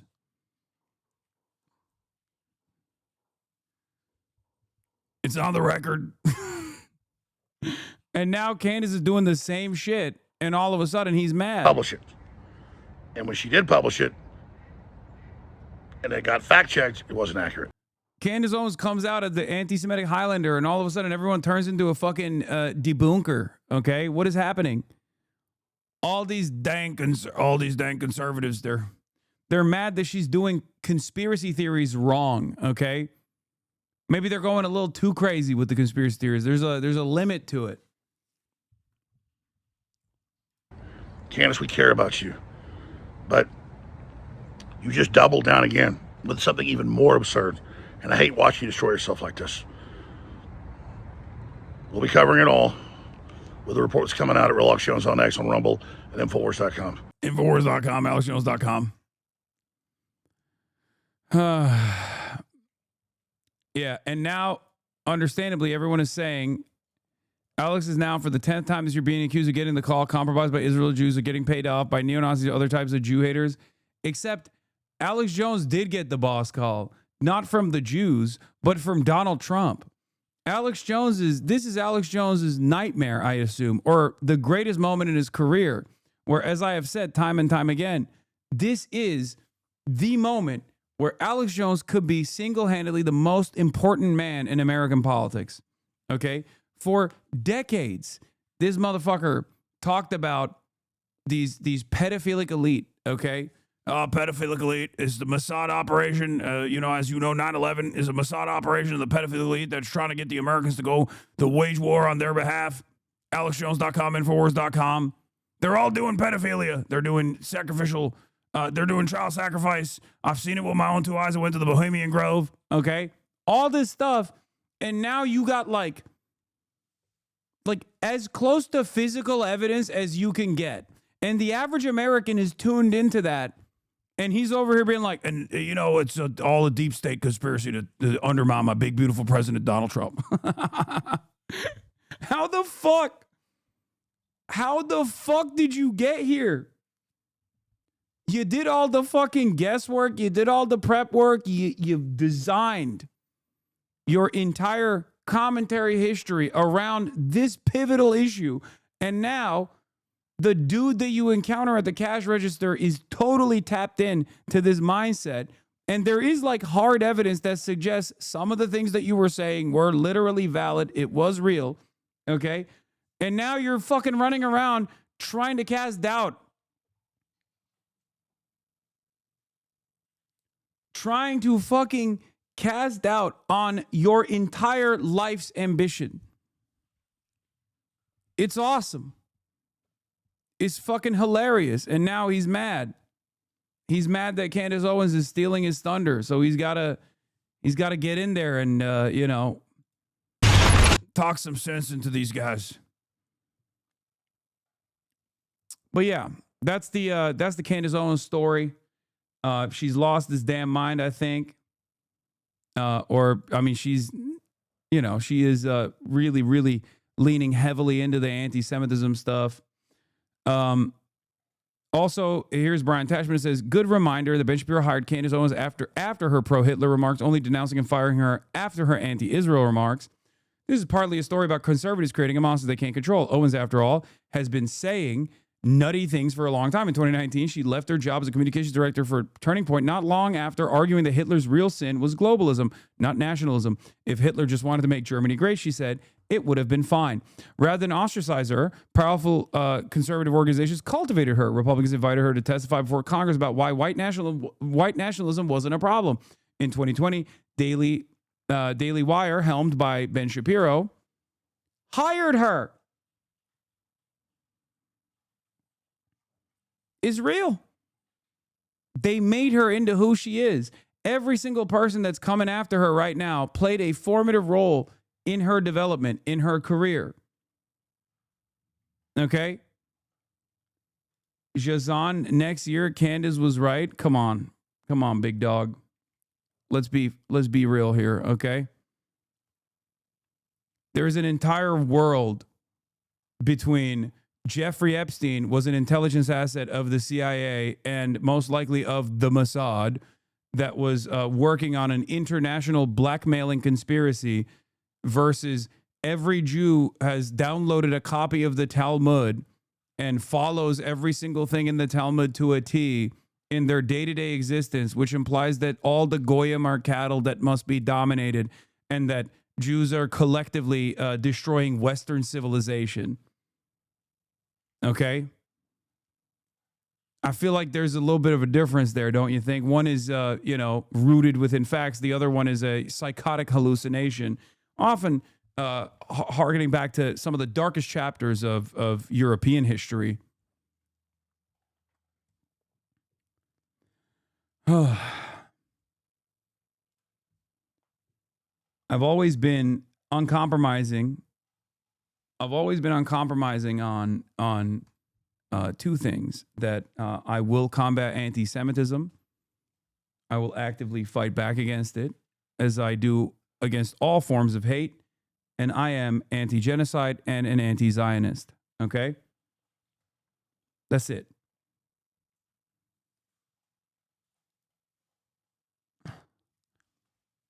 Yeah. Yeah, also then there's this kind of shit. Yeah, Mark Levin going up on stage during the Hanukkah event and being like, Donald Trump is a real Jew. He's the first Jewish president. Congratulations to Nick Fuentes and Candace Owens, who just netted about 500,000 new subscribers. Are there any adults left in the room? The White House is actively inflaming the right's anti-Semitism crisis. Yeah. They're burning the candle on both ends too. And no, that is not a menorah pun, okay? They quite literally are burning the candle on both ends. On the one hand, they're doing shit like that. On the other hand, they're actively going, how much of this how much of the new wave of anti-Semitism that's grown in the young Republican right can we actively bring into the conversation? Can we actively take advantage of? On the one hand, they're leaning into psychotic conspiracy theories, you know, with Miriam Adelson going up on stage and being like, I'm going to give you another $250 million if you run again, you know, because you've been so good and so loyal to Israel. And Mark Levin is talking about how Donald Trump is the first Jewish president. And then on the other hand, they're like, yeah, you know, a lot of these anti-Semites, I mean, they could be very reliable allies alongside ourselves in this cause, I think.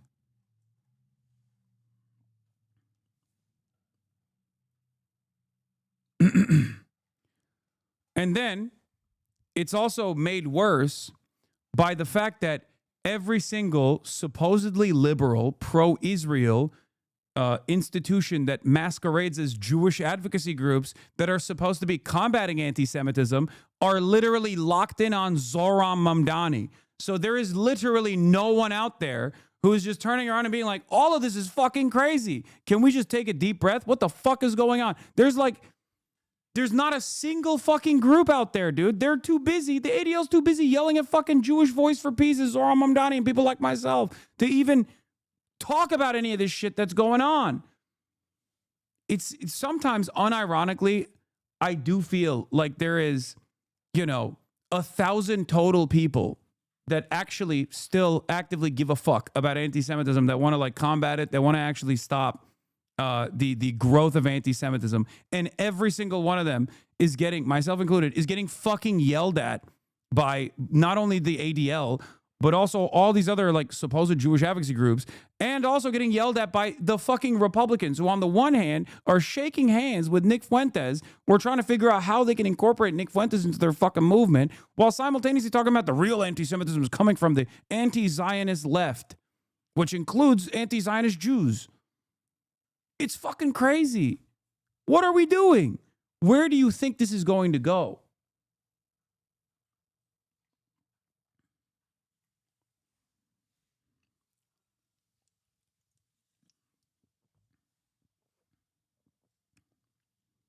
Is the American Israel Public Affairs Committee, commonly known as AIPAC, is them being in America and not registered with FARA like all other lobbying groups in America, is that America first? Is it America first for senators, Congress, and even our president to take money from AIPAC?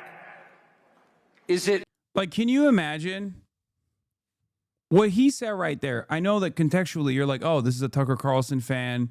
He's obviously fucking, you know, possibly anti-Semitic or whatever. What he said right there is not wrong, okay? It's true. Israel, AIPAC, and all other Israel advocacy groups should be treated as foreign lobbyists, okay? But they're not. In the United States of America, they're not. Part of that is because they can just say, oh, you don't understand. These are institutions primarily tasked with like defending Israel's interests, obviously, and even writing legislation in the United States of America. But their major donors are Americans. They're American Jews and American Christians. So obviously, this is not the same. Like, wow, how could you actually say that this is a foreign advocacy organization? Well, the reason why it's a foreign advocacy organization is because it's primarily tasked with defending Israel. It has nothing to do with fucking American Jews at all, or America at all. It has everything to do with Israel. Okay. That's why it's a fucking foreign advocacy organization. If every Chinese American person was first and foremost primarily tasked with defending the interests of China, I'm pretty sure many people would have questions about whether or not, you know, whatever kind of like Chinese advocacy group would be get hit with a fucking FARA restriction. Okay. It wouldn't even be a question. You can't even have fucking Confucius schools and Confucius institutes in this goddamn country without scrutiny. It's crazy. Motherfuckers are talking about how Chinatown is actually doing infiltration, but then when it comes to Israel, it's like, it's all fine, okay? It's all good. So what he's saying is not wrong. But what's really frustrating about this is that there is no like unified democratic response. That if the Democrats were defined by also this principle, okay, if the Democratic Party was defined by not allowing any sort of Israeli intervention or Israeli influence in American politics, all of those people would probably be led back into a position of normalcy. But right now they're left rudderless. And when the people that are captivating their attention are people like Candace Owens, not only are they rudderless, but they move down in the direction of anti-Semitism. Instead of actually having a unified response to Israel's unlimited bloodshed, Israel's unlimited violence, Israel's unlimited demands of not only loyalty, but also tax dollars, okay? Instead of being directed towards a unified vision against Israel, these people in the void that is left by the Democrats are led to believe that this is just a Jewish conspiracy. This is what's very frustrating about this process. America first to take money from a foreign lobby so you'll send taxpayer dollars to that country? You know, even the question kind of answers itself. Obviously it isn't. And that's not an attack on Israel. It's certainly not anti-Semitism, despite the efforts of many to claim that it is. It's just an obvious statement. And the fact that people are attacked for asking the question, this is something that I talked to Charlie a lot about in his final months, because he was being attacked as an anti-Semite for asking that question. And we've memory hold that, but I was there, so I saw it. That's not the right way. Don't attack people's motives. And I have a lot to attack people's motives. I'm trying to remind myself, don't do that. Respond to what they're saying, right? And so, no, of course it's not. And it's totally fine to ask about why a foreign government tried to sink one of our ships in 1967. That doesn't make you an anti-Semite, sorry. Those are Americans who died. And by the way, yeah, whatever. Anyway, but the point is, no, of course not. And that's why they won't have the conversation. And my point is, you know, I'm 56, my kids are grown. I'm just not afraid of you at all. I don't hate you or anyone else.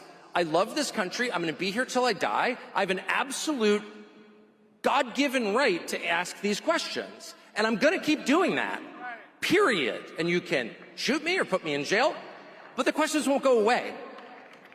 So, no, of course it's not. And that's why they respond with, like, rage and shame, because you caught them doing something they can't defend. Duh.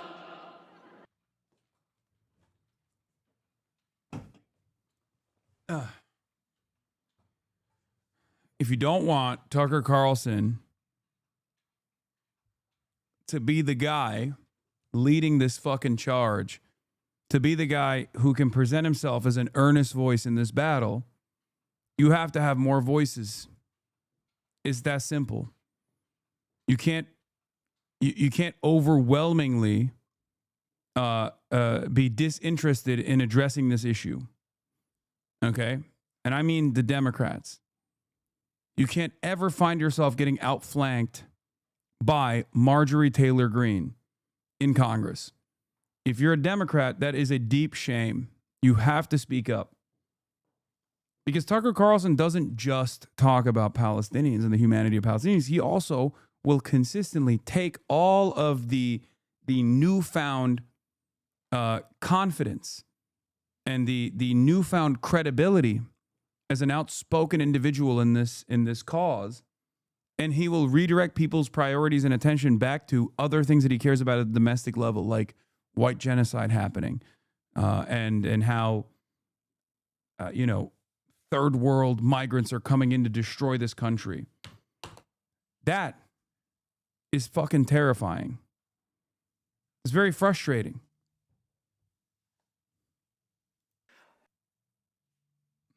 That's it.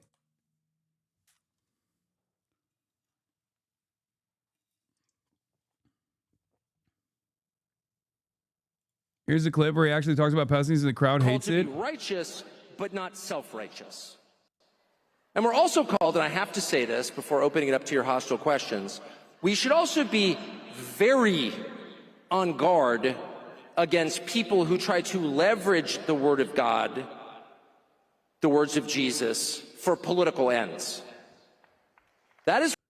Yeah, I mean, this is the worst crowd to do that at, man. You're at the fucking Amerifest. That's the number one thing that conservatives do. Do you know what crowd you're in? This is the thing that conservatives organize around, masquerading their hatred for others that don't look like them or sound like them, the fears that they have, the tribalistic attitudes that they have under the auspices of God, being godly, being Christian. That's, no hate like Christian love, Tucker. I mean, you've done that. Very interesting that he would be criticizing this incredibly important aspect of conservative organizing. Very, very strange. One, that is a dangerous thing to do. I don't want to do that. And I attempt every time. This is all sort of new to me. I'm so obviously not a great Christian that it's not like a lot of people are going to be like, oh, I want to be like him. But there are people, particularly Christian ministers, I have noticed, who are preaching a political message and pretending that it's the gospel. So let me just say, and I think my theology is right, I'm hardly a theologian, God is not on any country's side. Again, that's not, ooh, you can't be saying that in that room. Come on, bro. God is on America's side. What do you mean? God is on America's side, Tucker. What the fuck you're talking about? What are you on? Countries can decide to be on God's side, and that is true for people too. Okay? God doesn't have a partisan affiliation. He doesn't have a nationality. And if someone is telling you otherwise, that is just not true. It is not true. And I would also call your attention to the very obvious prohibitions in the New Testament against killing the innocent. We are not, as Christians, allowed to kill the innocent, period. We are not. And you see elaborate... It's almost like it's a new Tucker, man. It's like I fucking... Like virtually every part of his career leading up to this moment is rendered ineffective, useless. Unless he means every migrant, every non-white migrant is not innocent. They've done a crime. And they could be killed. Or at the very least deported, right? Is that what it is? Get it? The joke is if you don't hate Muslims, you are one. This is very funny to people whose parents wouldn't let them read Harry Potter as children, whose favorite TV show was VeggieTales. Oh, yeah. Tucker Carlson interrupts speech for evening prayer to Mecca. Yeah, Babylon B's coming after him. Arguments on behalf of doing so or ignoring it. It feels like politicians on both sides are losing control of their bases. Yes, because liberalism is failing, and both major parties in this country are liberal. There is, however, one major party, the Republican Party, that is currently moving in the direction of an illiberal party, a post-liberal party, whatever you want to call it, a fascist party, okay? Whereas the other one is actively closing their eyes, plugging their ears, going, la, la, la, la, la, you're so stupid. Liberalism is not failing. We will fix it. We will restore liberalism. That's my fear. That is my fear. They think at a time when it's very obvious that the entire liberal capitalist world, and it didn't even take 100 years for this project to fucking fall apart once again, when just like it did in the period of the early 1900s, 1920s, when liberalism fell apart, and from the ashes of liberalism came fascist coalitions, okay? And maybe, I guess, American social democracy that partnered with communism to defeat the fascist movements in World War II, after the period of the Cold War, it accelerated the demise of liberalism because there was no other polar opposite worldview that America could combat against, or that America had to fight against. There was no threat of an alternative example. And the maximum growth, maximum prosperity, late stage capitalism that we saw from the 90s from 90s all the way until right now has collapsed liberalism once again, greatly accelerated the demise of liberalism. Yes, the end of history was not here, as Francis Fukuyama thought it would be. I mean, even he understands that. Even he recognizes that now. But my point is, it's over. It's not working. People are recognizing that it's not working. So we have to figure out quickly how to organize against the in the parliamentary system, fascist parties gaining a lot of popularity, and in the American system, where there's two major parties, both liberal, one of the two major liberal parties is very quickly turning into a fascist one. And I fear it'll be too late by the time there are enough adults in the room on the, the anti-fascist side to figure out what is taking place. Oh, that always happens in war. Well, you're right. One of the reasons I'm not that into wars. But when it does happen, unavoidably, we have to say that's wrong. We have to say that. We have to acknowledge that was wrong. And I'm sorry for the extent to which I participated in it. Forgive me. Because killing people who committed no crime is immoral. It will always be immoral. And people who do it will be punished for it. And nations that endorse it will be punished for it. That's a fact. And you are seeing now a very intense effort to convince you otherwise. Oh, it's fine. They deserved it. Really, did their children deserve it? If a man commits a crime, do we kill his kids? I don't care if it's in Minneapolis or Gaza City. No, we don't. And if we do accidentally, we say, I am so sorry that we murdered someone who did nothing wrong, because it is murder. And to see Christian pastors make excuses for that is one of the most, and that's not a partisan question.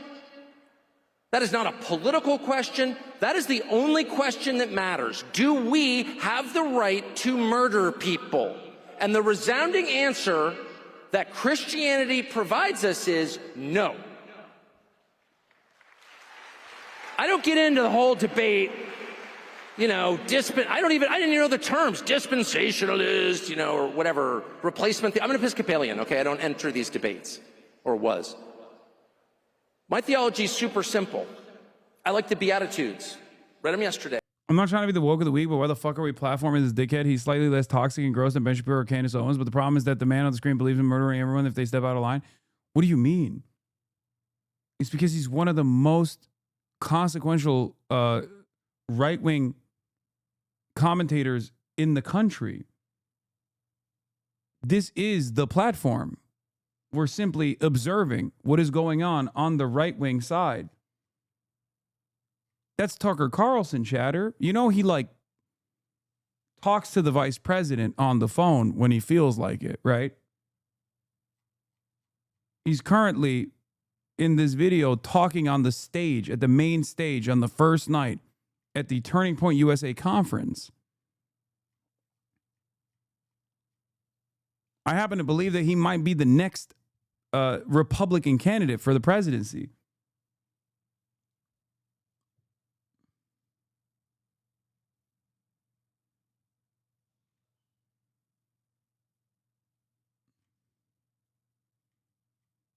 This is not platforming. We're simply watching. This is the platform. We're watching from afar. That's number one.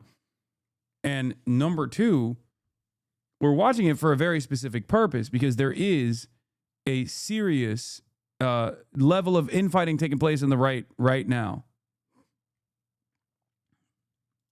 I actually think, was it Michael reading them, some of them here? I think any person, any honest person would say it's the essence of the Christian faith.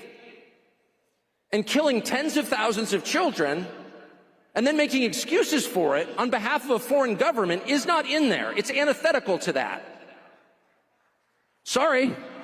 It doesn't make me a hater, it makes me the opponent of hate. So now that I've alienated most in the crowd with my staunch position. I'm telling you, man, he consistently presents himself as a reasonable voice. And I think he's actually utilizing a lot of the more conspiratorial elements on the right now. Like he has a lot of prestige, okay? He is the actual connective tissue between the conspiratorial right, the anti-Semites, and also establishment Republicans. He comes from that background. He has the pedigree. And I think he would be the true spiritual successor to Donald Trump. If there was anyone who could maintain the MAGA base and the rest of the Republicans, it's Tucker Carlson. As the most effective propagandist, do you think he actually has a chance to turn the evangelical psychos, and what would become his target then? He's a fascist at the end of the day. I think he has... I don't know how sincere these guys are with their ambitions to make America a white nation state, right? Like a fascist, white nationalist state that is devoid of all people that they've declared brown, unless they're just like, I don't know, working in a slave... working in a slave camp or something, right? Except if you listen to Tucker, he says there's 65 million migrants in the country that must be forcibly excised. And that number is actually the number of Hispanic Americans, if we're being real. So he is very, very terrifying.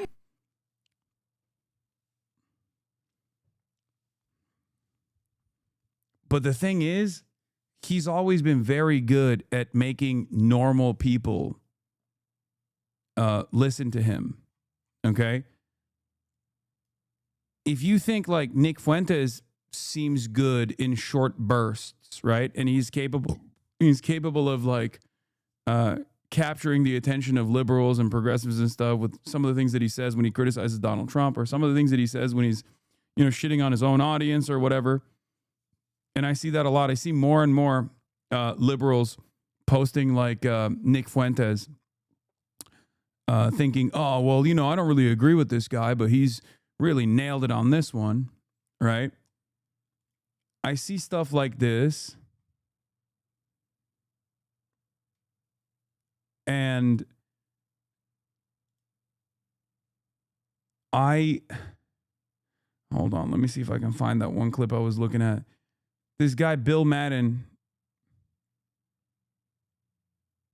Look at this. This guy, Bill Madden. Singer, songwriter, musician, here for social and climate justice, preventing a Trump dictatorship. Post this, and it's all liberals responding to him. Sometimes the messenger of truth is not who we chose, but fuck it. Nick Fuentes just took a blowtorch to the loathsome piece of shit. What Fuentes has to say about this repulsive, disgusting excuse of a human being is spot fucking on. These are liberals, man. These are straight up fucking liberals. They're seeing like Nick Fuentes torch Donald Trump or whatever, and then they're like, oh, that's so sick. He's so sick. Dudes with like social justice and climate justice in their bios posting Nick Fuentes uninterrupted for 9 minutes. If you think that's bad, Tucker Carlson is so much better than Nick Fuentes because he has like 20, 30 years of experience in the field. You will never catch Tucker Carlson go beyond the line of permissible bigotry, especially in his commentary. I've been covering Tucker Carlson for like the past 10 years. And the only way you can catch him is by matching his commentary side by side with prominent white nationalists. He won't say the slurs, and he will always bring back his commentary to a common sense perspective.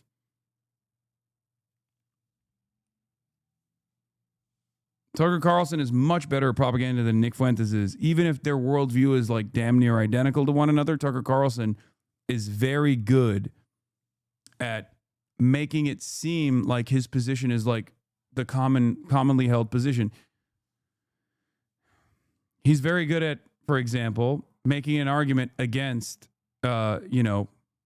strangers. He'll always talk about the family. America is a family. It's a family that I love. And you don't want strangers to come into your family. When he's talking about that, he's actually talking about migrants.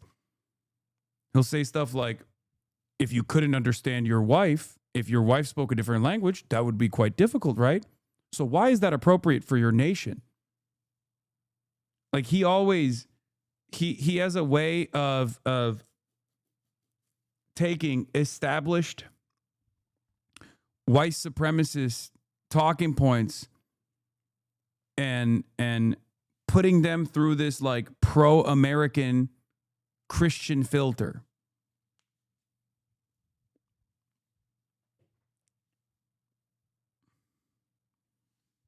He will always soften very dangerous ideas. That's why, okay, stop dick riding. We get it. What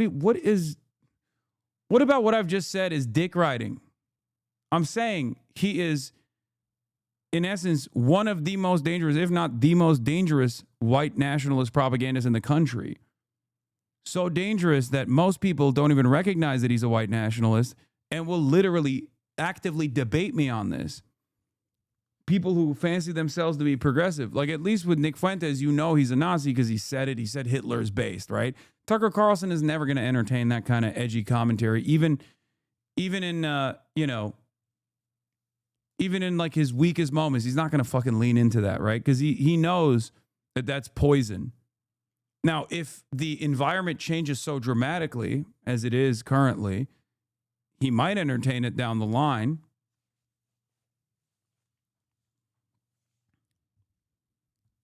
But as it stands, when most Americans who even personally find themselves in agreement with, neo-Nazi ideals, will still, when they shy away from the moniker, okay, Tucker Carlson will never lean into that.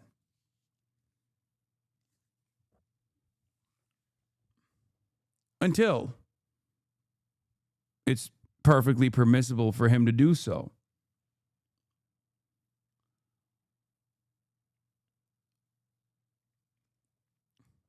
So that's why I think he's the most dangerous.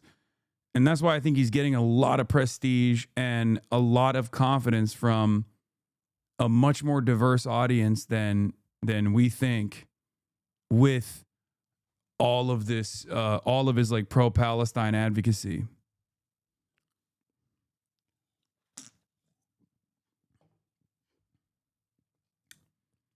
If Trump can win over Dearborn despite Muslim ban, Tucker can do so much more. You're right. He's scary, dude. Yeah. Oh, yeah. Lol, you guys called the burnt peanut a fascist? Who is you guys? I don't know anything about the burnt peanut. The fuck are you talking about? I love that people just like invent shit and will just go along with it and be like, nah, this is what you believe. You just ask me what I believe. What the fuck are you talking about?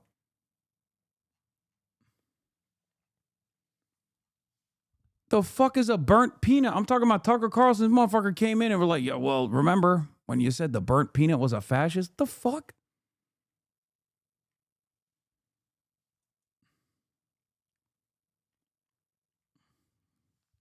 God damn. The burnt peanut is Tucker Carlson's Steam tag? Yeah. Relevant banning clips. Benji Shapiro. Oh yeah, he cooked Ben. I was gonna cover this as well. Now, Benji Shapiro sat up here last night, and he was all, I'm going to, it's all about the truth. Ben, I've known you a long time, brother. You can't handle the truth.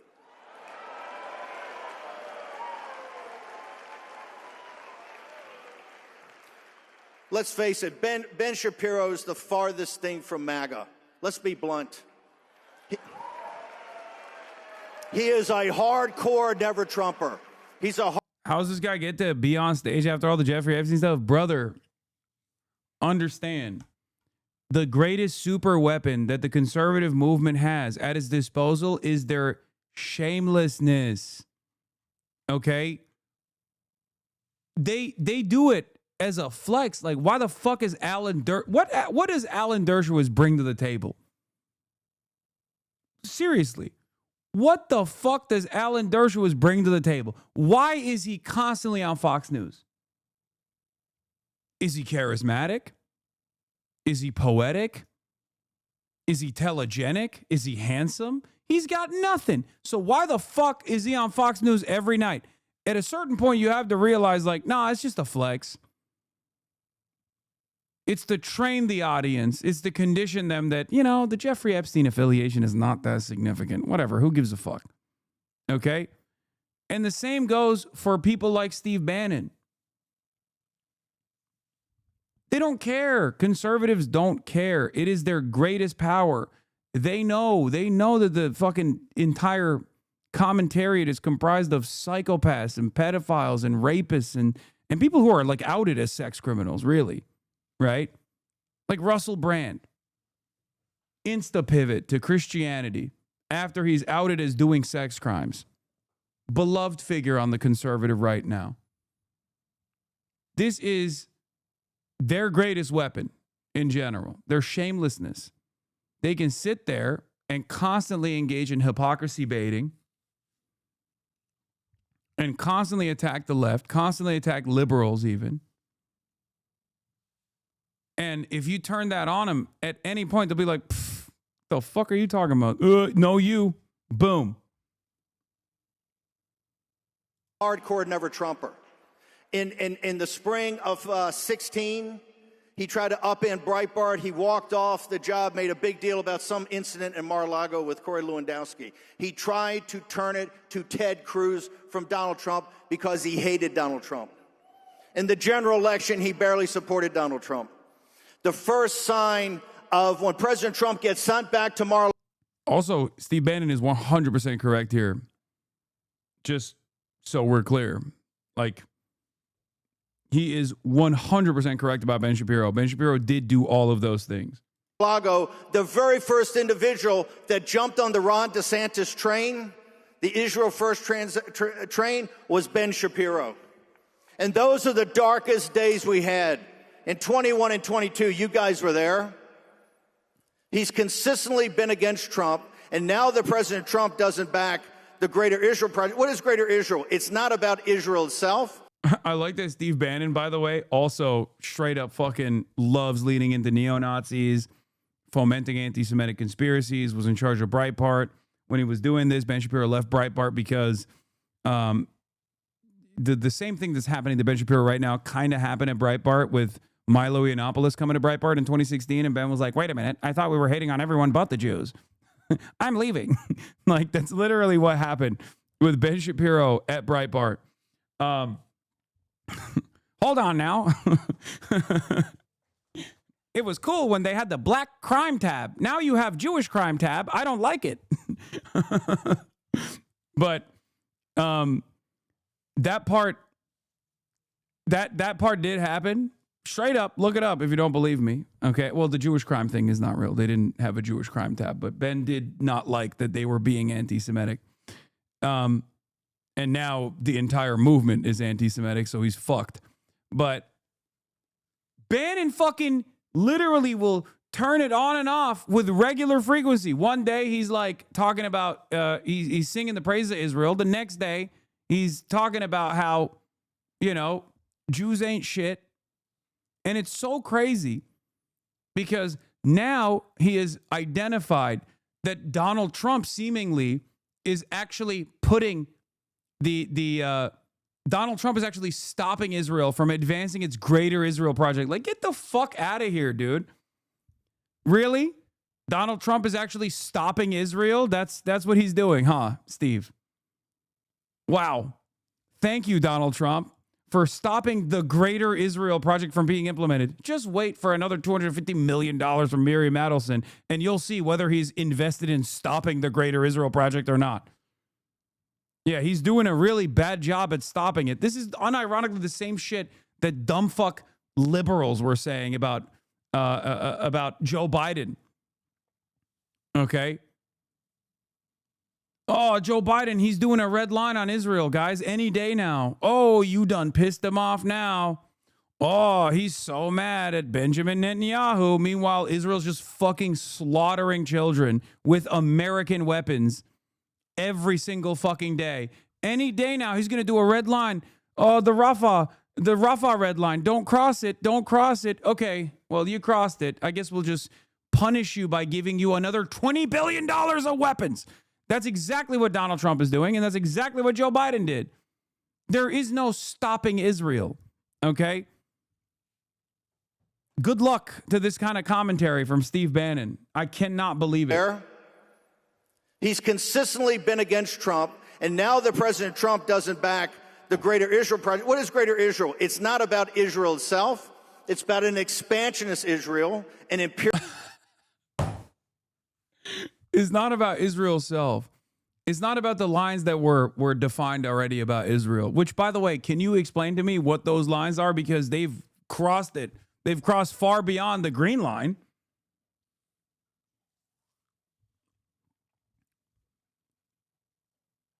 Yeah. What's the Greater Israel Project? Oh, you know, Syria, which they're literally inside of currently, or southern Lebanon, which they're inside of currently, or the rest of Gaza, which they've taken over 50% of, or the entirety of the West Bank, which they are currently permanently annexing. Kind of feels like the Greater Israel Project is being implemented, don't you think? It doesn't feel like Donald Trump has stopped the Greater Israel Expansionist Project. As a matter of fact, Donald Trump actually solidified the Greater Israel Project by moving the embassy to Jerusalem when he was president the first time. You know, that was a big deal for the Greater Israel Project, as a matter of fact. Or who could forget when he recognized Golan Heights as permanently annexed territory for Israel. That was another expansion of the Greater Israel Project. So I don't think Donald Trump is against Israel expanding at all, as a matter of fact. And it's not like Donald Trump has presented himself as the stopgap measure against the Greater Israel Project. He literally was talking about the Gaza Riviera with AI videos and shit like that. The fuck do you mean Donald Trump is a great stopper of the Greater Israel Project? Imperial Israel that Netanyahu and that crowd have thought up. Yeah, Trump is such a threat to Israel. Mark Levin is going up on the Hanukkah event at White House saying he's the first Jewish president, followed up by Miriam Adelson, who's like, I'll give you another $250 million if you actually fucking run for a third term. Yeah, that's why. No, they're saying that, and they're giving him money because he's the great Israel annihilator. That's right. And the Israel First crowd is Ben Shapiro, Tel Aviv Mark Levin, and many others that want to put that ahead of America's interests. Bro, listen. The only thing stopping a straight up neo-Nazi from dominating all of this stuff at this stage right now is that every single right-wing grifter, and yes, this includes Nick Fuentes as well, has a higher ambition of moving up the ranks now that Charlie Kirk is dead. Okay? If there's only one person that's just been going balls to the wall, it's fucking Candace Owens, and that's why she's actually currently dominating. That's it. There's never been a better moment to be an overt anti-Semite. I mean, look at what he's saying. Steve Bannon is supposed to be the guy. He's supposed to be the guy. He's supposed to be the anti-Semite. And he's over here fucking talking about how Donald Trump is really stopping Israel, dude. Really? Really? He's stopping Israel? Really, Steve? He hasn't done a good job. Bannon's war room, Steve Bannon. You can't get a better defender of Israel than Charlie Kirk. You can't get a better defender of Israel than Steve Bannon. At Breitbart, adamant couldn't have a two-state solution in the White House. I'm the one who pushed initially hard to move the embassy to Jerusalem at the war room. Ask all the other war room people that are here. Ask all the posse. We always talk about it. And we're one state, not a two state, but that's about Israel. Charlie Kirk had some foundational beliefs. Those foundational beliefs are number one. He's a populist nationalist. America makes its own decisions for America. And as a populist, the American people are the people that make those decisions. Let's be real, Hasan. It was a much better moment to be an anti-Semite in 1930s Nazi Germany, not right now. No, this is literally, okay, 1925 Nazi Germany. You know? That's because that's where we're at. Liberalism is collapsing. There isn't as much economic turmoil yet, but liberalism is absolutely fucking collapsing. And we're in the beginning stages of like blaming everything on the fucking Jews over and over again. This is 1925 Nazi Germany, not 1930s.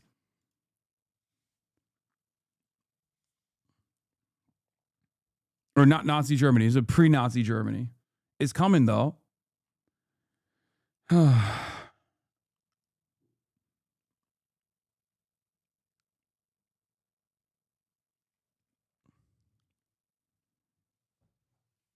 There is no failed revolution either. There's no failed socialist revolution. There's no socialist momentum, no socialist movement whatsoever. It's cooked. A big difference is that there isn't a huge amount of anti-Semitic academia and pseudoscience being written, but yeah. I mean, I don't even think that academia and pseudoscience even has any motion anymore. I think we've just like moved, we've devolved into a more caveman-like understanding of the world anyway. So does academia even have that kind of motion anymore? I think it's like there wasn't this level of mass propaganda that you can access at the tip of your fingers in the past. Every area where people are getting information from is fucking blaring a consistent amount of anti-Semitic propaganda. It's much more effective, in my opinion, than fucking academia.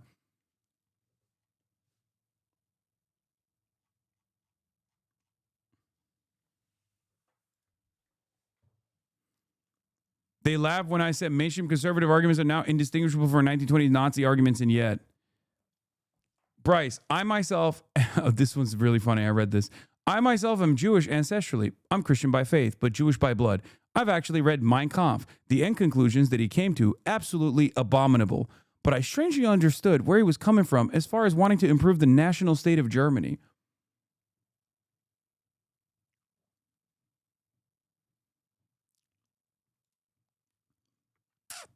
Does anyone think women should not be allowed to vote? Only Andrew raises his hand. I just feel like women are very emotional and that politics is a man's discipline. I seriously believe it. My mother actually believes this too. And I know some other women who believe that. I just feel like I've never really seen a woman who truly understands politics. Sophie, yeah, that might be your issue with finding a good quality girl. Have you ever thought about the fact that a woman's emotions are a beautiful thing and that they might complement a man? And that, yes, maybe we make different decisions because of emotions, but if it were just men, there would be no reasoning. I think it's a beautiful thing to have both sides. I'm not racist because I have a black friend type shit. Brother, that's literally like saying I'm not racist because I used to be black. I'm no longer black. But, you know, David Duke had some good opinions. What do you mean? It's worse than that. He literally is like, I'm Jewish, but I'm Christian now. And Hitler had some good ideas about the Jews, honestly. I didn't like the end point of the Holocaust. That's a full Uncle Ruckus. Yeah, both views about the women voting thing are fucking misogynistic. Yeah, I know. National sovereignty. Hitler was a nationalist. He was like, we have to take Germany back for Germans. And I feel like we should do that in America. We should take America back for our native population. So I'm not an expert on Hitler by any means, but as far as nationalism is concerned, I'm all that.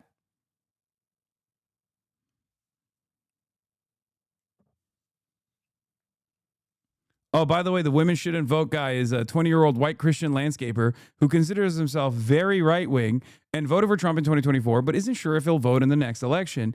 Andrew describes himself as a close follower of Nick Fuentes and drove in from rural Tennessee, far outside of Nashville, to participate in this focus group.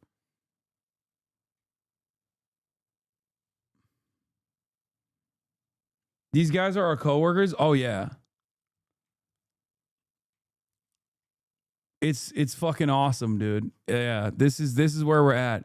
Where is this from? I need to. Everyone wants to know what Gen Z Republicans think. We ask them, which is a terrible idea, okay?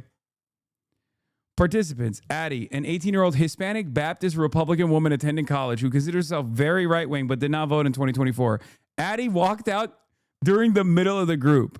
Alex, a 28-year-old white high school graduate who works as a property manager. He's a non-denominational Protestant. Allie, a 28-year-old white Baptist stay-at-home mom of two, with one more on the way, whose highest level of education is trade school. She is a Republican. Andrew, a 20-year-old white Christian landscaper. We already read that one. Ashley, a 29-year-old white Baptist woman who works as a subcontractor renovating homes. She's a high school educated Republican. I'm beginning to notice a trend here with the educational attainment. Okay, Atticus, a 25-year-old white non-denominational Protestant man who has attended some college and works in marketing. He's a Republican. Now, let me tell you something. It was tremendously beneficial for the modern Republican movement to make sure that education was completely fucking paywalled, okay, and inaccessible for large chunks of American society. It was also a win-win for the colleges that wanted to turn this into a gay hedge fund for themselves, right? Because that's basically what college campuses have become now. It's like the educational part of the education is actually secondary. It's just basically a gay hedge fund, okay? That's what college is, unfortunately.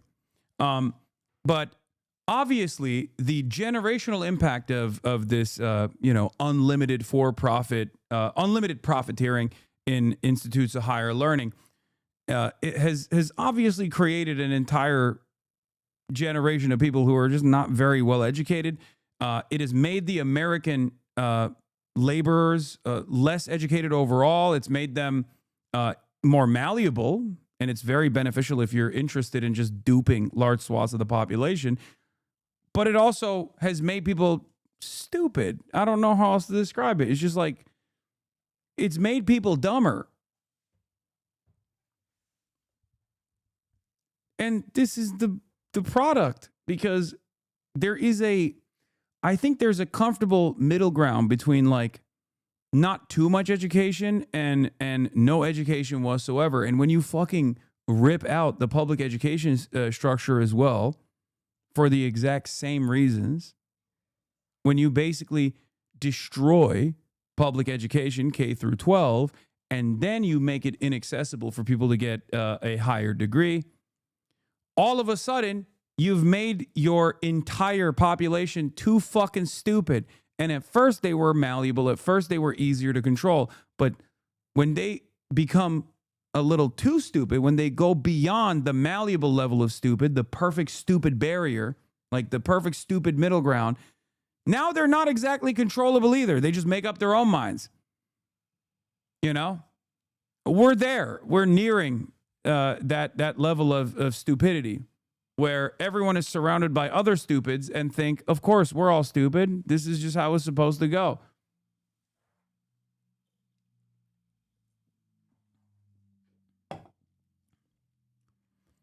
Bryce, a 24-year-old white Baptist man. He attended some college and previously worked in security. He's now self-employed as a writer, working primarily on a Star Wars YouTube channel. He's an independent who voted for Trump in 2024.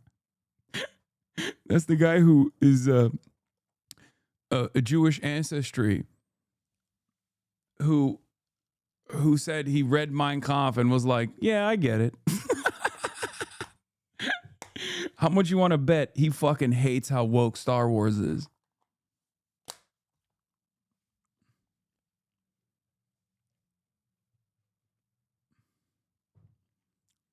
Caleb, white 29-year-old Baptist Republican. He completed a bachelor's degree and works as an IT trainer for an EV charger manufacturer. Yeah. Judging by how things are going, I suspect Caleb will be a liberal the next election cycle. You can count on that. Colin, a 19-year-old Christian white Republican student at Vanderbilt.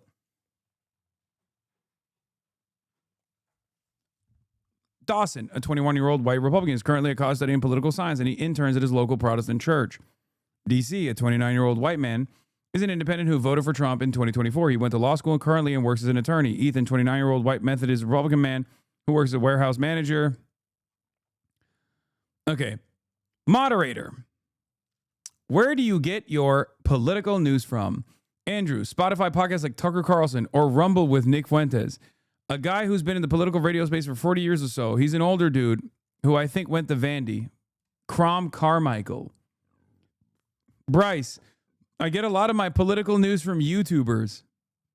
These are the dumb fucks that watch the slop tubers, by the way, straight up. I'm just letting you know.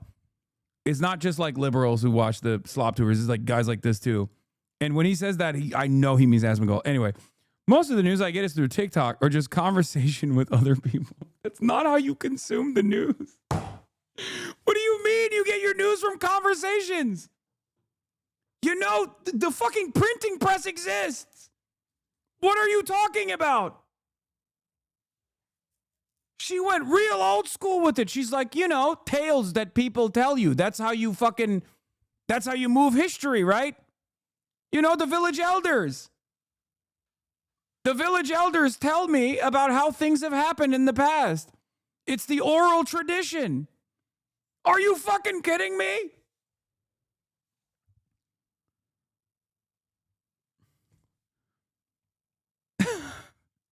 Oh my God.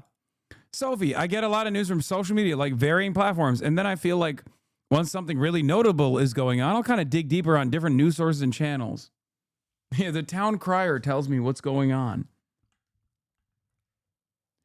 I get my news from merchants on the Silk Road. They are well traveled, sir. I think the next level, the next stage in conservative madness is just being like, I make it up. I'm sorry, what? Yeah, I make it up. I just close my eyes and imagine what the news of the day looks like. It's pretty cool. You should do it too. The voices in my head inform me about all the comings and goings of modernity. God told me in a dream, you know, that sort of thing. That's where we're going to devolve into. Madison, not really into politics, but my favorite influencer is Alex Earl. Most of my political stuff I get from podcasts that I like. I'm thinking Alex Clark, Brett Cooper, as well as family members. Dog, I'm sorry. I have never met someone who has answered the question, where do you get your news from? With, oh, just my family members. Once again, going back to the oral tradition, that's not how you are supposed to. I'm not even. Wow, dude. Wow. My drunkest uncle.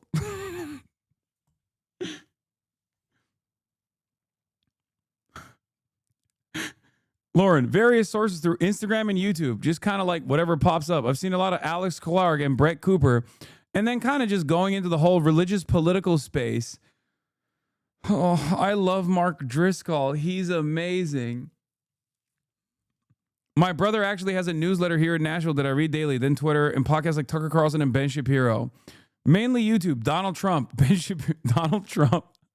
I get my news from the president.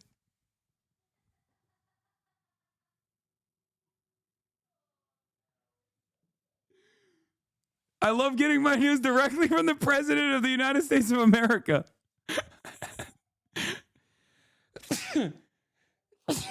Oh my God. Oh, that's so awesome. This is the greatest article ever written, dude. Conservatives in their environment, just unrestrained, you know? No safeguards. Also, the guy who got assassinated, Charlie. Well, that's 1 out of fucking 3 primary news sources that you lost. Not looking too good. Got to replace that with someone. Definitely Candace Owens, by the way. That's crazy. This Mark Driscoll guy has no neck. Oh, dude, Jesus Christ. Anyway, social media podcasts, Joe Rogan, stuff like that. Just kind of depends on the day. Mainly social media and Instagram, but if not, CNN. Okay, Colin. That is, I think, the first time someone has actually pointed to a news source. I mean, doesn't have to be CNN, but like I'll take Fox News, you know what I mean, over whatever the fuck these guys are saying. Holy shit, I can't believe how bad things are. My news comes from a blend of social media, so Twitter or X on Instagram, but then also podcasts on Spotify, Tucker Carlson, Joe Rogan, mostly a lot of Christian podcasts like the King's Hall podcast. For me, it's never just the traditional Fox News style thing, just because after all the years of growing up with my parents and grandparents, waking up in the house with it blasting and just droning, It was never appealing to me. More individual personalities tend to draw me in more. Honestly, my dad kind of fills me in on everything, or TikTok. Dude! Why are you lie? Why are you admitting that? Oh my God.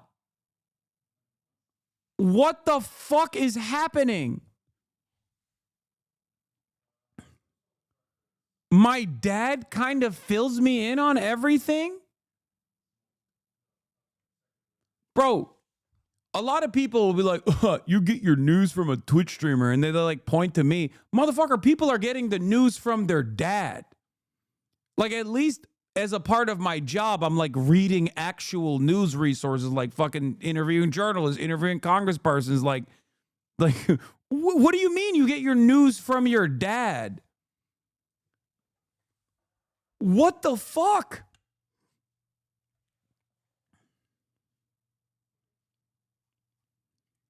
For me, it's you and Philip DeFranco, so don't act like weird personalities are necessarily a bad news source. First of all, that's not true even for you. Because right now, for example, we're reading cityjournal.org. So at the very least, by transitive property, by way of just being in this community, you are still getting your news from traditional outlets, okay? You're not getting it from a random guy on TikTok or your fucking dad. I am not your dad, okay? I'm a random guy on the internet who, at the very least, has like a degree in trying to understand and make sense of the senseless nature of American politics.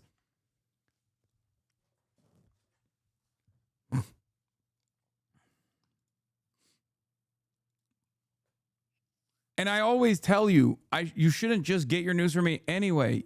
And that doesn't mean you should go to SlopTubers or Tucker Carlson to get your news, but like go to the news, go to the actual legacy papers, go to actual mainstream media outlets and things like that.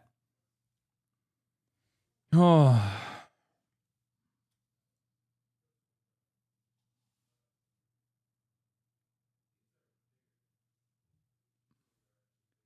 I'm not your father. I'm the father that stepped up. Social media like Instagram or Twitter. Honestly, just wherever I see, really. I can't think of any specifics. I really get my news from all over the place. Social media, Twitter. And then other than that, I tend to stick to Fox News. X or independent journalism. And I like to watch the 5 on Fox during dinner time. That's another 5 on Fox watcher, just like us. Real sends me news, ground news, which is a lot of different resources from different ends of the spectrum. I also listen to podcasts like The Morning Wire, which I think maybe like the Daily Wire does, and sometimes the local channels. Ben Shapiro, I watch CNBC fairly often as background noise when I'm doing my work. How's the country doing currently? Improving. I think there's a major culture shift that has happened, and that's the main reason I would say there's improvement. Yeah, everything pertains to the culture. There's a culture shift. The anti-woke crusade. The anti-woke crusade won. Please do not look at the dire economic situation. It's the culture change, though. You know, we're all anti-woke now, right? You could say the R word. I think the economy has improved as well, but that culture shift towards an America First type mindset, more of a Christian mindset, that sort of thing's a major shift back to where I feel things used to be.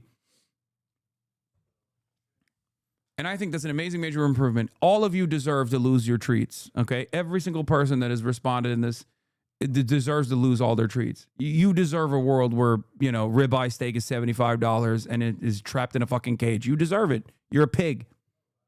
You're a porky little pig. And you're just eating the fucking slop. And you think, oh, things are so good. We're Christian now. No, we're not, you fucking idiot. It's improving. The economy is settling. Cope. The overall financial cost of things is finally improving. Supply chains are finally starting to get a little bit back on track.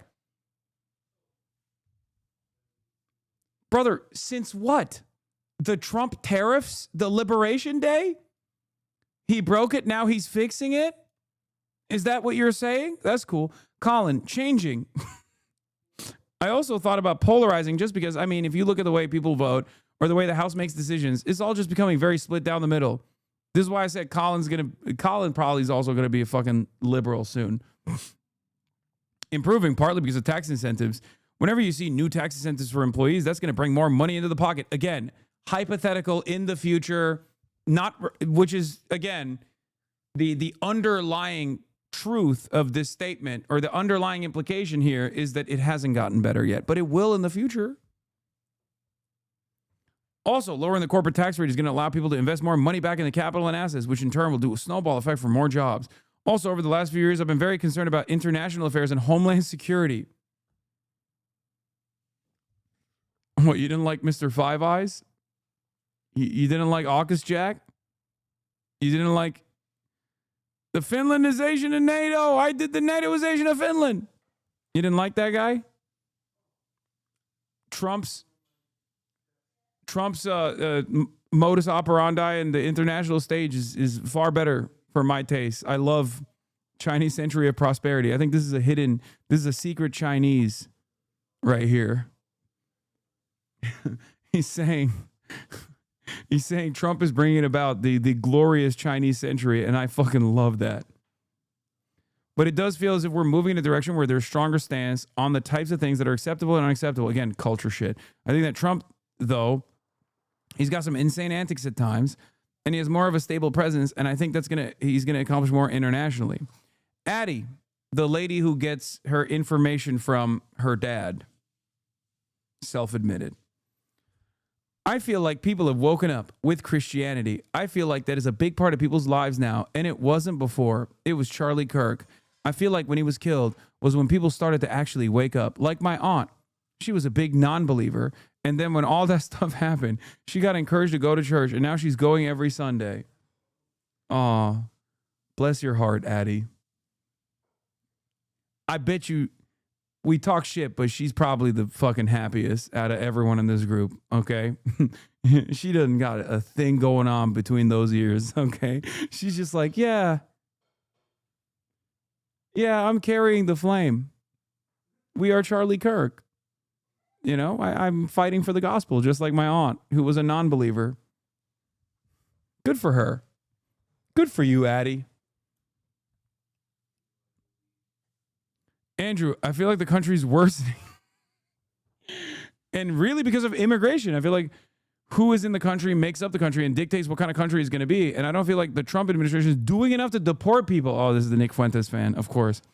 I know that they need resources for that, but they're deporting about as many people as Biden did and as Obama did. They're on track to hit 1 million by the end of this term, which is what Obama did. And I feel like that's not nearly enough. I think more people need to be deported faster. So I would say the country's getting worse. One more lane on the highway and traffic will be solved. 10,000 more Guatemalans deported and the country will be better. Okay. I promise. Just one more migrant, please. What is this? I do not expect to hold weight over 30,000 people, but when you read 2 of my comments out loud and not give me a chance to respond, kind of feels shitty. You give trolls the chance to respond even when they're speaking in bad faith. What? Brother, what the fuck? Or sister, what are you talking about?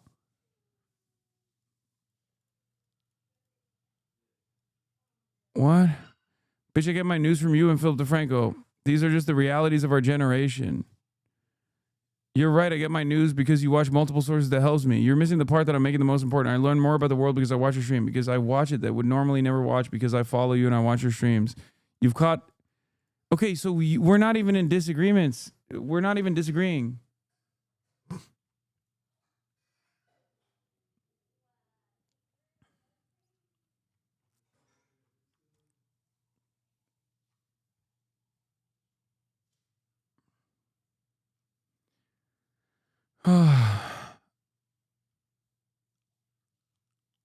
But you should still definitely, get your news from other sources as well. Anyway, Wilkes, I honestly think it's doing worse right now more than in the years past, just given. I'm about to graduate college and it's a really hard job market right now. A lot of my friends are struggling to find jobs, so things are obviously not ideal. But hey, man, we got those pesky transgenders out of the high school swim meets, So maybe, Wilkes, you could say the R word, though. You could say the R word, Wilkes. Don't you think that's a market improvement? Just saying. Atticus, I would say it's improving, mainly because we're undoing a bunch of damage. Specifically, I see that in the healthcare world. We're spending more on healthcare than energy and food combined. Obviously, subsidies are growing up, but that's because we're trying to weed out the third-party payment system, which is causing people like me, at least age-wise, to pay so much for healthcare that we don't even end up using. Okay.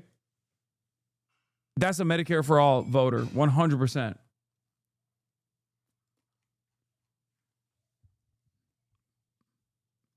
As he's out there waiting to be primed and activated. I think things are improving. I think the world outlook of America seems to be better than it was maybe 4 years ago. I feel it's worsening. Honestly, one of the big things for me is price increases. I know you kind of mentioned how the economy is getting better, and maybe I'm not plugged into how things are going on the macro scale, but I mean, I go to Walmart or Aldi, meat is $6 to $8 for a pound. That's terrible. And I think the culture war is affecting the media too much. As someone who makes money off an interest in Star Wars, anyone who knows what Star Wars is, like, knows how that is going. It feels like companies are putting more of their political agenda in entertainment. Oh my God, this guy's plugging his YouTube channel, bro. Brother, you started off strong. And then you immediately turned into Star Wars is gone woke, and it sucks now. He's plugging his fucking YouTube channel. Are you kidding me? These adult children.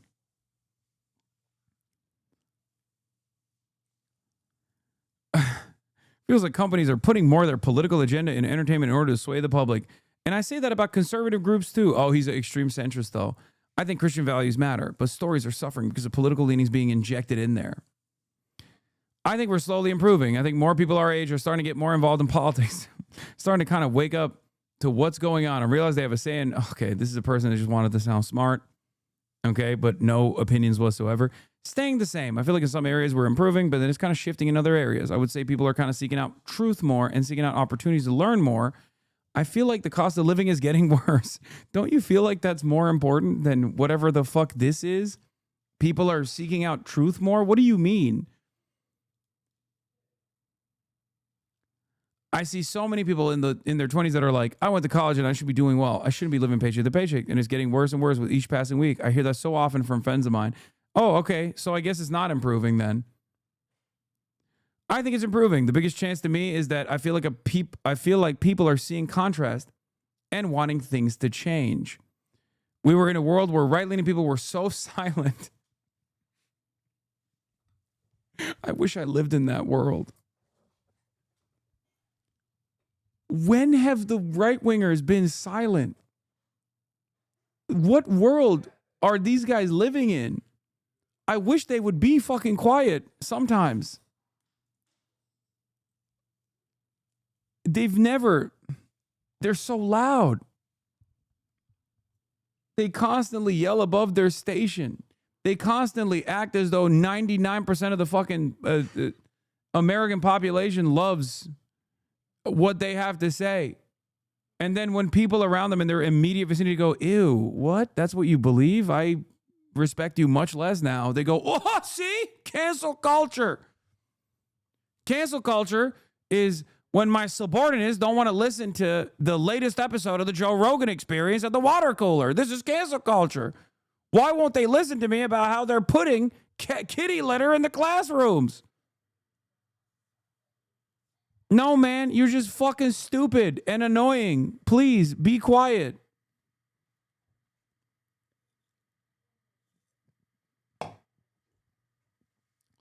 I feel like it's a combination. Some things are worse and, I don't get it. 1 year into the Trump administration and not a lot of people saying things are banger. Things are fucking incredible. Kind of feels like there isn't a lot going on that they can look forward to. At most, the most hopeful content comes from people who are like, well, things are going to get better, surely. Every single person is holding on to this notion that maybe things are getting better. Every single one of them has been like, things are dog shit when it comes to finances. But I can say the R word or some combination of that, right? Where they're like, well, people are becoming more Christian, I think, so that's good. How the fuck is any of that relevant to your life? It shows you what many of the conservative grievances are, though. It directly arrives at the heart of conservative grievance. People don't like me because my opinions are stupid and annoying. And I annoy people when I constantly talk about them. And I have no other way of carrying on a conversation outside of constantly talking about Jesus Christ, our Lord and Savior, and how we must venerate Charlie Kirk, and how people are not sufficiently venerating Charlie Kirk, who's carrying the flame and fighting for the gospel. And therefore, at least now people are a little bit more scared to be at odds with me. Otherwise, I'll get them deported. So things are improving, I guess. Steak is $75 now. I'm living paycheck to paycheck, but I'm living paycheck to paycheck in a dead-end job that I absolutely fucking despise, surrounded by people that I suspect do not like me whatsoever. But at least they've quieted down. At least, there's a migrant somewhere that was deported, and that makes me feel a little bit better about the future of America. I think it's going to be good. Coffee is now $1,000.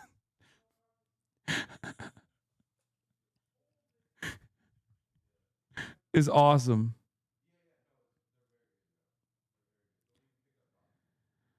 And these Democratic judges just freaking letting people off. The immigrants and the deportation, that just makes me angry. There shouldn't be women dying because certain people are not put away. And Democratic judges just freaking letting people off. I'm like, do your freaking job and actually put people away when they commit a crime. Yeah, Lauren, you're right. Famously, the Democratic judges were just letting, Guatemalans go or Hondurans go when they were doing crimes because they were like, oh no, you've done a crime, but also you're not documented. I guess, shit, that's a cheat code. We got the boss call from Brandon.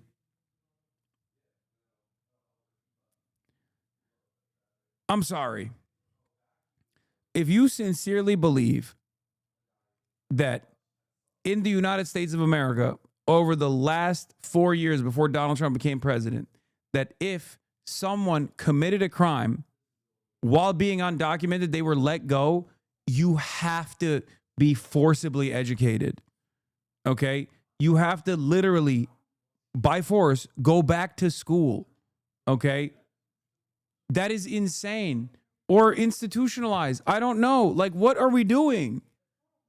How am I supposed to live in a world where someone unironically thinks that is what's going on? Your sense, we have no consensus reality. That's it.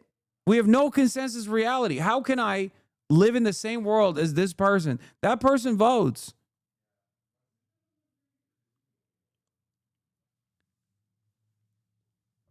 It's crazy, Lauren. Lauren, the fuck you mean?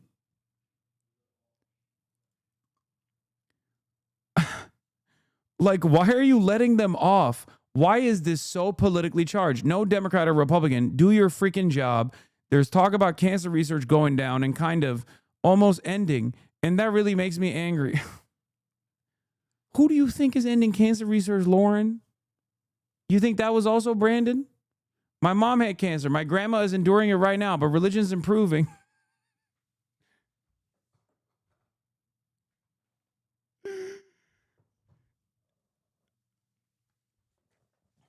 She's like, things are getting better because Donald Trump solved the problem that wasn't really a problem that he just lied about. Okay. But then things are kind of bad because he cut cancer research, but I don't really know who cut cancer research, even though Trump is the president. But also at the same time, things are good, I think, because Gen Z is becoming more godlike. Medieval peasants, all of them. And not even post-printing press medieval peasants who at least could read the Bible themselves. You know what I mean? I'm talking straight up. I'm taking for granted what the fucking priest is saying. Yeah, if I do enough tithing, maybe I'll go to heaven type medieval peasantry. Oh my fucking God. George, it's a little bit of both. I think that overall it's worsening though. just culturally, societally, looking at the generation beneath us and just seeing how divided everyone is and then how stupid everyone is, frankly. Yeah, I wonder why you think everyone's stupid, George. Maybe the fucking room that you're in. George heard everyone else go before him and was like, yeah, I'm not going to lie, dog. Shit's fucked. Have you seen these other people?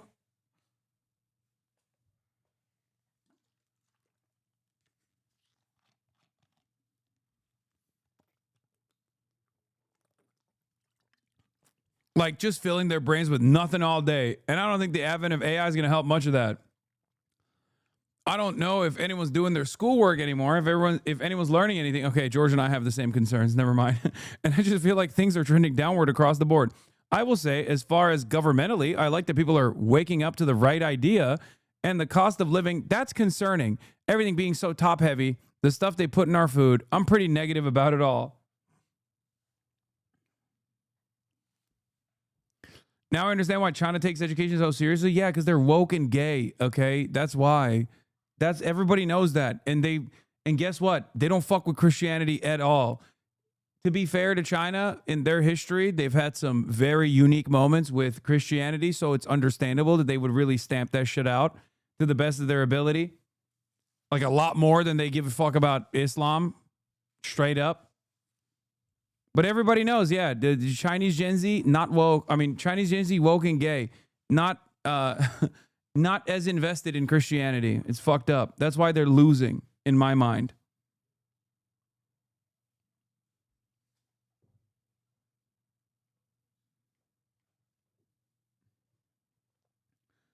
Japan is kind of like that too. No, Japan is way worse at dealing with the cults that pop up than China is.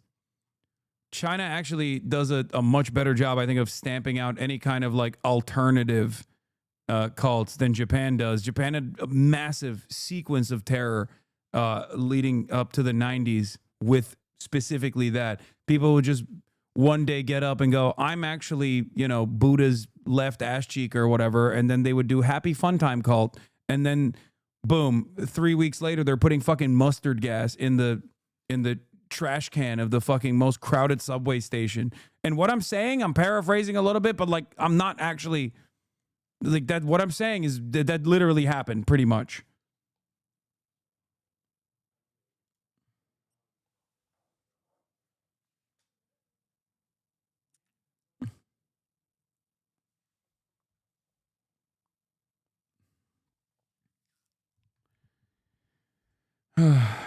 Yeah, one said, I'm Jesus' brother, and he told me to overthrow the emperor. Okay, we're not going to talk about that. That's what I mean. Like, you can't.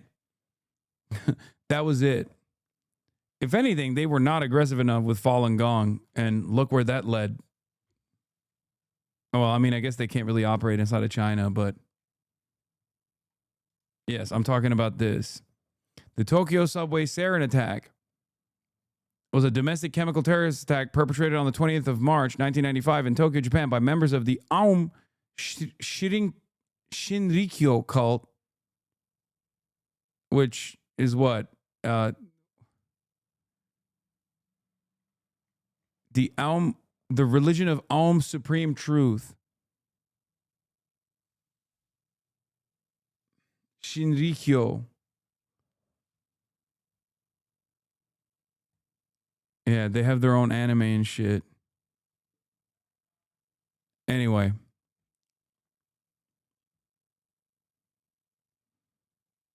Yeah, this is why you have to carry your trash with you every time when you're in Japan. This is why you have to carry your trash everywhere, and there's no trash cans anywhere. I get my news from you and Addie's dad.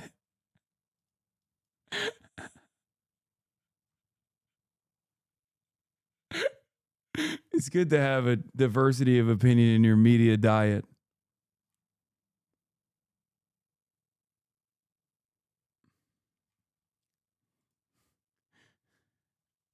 Me too.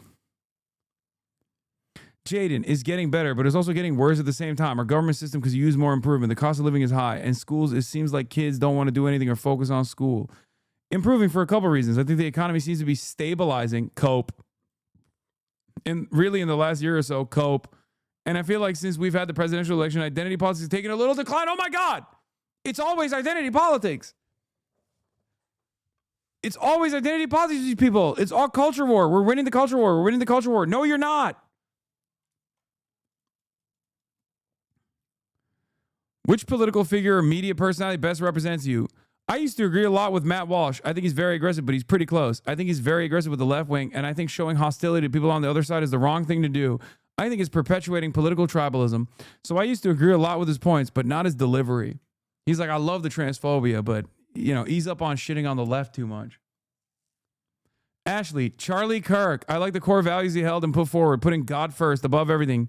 And that Kennedy guy with the raspy voice. Sophie, Charlie Kirk. He has always done a really good job of mixing his religious and family views, but also tying in political views, and he's very well educated.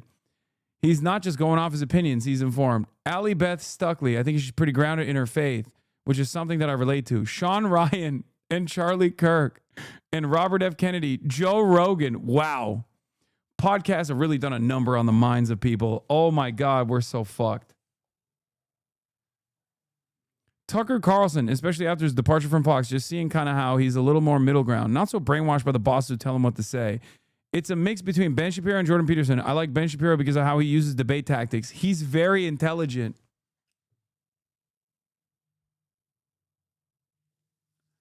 Joe Rogan's probably my favorite.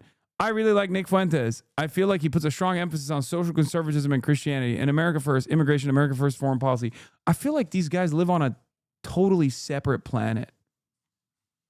You know what I mean? Like whenever they're like, dude, I really need to have like a strong Christian fundamentalist who roots his worldview around Christianity. Like when I hear stuff like that, I'm like, who are these fucking people? Like I meet religious people all the time, but like, I don't know. I feel like people that just like keep to themselves about their religious worldview, and it's not like everything. It's not like what guides their every fucking waking moment. They're not like, oh, I need, you know, I need someone to tell me how religious they are, how Christian they are in every fucking statement that they make. I think you live in a bit of a bubble in LA, probably.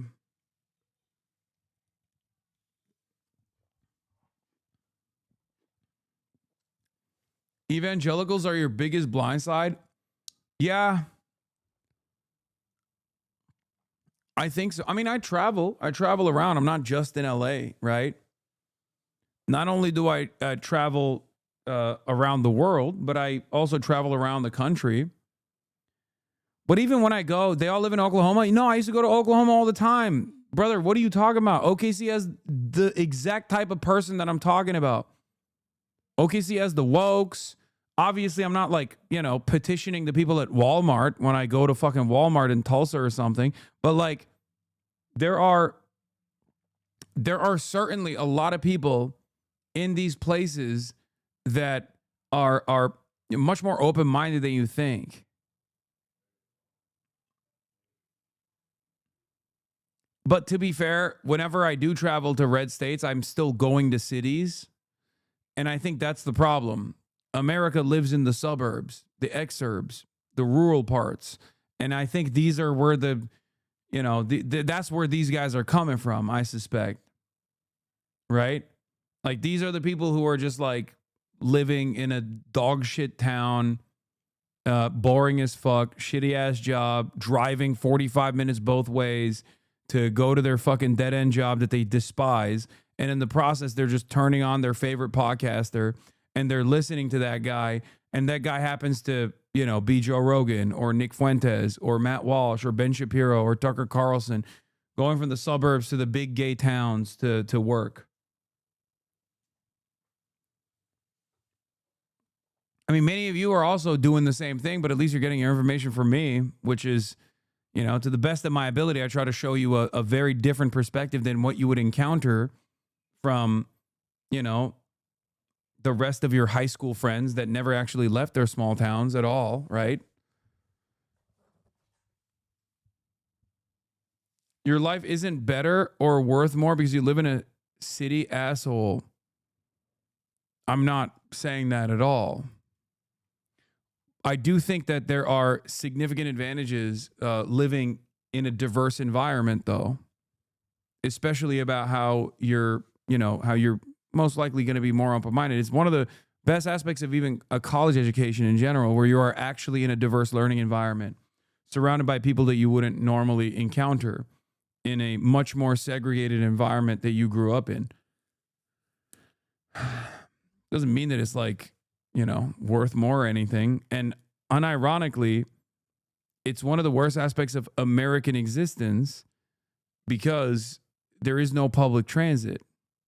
And the cities are designed in this way, where if you live in the city, which is increasingly more costly, virtually impossible to fucking live in, so you are forced out. Usually, you're priced out of the cities in general, and you're more isolated. You have to get a car.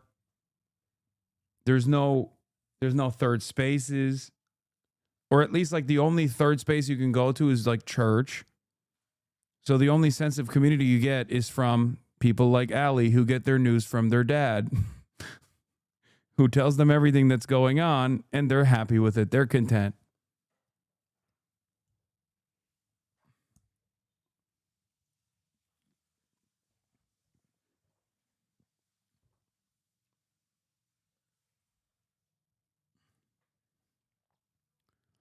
Nate is gay. I can't prove it, but there's a trend. Oh my God. Benny Johnson and Michael Knowles.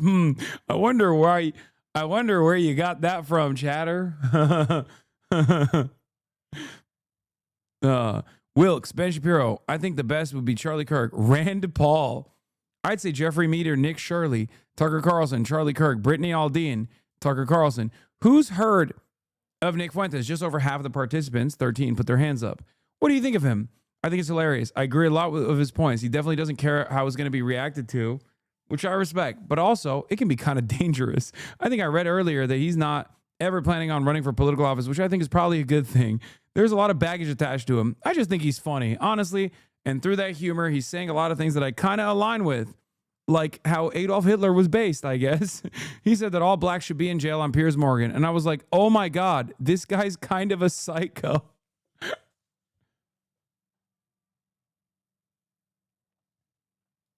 What? I think she steams them. He's so weird. Trump gives detailed description of how meticulously Melania takes care of her panties. Yo. Is he horny? Is Trump horny? Is he horned up? Okay, we'll get to that later. Hold on. We're doing a deep dive into Gen Z conservatism. Allie, at its core, I believe a lot of what he says, but I think the delivery is kind of poor. Like, I feel that way about Trump, but he's America first. He's not anti-helping out other countries, but he's like, we can't be putting our country at risk because of it. So I just think that in the general mindset is that what I agree with. I dig him. Dude, this is exactly what I was saying, okay? Nick Fuentes is the logical conclusion of conservatism. Like, reactionary politics has somewhat of an endpoint, right? And that's Nazi shit. And that's why so many people are like, well, yeah, I'm pretty sympathetic to this guy who openly says he's a neo-Nazi. And at a certain point, once the stigma of being a Nazi goes away, then you start seeing people self-identify as such. Okay? And that's what we're moving in the direction of. That's what's so terrifying to me, at least. I dig him. He knows his market. He's not trying to please everybody. He's definitely going after more of a shock value with some of his stuff. But as far as general beliefs or values, I sort of agree. Personally, I think a lot of time he's just joking. He said a lot of things for shock value and notoriety. He does collaborations with black people.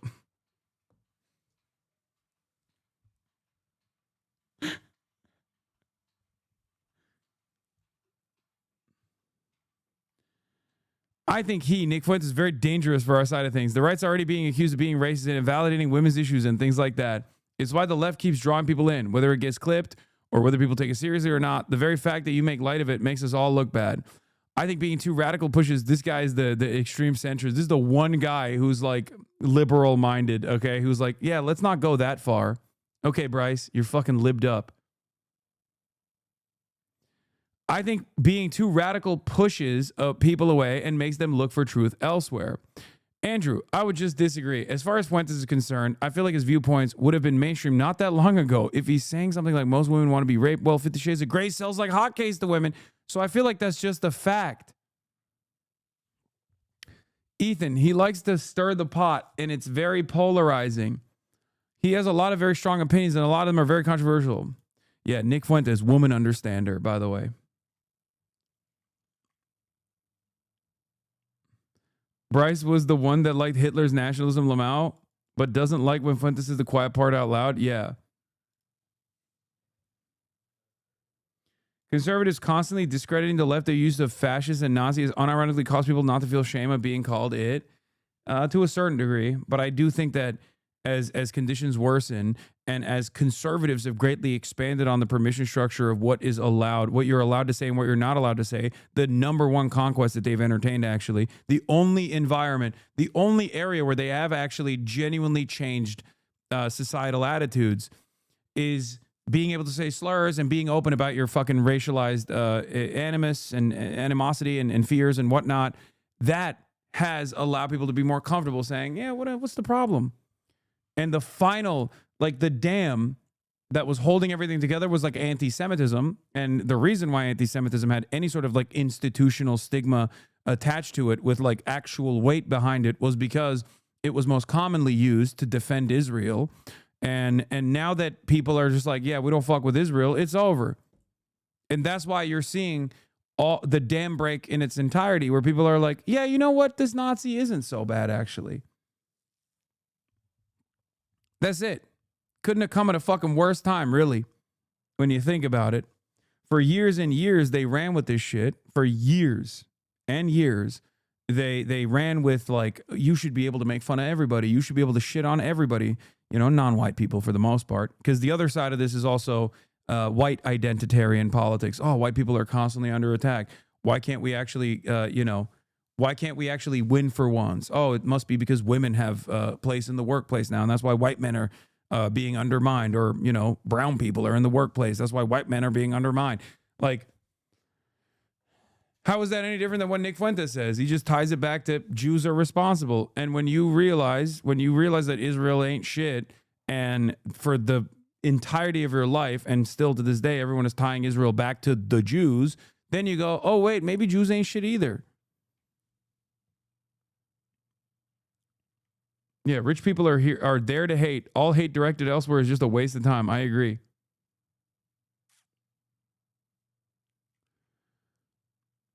I think he reminds me of the Andrew Tate Republican Party, where he's really good at addressing a common problem, but the solutions aren't the solutions to go by. So I think a lot of people can relate to what he's saying because he's going, oh, this is the problem.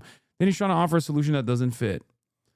I feel like we're in a time with social media where a lot of people like to rage bait, and I feel like that's part of where he's aiming at with some of the things he says. It's brain rot and misinformation too. Yeah, I'll admit my brain's definitely getting fried. I try to delete the apps and everything, but I still find myself drawn to it. Who wants to get married and have babies? Most of them put their hands up. Only 3 are currently married, 2 to each other, and 1 is divorced. Potentially, I'm a Christian, and no offense to any women here, the Nick Fuentes fan says, but there's not a ton of good traditional Christian women out there. Oh, I wonder why the Nick Fuentes fan would be a repulsive little fucking incel. Brother, you can't even shut the fuck up for 3 seconds. You're surrounded by Gen Z Christians, okay? Self-described Christians. And even then you're like, well, you know, I would love a woman to marry, but they ain't shit, you know? And then all the fucking pick-me's. Yeah, 100%. There's no modesty. I mean, they're walking out in bras and fucking underwear. Lauren, cover it up. Sophie, well, I think that modesty is a virtue, but even modesty aside, I think if you look at the heart, you look at the values, people are not heavily leaning towards settling down and finding someone to build a life with.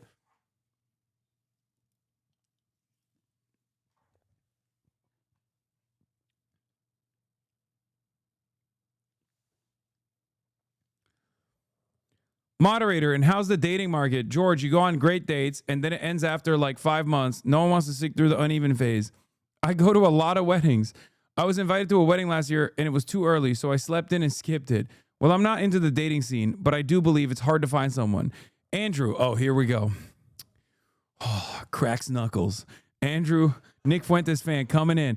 I know a lot of guys who are pretty successful, who are pretty in good shape and successful, and they have a hard time finding a good Christian woman. I'm successful. I do pretty well. I make almost $100,000. I'm only 20 years old, so this isn't top of mind concern for me, but I don't see a lot of good Christian women. I see a lot of tattoos. I don't like that. And I see a lot of promiscuity with women, and I don't like that either. I see a lot of feminism, too, a lot of bossy women. I look at my mother, and I see a very traditional conservative woman. Why can't they all be like my mother? I want to fuck my mother.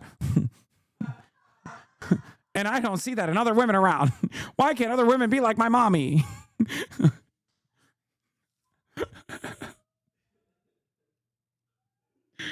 Oh, Jesus Christ, Andrew. God damn, you are so repulsive. Moderator, what do the women here think about feminism? Hate it, and it shouldn't be here. I think true feminism could work. Okay, Sophie's woke. Should women be able to vote? Yes, but...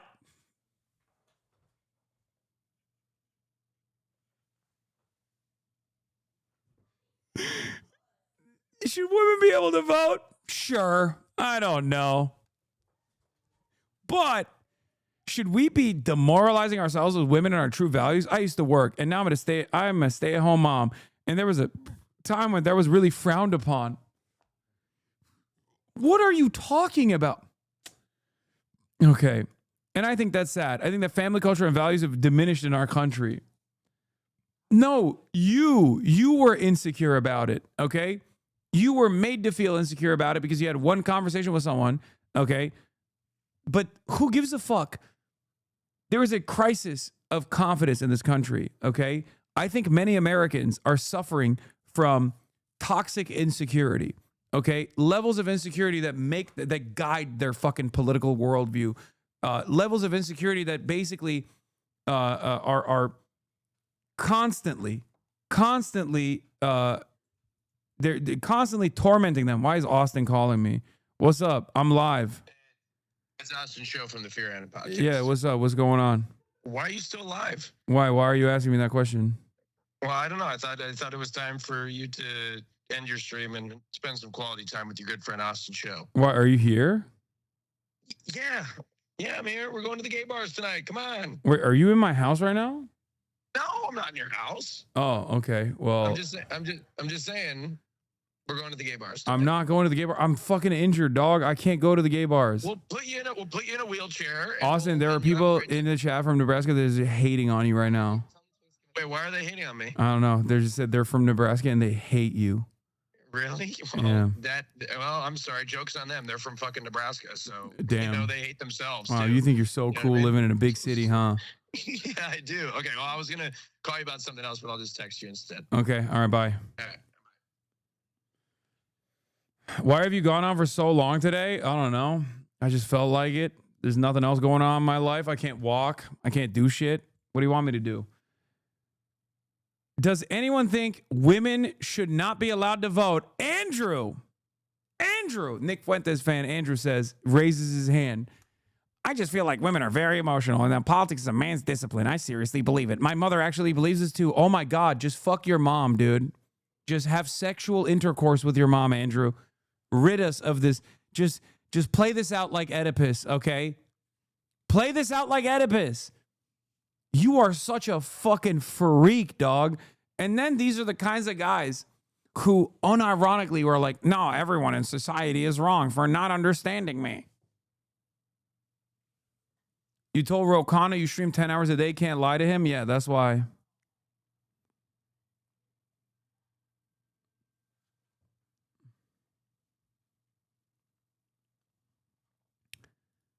I know some other women who believe that. I just feel like I've never seen a woman who truly understands politics.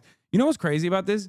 If you think women shouldn't be allowed to vote, why the fuck are you even bringing up women who also agree with you? Who gives a fuck about their opinion? You don't think they are capable enough to make decisions. Why are you trying to beef up your position by, like, on the one hand saying women are cattle, but then also some of the cattle agree with me. They like to be eaten. Fucking weirdo. Sophie, yeah, that might be your first issue with finding a good quality girl. Have you ever thought about the fact that a woman's emotions are a beautiful thing and they might compliment a man? Ugh. Wow, good defense, Sophie. No, I don't agree with Andrew on this. Yes, women are more emotional, but Dude, every conservative is like, yeah, they're bitches and shit, but like they should still probably be able to vote, you know? Otherwise, they're going to be annoying. What do you? Women are obviously stupid and emotional, but you should probably let them fucking vote. I mean, my uncle's stupid and emotional, and he votes, even though he's a man. Andrew, I just don't think it aligns with politics. I think politics is a different discipline than what the female mind is designed for. Brother, how can you live in this world in 2025, man? I genuinely don't understand how someone who actually has this opinion in his brain is currently a product of the modern environment. Oh my God. Of course, Austin was calling me, but he was too embarrassed to say on the phone. Oh my God. Oh my God, Austin. You are such a fucking dickhead. I swear to God. No, he just has a request, as he always does. Okay. He doesn't call me for fun stuff. He calls me because he has requests.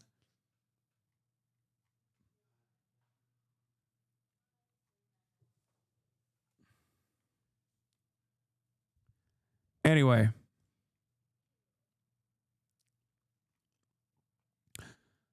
Who's your ideal next president? I think JD Vance. Jaden, there's this guy. He's a streamer. His name is Papa Gut. What the fuck is that? Jaden, there's this guy. He's a streamer. His name is Papa Gut. What?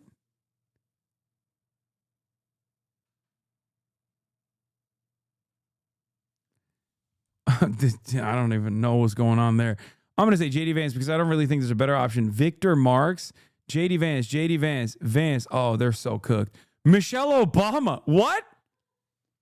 Bryce, the guy who read Mein Kampf and agreed with the message. Papa Gut hates you. Papa Gut talks shit about you all the time. I don't know who Papa Gut is, but he's got Jaden's vote. And respect to Jaden and respect. I'm going to vote for Papa Gut as well. I'm voting for Papa Gut on the next election. Why do you guys all know who Papa Gut is? This guy is Papa Gut.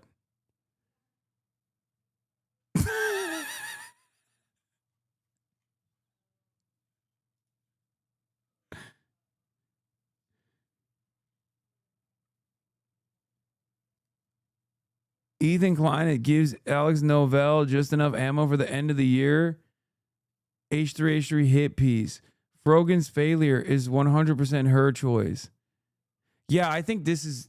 When I'm thinking about who should lead the country and have command over our nuclear arsenal, I think of a guy who makes YouTube videos about Morgan.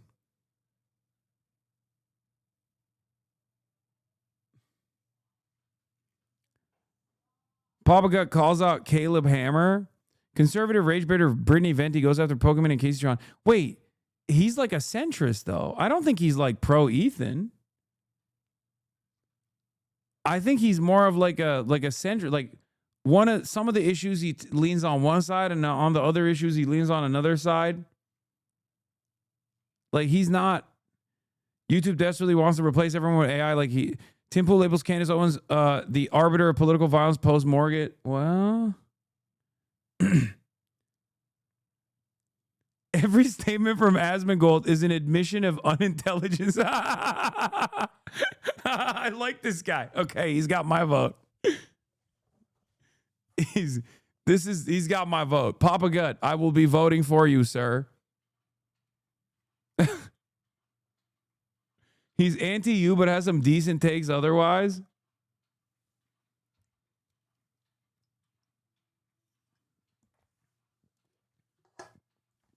Scroll down, there's you. Hasan Parker disgustingly compares his shocking Kaya abuse to Emaru's trauma. You know what? I'm still voting for him. Hasan Parker. I'm still voting for Papa Gut. Papa Gut, you got my vote.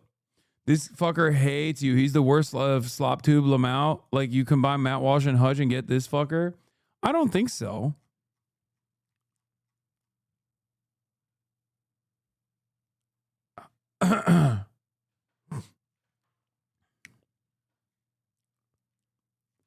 I think he's one of those people that hates streamers but wants to be one. Maybe.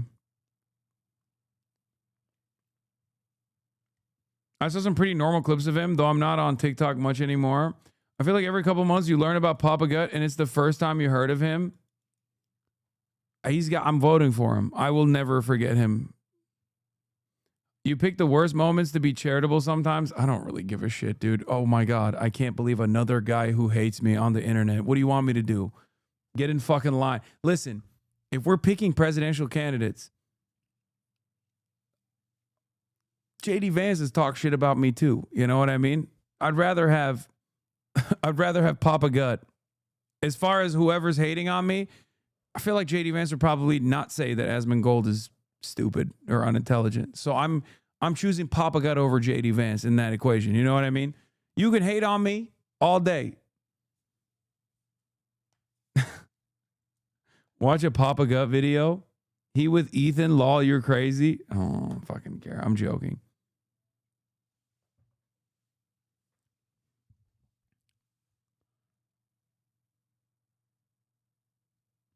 Ethan Klein hate goons to Hasan Parker's TikToks.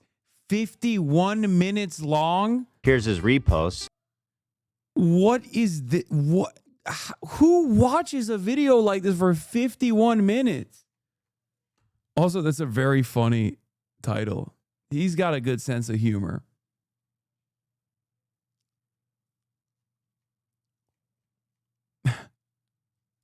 In here, soul-crushingly cringe thirst traps. Is he just like resharing people making thirst traps of him? Hasan Piker edits are top tier, babes. This is what I'm saying. There's a whole fucking industry around Hasan Piker edits. He's a Damn, he seems kind of jelly beans, dude. Are we gonna ignore he keeps calling you Hasan Parker? I mean, I kind of respect that because it feels like he's like saying, like, to me, okay, here's why I respect this. Okay, it feels like he's saying like he hates me with such a deep passion that he's not even leaning into the algorithmic boost that comes along with it. You know what I mean? He's like showing the rest of the slop tubers that it's very real hate. Like it's hate deeply coming from his heart in the sense that he's not doing it for the algorithmic boost. He's doing it for the real love of the game. And I respect that. Okay. Because a lot of these guys are fair weather haters, right? They jump on the bandwagon. They're riding the trend. They're putting Hasan Piker in their fucking titles specifically so they can get an algorithmic boost, right? Papa Gut, on the other hand, don't play that. Okay. He don't play that game. He does not fuck around with that. He's like, no, I am literally calling him a whitewash. I mean, my name is Hasan, so I don't know. He's not like Hank Parker. If he said Hank Parker, that'd be different. But he's grifting. I mean, he's not grifting. He's doing it for the love of the game. Okay.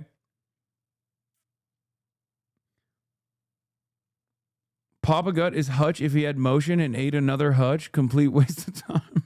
Okay.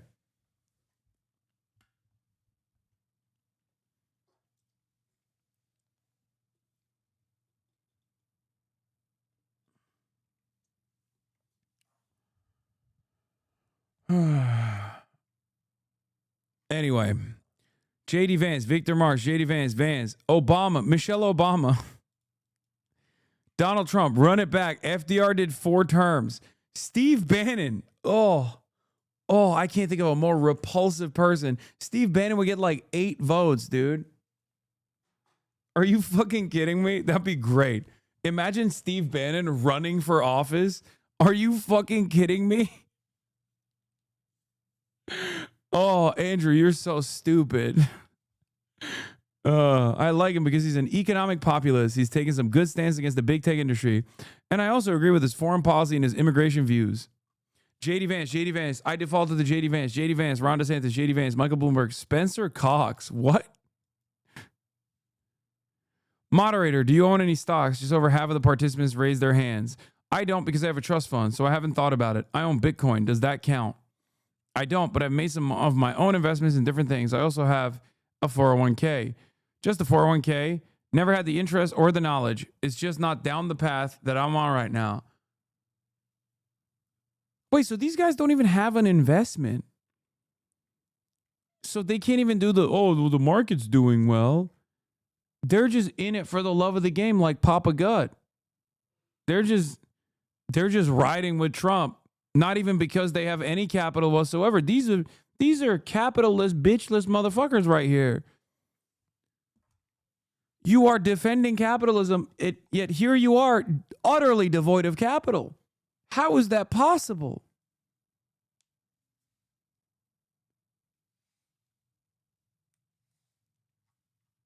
I don't really have any interest in that. And my husband gets stocks offered through his work. So with me right now, working at a boutique and still in high school, I just haven't had that opportunity. Plot twist, they are Papa Gut. I did stock trading and day trading before. I don't have the money in the market right now. Yeah, I have a 401k. Will you be better off economically than your parents? The majority raise their hand to indicate they will be better off economically. I make more money than my parents did at this age, yet my parents already had 2 houses. What the fuck? And with interest rates where they are currently, my mortgage would eat up almost half my income a month. And then also just the way the cost of living, grocery prices are mixed with the interest rates. Grant, when it comes to things like buying a house or the daily cost of living, that sort of thing, I don't think we'll be able to afford the same things that our parents afforded. Even though we are making more money, I think that the prices have gone so high that it makes it just so it just kind of offsets. I got a little earlier start than my parents did. My dad, he didn't really start making grown-up money until he was in his late 20s, early 30s. So I've started making grown-up money at 20.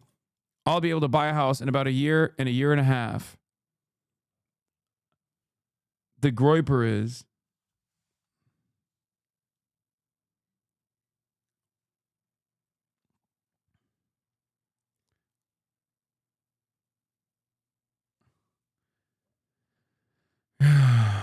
grown-up money.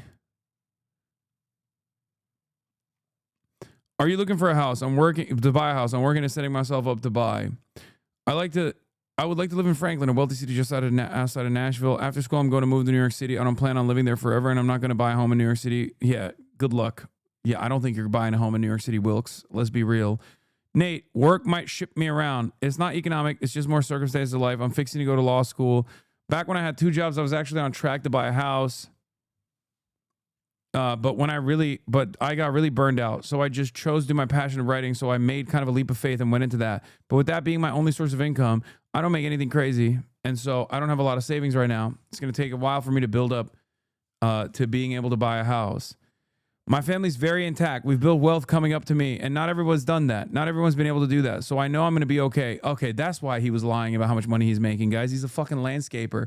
And you know, his family has built up a lot of wealth. Now we know, Andrew. Now we know that you're working for your pappy's landscaping business.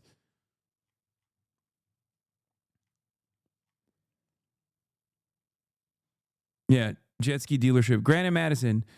We would definitely love to buy a home if we could afford one. No one is affording a home. What is broken in American economy? Healthcare. I agree with that 100%. I got kids. I can't pay that. Rent. We're busting our asses just to pay rent and healthcare that we don't even use. I can't pay for insurance. I haven't had insurance since I quit a job 4 years ago. I don't have insurance, and I've been in hospitalizations. I don't think that guy Luigi Mangione went about it the right way, but I can see where his frustrations were. And Democrats try to fucking have the audacity to tell me that Medicare for all is too far-fetched. I'm telling you right now, is fucking over, okay?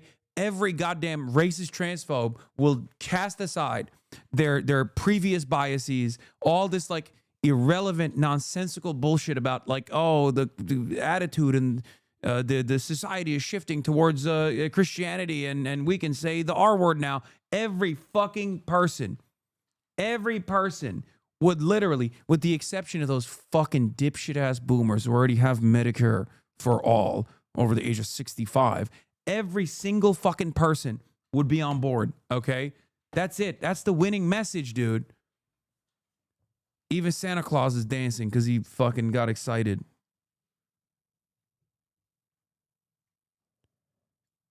I thought it was really disgusting how a lot of people on the left celebrated that, like they did with Charlie Kirk. I thought the left's reaction was pretty gross. capitalism as a system as a whole is significantly better than other economic systems. You don't have any capital. Shut the fuck up. For example, socialism, which a lot of our peers would probably advocate for on the left-leaning side, and I think that just simply doesn't work. You don't know anything. Shut up. Of course, he's happy he need that too. He pre-diabetic. Yo, you don't know that. Is it ever okay to take a life or use political violence over a viewpoint? No. No, maybe if there's a tyrannical regime or if they're trying to install some sort of fascist nation, someone would have to go to the lengths of Adolf Hitler before that. I really try to lean away from the death penalty. As a Christian, thou shalt not kill. I'm not a fan of political violence in any sense. Literally a Nick Fuentes fan who is a neo-Nazi, by the way. Sure, bud. What do you think of Adolf Hitler? I think he was a great leader, to be honest. I think he was going... Wait, what? Yeah. What the fuck? Bro, never ask Gen Z conservatives what they think about Adolf Hitler. Biggest mistake of my life. What the fuck? I think he was a great leader. She's talking about Adolf. Young Adolf? Big A? AH? That's who we're talking about? That's crazy. I feel like there's definitely different ways of describing Adolf Hitler before. I think he was a great leader, to be honest. She said, not the biggest fan of his art in his early years, but really loved what he did after. Okay, great leader. Great leader, honestly. Coworker politics is crazy. I'm in favor of a strong executive. By the way, this is the neo-Nazi who was asked, what do you think of Adolf Hitler? Let's see what Andrew has to say about this. I'm in favor of a strong executive. I think we should have a stronger executive branch. I don't think we should be killing people or doing mass genocide, obviously, but I do think we should have a strong executive. What do you mean? The question was about Adolf Hitler, Andrew.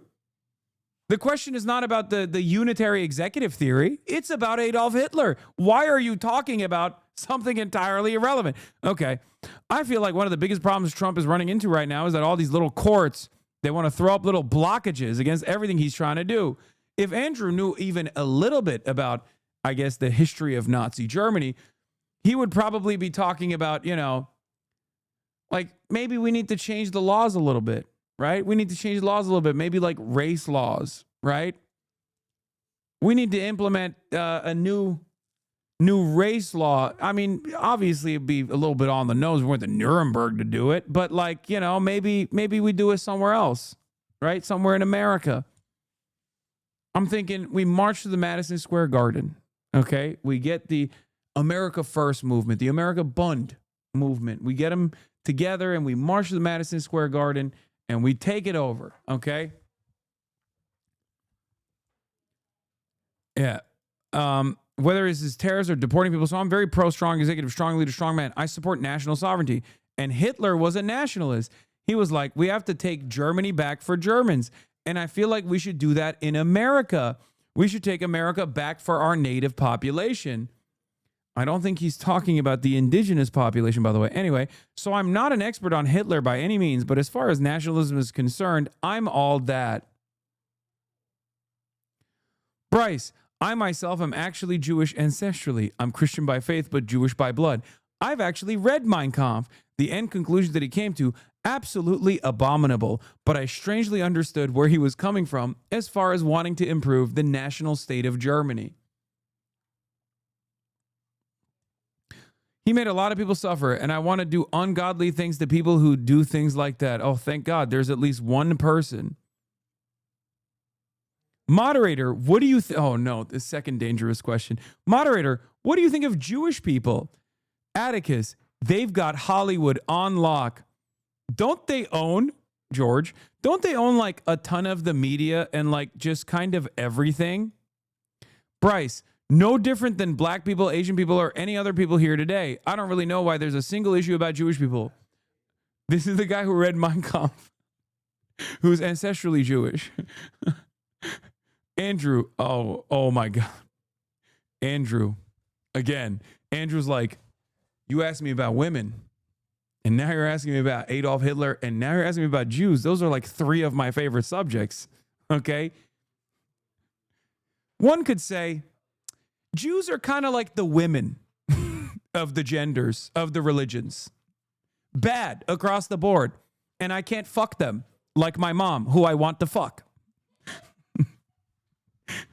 Let's see what Andrew had to say, okay, about Jewish people.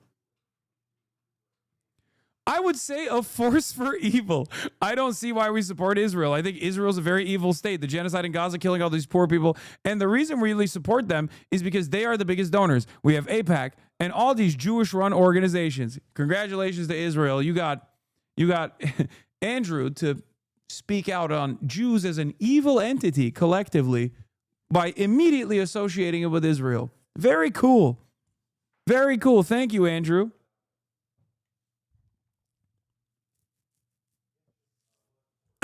Let me clarify that. Andrew, do you think the Jewish people are a force for evil? Yes, sir. It doesn't bother me if it's true. Those slurs, if you're racist or whatever, just rolls off my back. This is my country. My people have been here since the American Revolution, so I say what I want to.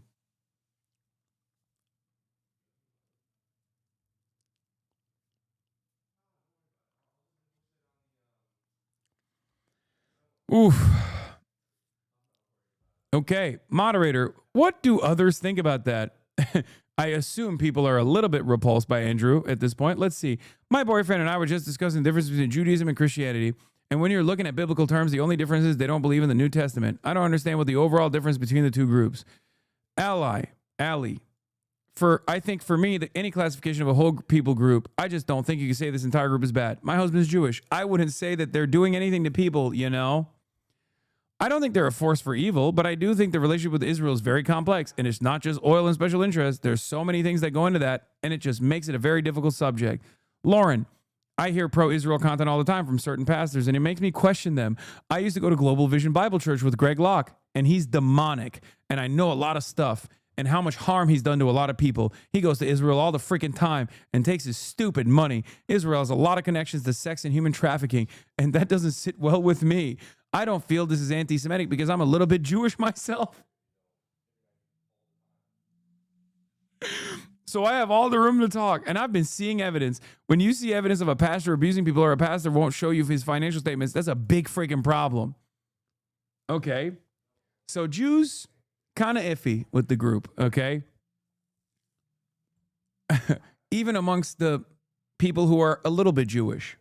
George Santos style. I'm somewhat of a Jew myself, says Lauren. Okay, very cool.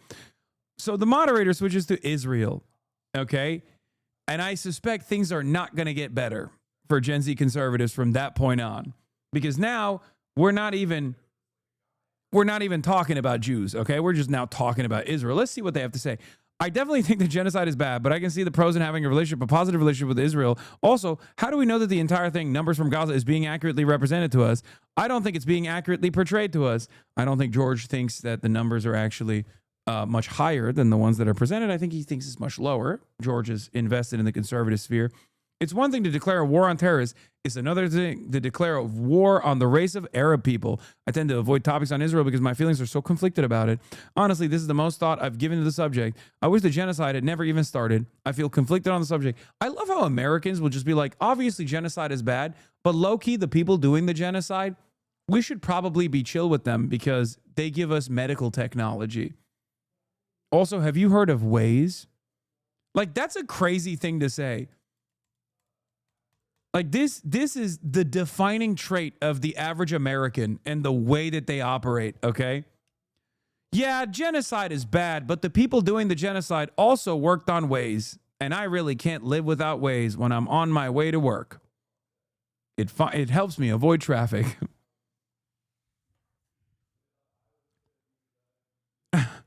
Treatler final form. Yeah. Have you had a fucking soda from a soda stream? Okay. It's crazy because, like, Israel doesn't even invent things that these guys actually care about. It's medicine. They hate that. You know what I mean? Like, they fucking hate pharmaceuticals. So to them, it's, you know, what do you got? You got Waze, you got SodaStream, and then you got a fuck ton of pharmaceuticals, right? And they fucking hate medicine. They think it's all woke and demonic. And also, they can't even afford it. So it doesn't even matter. Seemingly, none of them have fucking insurance.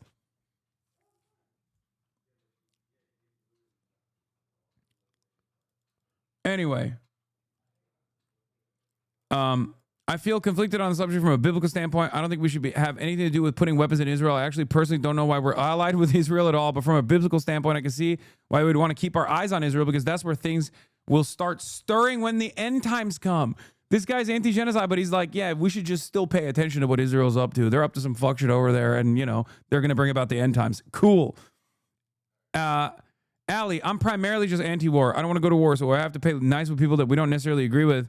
They're doing to keep our people safe. That's like my number one priority. Jaden, I personally don't mind if the U.S. has a relationship with Israel. The Papa Gut voter. I just don't think it's worthwhile having so much of our interest going into a country in the Middle East. I don't think it's important. I think there's a lot of negative opinions on Israel based on a situation that wasn't provoked by them, and they had to respond. And they've responded with some mistakes, and just a couple mistakes.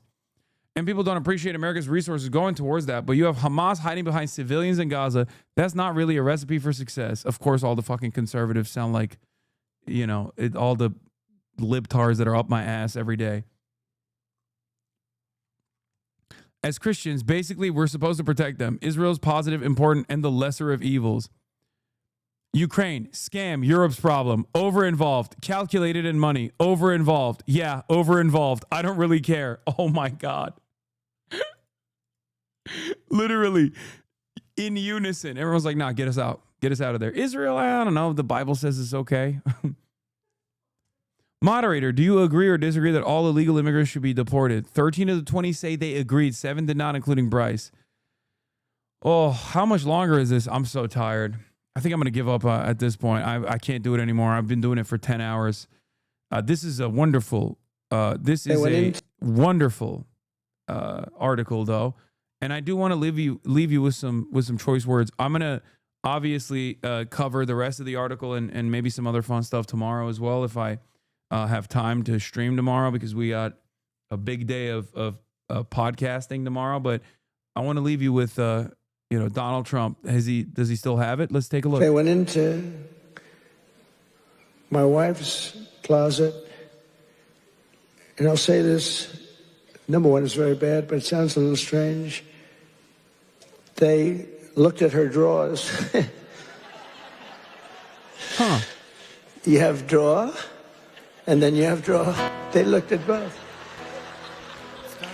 And she's a very meticulous person, you know, like these people. It's just like she'd fit into your group very well. She'd be very happy with her. But everything is perfect. Her undergarments, I want to use a nice, sometimes referred to as panties, are folded, perfect, wrapped. They're like so perfect. I said, that's beautiful. You know, it's the part of the world she came from. Everything was perfect, no problem. Fold, fold, fold. I think that she steams them, make sure. Just that we came home. I wasn't there when the raid took place. A raid of a popular president, a former president. She opened the drawers and it was not that way. They were a mess. It was all over the place. And she said, oh, what happened? That's so terrible. But it's terrible. They went into my young boy's room. These thugs are disgusting, and we cannot let them get away with this stuff. We have all the evidence now. We have all the evidence, and we have to do something about it. We have to do something about it. It's illegal, and it's disgusting. He's right. Anyway, ladies and gentlemen, love you guys. And I will see you tomorrow, okay? Bye-bye. Inshallah. 90 days soon. Just you away. Ba-da-da, ba-da-da, ba-da-da-da-da-da. Hey, what can you say? The 3-minute ad is through, but he'll debate view with soon.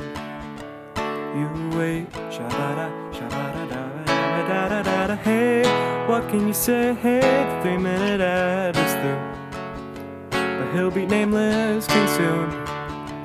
You wait, sha. Oh shit, he already put. Oh wow.